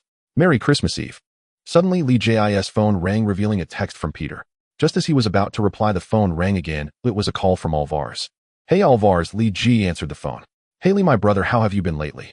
Alvars inquired. Not bad, and you? Is Artie's financial situation any better? Li Ji asked. Much better, and it's all thanks to your funding. Alvars said cheerfully. So did you call just to wish me a Merry Christmas Eve? Li Ji asked, knowing that Alvars rarely called without a reason. Oh well, wishing you and Tony Stark a Merry Christmas Eve is the most important thing, but there are also a few other small matters. Go ahead. Li Ji had indeed guessed correctly. It's about whether the second tranche of funding originally due in February can be slightly expedited. The company has made breakthrough progress in its research, so the funding gap has widened a bit. Alvar stammered. Is that all? I will inform Tony. If Tony agrees, after the Christmas holiday Jeff Bridges will come to negotiate with you. Li Ji smiled. Of course, he hadn't said a single truthful word. He didn't plan to tell Tony about this matter, let alone advance funds to the Artie Group. Thank you so much, my brother. Merry Christmas Eve to you. Alvars exclaimed excitedly, not expecting things to go so smoothly. You're welcome, Alvars. We are good brothers. Merry Christmas Eve to you too, Li Ji said cheerfully before hanging up the phone. Looks like the Artie Group has encountered some problems. It should reveal itself soon. It's truly a piece of good news for a Merry Christmas Eve. Li Ji stroked his chin deep in thought. Merry Christmas Eve, Li. The phone rang again. This time it was a text from Wendell. Li Ji looked at the few contacts on his phone and chose to send a group message. Merry Christmas Eve. Tony Gage received Stark's message. Have you read it? J.R.V.I.S. suddenly reported in the underground lab. No need to check. It must be a group message for Christmas Eve. That kid is too lazy to even send a manual message. He's bound to become lazy sooner or later. Merry Christmas Eve. Merry Christmas Eve. Merry Christmas Eve.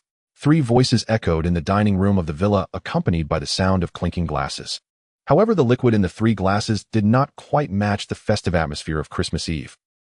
Li Ji's glass contained his favorite drink, a refreshing orange-flavored Fanta, while Tony's glass held something peculiar that looked like aged red wine, but was actually cherry-flavored cola.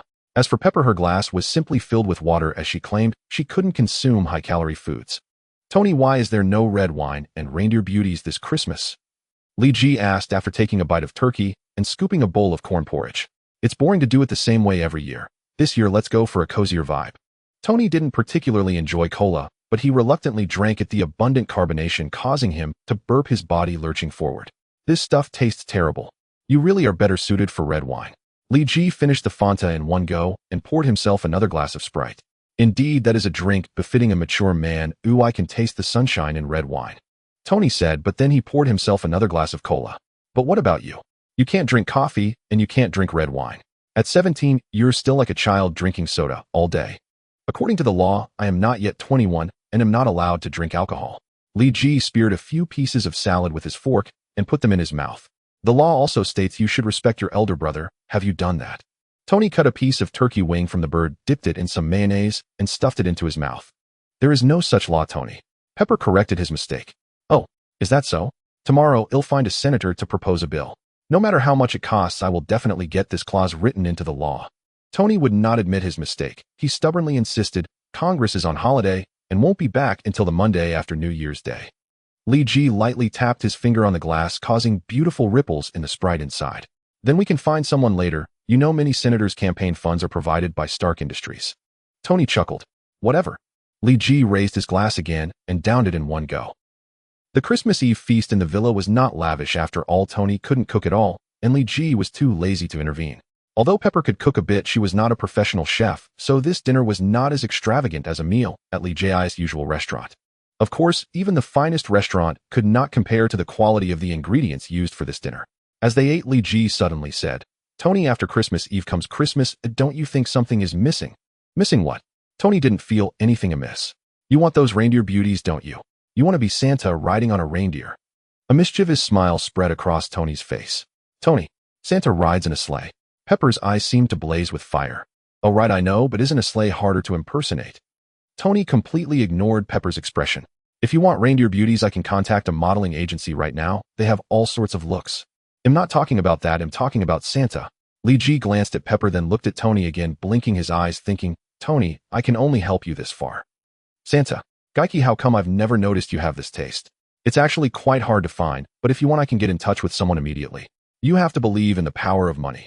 Of course I suggest you find some reindeer beauties first. Tony took out his phone ready to make a call, but Pepper snatched it away and tossed it into the nearby trash can. Tony glared at Pepper, but seeing her about to erupt like a volcano, he backed down. Forget it, the tone for this Christmas has already been set, and there's no need to make a fuss. If you have a request next year, you can tell me in advance, and I'll arrange it for you. As per tradition, after dinner we should gather around the Christmas tree and sing carols, but among the 3 people in the villa, none wanted to sing. Tony had to let Jarvis sing Christmas songs. The surrounding surround sound made it feel as if many people were singing together. Don't we need to go to the church to pray, eh? Li Ji lay on the sofa watching the televised fireworks display. I'm not a believer. Tony turned off the fireworks program and switched to a soap opera. Pepper likes this, the one you were watching was too boring. Pepper shook her head at Li Ji, who glanced at Tony, surprised that the famed Iron Man actually enjoyed soap operas. In his impression, Tony seemed to only like scientific research and various heavy metal music. This soap opera isn't bad, especially the music. The rhythm is well captured with a touch of death metal style. Li Ji hadn't misremembered. Tony was still Tony, and his primary reason for watching soap operas was still for the heavy metal music. Li Ji stood up ready to leave the villa and go home, but was called back by Tony. Don't leave tonight. Oh, Jarvis has prepared a room for you. Li Ji halted in his tracks as a faint, hard-to-read smile appeared on Tony's face before quickly vanishing. Jarvis, take Geiki to his room. All right, please follow me. Jarvis's voice rang out. Please head to the stairs on your left ahead. Following Jarvis, Li Ji entered the room, which was quite large, approximately 70 square meters. For some houses, this was nearly the size of a suite. In the center of the room was a very large bed. To put it simply, Li Ji could comfortably sleep 10 girls on that bed without feeling cramped. At the head of the bed was a small rack holding a large Christmas sock. Li Ji couldn't help but chuckle if the sock seemed a bit out of place with the room's luxurious decor. However, Li Ji didn't care much, lying straight down on the bed. The velvet covering enveloped him, and he murmured, so soft, before peacefully falling asleep. Pepper, does this method you mentioned really improve my terrible brotherly relationship with Geiki? Tony said anxiously, standing in front of Li Ji's door. The reason you and Geiki don't get along is that both of you are too strong-willed, each with your own thoughts and ideas. However, this is a conflict that can be resolved. I know it might be a bit difficult for you to face him directly, but he's asleep now, so your psychological pressure should be much less, right? Pepper's words seemed to inject a dose of confidence into Tony.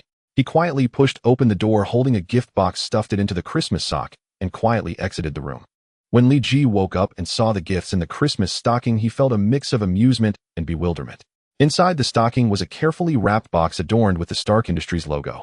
Upon opening the box, Li Ji discovered a beautifully crafted watch, perfectly calibrated to show the Gregorian date, and it could even convert to the Chinese lunar calendar. On the back of the watch was Tony's signature etched in ultra-thin electroplating, and in the center of the O in Tony's name, there was a cartoon portrait of Tony himself, which Li Ji thought was probably Pep's sense of humor.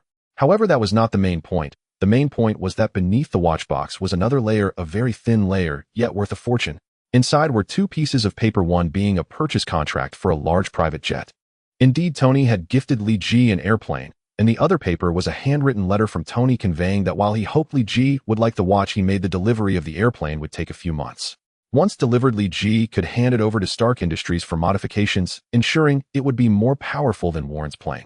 Li Ji helplessly rubbed his forehead, realizing that Tony must have heard from Warren that he borrowed Warren's private jet twice, and thus directly placed an order for a plane for Li Ji.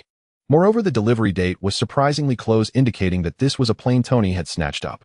Typically, airplane delivery comes in 2 forms. One places an order, and then the manufacturer begins production, delivering within 3 to 6 years.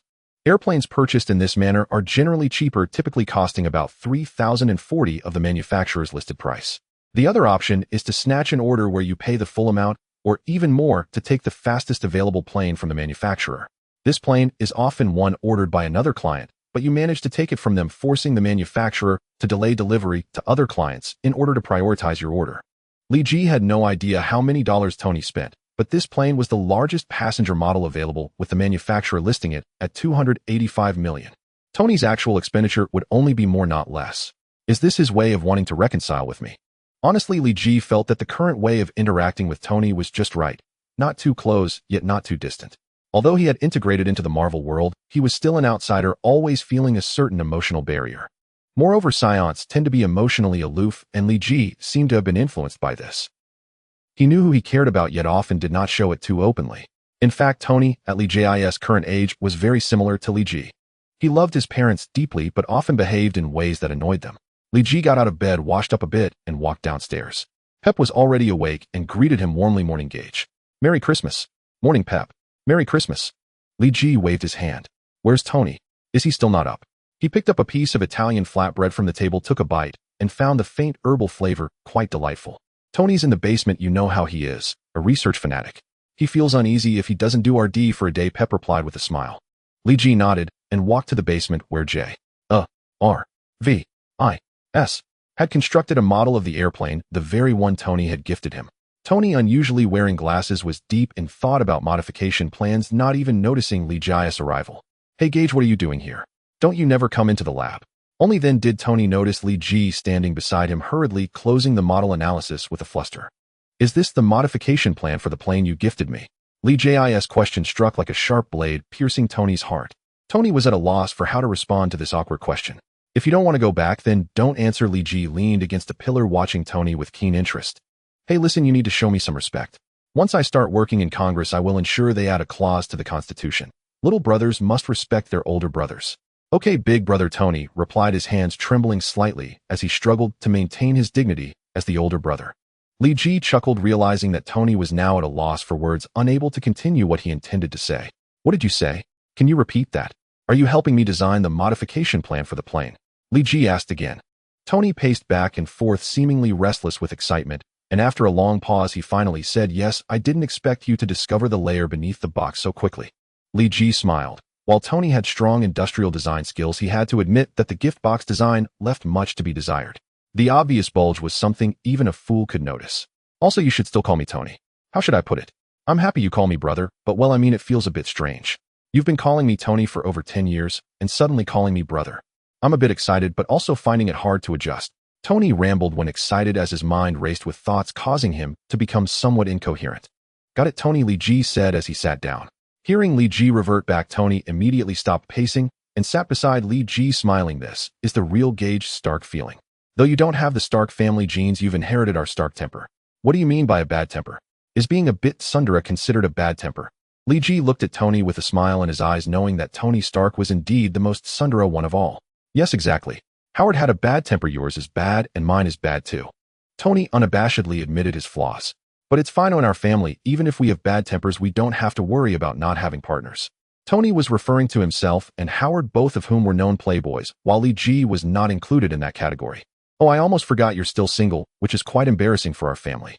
You know, I had a girlfriend when I was 9. Tony's voice suddenly dropped significantly, not at all in line with his usual style. Pep, Tony just said he had a girlfriend when he was 9. Li Ji suddenly shouted, startling Tony into quickly covering his mouth. Pep shook her head secretly. Who doesn't know that? Li Ji discussed his aircraft design plan with Tony, who seemed to have found inspiration and began to immerse himself in the design work. Li Ji, feeling somewhat unhelpful, decided to head back upstairs. In the living room, the television was broadcasting Christmas news from various locations in New York when suddenly Li Ji spotted a figure on the screen. The tree community in Queens has suffered from years of neglect. On Christmas Eve, an overloaded circuit caused a major fire, resulting in 1 death and 14 injuries. Some survivors reported seeing a man in a red and blue suit who called himself Spider-Man. After rescuing them, he vanished, and his intentions and true identity remain unclear. Sally from the New York radio station reports. The TV station had not found any trace of Spider-Man, but Li Ji saw him immediately. Peter was in a rough spider suit, standing in the building. The camera was focused on, even making a V sign at the lens. Has Peter already entered Spider-Man mode? Li Ji chuckled. But your old rival Kingpin has been sent away to the West Coast to work as a laborer. Kingpin had been arranged by Li Ji to go to Los Angeles, where he was currently recruiting men to clean up the underworld there before expanding to the entire West Coast. Although some of his underlings followed him, most chose to stay in New York, transforming from underworld thugs into obedient, law-abiding citizens. Last night, Kingpin even wished me a Merry Christmas after I fell asleep. Li Ji pulled out his phone and found several unread messages, including one from Kingpin. Li Ji asked Pep for a laptop and searched for articles on Spider-Man, quickly finding over 100,000 web pages. The top result was not today's news, but rather a fan site dedicated to Spider-Man. Li Ji was slightly surprised realizing that Peter had suddenly become a star. Upon browsing carefully, Li Ji discovered that Peter had already been active 5 days ago rescuing a little girl crossing the street from being hit by a speeding bus. Every day since he had taken action, even acting 5 or 6 times in one day. Busy for Spider-Man, Li Ji chuckled, downing a glass of cola. Should I tease him? After lunch, Li Ji left the villa. There weren't many stores open on Christmas, but Li Ji managed to find a toy store, buying some toys and having them packaged and sent to the Sandra Welfare Institute. Li Ji wandered the streets searching for signs of crime or accidents, which typically happened at banks and jewelry stores, as he learned from the television. Passing by a church, he heard solemn Christmas carols playing. Joy to the world, the Lord has come. Li Ji glanced in and unexpectedly saw Peter and Aunt May. It seems fate has brought me here effortlessly. Li Ji initially planned to wait at a high-incident location, but upon seeing Peter, he decided to follow him quietly to scare him. Speaking of which, now that Peter is fighting crime, it seems his uncle is about to. Li Ji blinked, recalling that Spider-Man's universe had been rebooted 6 times, and none of them ended well. Peter Parker is alive, but it seems that Uncle Ben is like a necessary sacrifice for Spider-Man's growth. After a short prayer, Peter and Aunt May returned home, and Li Ji quietly tailed them, confident that Peter wouldn't notice him. He was quite skilled at following.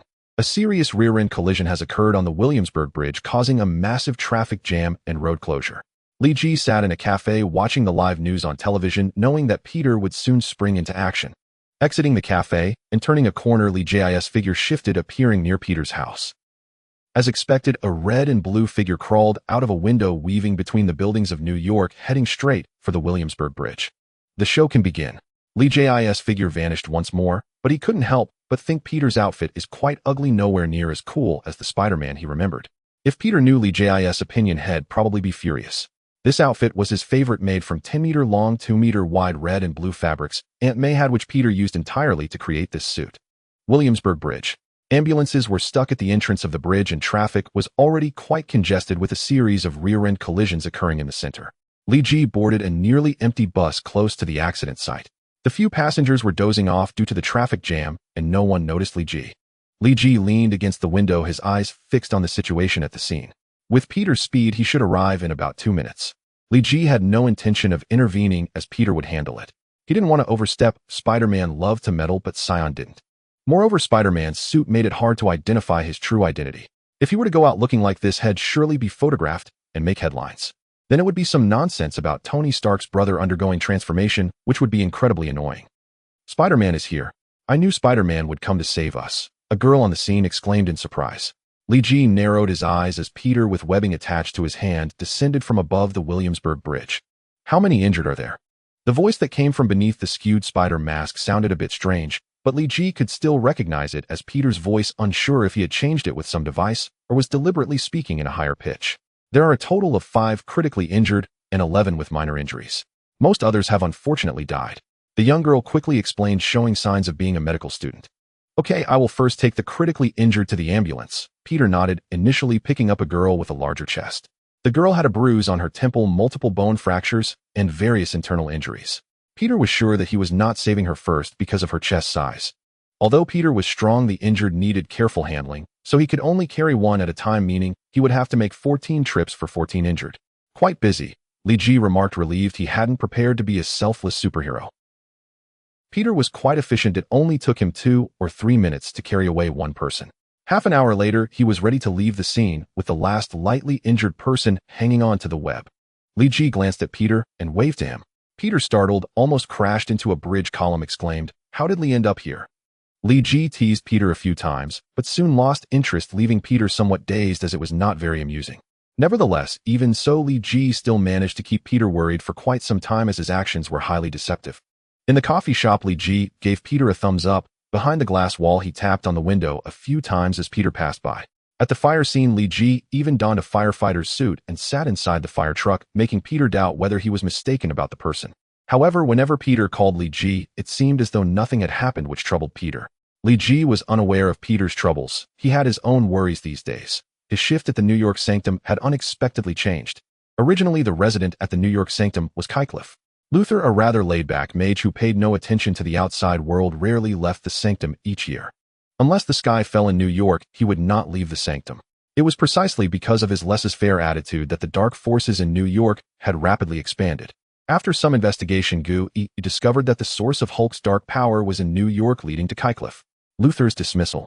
Replacing him was not the familiar Doctor Strange, who had not yet joined Gu-E's ranks, nor was it Wong, but rather Baron Mordo, who was originally supposed to be stationed at the London Sanctum. How could it be him? Li Ji's expression darkened. He had yet to discern Baron Mordo's alignment, but one thing he was certain of was that Baron Mordo despised him. Li Ji was unsure where he had offended him. Anyway, Baron Mordo had always been unfriendly towards him. He did not believe that Gu-E was unaware of his presence in New York. Now that Gu-E had sent Baron Mordo over, Li Ji truly did not understand what Gu-E meant. Gu-E is deliberately causing me trouble. Li Ji's expression was not good, especially since Gu-E somehow got his number and notified him about this matter, which made it even more perplexing. Is it to make me act more discreetly? But I am clearly a law-abiding citizen in New York. I feel like the city government should award me a certificate. Li Ji believed he hadn't done anything out of the ordinary in New York. After all, he knew it was a densely populated area. If anything unexpected happened, it would result in countless casualties. Baron Mordo took office on New Year's Day, and to make matters worse, Gu-E even arranged for Li Ji to pick him up. Li Ji nearly cursed Gu-E as an old woman, but after weighing the consequences, he held back, for who knew if cursing her would get him into trouble. The plane carrying Baron Mordo slowly descended at Kennedy International Airport. Li Ji stood in the arrivals hall, constantly checking his watch. Each second of waiting felt like an eternity. He just wanted to quickly pick up Baron Mordo and send him to the sanctum. As passengers gradually appeared in the aisle, Li Ji spotted Baron Mordo at a glance and immediately felt the urge to turn and leave. Baron Mordo was actually dressed in full mage attire and was holding a staff. However, the staff was wrapped in a lot of tape and bore a luggage tag indicating it had been checked in. Yet since it was a task assigned by Gu-E, Li Ji had to take it on. At this stage, Gu-E was still an unbeatable boss for Li Ji, so he had to stifle his discomfort and pick up Baron Mordo, taking him to the parking lot. In the parking lot, Li Ji walked directly towards a Rolls-Royce. Since he was picking up Baron Mordo, his sports cars were not quite suitable, so he borrowed a Rolls-Royce from Tony. The kind Tony said he didn't need to return. Sitting in the car, Li Ji forced himself to chat with Baron Mordo. Carl, aren't you European? You should be stationed at the London Sanctum. Why are you in the New York Sanctum? The darkness in New York is spreading. Aside from Master Gu-E only, I have the ability to stop the proliferation of darkness. Thus I requested Master Gu-E to station me in New York. Baron Mordo spoke as if reciting poetry, each sentence making Li Ji feel somewhat displeased. So it was a self-initiated transfer. Indeed, while there are many mages from Kamartaj, those with real power are truly rare. Baron Mordo can be considered a standout among the short.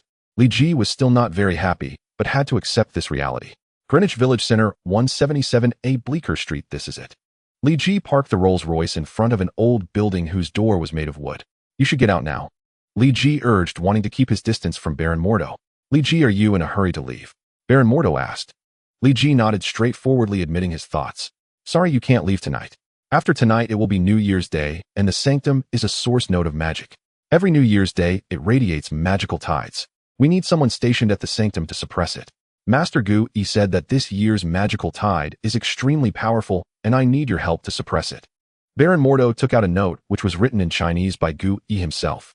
Li Ji, help Carl, his strength is insufficient to suppress such a terrifying magical tide. Li Ji grimaced, wondering why Gu-E was always finding trouble for him. Knowing full well that Baron Mordo could not suppress it, why not send someone else instead, or come personally? Li Ji swore this would be the last time he followed Gu-E's orders. What happens if the magical tide suppression fails? The magic will overflow across North America, and the dormant darkness will rapidly emerge under the nourishment of the magic. Baron Mordo's words were indeed quite frightening, but he spoke in an incomprehensible manner, leaving Li Ji completely at a loss as to what he meant. Take me inside. Li Ji had some understanding of the Sanctum. Entering it himself would yield a completely different scene from entering with Baron Mordo.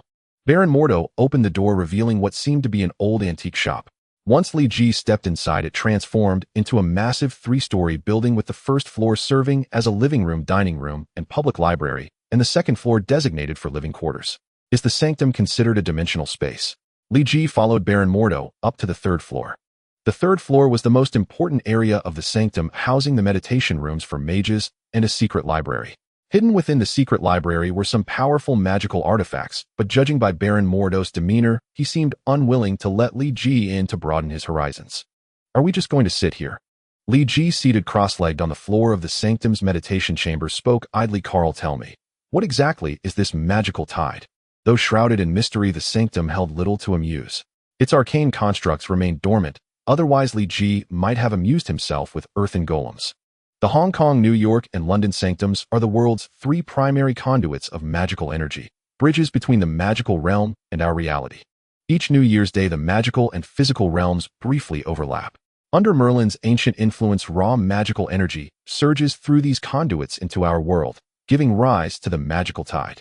Baron Mordo's gaze drifted distant and dreamlike, yet his explanation remained precise and unflinching. Isn't such an influx beneficial? Wouldn't it simply increase the number of sorcerers?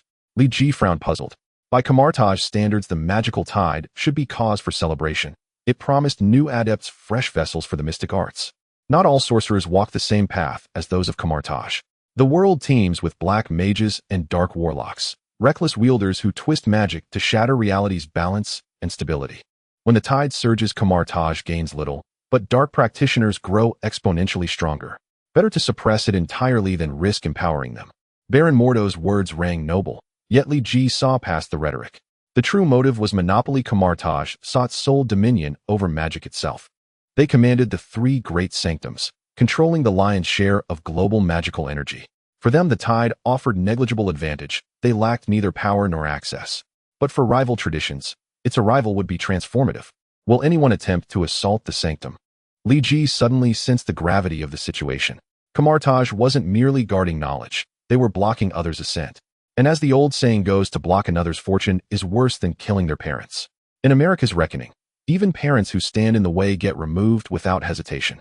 Li Ji imagined rival sects launching a coordinated siege upon the New York sanctum. No, the sanctum's defenses are not so frail, and its location remains profoundly obscured. Though Wycliffe Luther has stepped down from formal duties, he remains stationed across North America. Should darkness stir, he will quell it. Wycliffe Luther might lack discipline, but his power was absolute.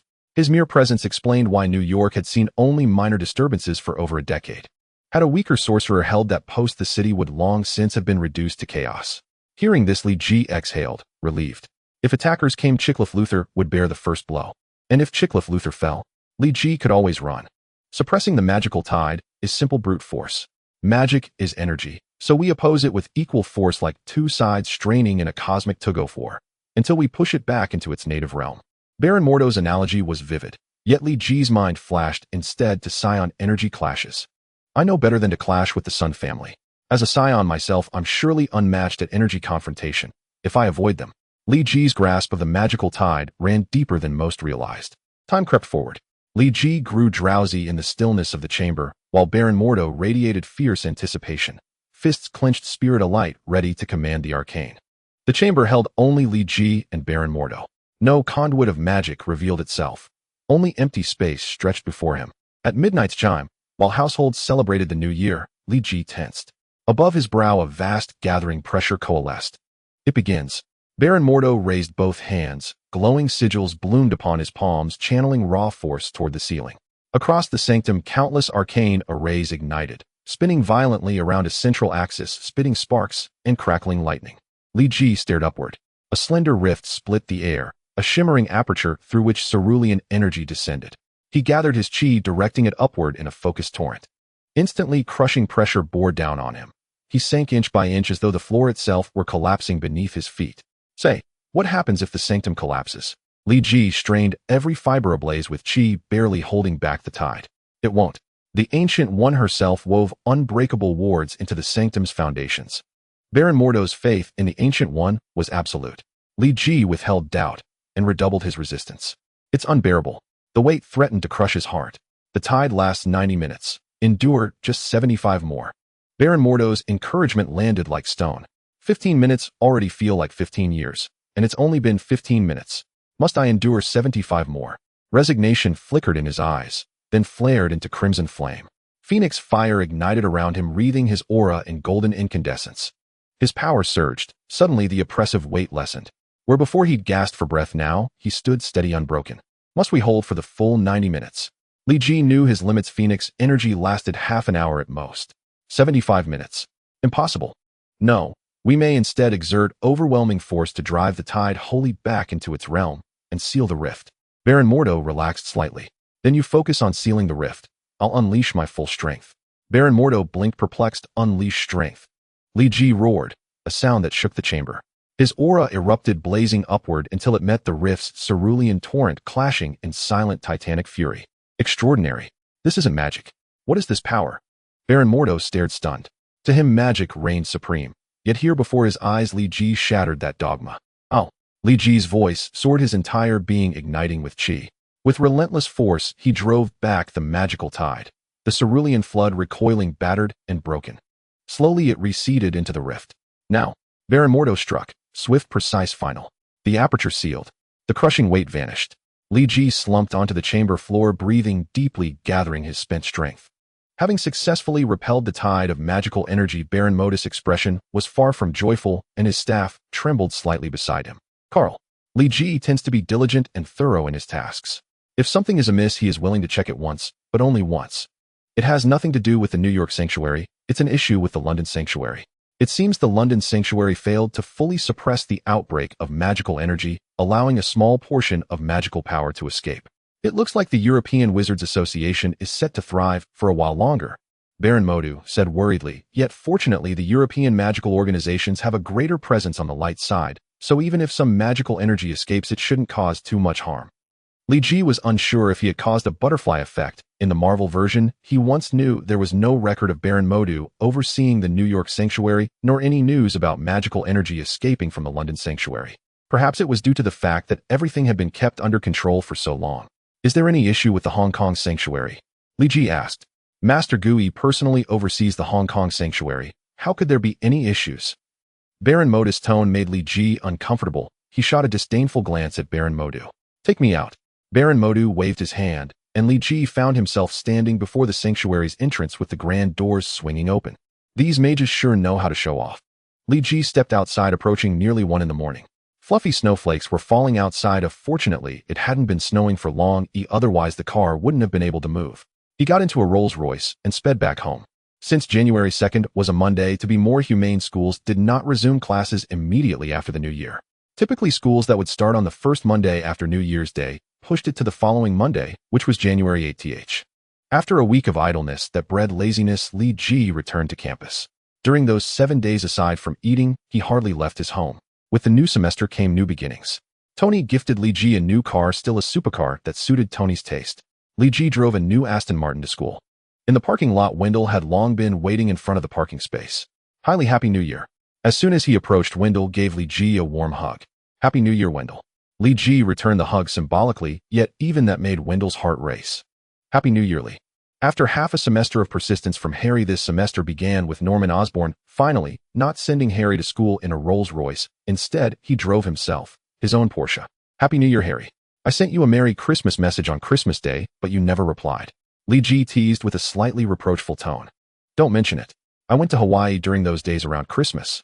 While diving in Hawaii, I accidentally brought my phone with me, which meant I had no contact with the outside world for several days. I could only swim and work out with my dad every day, but it was truly a Christmas I wished to forget. Harry complained, pulling out his phone, the latest model of BlackBerry. Then my dad bought me this, saying it's waterproof, so I don't have to worry about water damage anymore. Ha! Everyone burst into cheerful laughter.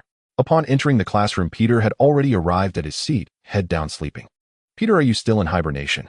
Harry woke Peter up, who suddenly sat up, his hair in disarray, with huge dark circles under his eyes, looking quite lethargic.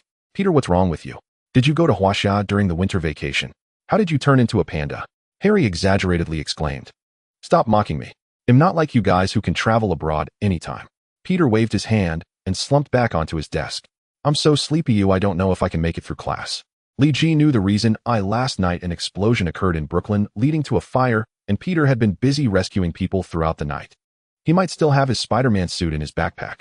Peter, tell me the truth, were you busy with something important last night? Harry sat down in Li Ji's seat and hooked his hand around Peter's shoulder. Yes. Peter answered honestly, saving people was indeed an urgent matter. Impressive, Peter. In just one winter vacation, you and Gwen are already on base. Harry's tone held both blessings and a hint of envy. As a rich second-generation heir to the Osborn group, he had never been with a woman, while Harry, an ordinary citizen, had already won over a goddess. Hey, don't talk nonsense. The important thing I mentioned is not what you think. Peter hurriedly retorted. Nah, then what is it? Did you not like Gwen during the summer vacation and fall for someone else? Harry's reasoning seemed a bit off, and Peter began to argue with him. Speaking of class, Peter still couldn't correct Harry's assumptions, but one benefit of this argument was that it made him much more alert. At least he wouldn't be dozing off while staring at the blackboard. Let's go out for lunch together. During lunch break, Harry suggested. Sure.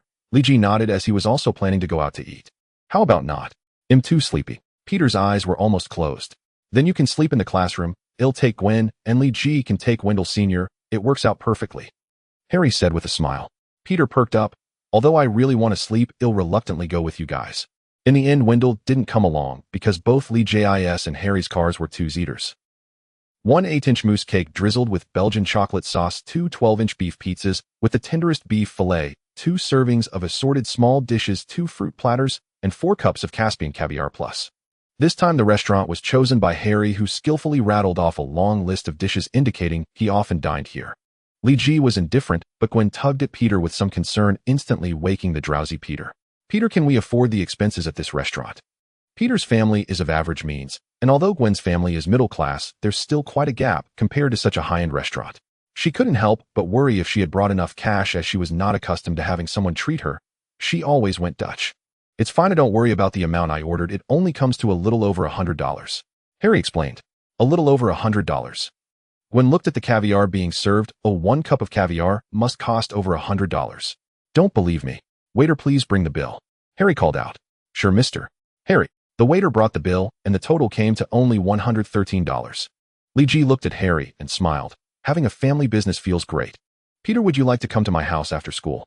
Harry invited. My father really likes you and wants to invite you over for dinner.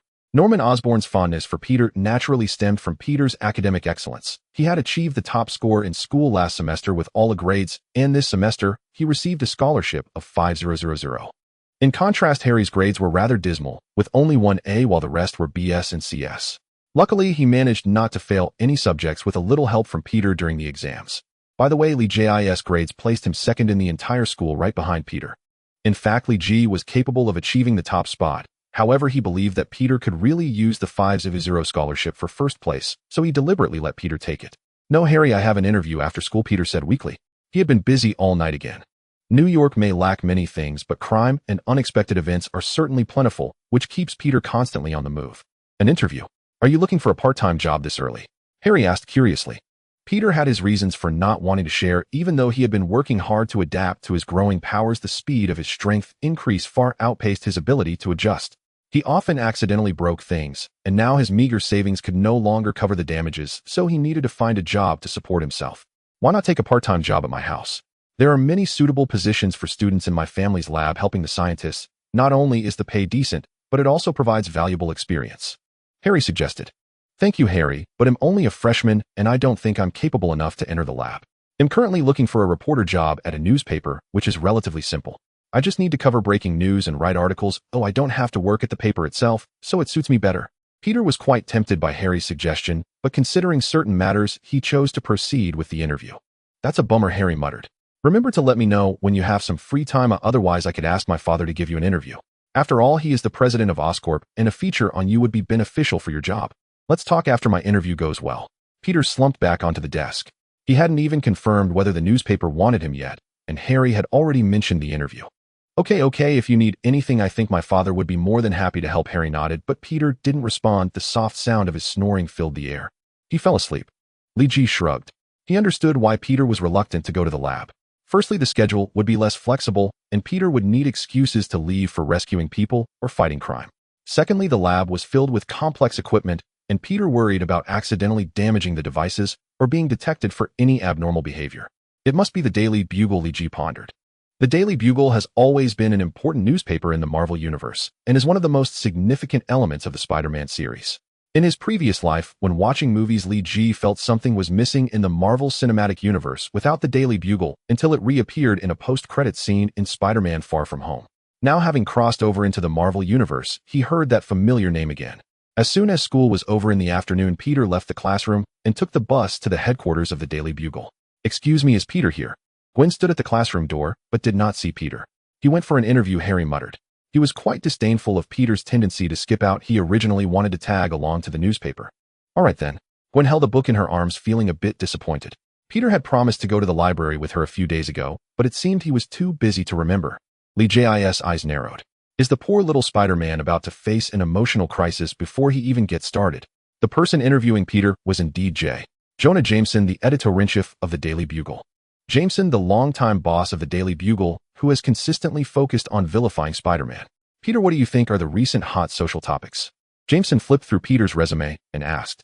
This is a standard question for a reporter's interview. If a reporter cannot identify social hot topics, they might as well resign. The recent social hot topic is probably Spider-Man. Peter scratched his head, saying out loud another identity of his felt somewhat strange. Not a bad answer. So what is your first impression of Spider-Man? Jameson wrote something on Peter's resume, and it was unclear what he was noting. I have a pretty good impression of him. After all, he has saved many people and fought crime, exhibiting great agility and strength. He seems like a hero. Peter restrained himself slightly, not mentioning the word super, yet even so he felt his neck burning with embarrassment. Your insight into social hot topics is commendable, but your perspective is somewhat superficial. You need to see beyond the surface to grasp the essence of things. Jameson commented. Spider-Man seems to do a lot of good, yet he is actually an unstable factor in society. His powers are too great, and no one knows his identity, making him a complete ticking time bomb hidden within society. It is hard to imagine what would happen if he suddenly changed his mind, stopped fighting crime, and began committing crimes himself. Jameson, I don't think Spider-Man would do that, Peter argued. Many believe that during World War II Japan would not attack the United States, and then the Pearl Harbor incident happened. Jameson's voice was unwavering. You're not Spider-Man. How do you know he wouldn't engage in criminal activities? Peter wanted to tell him I am Spider-Man, but reason compelled him to remain silent. Spider-Man has many admirers your age. If he suddenly turned to crime, their worldviews might collapse. To protect them, I plan to expose Spider-Man's true identity, making them realize that he is also human and not the god they perceive him to be. Peter, would you be willing to help me? Jameson extended his hand. I would be more than happy to help, Editor-in-Chief Jameson.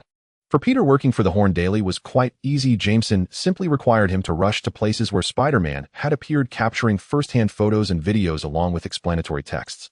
Since Peter was Spider-Man himself, obtaining those first-hand photos and videos was exceedingly simple. Moreover, Peter could use these images and videos to convey misleading or incomplete information to Jameson, diverting his attention. Jameson provided Peter with a miniature camera, allowing him to take pictures anytime and anywhere. Peter was quite satisfied, as no one wanted to see a Spider-Man with a camera hanging around his neck, right? Peter only needed to save others or fight crime each day, casually snapping some photos and then writing articles afterward to earn a decent paycheck. Jameson offered Peter a base salary of $100, which he could earn by submitting 10 approved articles each month. For extra pieces, he would earn between $150 to $500 each, with the specific amount needing to be estimated by Jameson. Peter valued this job greatly. After all, it was easy and well-paying. According to his estimates, if he meticulously wrote every news article, he might even make over $100 a month. However, Peter was not foolish enough to do that, as it would be akin to revealing what underwear Spider-Man wore, which would certainly alert Jameson to the untold story between Peter and Spider-Man. Thus, Peter managed his submissions well, turning in 4 to 5 articles each week, resulting in an income of around $200 per month, which was quite high considering his workload. After all, Peter could complete an article in as little as 10 minutes, and even the slowest wouldn't take more than 30 minutes. Earning hundreds of dollars in such a short time could certainly be regarded as a golden-collar income. The only downside was that Peter was more exhausted than ever. Originally, saving people and fighting crime was tiring enough, but now he also had to write news articles from an observer's perspective. This resulted in Peter yawning through every class, and he even forgot about several dates with Gwen, causing their previously warming relationship to drop to a freezing point. Peter, I bet if you keep sleeping all day like this, Gwen will definitely dump you. Harry warned. As Gwen had come looking for Peter several times recently, he was either absent or asleep at his desk, leaving her to arrive with hope and depart in disappointment each time. Peter was naturally aware of what Harry was talking about. However, Peter truly had no choice. Ever since he gained his incredible powers, his sense of social responsibility had skyrocketed. He was not like Lee G, who could eat and sleep as he pleased and ignore anything happening in New York that didn't directly concern him. Thanks, Harry. I'll have a good talk with Gwen in a few days. Peter said weakly, as Harry suddenly felt the world was a bit unfair. Peter could sleep like a log in class, yet still achieve an A in every subject, while Harry, who at least stayed awake but didn't pay attention, constantly hovered between B and C. How about this? With midterms just a week away and a 2-week spring break afterward, why don't we take a trip together and invite Gwen along? Lee G also felt that Peter's relentless schedule wasn't good and was quite inefficient. Lee G had only intervened once to solve a crime issue, but had managed to reduce New York's crime rate by nearly 20. Peter, on the other hand, worked at least 3 times a day, yet the crime rate didn't seem to decrease at all. Li Ji felt that Peter should take a break and also share some effective methods for combating crime. No, I'd rather not. Aunt May and Uncle Ben won't agree. Peter instinctively wanted to refuse as he couldn't afford the kind of expenses Li Ji and Harry had. Don't worry, it won't cost much. We'll just take an RV. Li Ji said with a smile, fully aware of Peter's concerns. Besides, we won't be going abroad, just within the country. We'll start from New York, passing through Philadelphia, Washington, Orlando, and finally arriving in Miami. Peter's heart was racing. This trip would undoubtedly be a long journey. Moreover, driving an RV would take even longer than traveling by car. He worried about how much crime might increase in New York during his absence. Oh my God, that's so cool. Lee, how did you come up with that? Before Peter could respond, Harry exclaimed, Peter, don't tell me you're not going. Such a cool trip, and it's in an RV. Lee, what's your RV like? If it's not big enough, we could take two. It's a 3-story bus converted from a Mercedes with roughly 2 meters in height on each floor. When opened up the side, has about 40 square meters of space. The bottom floor is an entertainment room filled with various gaming machines and electronic devices, plus a Bentley for convenient travel. The second floor is the main area, including a living room, an open kitchen, a bathroom, and a bar where one can read or enjoy coffee.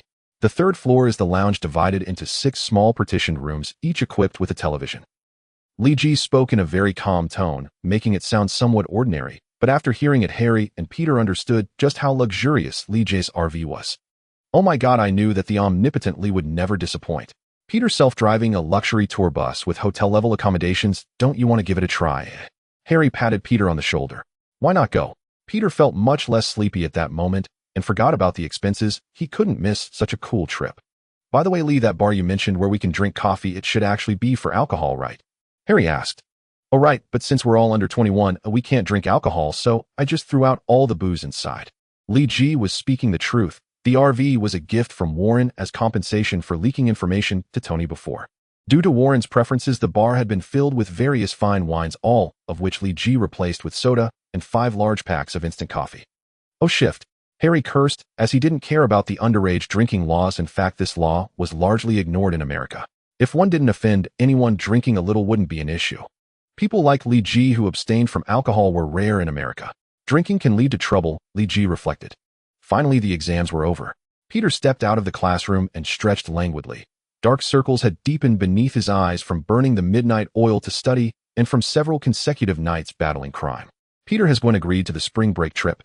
Harry asked casually, though he'd been mentioning Gwen's name unusually often lately. Li Ji sensed something off, but Peter remained oblivious. She has, though she insisted she won't sleep in the car at night and will book her own hotel instead. Peter yawned as he spoke. After all, Gwen is a young woman. Traveling with a few guys poses no issue for her, but sharing a room, that's where she draws the line. A perfectly sensible choice. Lee, park closer to the city center tonight, Harry remarked. Li Ji shrugged. He'd originally planned to park directly inside the scenic area and drift off beneath the starlit sky, but now he reckoned he'd have to settle for an urban parking lot instead. Peter, do you hold a driver's license? Li Ji asked suddenly. So far, only he and Harry held valid licenses, and while alternating driving duties was feasible, it would grow tiring. Ideally, 3 drivers could rotate shifts. If Peter were licensed, that would be ideal. No, I'm sorry, Peter replied, shaking his head. He simply hadn't felt the need to obtain one. No problem, no problem. Li Ji quickly reassured him. Truthfully, he and Harry could manage the drive between them. It would just be slightly taxing, though admittedly the fatigue would fall almost entirely on Harry. Li Ji himself felt no exhaustion, only laziness. Shall we invite someone else? But honestly, we don't know many people at school.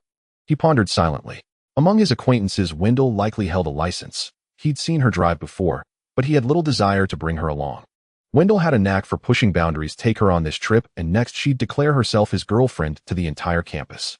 His other acquaintance was Bali, but Bali fled whenever he saw Li Ji, and Li Ji doubted whether the cockpit could even accommodate Bali's 300-pound frame. Fine, perhaps we should just hire a driver and cover his hotel expenses each night. Yet this solution felt fundamentally misguided.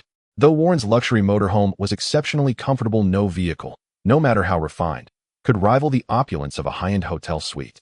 The driver and Gwen staying at a hotel, while Li Ji, Harry, and Peter slept in the motorhome, struck him as deeply awkward. Even Peter seemed faintly green-tinted at the thought. Li Ji wrestled with indecision, until Gwen unexpectedly broke the impasse. I can drive. Though I'm not suited for long stretches, 2 or 3 hours should be fine. On the first day of spring break, Li Ji, Harry, Gwen, and Peter gathered at Midtown High's entrance. Harry, what on earth did you pack? That backpack looks ready to burst. Peter exclaimed, startled.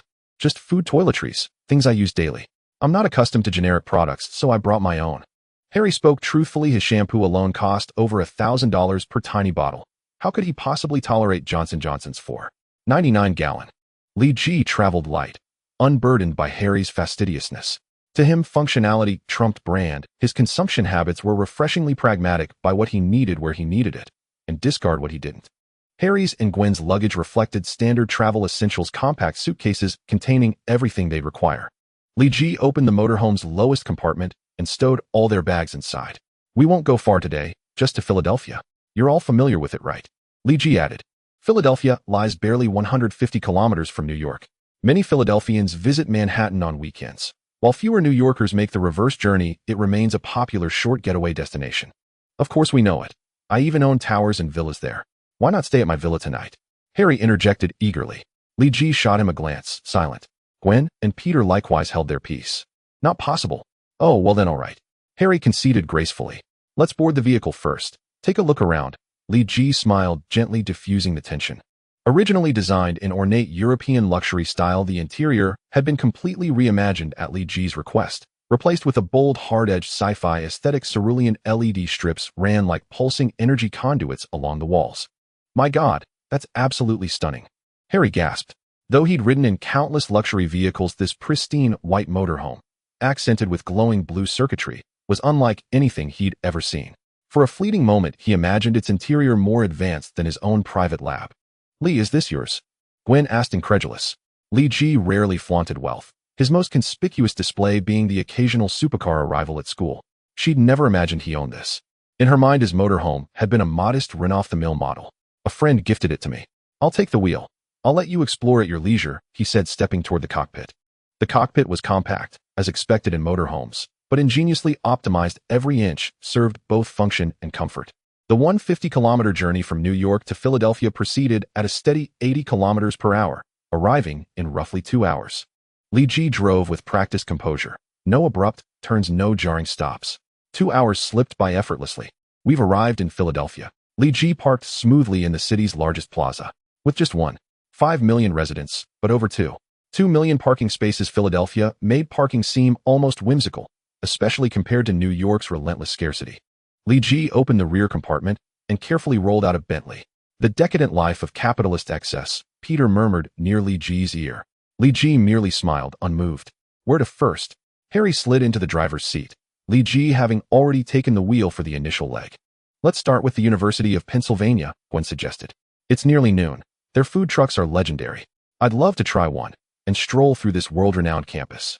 Okay, brace yourselves. Harry stomped hard on the accelerator. The trip to Philadelphia was quite pleasant. I savored the local cuisine, experienced the warmth of its people, and visited the esteemed University of Pennsylvania.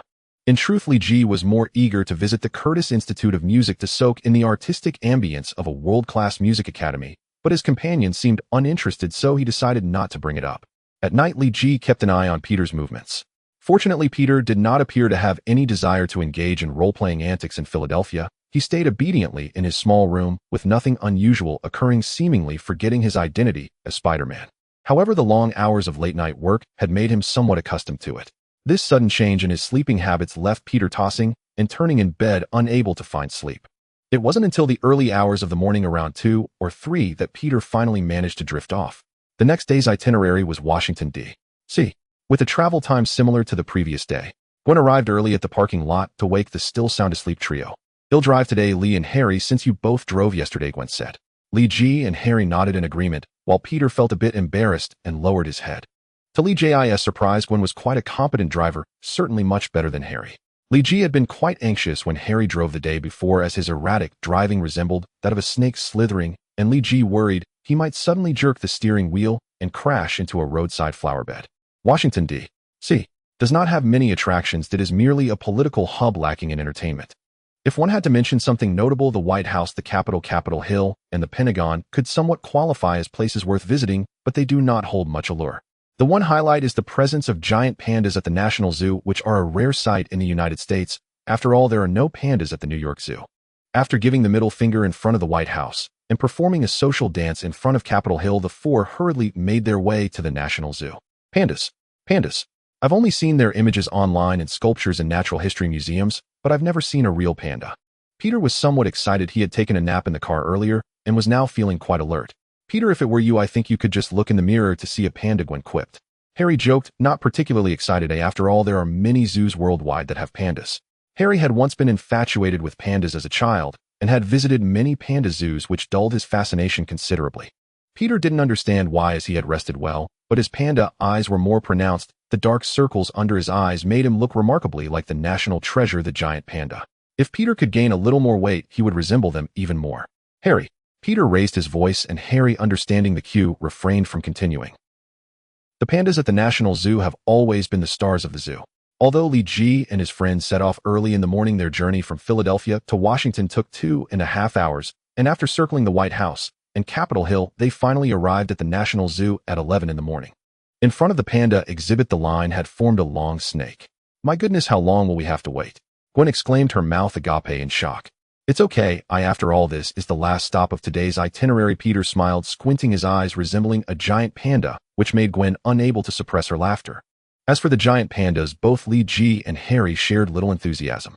When Li Ji was at Kunloon, he had sneaked out to the Wulong giant panda base, but there he encountered a few pandas that attacked him. Although their attempts did not harm Li Ji, it forever diminished his fondness for pandas. Due to the exceedingly long line, which could take several hours, some opportunists began to sell their place in line. Harry originally wanted to buy a spot near the front, but was stopped by Gwen. Firstly, the price for buying a spot was steep. It would probably cost thousands of dollars for the four of them to get to the front. Secondly, Gwen felt that waiting was a kind of enjoyment, especially since there was nothing else to do in Washington. 4 huge Washington hot dogs. Li Ji called out, returning with food and a few bottles of water. Standing in such a long line without something to eat would indeed be unbearable. Thankfully, it was spring break. The weather was pleasant with the temperature just right. If it had been summer or winter break, it would have been quite unbearable. After a lengthy wait of 4 hours from 11 in the morning until 3 in the afternoon, the four finally entered the panda exhibit. Each visitor is allowed 10 minutes to view the pandas. Please exit the panda exhibit promptly after your time is up to allow the next visitors to enter. The announcement repeated this message, and while most visitors complied, there were always some groups that disregarded the rules. The panda exhibit was crowded, making it difficult to enforce any rules. I think everyone should wear a timer. When the 10 minutes are up, it should beep, so they won't linger stubbornly, Harry complained. Harry had thought the area outside the panda exhibit was crowded enough, but he was surprised to find the inside even more congested, rivaling the evening rush hour of the New York subway. Of course, Harry had never ridden the subway, while Li Ji had done so in his past life, but not in this one. Not a bad idea. Then the National Zoo would have millions of broken timers every year, boosting the GDP significantly. Li Ji chuckled, and Harry scratched his head. While Li Ji and Harry joked around, Peter and Gwen worked hard to squeeze closer to the pandas. Peter, look at them. They look so much like you. Gwen laughed. If I could gain a bit more weight, perhaps I would look even more like them, Peter replied with a grin. If Harry had heard that, he might have felt a bit wrong to be teased. After finishing their tour of Washington, there were no more attractions for the next 2 days. It was purely a driving segment. Though there were a few points of interest along the way, the four were not particularly interested. Li Ji, Gwen, and Harry took turns driving as they headed toward Orlando. Now it was Gwen's turn to drive, while Li Ji, Harry, and Peter played cards. Suddenly, the vehicle tilted forward, and the sound of screeching brakes echoed as the RV barely stopped at high speed without flipping over. What happened?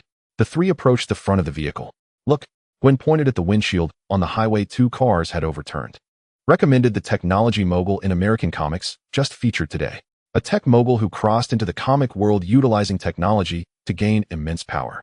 This place doesn't have any steep slopes, so it shouldn't flip over. Everyone be careful.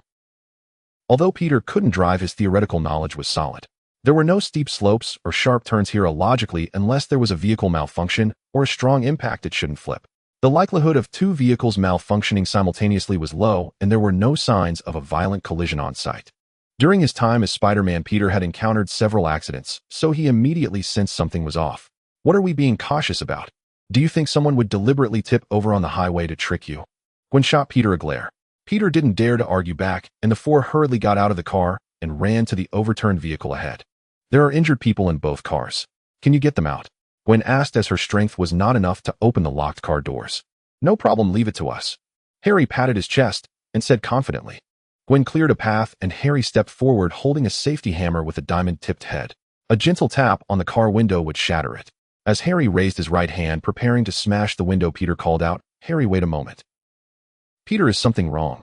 Harry asked curiously. Don't break the window recklessly. I just have a feeling something isn't right.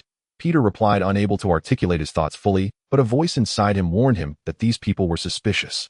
Li Ji noticed Peter's words, and his pupils involuntarily contracted. He also felt something strange about these people, but he couldn't quite put it into words. Judging by their appearance, there were no obvious signs of severe head trauma. Li Ji felt their injuries shouldn't have caused them to lose consciousness. Peter has spider sense, so he seems to be able to sense something. This group is most likely up to something unusual. Li Ji actually agreed with Peter's opinion. The best choice was to avoid moving them and call 911 for the police to handle it. However, looking at the anxious Gwen and eager Harry, Li Ji knew it was impossible to just call and then wait for 911. Forget it, since Peter and I are here, whatever scheme they have, it can't succeed. The injured in the car were ordinary people. Li Ji didn't believe they would pose any threat to the four of them. Peter could easily handle them all alone, not to mention Li Ji's presence. Peter. Gwen's tone was slightly reproachful, though in her eyes Peter was affecting the rescue. Peter had no choice but to step aside and let Harry take action.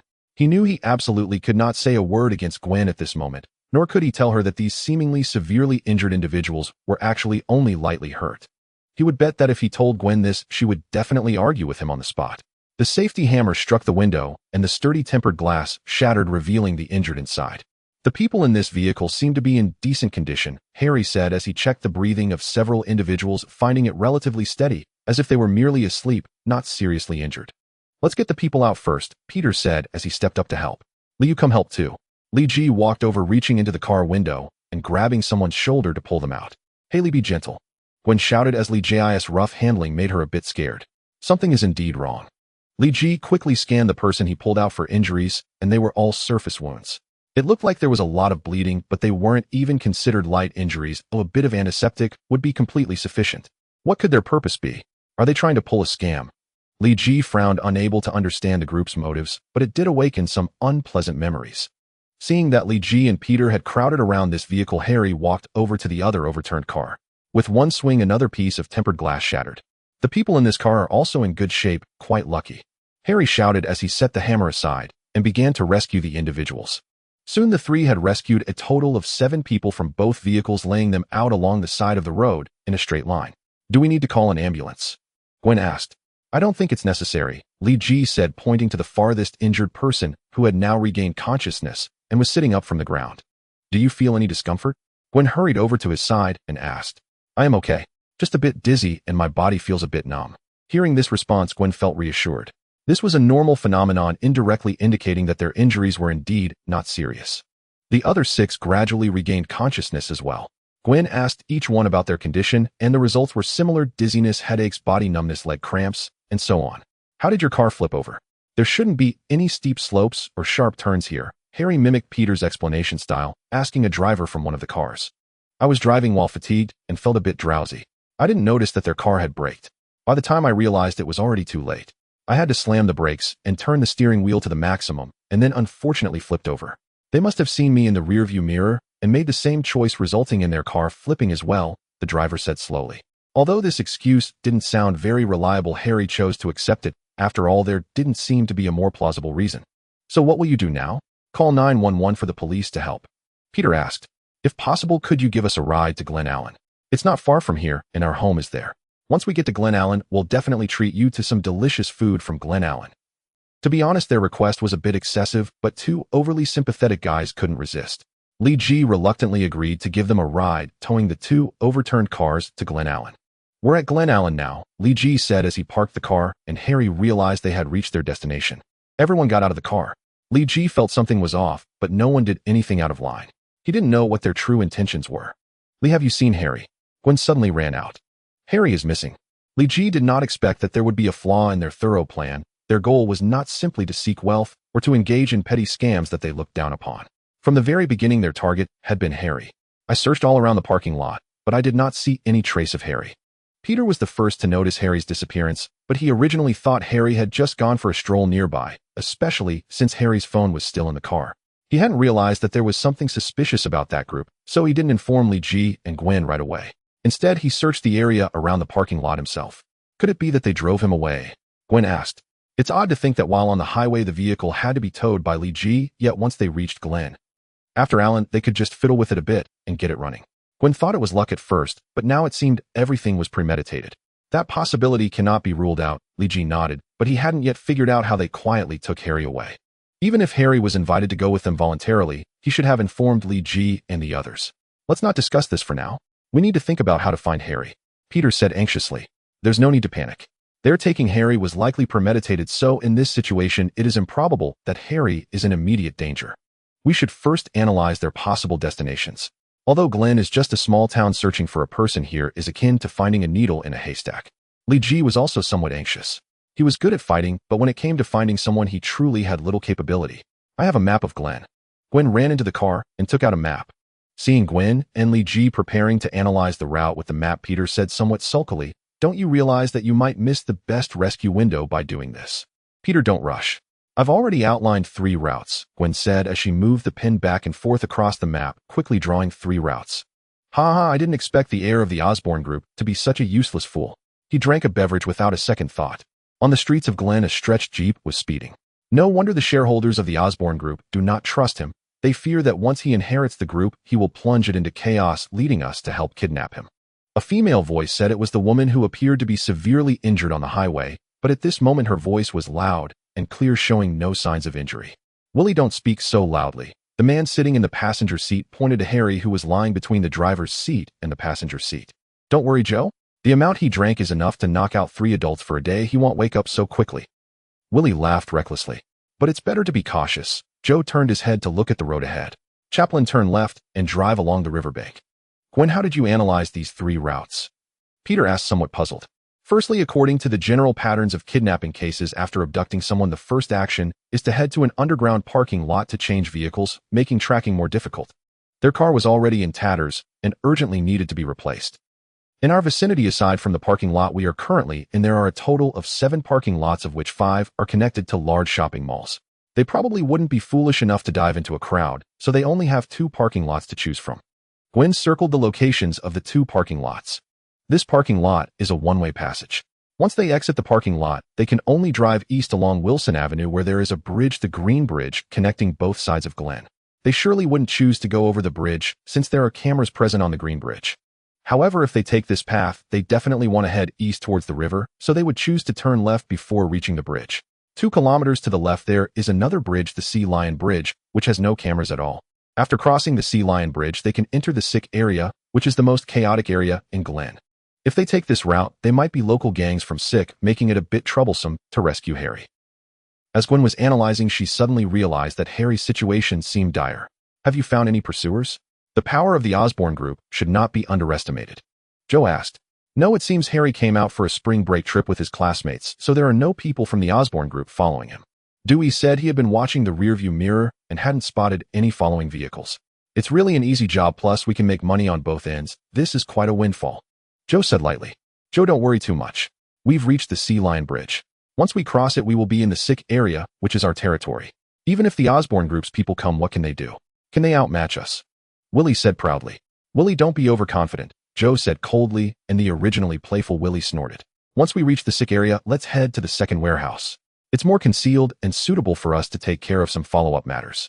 Joe arranged, and the driver nodded. According to the funder's requirements, Joe and the others need to first demand a hefty ransom from Norman Osborn, and then, after receiving the ransom, deal with Harry. Afterwards, the funders will provide a bonus of no less than the ransom, essentially making money on both ends and tearing up the ticket. Joe could barely contain his inner joy. In any case, let's check the Anderson parking lot first. If they have their 2 broken cars there, it should be the first route we analyzed. If not, it could be the second or third routes. The first route is the most troublesome, and the second and third routes are relatively far. Gwen said a bit dejectedly. All right, I'll go check the Anderson parking lot now. Peter nodded. Peter, let's go together. It'll be dangerous for you to go alone. The risk might even be higher than Harry's. Gwen hurriedly said. No, when you stay in the car. I'll lock it well. Peter and I can each go to a parking lot. Li Ji glanced at Peter and happened to see Peter's somewhat distracted expression. The two exchanged a knowing nod. There are no broken window cars in this parking lot. I wonder if Peter has them on his side. Li Ji hurried to the underground parking lot of Subir, but found no sign of the 2 damaged cars. Almost at the same time, Peter arrived at Anderson parking lot, which was rather old and had few visitors, so naturally there were few parked cars. He immediately spotted the 2 battered cars parked in the corner. Gwen's analysis should be correct. Peter glanced around. There was a public restroom by the roadside. He entered and soon emerged from the restroom clad in his Spider-Man suit. His backpack had vanished without a trace. The backpack should be hanging in the restroom, otherwise it would be too easy for Harry to discover my identity. Peter climbed out from above the restroom stall, locking the stall door with a latch to prevent anyone from taking his bag. After all, Peter was still inexperienced, a few more years as Spider-Man, and he wouldn't have to deal with such troublesome tasks. He could simply throw his backpack up into the sky, stick it to a building, and go fight crime instead of being so clumsy like now. The downside was that after defeating crime, he often forgot where he had thrown his bag. Peter headed east along Wilson Avenue, weaving through the buildings by the roadside, moving at an astonishing speed. Meanwhile, Lee G had just arrived at Anderson parking lot. Sure enough, it's here. Gwen's analysis was on point. Lee G hovered in the air. It was already night. Should I take over Peter's business? Lee G looked down. Forget it, let's observe before making a decision. Although Glenn Allen is small, there might still be a few hidden figures. If Peter can't handle it, he'll step in. The Sikh district is in that direction. Lee G soared straight towards the Sikh district. This bridge must be the Sea Lion Bridge. Peter glanced at the sign by the bridge, which bore the name Sea Lion Bridge. Beyond this is the Sikh district. Peter readied himself for battle. The gang's thugs might be armed, but Peter was not afraid. He had fought many criminals wielding firearms in New York, and while guns were dangerous, he had some experience dealing with them. Let me find out where those damn criminals are hiding. Peter crossed the Sea Lion Bridge and stepped into the Sikh district. The Sikh district seemed completely different from Glen Allen's western side. Peter's first impression was that it was dirty, chaotic, and substandard. A foul smell reminiscent of dead fish wafted from the roadside, making one think they had entered a fishing village. The buildings in the Sikh district were quite low, none exceeding 3 stories. There was little point in weaving through buildings, so Peter simply walked along the street. Few people in Glen Allen were familiar with Spider-Man, so he felt little psychological pressure. Have you spotted any suspicious individuals? Joe asked. For some reason, he felt a bit distracted, perhaps because a large sum of money was about to come in. There's a strangely dressed person in a red and blue suit wandering in the Sikh district. I suspect they're our target. One of the underlings stepped forward to say. Let's deal with him directly. Normally, Joe rarely killed, as he had to give the police and Glen Allen some face, but the situation was different now. Joe didn't want any unforeseen complications. Inside the Osborn Group building. Damn it, I shouldn't have let Harry and his classmates go on that trip. I thought it would be safe with Gage around. But then, Norman Osborn roared in his office, violently smashing everything in sight. How could they even know my phone number? It must be an insider job. I have 3 or 4 years left to live. Are they that impatient? Norman Osborn immediately realized who the real culprit was. It had to be some members of the board who had long coveted Norman Osborn's position and shares, and only they would dare to target Harry, knowing Norman Osborn's health condition. Ding, ding, ding. Norman Osborn's phone rang again. Mr. Osborn, you have 30 minutes to decide. If I don't see the transfer information in 30 minutes, your precious son will meet a tragic end. I told you I need time to raise the funds. Norman Osborn replied angrily. It's just $100 million. Oh, what does that amount to for a super-rich person like you? The voice on the other end was electronic, which only made Norman more furious. He slammed his fist on the table, unsure how to vent his anger. I told you my money is in the company account, and transferring from the company account requires confirming the other party's identity as well as the finance department's approval. Can you provide me with a real name account? Norman Osborn bellowed before hanging up the phone. Harry woke up groggily, looking at the several people in front of him. What are you doing? Harry seemed not to realize that he was already a captive, but when he tried to stretch, he discovered he was tied to a chair. You staged an accident on the highway, right? Harry finally pieced it together. He wasn't stupid, but he often struggled to connect the dots. Yes, and thanks to your hard work in the rescue. Your 2 friends noticed something was off and kept an eye on us, while only you and that silly woman thought we were the real victims. Willie laughed heartily. How foolish. The Osborn Group actually produced an heir like you. You know him from the Osborn Group. Harry was a bit surprised, then said, Yes, I am Harry Osborn, the only son of Norman Osborn. Aren't you afraid of my father's revenge for capturing me? Your father? What can a short-lived man take revenge for? Once this is over, he has at most a year left to live. Once we get the ransom from your father, we can travel abroad for a year, and when we come back, nothing will have happened. Willie laughed again. Willie, stop saying useless things, Joe reprimanded. Joe, it doesn't matter. After all, he's going to die. Suddenly, there was a commotion outside, and the iron gate of Warehouse 2 was kicked open with Peter dragging in a gang member. So you weren't lying to me. I thought gang members were hypocritical, vile, insidious, and despicable, and might trick me, but it seems I misjudged them. Peter flung the gang member onto the ground, purposely raising his voice. Damn it. Chow cursed, not expecting that the underling he sent to attack Peter would become the key to Peter finding the location of the second warehouse. Generally speaking, the second warehouse is very difficult for outsiders to locate. Spider-Man. Harry knew Spider-Man, although he wasn't particularly enthusiastic about the city's street heroes. However, there were simply too many people discussing Spider-Man around him, almost as if he were a celebrity, especially in school, where for every discussion about Hollywood, there was one about Spider-Man. Spider-Man. Xiao's eyes narrowed. Sounds like a meddlesome name. No wonder that bunch of useless fools couldn't deal with him. Although Glen Allen didn't have any so-called street heroes, Xiao still had some understanding of them. They mostly operated in the night, their identities concealed, possessing exceptional skills, and even some special powers. The individual before him evidently possessed extraordinary strength, and it was understandable that his underlings were at a disadvantage against him. I wonder what your intentions are here. Xiao quickly shielded Harry behind him, not out of a desire to protect him, but rather out of concern that Peter might suddenly act and take Harry away, thus ruining their plan. I've been entrusted to rescue him. Peter pointed at Harry behind Xiao, still speaking in a shrill voice. Spider-Man, it was my father who sent you to rescue me, right? Harry exclaimed excitedly, knowing of Peter's great accomplishments. It was said that Spider-Man had resolved 10 of New York's crime, though this statistic might be a bit exaggerated. Peter glanced at Harry and nodded. Spider-Man, if it is indeed Norman Osborn who has asked you to rescue Harry. Osborn, please leave now and inform Norman Osborn that your strength is insufficient to rescue Harry Osborn. Norman. Osborn has agreed to pay you, and we will pay you double. Xiao suddenly realized this might be a business opportunity. If even a street hero couldn't rescue Harry Osborn, he believed Norman Osborn would be willing to pay an additional ransom. That really is tempting, but Mr. Norman has agreed to pay me $30 million. Can you come up with $60 million? Peter said playfully, wanting to see what kind of reaction would follow from the other side. Okay, Spider-Man, $60 million we are willing to pay? To Peter's shock, Xiao agreed without a second thought, extremely straightforward. However, the payment will take a little time to process. Xiao? Willis' voice was slightly reproachful. She felt that the original reward of $200 million was suddenly reduced by giving Peter $60 million, which was a 30% cut that she found hard to accept, even though $140 million was still a lot. Willie, don't say too much. Xiao glared at Willie. Xiao naturally couldn't afford that amount, but his thinking was simple. I can't afford it, but Norman Osborn can definitely afford it. This cost he would surely pass on to Norman Osborn, and he might even act as a middleman to make a profit. Once Spider-Man reports to Norman Osborn, I could demand a ransom of $200 million. Oh no, perhaps even $300 million. I'm sure he would be willing to part with it. Xiao felt quite pleased with himself. Oh, I'm terribly sorry. I can't trust your credit. If you have cash ID, still prefer to try that. Peter quickly made an excuse, otherwise he might genuinely be caught off guard by their sweet talk. Then, let's get started. Xiao knew Peter was just messing with him. Although he didn't feel particularly angry inside, he still felt a bit embarrassed.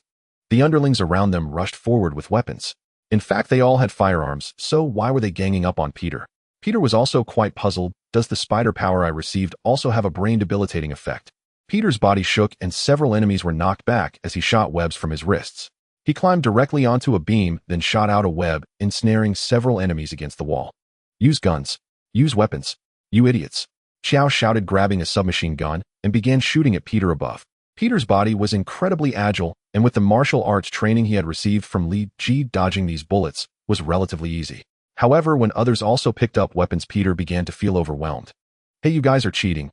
Peter swung through the warehouse on webs. Thankfully, the warehouse was spacious, otherwise he would have nowhere to hide. Spider-Man, go for it. Harry shouted, only to have someone stuff a sock in his mouth. Increase firepower. Xiao ordered again. Normally, Glen Allen's gang wouldn't use this many bullets, even in a shootout, as bullets are valuable, and the key people like Xiao were quite frugal. However, a large sum of money was about to come in, so Xiao was feeling extravagant, even using bullets freely. Li Ji stood in a room opposite the warehouse, observing the battle within. Peter is still a bit too inexperienced. Rescuing Harry doesn't require a shootout. He just needs to use a web to pull Harry out and take him away. His martial arts skills are not bad. Although he hasn't trained specifically in a long time, he frequently engages in combat, so he hasn't fallen behind in martial arts. There seem to be two people hiding something, but it's not a big deal. Peter hasn't used his full strength, otherwise there would have been corpses everywhere.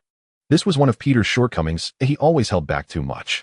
But perhaps that's why he is the most beloved street hero among New Yorkers. Honestly, to Li Ji, the battle between Harry and these gangsters wasn't impressive at all. It even felt a bit like a child's play. However, Li Ji didn't plan to intervene. Sometimes watching others play pretend can be quite amusing.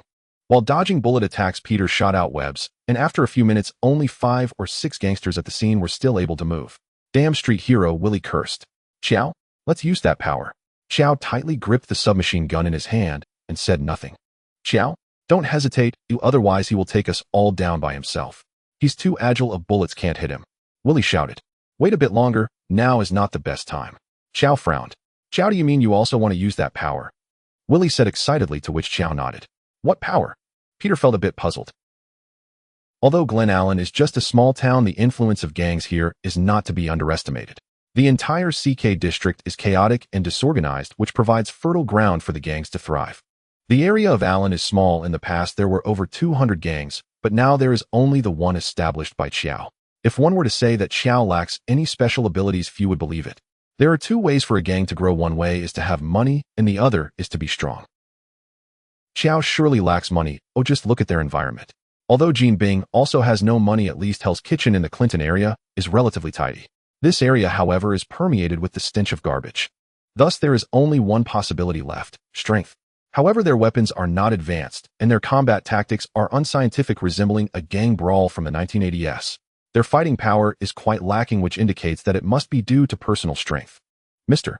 Spider, you are both fortunate and unfortunate.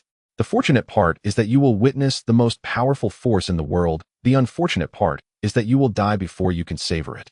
Chow threw aside his submachine gun, veins bulging on his neck, and his muscles swelled violently, tearing his clothes apart. From his body, one could see veins of a bluish color extending from his heart to the top of his head. What is this? Li Ji stared at Chow, his expression fluctuating. Chow's transformation was not unfamiliar. Many criminals transformed like this. However, Chow's form raised doubts in Li Ji's mind. It's somewhat like the Hulk, but also a bit like a demon. Could this be a division of Hydra? Or perhaps... Li Ji's gaze tightened. Regardless of which possibility it was not good news for him. These developments exceeded his previous understanding of the Marvel world, leaving him with a sense of helplessness like punching cotton. Meanwhile, Willie completed her transformation. Her change was not as rugged as Chow's. Her ears elongated with two tufts of black fur sprouting from the tips, and a black and white striped tail grew from behind. Her palms thickened, her nails elongated, and she even licked her palm. Black cat! Li Ji almost exclaimed. Peter watched the two transformed individuals with a bewildered expression. He had never fought anyone who could transform like this. Even he himself did not transform, as becoming Spider-Man was just a change of costume. Spider-Man hurried to defeat them. You are the true superhero. Hey little darling, why don't you just sleep a little longer? If you get caught up in the fight, it won't be good. Willie cheerfully walked over to Harry, a syringe inserted into his neck. Peter, feeling a bit annoyed, clenched his fists. His friend was being injected with a mysterious syringe right under his nose. He shot a web to knock the syringe away, interrupting Willie before she could inject the drug. The syringe fell to the ground and broke, spilling its contents. Hey, do you know how much this syringe costs? This is the A031 serum worth $3,500, capable of putting someone to sleep without any side effects. You owe me now. Willie shouted without any semblance of ladylike demeanor, scaring Peter back a couple of steps. All right, Willie, we're about to make a fortune, so there's no need to fuss over a few $1,000s. Chow said discontentedly. Their transformation time was limited. If they did not subdue Harry in time, they would be in trouble. Mr. Spider, now please enjoy the sensation of the world's strongest power hitting you. Chow looked at Peter and laughed heartily, as if his transformation had even influenced his personality. I am the most agile in the world. And I can also take the most flexible poses in the world. Willie suddenly dashed behind Peter, a fragrant breeze brushing by, and she struck out with her claws. Peter was stunned by Willis' words, momentarily distracted. Fortunately, Peter's spider reflexes did not fail him. He quickly reacted, lying down to evade, shooting webs to pull himself through the space beneath Willie. What the? Peter could hardly believe what he had just seen, feeling a bit dazed as he collided with a pillar. You. Although Peter's voice was low, Willie still heard him clearly. Even though she wore shorts, her preference for loose clothing made it easy to see through the gaps. Sorry, I didn't mean to see that. Peter quickly apologized, which only made Willie angrier. I will kill you. I will gouge out your two eyeballs. A furious woman is a terrifying thing. Peter understood this deeply and quickly shot out a web to attack Chow. You might have chosen the wrong target. Chow swung a punch down, and Peter was somewhat caught off guard, smashing against a nearby pillar. Fortunately, he had learned Li Ji's technique of reducing impact, otherwise this blow alone would have inflicted serious injury. Oh my, you are indeed impressive, but to claim to have the strongest power in the world is still a bit lacking. This is at most the power of a grenade, right? Peter's wrist shot out a web as he hung upside down from a beam. As far as I know, Li told me that in ancient Huaxiao there is a place called Kunloon where he knows a friend who can deliver an attack with the force of an atomic bomb with a single punch. You are still far from that level. Peter's talkative nature flared up again. Li Ji had indeed told Peter about this person and the story, but he had not mentioned that the friend Li Ji referred to was actually himself. Impossible, you are lying. Xiao roared, jumping up, but seemingly losing control, directly breaking through the warehouse ceiling. Oh my, you now look like a uniquely designed chandelier. It would be even better if your backside could glow. Peter stared at Xiao's backside, shooting a web that stuck to Xiao's left buttock. His body swung forward, and he kicked both feet against Xiao's rear, sending him flying out of the warehouse. Peter wanted to press the attack, but was stopped by Willy. With sharp claws and precise angles of attack, she forced Peter to retreat repeatedly. The battle plan is indeed still immature, but that's all right. These two are reasonably average in strength, and Peter has not fully unleashed his power yet. Li Ji's assessment of both sides' strength was quite accurate. Although it seemed like Peter was locked in a fierce battle, it was merely that he had yet to learn how to utilize his own strength. Peter's immature attacking style and soft striking power made Li Ji too embarrassed to claim he had studied the martial arts of Kunloon. Moreover, Peter had a flaw: he always preferred to hold back against women even when facing enemies. Now in his battle with Willy, he was falling into this old habit. Little kitty, you better be careful. I fear that if I slip up, you'll go crying to the Animal Protection Association. Peter shot a web to the ground near Willa's feet, binding her to the ground with a grin. Willa tugged at her long legs with all her might, only to find it ineffective. Her stockings were completely stuck to the ground. She chuckled, reached into her pants, and forcefully tore the upper part of the stockings in half, slowly peeling them down. With another push, her delicate feet slipped out of her shoes. These stockings cost $9.99, a little spider. Remember to compensate me. You can keep the stockings. Willa laughed as Peter gazed at her white thighs, momentarily lost in thought. Fortunately, wearing the spider suit, no one could see his eyes. Peter's fondness for women is hard to change. Li Ji knew very well that Peter's greatest weakness was his flirtatious nature. If Peter invited all his ex-girlfriends to his wedding, they would probably fill 10 tables, just slightly fewer than Tony's exes. However, his flirtation was different from Tony's. Tony hardly invested any genuine feelings in any woman, viewing them merely as prey. In contrast, Peter's flirtation was sincere. He poured real emotions into every girl, though at this moment, it seemed he only favored Gwen. Seizing the opportunity, while Peter was momentarily distracted, Willa rushed to attack. However, Peter's spider sense was a bit too overpowered. Even attacks that his brain couldn't fully react to would still trigger a warning. Peter leaned back to evade Willa's assault, while shooting a web from his wrist, creating distance between them. Little kitty, you're quite naughty, Peter said. Of course I'm a wild cat, not your household Persian cat. Willa licked her lips, causing Peter to gulp. Spider-Man, don't be tempted by beauty. If you like beautiful women, when I get back to New York, I'll take you to Los Angeles. The beauties of Hollywood are yours to choose from, Harry shouted. Only then did Peter realize he had been played by Willa. Maybe it's not that I'm not loyal to Gwen, but rather that she possesses some special ability. Willa indeed had a special ability. When she transformed into Catwoman, her allure to men increased exponentially. First, I need to deal with him. That big guy who looks a bit silly is far less dangerous than her. Peter made his choice. Joe was still outside and hadn't entered the warehouse yet. He wondered if he had fallen and knocked himself out. At that moment, Joe had arrived at the first warehouse. He carelessly knocked over a few cabinets, revealing a small hole in the wall behind them, where a black, unknown metal safe was placed. Joe's thick fingers deftly manipulated the safe, quickly opening it to reveal several syringes inside. Damn it, Spider-Man, you've made me waste a precious reagent again. Joe took out a syringe and injected it into his shoulder's deltoid muscle. The intense pain made him howl, his muscles swelling further and his veins becoming more pronounced. He rolled on the ground, struggling, and the empty syringe fell to the floor, its end emblazoned with the logo of the S.H.I.E.L.D. group, shining with a silvery gray light. A few minutes later, Joe felt the pain in his body ease somewhat. He stood up, rearranged the cabinets, and walked towards the second warehouse. Just as Joe exited the first warehouse, Li Ji appeared inside the warehouse. The S.H.I.E.L.D. group, huh? Indeed, it's their product. It must have been made using blood extracted from the Hulk, who was controlled by dark forces. The smell is truly disgusting. With a whiff of the used syringe, Li Ji disdainfully kicked it aside. But it seems like it's a defective product. Li Ji smirked, tearing open a cabinet that held several syringes of different colors, each labeled with terms like agility and strength. Additionally, beside them, a note indicated that these agents were temporary, suggesting their effects were not permanent. Inside Joe's body, explosive power was swelling continuously. He felt as if a mere wave of his hand could demolish a building. Of course, this feeling was a bit exaggerated, but compared to before, Joe's strength had indeed multiplied several times. If his muscles were once as hard as wrought iron, now they were undoubtedly of steel quality. However, the S.H.I.E.L.D. group's products were mere experiments, and Joe had obtained them by chance. He had no idea about the side effects of these agents. He only saw the effects on the labels and hastily injected himself. He injected strength permanent while Willa injected agility permanent. Another person had injected an unknown permanent, but that person vanished after the injection. He was unaware of the side effects of these drugs, but Li Ji was aware. The potent vitality of the agents placed all of Zhou's cells in a highly active state. In such a state, the reaction and conversion speeds of the cells would accelerate correspondingly, granting Zhou greater strength. However, this would also shorten the lifespan of the cells. The number of times cells can divide in a person's body is limited throughout their life, roughly 50 to 100 times, determined by the nature of telomeres. But while Zhou was lying on the ground, his cells had already divided and died several times, meaning he lost 20 to 30 years of lifespan in just that short time. Moreover, during his battle with Peter, Zhou's cells would continue to divide and die. It seemed this wasn't Zhou's first time using this agent, and Li Ji didn't know how long Zhou could live after fighting Peter. Perhaps he might just drop dead in the midst of battle. Li Ji's speculation was not unfounded. He was unsure how many times Zhou had used the agents. If he had already used them twice or more, Zhou could drop dead at any moment. In the second warehouse, the battle between Peter and Willa was coming to an end. When Peter got serious, he was quite powerful, and when Willa attacked, he would close his eyes to avoid being tempted by her. After all, he had the bug skill, spider sense, so he could dodge without seeing.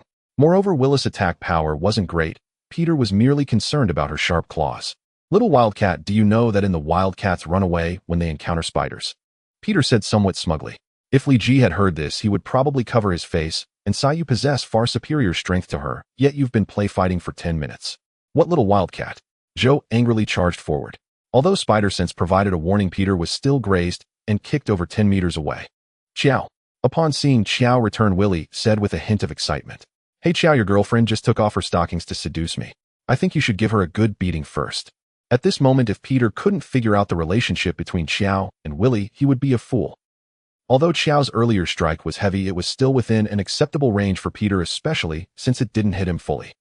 Thus, Peter only sustained minor injuries, and with the powerful recovery of his spider physique, he had already healed about 70 to 80% by the time he stood up. "What nonsense are you talking about?" Qiao shouted angrily. He had obviously seen Willa's fair thighs, but he couldn't believe it was voluntary on her part. "Little Wildcat, tell your boyfriend whether you took off the stockings yourself to deliberately confuse me." Peter shot a strand of webbing at the stockings that Willy had taken off, catching it in his hand and shaking it, causing Willa's face to flush red. "I can testify, yes," Harry shouted. Seeing the questioning look from Qiao, Willy hurriedly said with a sense of grievance, "Qiao, I'll deal with you after I take care of him." Although the reagent affected Qiao to some extent, it hadn't completely clouded his reason. He could still differentiate between the main and the secondary matters. "You are so nice, Qiao," Willy said, blissfully hugging Qiao, her hand stroking his robust chest muscles, while her eyes secretly glanced at Peter, revealing a smug expression. Peter knew his plan to sow discord had failed, but he wasn't angry, as that brief delay had allowed him to fully recover from his injuries. "No, I can't be tempted by Willy anymore, as she must have some trick up her sleeve." Although Peter was clear in his mind, he still found himself influenced by Willy. With Qiao's furious roar, the battle reignited. Qiao possessed great strength, but his reaction and speed lagged slightly. Under intense focus, Peter could easily dodge Qiao's attacks, but Willa's interference was also quite bothersome. Although Willy lacked strength, her claws were sharp, and Peter had to guard against her attacking vital areas while also preventing her from tearing his spider suit. "Mr. Spider, is it fun to just keep dodging like this?" Qiao roared angrily, feeling that he couldn't hold out much longer. His transformation would soon wear off, and if he didn't take down Peter before it did, he would lose everything. "I think it's quite fun, like playing a video game with me." Peter swayed his body on the rooftop, where 6 or 7 large holes had already been broken, all caused by Qiao's attacks. "Little Spider, be careful now." Willy, not knowing when, was also crouched on the ceiling. Her claws extended as she clawed wildly at Peter. Peter's wrist shot out a creamy white strand of webbing, striking Willy in the face. The creamy white webbing pushed Willy back, sticking to her face. Suddenly, Peter felt a sense of satisfaction. Willa's inexplicable allure had vanished, as if he had entered a sage mode. You actually shot this stuff on my face." Willy touched the webbing on her face, sticky and gooey, with some secretion that was also creamy white. As she touched it, a layer of white substance stuck to her hand. I will kill you." Peter found it a bit strange to hear, but Willy was now in disarray, which gave him the opportunity to continue firing his webbing. Several strands combined with a web completely wrapped Willy up, turning her into a dumpling. "Hey, maybe I should give this move a name, the art of binding, or the encircling nest," Peter muttered, and when he saw Willy trying to speak, he shot another strand of webbing that lodged directly into her mouth, piercing through to her throat. Willy felt the acrid taste of the liquid in her mouth, wanting to vomit, but unable to speak, she could only glare hatefully at Peter. One down, and now it's your turn, Xiao. Peter turned to Xiao, finding him easier to deal with as a strength-type opponent since Peter was also a strength type, but even stronger than Xiao. Or rather, Peter was a versatile type, just with more emphasized strength. Compared to facing Willy, Peter was much rougher, with Xiao focusing all his strength into his punches and kicks, attacking fiercely, treating them quite differently. Xiao could still maneuver around Peter, but the cells in his body continued to split and die. By now his cells had very few generations of life left, and his aging was severe. Although his appearance didn't show it, it was clearly reflected in his diminishing power. His strength is weakening, but it's time to finish this with a single blow.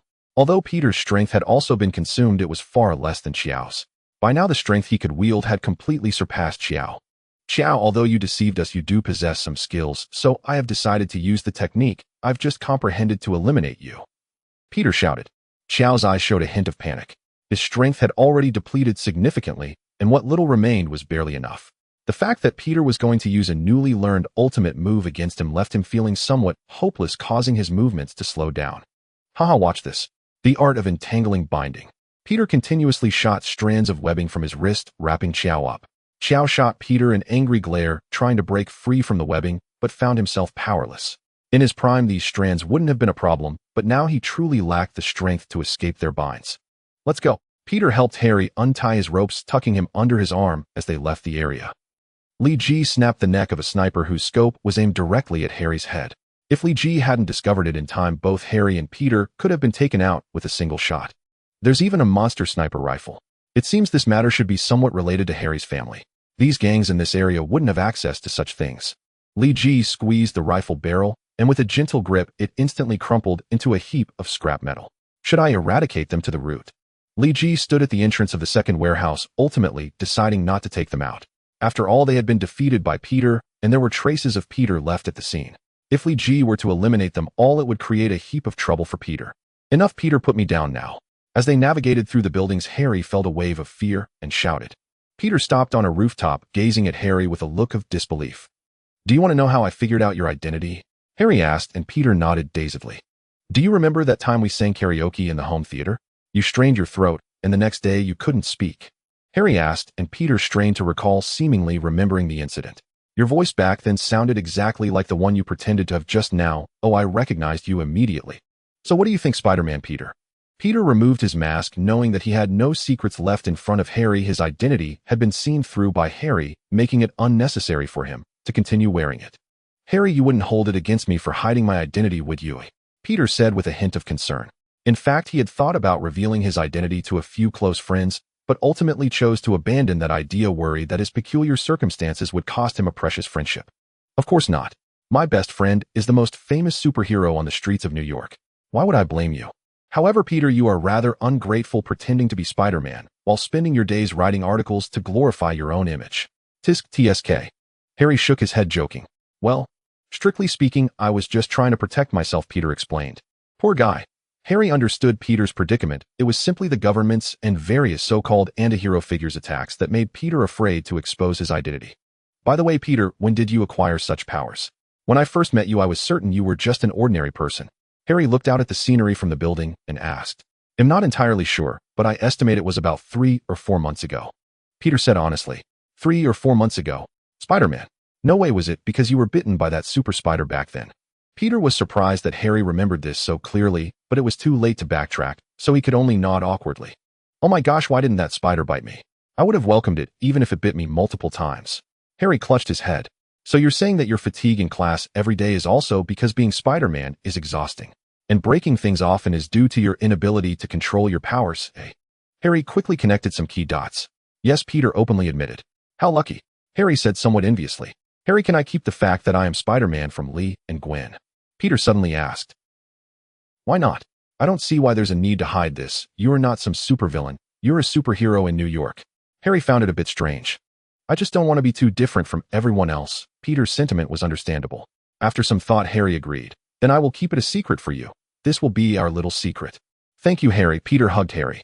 Cut the mushy stuff. Let's head back to the parking lot. Otherwise, Lee and Gwen will be worried. Harry said. All right.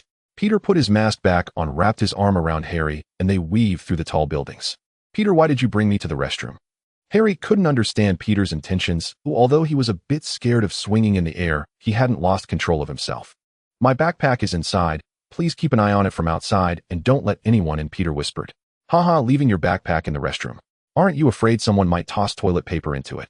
Harry laughed. Peter paused for a moment, but ultimately said nothing and walked into the restroom. Soon he changed his clothes and walked out with his backpack. Peter, I feel like your clothes have a restroom smell, Harry teased. That might be your smell. I was wearing my clothes over the spider costume during the fight. Peter retorted. Harry shrugged and said, Peter, I just remembered I might need to explain your identity to my father. No need for that. Peter was somewhat displeased. They had agreed not to leak secrets. It's like this: if I don't give my father a reasonable explanation, he probably won't let me continue this trip. I will only tell him that Spider-Man saved me and not mention that you were Spider-Man. Harry explained. If it's just that, then I can accept it. Peter nodded. Thanks a lot. In the parking lot, Lee's RV was still shining its headlights. Peter, Harry. Gwen spotted the returning duo through the glass of the RV. Gwen. Peter and Harry shouted in unison. Peter, did you save Harry? Gwen asked excitedly. No, it was Spider-Man who saved Harry. I met Harry while crossing the Sea Lion Bridge. He was running towards me like crazy. Peter gave a somewhat passable explanation, as Spider-Man's appearance in Glen Allen's news would surely be everywhere tomorrow. Spider-Man? Isn't he from New York? Gwen was a bit confused. Maybe he's on vacation too. Peter said somewhat timidly, quickly changing the subject. By the way, where's Lee? He hasn't returned yet. I don't know, he hasn't come back since he went out with you, and I can't reach him by phone. Gwen shook her head. He wouldn't need to go looking for Lee again, would he? Peter felt a bit worried. After all, this was unfamiliar territory, and perhaps Lee was lost. There was a reason Lee turned off his phone. He couldn't have it ringing while sneaking around, so he simply turned it off and forgot to turn it back on after the fight. Are you talking about me? Lee walked in from the parking lot entrance. He had indeed been delayed by some matters, but had also gathered some useful information. Lee, it's so good that you're back safe and sound. Peter hugged Lee. Peter, why do you smell like a restroom? Lee feigned a bit of disdain, having clearly seen Peter leave his backpack in the restroom, but he didn't expect Harry to say the same thing. Peter glanced at Harry and sniffed himself again. There was no smell at all, making him doubt his sense of smell. Lee opened the car door and Harry rushed over, grabbed his phone, and went into the small room on the third floor, closing the door behind him to call Norman. Hello, Dad. Yes, I escaped. It was Spider-Man who saved me. Going home. No, that's not happening, and my trip isn't over yet. Spider-Man is Lee's bodyguard. Because he was hired by Lee, his primary duty is to ensure Lee's safety, and I just happened to separate from Lee. Okay, I will definitely stick with Lee from now on. So that's it, Dad. I'm hanging up. Good night. Gwen, do you need a ride to the hotel? Lee sat across from Gwen with Peter sitting next to her. Given the current situation, Gwen was too afraid to drive to the hotel alone. No, that's okay. I'll just stay in the car tonight. The next 2 days were relatively calm. Lee G, Peter, and Gwen took turns driving, and they smoothly arrived in Miami. Originally, Lee G planned to stay in Orlando for a day, but due to a delay caused by Alan, he changed his itinerary and decided to head straight to Miami, planning to visit Orlando later. The reasoning was quite sound. There was a major football game happening in Orlando in the coming days. Lee, let's have some fun in Miami for a few days, Harry said as he found Lee G after getting out of the car. 3 days should be fine, but we can only have fun for today and tomorrow. The day after, I've been invited to a product launch event by a materials company in Miami, and you all have to accompany me to show some support. After all, the gas for this trip is covered by them. Lee G laughed heartily.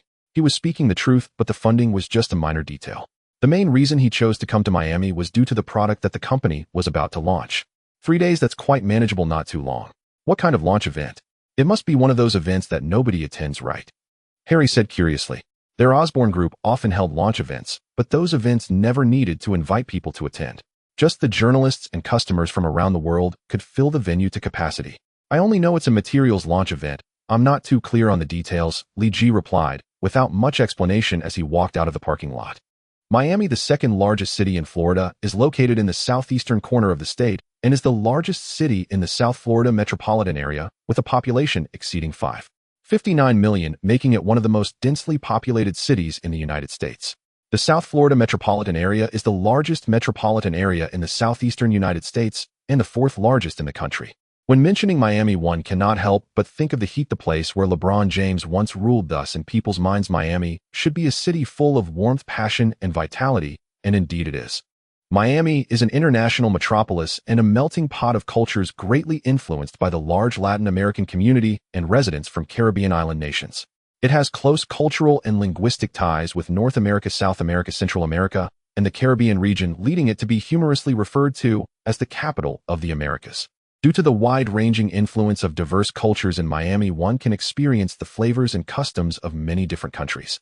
In the morning, you can enjoy authentic Cuban cuisine at Versailles Restaurant. Yes, Cuban, not French. At noon, you can savor Brazilian barbecue in downtown Miami. And in the evening, you can drive along Highway 1, south to the southernmost point of the United States to dine at a restaurant in Key West, spending the night there to enjoy a taste of island life. However, none of these plans were made by Lee Ji. After all, attending the materials launch event was the main business. Tourism was merely a side note. Lee Ji was not interested in traveling. He had already traveled through time and space and arrived in the Marvel world. He had walked many roads. Although Miami had its unique customs and culture, Lee Ji thought it would be better to find a buffet to fill his stomach, even if that buffet might go out of business on the spot. Harry also seemed a bit uninterested. In the past, during winter in New York, Norman Osborn either took him to Hawaii or to Miami for vacation to escape the cold. Miami could almost be considered Harry's second hometown. It is not an exaggeration to say that 90 of the locals in Miami have dined at fewer luxurious local restaurants than Harry. Gwen and Peter, on the other hand, were full of enthusiasm. It was their first time in Miami, and during the 2 days, Peter and Gwen seemed to grow closer. Harry occasionally cast envious glances at the two. "You two will handle the itinerary for these 2 days, is that okay?" Lee Ji approached Peter and Gwen, who were discussing over a map. "I think that should be fine," Gwen replied confidently. The map in her hands was filled with notes indicating she was definitely well prepared. Where to? Upon hearing that they would be in charge, Harry immediately perked up. "Let's go to Joe's Stone Crab for lunch, and then at 4 in the afternoon we'll head to Key West, enjoying the sunset along Highway 1. After arriving in Key West, we'll dine at the Miami Key West restaurant, spend the night there, wake up at 5 in the morning to watch the sunrise, and then enjoy a seafood breakfast in Key West before driving back to downtown Miami. For lunch, we'll try Versailles Restaurant, and then in the evening we can go to Zuma Restaurant. After dinner, we'll catch a basketball game around 9, rest for the night, and on the third day we'll attend the launch event that Lee mentioned." Peter spoke rapidly, leaving Gwen no chance to interject, so she shot him a fierce glare. "That sounds like a great plan." Lee Ji, though not fully understanding, still praised them. He had no idea what Versailles Restaurant or Key West was all about. The only things he was familiar with in Miami were Miami University and the Miami Heat. It turned out that Gwen and Peter's choices were quite good. The four of them enjoyed their time over the next 2 days. Even Harry, a half-local in Miami, felt like they discovered new experiences. Of course, that feeling might just be his awareness as a sycophant. On the third day, the new materials from Domi Materials Company were officially launched. On stage, a slightly overweight middle-aged man was boasting. "You all may be eagerly anticipating the launch of the new materials from Domi Materials Company. I assure you this is an extraordinary material that will change the world." Most of the audience was relatively young. Lee Ji estimated that among the over 200 people present, about 2/3 were hired shills for Domi Materials Company, including himself and a few others like Peter. "Now let me unveil the mystery. We invested hundreds of millions of dollars and spent 7 years developing this super material, S.H.I.E.L.D. fiber cloth. S.H.I.E.L.D. fiber cloth possesses extraordinary toughness and unparalleled strength. Even a knife cannot cut through its fiber layer. Yet it is not as rigid as some traditional fabrics. Its softness and wrapping ability are also its highlights. Just imagine if a tight-fitting suit were made from S.H.I.E.L.D. fiber cloth, how magnificent it would be." The middle-aged man on stage continued to boast while the audience below seemed to be getting drowsy. Lee Ji glanced at Peter's expression. There was a hint of desire mixed with confusion. Lee Ji knew he had not made a mistake coming here. The S.H.I.E.L.D. fiber cloth produced by Domi Materials Company was indeed the most suitable material for creating Spider-Man's suit. It only costs $500 per meter. $500 per meter. Peter seemed a bit shocked by this figure. $500 per meter, a price that Lee Ji did not consider expensive. Domi Materials Company was among the top in the fiber materials sector in America. Although not widely known, its research capabilities were indeed recognized in the industry. Their vigorous promotion of this product undoubtedly required significant investment in research and development, and Lee Ji had already evaluated the product in advance, finding its effectiveness quite satisfactory. The main reason Lee Ji chose to bring Peter to this Domi Materials Company press conference was that Peter's spider suit was simply too ugly, to the point where Lee Ji was reluctant to look at it. The only resemblance to the Spider-Man he had in mind was the red and blue color scheme. It was far from the cool Spider-Man he remembered. If one had to say, it looked as if it had been picked out of a trash can. Moreover, the spider suit was far more than just a disguise for Spider-Man. It had numerous functionalities, including defense and assistance in attacks. In the Avengers movies, Tony even designed a spider armor for Peter, complete with 8 spider legs behind it, boasting impressive performance. At this moment, however, Peter's suit struggled even with the basic function of concealment. Those tattered rags would likely disintegrate in even slightly intense combat. Fortunately, the enemies Peter faced now were not particularly formidable. Joe and Willie posed a slight challenge, but the gap in strength was still quite vast. Mr. Grace, may I be so bold as to ask a question? I have no doubt about your company's research capabilities, but some matters still need clarification. What is the function of your company's new product, namely this S.H.I.E.L.D. fiber fabric? A man in a suit asked from the audience. He wore a badge from a high-end fashion brand serving as the procurement manager. Our S.H.I.E.L.D. fiber fabric combines both aesthetic appeal and practicality. Its surface is smooth, as supple as animal fur, and it possesses a certain mirror-reflective quality capable of reflecting light and making the wearer shine even brighter. Grace, being in sales, had mastered the art of speaking to people in a way that resonates. Noticing that a fashion company representative had asked a question, he promptly shifted the focus of his introduction from the physical properties of S.H.I.E.L.D. fiber fabric to its appearance and comfort. Seeing the procurement manager from the fashion brand shake his head, Grace pressed further. Mr.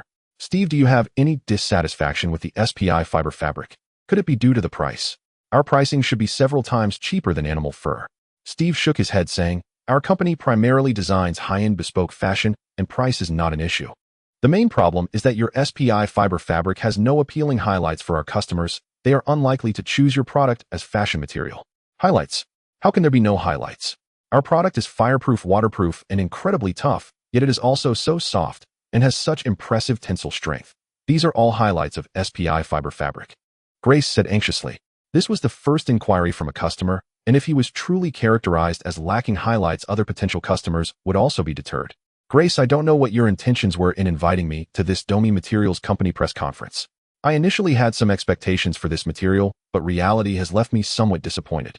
Your material has no issues, but it is not suitable for fashion. High-end fashion emphasizes luxury and trendiness, yet your fabric looks like polyethylene, which I doubt will attract much interest from clients. Steve had already put it as tactfully as possible, yet Grace still felt unsatisfied. Steve, to my knowledge, technology is currently a trend in high-end fashion, so why can't you see the technological aspects of S.H.I.E.L.D. fiber fabric? Technology? Steve chuckled. Many wealthy individuals who order bespoke fashion do indeed enjoy technology, but the technology in your S.H.I.E.L.D. fiber fabric is not what they are looking for. For instance, the popular Life Silk in recent years promotes anti-aging, and the Great fabric that was all the rage in the late 1990s had a tagline that claimed it was greater than Viagra. Rich people like this kind of technology, not your so-called fireproof, dustproof, and waterproof features. The average wealthy individual would not encounter such situations. Those are all just gimmicks, Grace said in frustration. Right, everyone knows that, and the wealthy are aware, but fashion needs gimmicks. Steve nodded. Perhaps there were not many initially interested. Perhaps it was due to Steve, or perhaps for other reasons the response to S.H.I.E.L.D. fiber fabric was rather poor. Few people in attendance asked questions, and the only one whose eyes reflected anticipation was Peter. Grace, you say your S.H.I.E.L.D. fiber fabric cannot be cut even by a blade. Doesn't that make it unsuitable for tailoring and cutting? One person stood in front of the S.H.I.E.L.D. fiber fabric and inquired. You don't need to worry about that. We are equipped with a specialized fiber enzyme cutter. With this cutter, slicing through S.H.I.E.L.D. fiber fabric is a breeze. Grace quickly produced a tool resembling a planer and explained, if you purchase 20 meters of fabric at once, we will gift you a fiber enzyme cutter. If you order over 500 meters, we will help you set up a fiber enzyme cutting machine for rapid cutting of S.H.I.E.L.D. fiber fabric. Buying 20 meters at once. Forget it. The inquirer shook his head, likely needing only about 3 meters. The waterproof and dustproof features were somewhat appealing. He wanted to make a suit for his German Shepherd at home to avoid it getting muddy every time they went out. 20 meters. Peter also felt troubled. 20 meters meant $10,000, which he would take 5 months to earn. Of course, if Peter were willing to release more news, he could certainly accelerate his earnings. However, that would increase the likelihood of his identity being exposed. Harry had already figured out Peter's identity, which made Peter even more cautious. What would be the price if I wanted to buy just the fiber enzyme cutter? Peter pondered for a long time before stepping forward to ask. Harry and Gwen widened their eyes, unsure why Peter was so interested in such an expensive S.H.I.E.L.D. fiber fabric. Sorry, the fiber enzyme cutter is not sold separately, Grace replied. Although this press conference was not very successful, Domi Materials Company still had its pride. Peter's expression darkened. $10,000 was a figure that truly filled him with despair, but S.H.I.E.L.D. fiber fabric was simply the perfect material for making the spider suit, causing Peter's heart to be torn with indecision. After a long while, Peter finally found Lee. Lee, can you lend me $10,000? They'll pay you back in a year, is that okay? Lee G smiled and said sure. He took out a black card from his pocket and handed it to Peter. In the night, Lee G quietly left the bus and appeared in front of a 3-story villa in West Palm Beach, ringing the doorbell. The doorbell rang for a long time, but no one came to open the door. The villa was shrouded in darkness as if no one lived there. However, Li Ji still heard faint footsteps from inside. He pressed his fingers on the door lock which sank in, and with a smile, he pushed the door open and entered the villa. "Professor Bob, stop hiding, I know you're inside," Li Ji shouted as he walked into the main living room, unexpectedly surprised by the grand reveal from Xiao and Wei Li. The serum they used was developed by the former head of research at the S.H.I.E.L.D group, who happened to be Professor Bob. On that night, in Glen Allen, Li Ji returned late because he was contacting Tony to find clues regarding the serum used by Xiao and Wei Li. To his surprise, this investigation even revealed the color of Professor Bob's underwear. Professor Bob, male 56 years old, is one of the founders of the S.H.I.E.L.D group. Due to project disagreements, he led his team to leave in August 2005 and founded a new company, S.H.I.E.L.D Biotech in Miami, in opposition to the S.H.I.E.L.D group. However, due to strategic misjudgment, he was dismissed from S.H.I.E.L.D Biotech in December 2005 and currently resides in a villa community in West Palm Beach. Interesting, it seems Professor Bob's luck isn't very good. In August, he left the S.H.I.E.L.D group due to funding and opinion disagreements, splitting the company. Little did he know that his clever actions would lead to a severe misjudgment.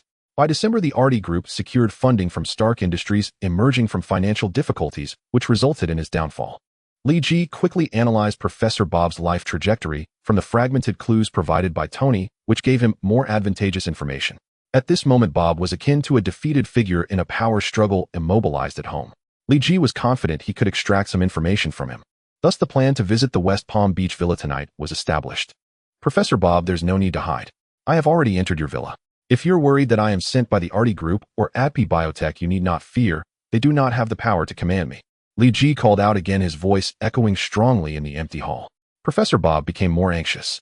With Professor Bob's fluster, it became easier for Li Ji to determine his location. Although the sound of Bob walking was not loud, Li Ji's keen hearing was enough to pinpoint which room he was in. Li Ji approached a bedroom, whose door was locked.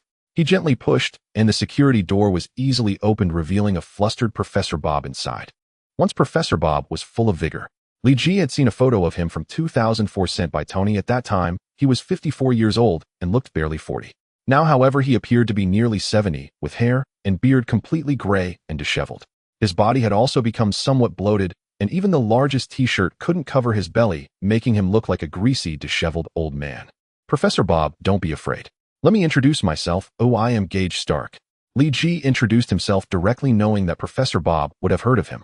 Upon hearing the name Gage Stark, Professor Bob trembled, not out of fear, but out of anger.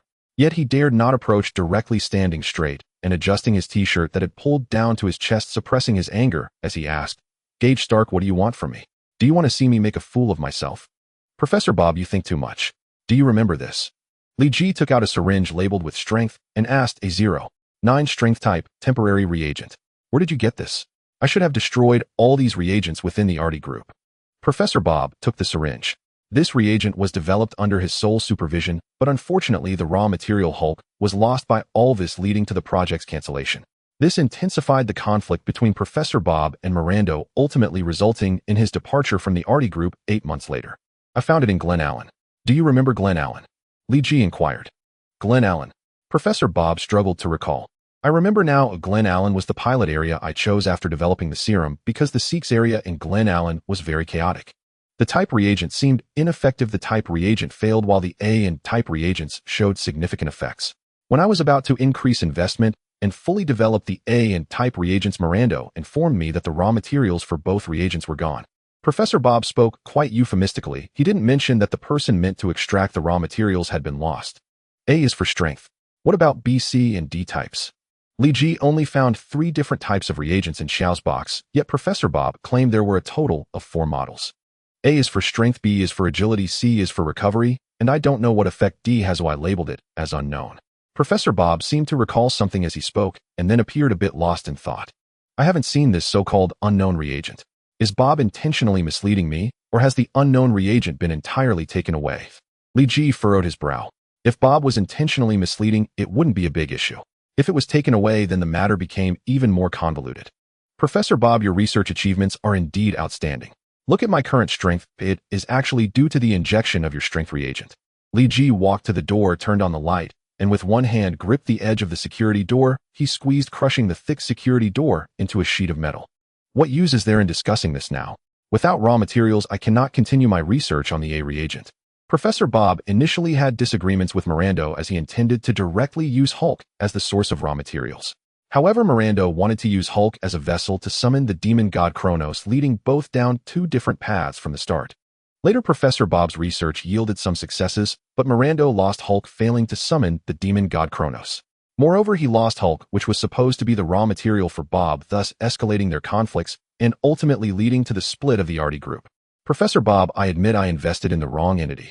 You have far greater investment potential than the Artie group. I am here this time to make amends for this mistake. Li Ji smiled. Li Ji and Professor Bob continued their conversation until 3 a.m., then departed the villa in West Palm Beach and returned to their luxurious motorhome. Inside, Peter and Harry were still asleep. Li Ji opened his compartment door and lay down. Gwen, as expected, checked back into the hotel. Though she had spent one night aboard the motorhome with Glenn Allen, she remained somewhat shy. So for the following days, she stayed exclusively at the hotel. At precisely 7 a.m., Gwen arrived at the parking lot bringing a nutritious and hearty breakfast for the three of them. After enjoying the meal inside the motorhome, Li Ji started the engine and drove toward Orlando. Orlando is one of America's most leisurely tourist destinations, home to the world's largest Walt Disney World resort and the nation's largest SeaWorld. Originally an agricultural town, nicknamed the Citrus Peel City, Orlando only began its ascent to prosperity after the establishment of NASA's Kennedy Space Center at Cape Canaveral. Though Orlando's population stands at merely 2,200, it draws tens of millions of visitors annually. This compact city hosts countless enchanting attractions, making it a magnet for major sporting events. The NFL Pro Bowl, the American Football All-Star Game, is frequently held in Orlando, which regularly hosts diverse athletic competitions. This time the group had set their sights on the Orlando Football Invitational. Though not a premier-tier tournament, the Orlando Football Invitational boasts considerable financial backing. Its invited teams are invariably elite. This year's participants included the Dallas Cowboys and the New Orleans Saints, two of America's most formidable franchises. American football, often called gridiron football, held little appeal for Li Ji, who preferred association football. Regrettably, Orlando City SC had yet to be founded, otherwise Li Ji might have felt some curiosity about the club, where Kaka would later retire. Even if Orlando City SC had existed, Li Ji suspected he'd still end up watching American football. After all, though he loved soccer, the other three were diehard fans of the gridiron game. Inside the stadium, fans roared with unrestrained fervor, but seated in prime golden section seats, Li Ji sat drowsy and listless, stifling a wide yawn. Li, aren't you enjoying the match? Harry asked beside him. No. I simply didn't sleep well last night. Li Ji shook his head. Admitting his disinterest would surely invite a torrent of reproach. Indeed, he truly hadn't slept well, but with his extraordinary mental fortitude, even sleep deprivation wouldn't leave him fatigued the next day. Were you too excited about the game to sleep? Peter turned around and asked. Touchdown! Gwen cried out in exhilaration. Even mild-mannered Peter muttered an uncharacteristically harsh curse, not at anyone else, but at himself for turning away from the field at such a critical moment of offense. It was quite a spectacular play, Li Ji remarked, having witnessed the entire sequence, but lacking both appreciation for American football and even a basic grasp of its scoring rules. Gwen clung tightly to Peter, affirming just how electrifying that touchdown had been. Harry, sitting nearby, cast frequent sidelong glances at the embracing pair, his small eyes shimmering with unmistakable envy. That evening, Li Ji parked the motorhome beside Lake Eola. Beneath the lake's gentle breeze, the four of them sat on the grassy shore, savoring freshly purchased delicacies. What a blissful life this is. Keep it up, and I might just sink irretrievably into the abyss of wealth. Peter mused aloud. Indeed, only affluence could sustain such a lifestyle. Without it, they'd likely be wading through Lake Eola, fishing out trash discarded by tourists. Peter stopped, daydreaming. First, repay my $10,000 before indulging in fantasies of idyllic ease. Li Ji interjected, puncturing the mood with impeccable ill-timing. By the way, Peter, what exactly do you need those SPI fiber fabrics for? Gwen asked, still baffled as to why he'd spent such a fortune on materials that seemed utterly impractical. Aunt May knows a Chinese man named Martin Li. He expressed interest in these unusual materials. I'm purchasing them on his behalf. Peter improvised smoothly, determined to conceal his identity as Spider-Man. Oh, I see, Gwen nodded thoughtfully. Martin Li. Li Ji's voice carried a note of quiet uncertainty. Do you know him? Peter asked. He shares your surname. Surely you two might be acquainted. No, I've only heard the name in passing. Li Ji shook his head. The name Martin Li stirred a faint recollection, an antagonist perhaps, but the memory was hazy and indistinct. It was entirely understandable that Li Ji couldn't recall him clearly. After all, he'd resided in the Marvel Universe for over a decade. Many details had long since faded. Moreover, Martin Lee was no pivotal villain. He never appeared in any Spider-Man film, making only fleeting appearances in comics and the video game Marvel Spider-Man. So forgetting him was hardly surprising. That evening, Gwen drove herself back to the hotel, while Li Ji and the others ascended to the motorhome's third floor to retire for the night. Peter lay upon his soft mattress switched on the ceiling-mounted television, and found himself reliving the warmth of Gwen's passionate embrace during the game.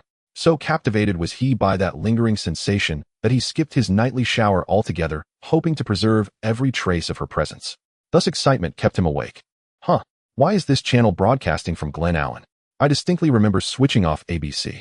Peter frowned, reaching for the remote, only to pause mid-motion as the news report unfolding on screen seized his full attention. Spider-Man intervenes. Sikh district crime lords apprehended en masse. Peter smiled faintly, watching his own exploits unfold on live television. The Sikh district has long plagued Glen Allen as its most entrenched criminal stronghold. Since 2000, over 85% of the city's crimes originated there. After 2004, that figure surged past 95%. Analysts estimate the dismantling of the Sikh district syndicate will reduce Glen Allen's overall crime rate by 70%. Prompting official reclassification of the district as an economic development zone. 70%. That's impossible. Peter blinked in astonishment. In New York, despite relentless patrols, crime rates had stubbornly refused to decline. Yet here, eliminating a single gang had slashed crime by 70%. It defied belief. The broadcast concluded with an accompanying chart detailing Glen Allen's annual crime statistics, consistently soaring above 6,000 incidents per year, peaking at 11,000 in one grim year. A 70% reduction implied cutting 5,000 or 6,000 cases annually, whereas even Peter's tireless round-the-clock efforts in New York rarely exceeded a dozen interventions per day. In fact, his entire year's work in New York paled beside this single achievement. Could it be? I've been approaching crime fighting all wrong. Peter fell into deep, unsettled reflection. Returning to New York, the four friends had 2 days left of their spring break. Their 12-day-long journey allowed them to experience the charm of the East Coast of America, and it also brought Peter and Gwen's relationship to a new level. The RV was still parked in front of Midtown High School, where the four gathered to depart and would also return home afterward. After the other three left, Li Ji drove the vehicle to Stark Industries. His own villa couldn't accommodate such a large vehicle, so he had to leave it at Stark Industries. Gage, you're back. Li Ji arrived at Tony's office, where Tony was designing a new type of missile. Li Ji nodded. I've parked the car in the garage. Don't treat it as junk to be disposed of. It doesn't matter if it's treated as junk after being used for over 10 days, Tony replied casually. Tony said without turning his head. To him, cars and women were both consumables. Li Ji's muscles twitched slightly. He still couldn't reach Tony's level. He turned to leave Tony's office, but Tony added, by the way, yesterday R.V.I.S. discovered some unusual movements from the RD group. A well-equipped team emerged from their office building and then appeared at the location of surveillance camera 198 a short while later. Sandra Welfare Institute, Li Ji said. Yes, they appeared at the Sandra Welfare Institute. After a white-haired woman walked out, they left the range of the cameras and never returned to the RD group. The last sighting in the city's surveillance system was near the Fearless Museum. Tony said, why didn't you tell me earlier? Li Ji became anxious. From Professor Bob, he learned some insider information. The RD group's action this time was likely to capture Solace and use her for experiments or as a sacrifice. Weren't you traveling? I didn't mention it earlier, Tony said lightly, but Li Ji felt the situation was becoming more urgent. When was the last sighting at the Fearless Museum? Li Ji asked. Around 3 in the morning, less than 7 hours ago. Thanks, Tony. Li Ji left Tony's office and, taking advantage of no one watching, flew out of Stark Industries, quickly reaching the Sandra Welfare Institute. Kids, do you know where Solace has gone? Li Ji thought that the Sandra Welfare Institute might leave some clues, but unexpectedly he was directly chased out by the children in the Welfare Institute. Solace said that anyone asking about her is a bad person. Bad person, get out. Quickly leave, we won't say anything. Get out of the Sandra Welfare Institute. Li Ji didn't understand why the children raised in the Sandra Welfare Institute had such strong hostility, but he roughly understood that these kids didn't know Salah's whereabouts. I'll investigate myself. Li Ji flew back into the sky. The Fearless Museum was located by the Hudson River, and Li Ji appeared on the riverbank, searching for signs of battle. Indeed, Li Ji found some bullet holes on both sides of the Hudson River. The holes were small, but deep. Li Ji turned on his phone's light and shone it in. There were faint traces of blood inside. Is this Salah's blood? Li Ji squinted. This possibility was indeed considerable, but he couldn't rule out the chance that Solace had taken away the enemy's firearms and caused them harm. Let's see if there are other places of conflict nearby. Li Ji followed the Hudson River downstream. The traces of the battle on the riverbank were sparse, but still present. At intervals, there were dozens of hidden bullet holes. It seems the battle was intense, but doesn't Solace have that special spell? Could it be that the team sent by the S.H.I.E.L.D group also possesses special abilities? Li Ji wasn't sure what S.H.I.E.L.D's abilities were and could only refer to it as a spell. Although S.H.I.E.L.D's abilities were not strong compared to Li Ji, it would not be an exaggeration to say she could take on 1,000 against one among ordinary people. I can't find any more traces of the battle. Following the Hudson River, Li Ji arrived near the Statue of Liberty. Many tourists were climbing to the top to take pictures beside the statue. Li Ji avoided their sight and submerged into the water. After searching all around, I still didn't find any signs of battle. Did the fight end here? By the time Li Ji resurfaced from the water, he had reached the coast of Upper New York Bay. The traces of the battle seemed to abruptly stop near the Statue of Liberty. Either the battle has ended or Solace has managed to escape. Li Ji analyzed. If the battle has ended and Solace won, she should return to the Sandra Welfare Institute, so Solace likely did not win. But if the S.H.I.E.L.D group won, it would be a bit harder to judge because the S.H.I.E.L.D group has more than one research site. Professor Bob informed Li Ji of the locations of 47 secret research sites of the S.H.I.E.L.D group. Li Ji originally only knew about 13, and 2 of those were incorrect. It seems I need to seek help from the people at Xavier's Institute. Li Ji shook his head. He really didn't want to return to Xavier's Institute, but the situation was urgent. He needed someone with prophetic abilities to help him find S.H.I.E.L.D's location. Xavier's Institute. Li Ji stepped into the academy and headed straight to Professor Charles' office. Gauge what brings you here. Professor Charles was somewhat pleased to see Li Ji, thinking he was back to join the X-Men. Professor, is Femisteer here? Li Ji asked directly. Femisteer? The professor sounded a bit disappointed. She's in class. You can let Piotr take you to find her. Li Ji entered Colossus' office and Colossus took him to a classroom. Femisteer, come out for a moment. Colossus shouted. Gauge, big brother, what brings you here? Femisteer was a child as dark as a pearl, and she ran out of the classroom speaking sweetly. Femisteer, can you help me predict a person's location? Li Ji asked. Femisteer shook her head. No, a prophecy is not a global GPS. It doesn't have that function. A hint of disappointment flashed across Li Ji's face, but Femisteer continued. However, I can help you predict that person's location in an hour. That falls within the realm of prophecy. You need to tell me the prophet's name and anything related to her. The name is Solace and related things. I don't know if this is something related to her. Li Ji took out a piece of soil stained with blood.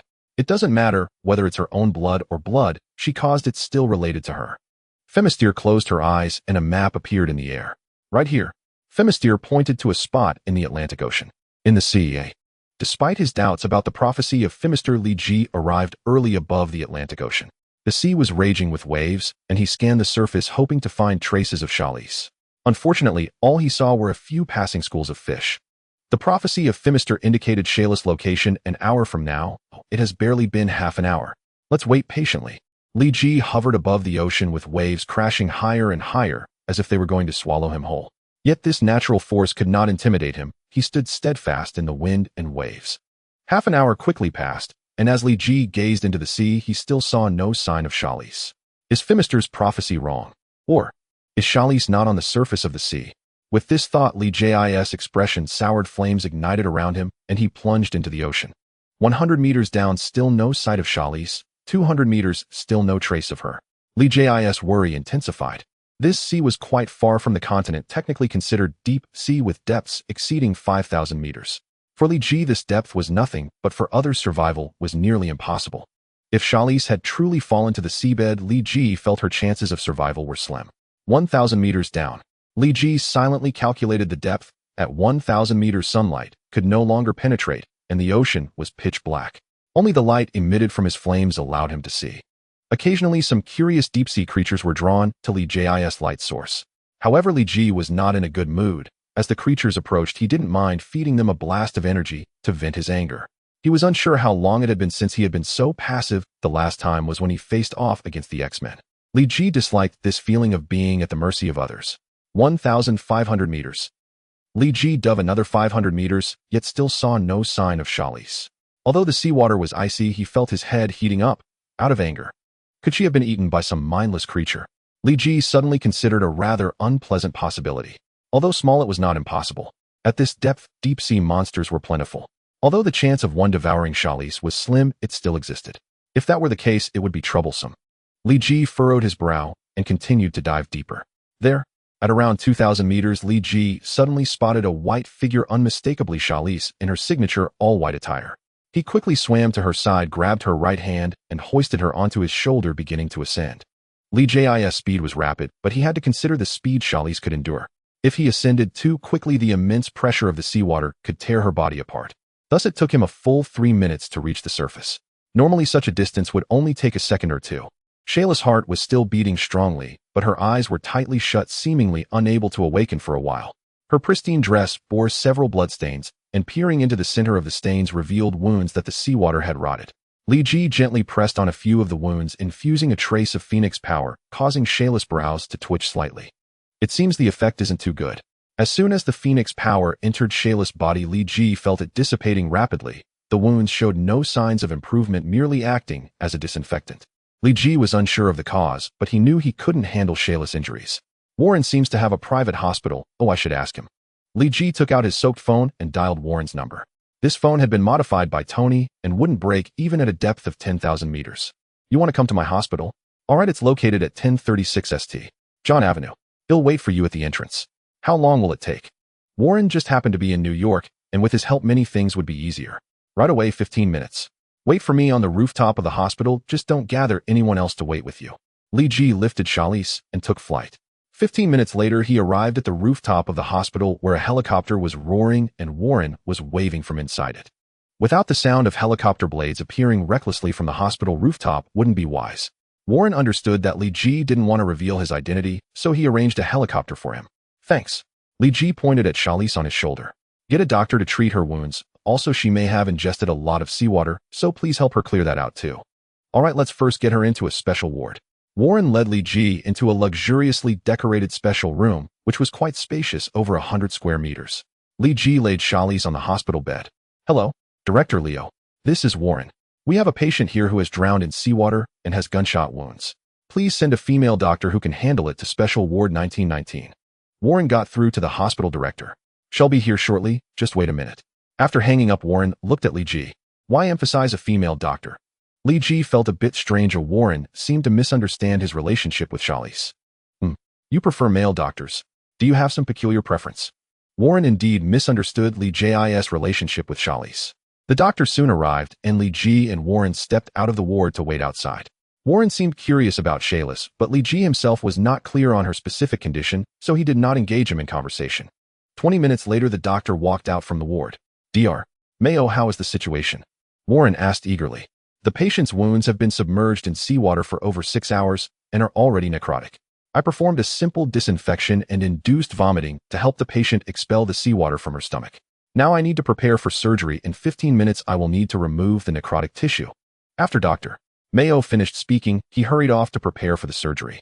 The advantage of a special ward is that it comes equipped with a complete operating room, eliminating the need for separate preparation. Over 6 hours. Warren looked exaggeratedly at Li Ji.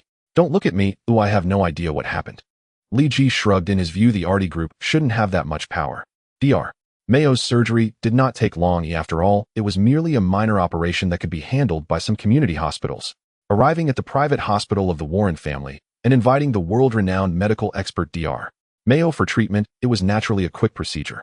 I have repaired all the necrotic wounds, but it's a bit strange. I found no trace of the bullet inside her body, yet her wounds are clearly caused by a bullet. Did someone help her extract the bullet beforehand? I apologize, but I have no intention of prying for information. Seeing Li Ji's increasingly cold gaze, Dr. Mayo tactfully added, given that you are standing with Warren, I certainly cannot offend you. It's fine. I only just learned about these twists from you, Li Ji explained. His initial judgment was also that it was a bullet wound, but now after hearing Dr. Mayo's explanation, it seemed otherwise. In any case, the patient still needs recovery. Although her vitality is astonishing, replenishing blood is still essential. Moreover, the patient has been immersed in water for too long, leading to significant loss of salts from her body. It would be best to focus on supplementing potassium, sodium, iron, and other elements in her diet. Seeing that Li Ji was not angry, Dr. Mayo continued. Alright, thank you, Dr. Mayo. Li Ji walked into the ward. Later, please write down some key points, dietary recommendations, and medication suggestions on a note, and send it over. Warren also entered the ward. On the hospital bed, Sally had already opened her eyes. Several wounds had been bandaged, but she still looked very weak. Lee, it's really you who saved me, Sally called out upon seeing Li Ji, but her voice was very weak, lacking breath. Of all the people I know, you are the only one with such power. In Li Ji moved a stool and sat by the bed. How are you feeling now? Do you want to sleep? In, I don't want to, not at all. I've already slept long enough in the sea. Sally shook her head. Then may I ask you a few questions? Li Ji inquired. Go ahead. Even if you ask about my age, which is a private matter, I will tell you. Sally said, lowering her head. Li Ji scratched his head. What interest could he have in her age? He only wanted to ask about the arty group. I'm sorry, sir, but this lady needs to rest. Could you please let her be? Dr. Mayo entered holding a form. It's fine, doctor. Sally smiled at Dr. Mayo. Thank you for the surgery. My condition is quite good. Dr. Mayo looked at the three with suspicion, but ultimately chose to leave the ward. If Sally were an ordinary person, Li Ji would definitely choose to wait for her to recover before asking these questions. However, Sally was not. For someone with extraordinary abilities, emerging from a period of danger is nearly equivalent to recovery. Thus, asking questions now was not a major issue. Warren, are you sure you're not going to talk to Dr. Mayo about your feelings? Li Ji glanced at Warren. Warren understood that Li Ji was trying to dismiss him. While he could understand Li Ji's actions, he still shot Li Ji a glare. Dr. Mayo was over 40, and though he had aged well, the fact that Li Ji was trying to set him up with Dr. Mayo made Warren feel quite uncomfortable. Warren walked out of the ward, giving Li Ji the middle finger. Li Ji's finger moved, manipulating the door to slam shut with a loud bang, startling Warren. All right, with everyone gone, I can start asking my questions, Li Ji said, and Sally nodded. Does Artie have such great power? It actually managed to injure you like this? Li Ji felt quite confused. If the Artie group had such powerful strength, they wouldn't have to bow to Stark Industries for $500 million. Just sending this small team to rob a bank could easily yield more than $500 million in a month. Artie group. Sally's tone was somewhat puzzled. Indeed, there was a group of people from the Artie group, but I quickly dealt with them. The reason for my injury is not them. Li Ji narrowed his eyes. Indeed, there was a third-party force involved. Moreover, I feel that it might not have been the team sent by the Artie group. The appearance of that later group was too coincidental, almost like a designed level in a game. Perhaps that later group manipulated the team from the Artie group. Sally thought for a moment and continued. Sally's speculation was not very representative, as she had a somewhat naive and sweet disposition. Li Ji merely nodded slightly, indicating for her to continue. The second group was very strange. Their strength was actually not strong, even weaker than those from the Artie group, but their power resembled my reflection. Sally was trying hard to recall the situation at that time. At that time, I had activated my close combat moon skin. Even a cannonball couldn't penetrate the defense of my moon skin, yet their submachine guns easily pierced through it. The bullets they fired carried the same power as my moon skin. Although the shells were deflected, that power penetrated my body. Sally said, and Li Ji's brow furrowed even tighter. Is this the reason why Dr. Mayo couldn't find the bullet in your body? Li Ji inquired. Sally nodded. Yes, but I didn't tell Dr. Mayo. Did you say that those people possess the same power? Is it everyone, or just one person? Li Ji pondered and asked again. I'm not too sure either, but I feel it should be one person because I can also help others enhance the power of moonlight. Sally raised her hand, and a white light sparkled from Li Ji. He felt his bloodlines stirring again. Quick retracted. Li Ji shouted, his voice reverberating throughout the entire building. Sally hurriedly retracted her power, slightly flustered. I apologize, I'm not very fond of moonlight. After feeling the violent aura within him dissipate, Li Ji explained. It's all right. Sally shook her head. What happened in the subsequent battle? Li Ji asked. Because I was injured and unable to withstand their barrage of gunfire, I could only run away. Once I reached the vicinity of the Hudson River, there were no more paths. I was momentarily distracted and got shot twice, so I had to move downstream along the riverbank. However, beside the Statue of Liberty, I was hit a few more times, and then I lost consciousness and fell into the water, Sally recounted. This time she spoke more briefly. Li Ji's earlier shout had startled her. I roughly understand now. You should rest well. Don't worry about the medical expenses. Li Ji stood up and left the ward. That guy is really inhumane, causing such severe injuries to a girl and yelling like that. Dr.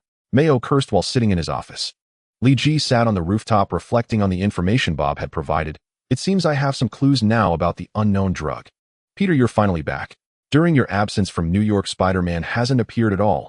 He even went to Glen Allen. What a coincidence. Harry concluded his vacation and arrived at the Daily Bugle to report. As soon as he reached Jameson's office, Jameson teased him. He wouldn't have noticed something, would he? Peter thought nervously, but still feigned calmness, his expression remaining unchanged. I heard that your trip was with the head of the Osborn Group. The fact that the head of the Osborn Group was rescued by Spider-Man had already spread nationwide, Norman. Yes.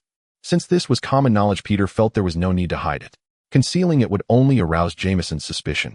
You should interact more with the heir of the Osborn group. I suspect Spider-Man is a bodyguard hired by Norman Osborn for his son, which would explain why he left New York the moment Osborn did. Gather some information from him, perhaps you'll discover Spider-Man's true identity. Jameson was instructing Peter, which actually relieved Peter. As the genuine Spider-Man, he was treated as a mere accessory by Jameson becoming Harry's bodyguard. Although it was somewhat displeasing, at least his identity remained concealed, which was good news for Peter. For every Spider-Man report, it'll give you an additional 100, and your base salary will rise to 1800. Jameson continued, realizing that Peter might be able to uncover Spider-Man's true identity, thus increasing Peter's value accordingly. This was excellent news for Peter, who still owed Lee a hefty sum of 1000. The SPI fiber fabric he bought was still lying in his room. He hesitated to use it, as cutting it felt like cutting dollars. Several times he considered using it, but ultimately couldn't muster the resolve. By the way, if there's big news, there's an extra bonus. If you can uncover Spider-Man's true identity. Jameson paused, opened his palm, and showed a 5. A bonus of 500 will be yours after tax. That's 5000. Peter felt an almost overwhelming urge to reveal his identity to Jameson. 50000. Peter's aunt and uncle earned less than that in a year, and now for Peter that 500 seemed almost within reach. After forcibly suppressing his impulse, Peter said, "Thank you for your recognition. I will definitely work hard." Go on. You've only submitted 3 articles this month. There's still half a month left, so you need to step it up. Jameson waved him off. Peter returned home, where the television was reporting a shooting incident in New York. He looked closely and recognized several familiar places. Another one of those suits. I feel like I've taken down quite a number of criminals wearing suits like that. Are they all part of some organization? Peter opened his somewhat outdated computer to search for information. His computer skills were decent, and soon he found data on this gang. Heinz Gang, Hell's Kitchen, a newly emerging gang. How could Kingpin allow a new gang to take over Hell's Kitchen? Peter's understanding of Hell's Kitchen was still stuck in the Kingpin era. He didn't know that his old rival Kingpin had been driven to the West Coast by Lee to do labor. A few days ago I saw the news. It seems that targeting gangs is much more effective than directly combating crime. Peter sat down on his bed, looking at the spider suit beside him, contemplating whether to take action against crime now. Forget it. Lee told me that to strike a snake you must aim for its 7 inches. I should focus my energy on the 7 inches of these criminals. Fighting against scattered crime won't yield much effect, and the police are already engaged with them. My involvement wouldn't matter much. Peter made up his mind. Let's practice on you for now. He wrote Heinz Gang on the news report. He planned to make this crime-fighting endeavor into a series. The gangs in New York are not as concentrated as those in Glen. Unlike Allen's gang, Peter realized that annihilating the Heinz Gang in one go would be beyond his capabilities. Since combating crime is segmented, the news report on crime must also be segmented. Peter applauded his brilliant scheme to milk the payout. The Heinz Gang had only been established for a short time, less than half a year. In fact, it could be considered a branch of Kingpin's influence, as it was formed by members of Kingpin's former gang. Lee had helped many of Kingpin's gang members transition, but they were likely too accustomed to the underworld and unwilling to work a regular job for a paycheck, so they returned to Hell's Kitchen and re-established a gang. Since the leader is named Armand Heinz, it is called the Heinz Gang. With the residual power of Kingpin, the Heinz Gang quickly swallowed many smaller gangs after its establishment and recruited numerous former Kingpin gang members. Now they had about 8,000 gang members under their control, resembling the former Kingpin of Hell's Kitchen, but they lacked a strong leader like Kingpin. This also led to a more scattered influence of the Heinz Gang, complicating Peter's efforts against crime. The Heinz Gang had a total of 13 clubs, known colloquially as tangs in China. Each club was governed by its own boss, ultimately unified under Armand Heinz's command. Of course, whether they listened or not depended on the mood of the club owners. If Lee knew that Peter chose a gang as his opponent, he would definitely recommend that Peter first deal with the Lyska Gang, led by the Whip Queen Lyska. Originally a suburban gang, they took control of Hell's Kitchen after Kingpin left New York and became the biggest enemy of the Heinz Gang in Hell's Kitchen. Lee would recommend the Lyska Gang not because he had taken dirty money from the Heinz Gang, but mainly because the Lyska Gang was notoriously reckless. Don't underestimate Lyska just because she is a woman, as she is capable of robbery, murder, drug trafficking, smuggling, arms sales, and human trafficking, and her subordinates are a bunch of madmen who worship her. It is precisely because the Lyska Gang has over 500 members that they can stand toe-to-toe with the nearly 8,000 members of the Heinz Gang, keeping things balanced.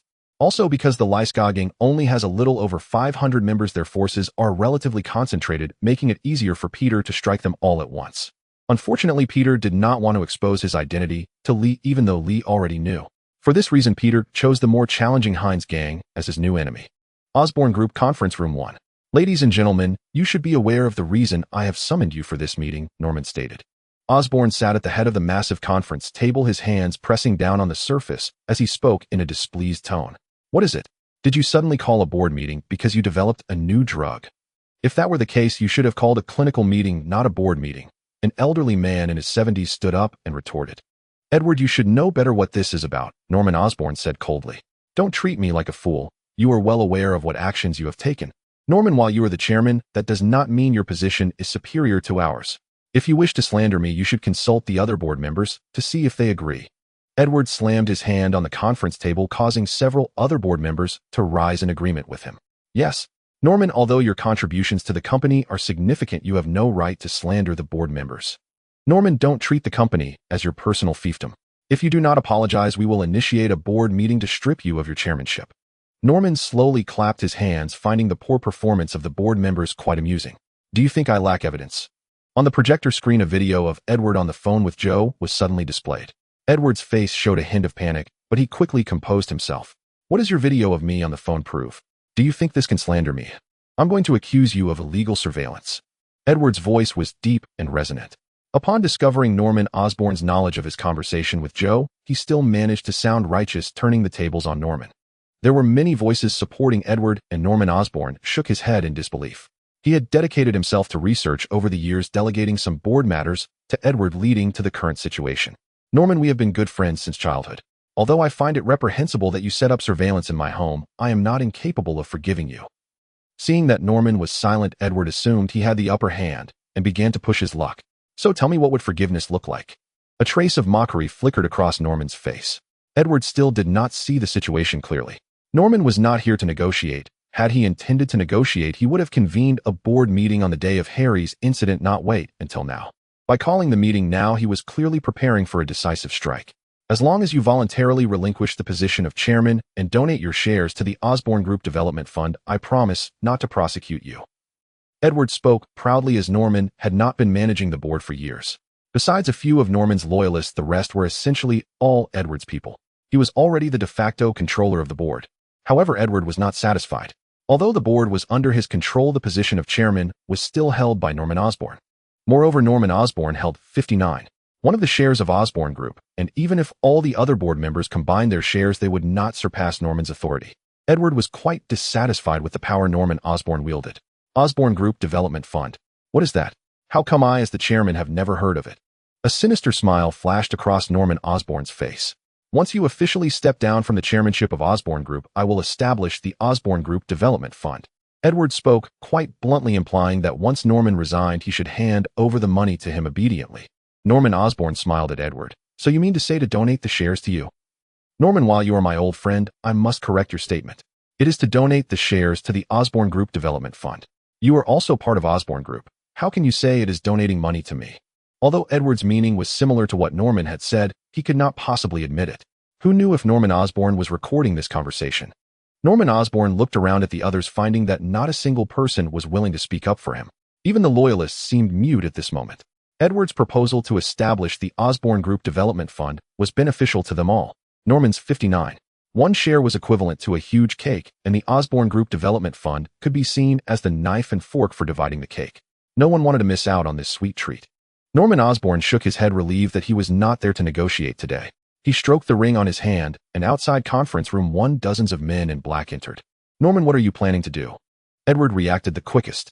Originally, he had been puzzled as to why Norman had only now convened the board meeting, but thinking about the profits from dividing Norman's shares, he became so excited that he momentarily forgot his worries. Behave yourself. A man in black bound Edward's hands, and a dark gun barrel was pressed against his temple. Norman, if you kill us, the police will never let you go. Edward shouted. Bring him in. The scene was now completely under control, and Norman was no longer concerned about revealing anything.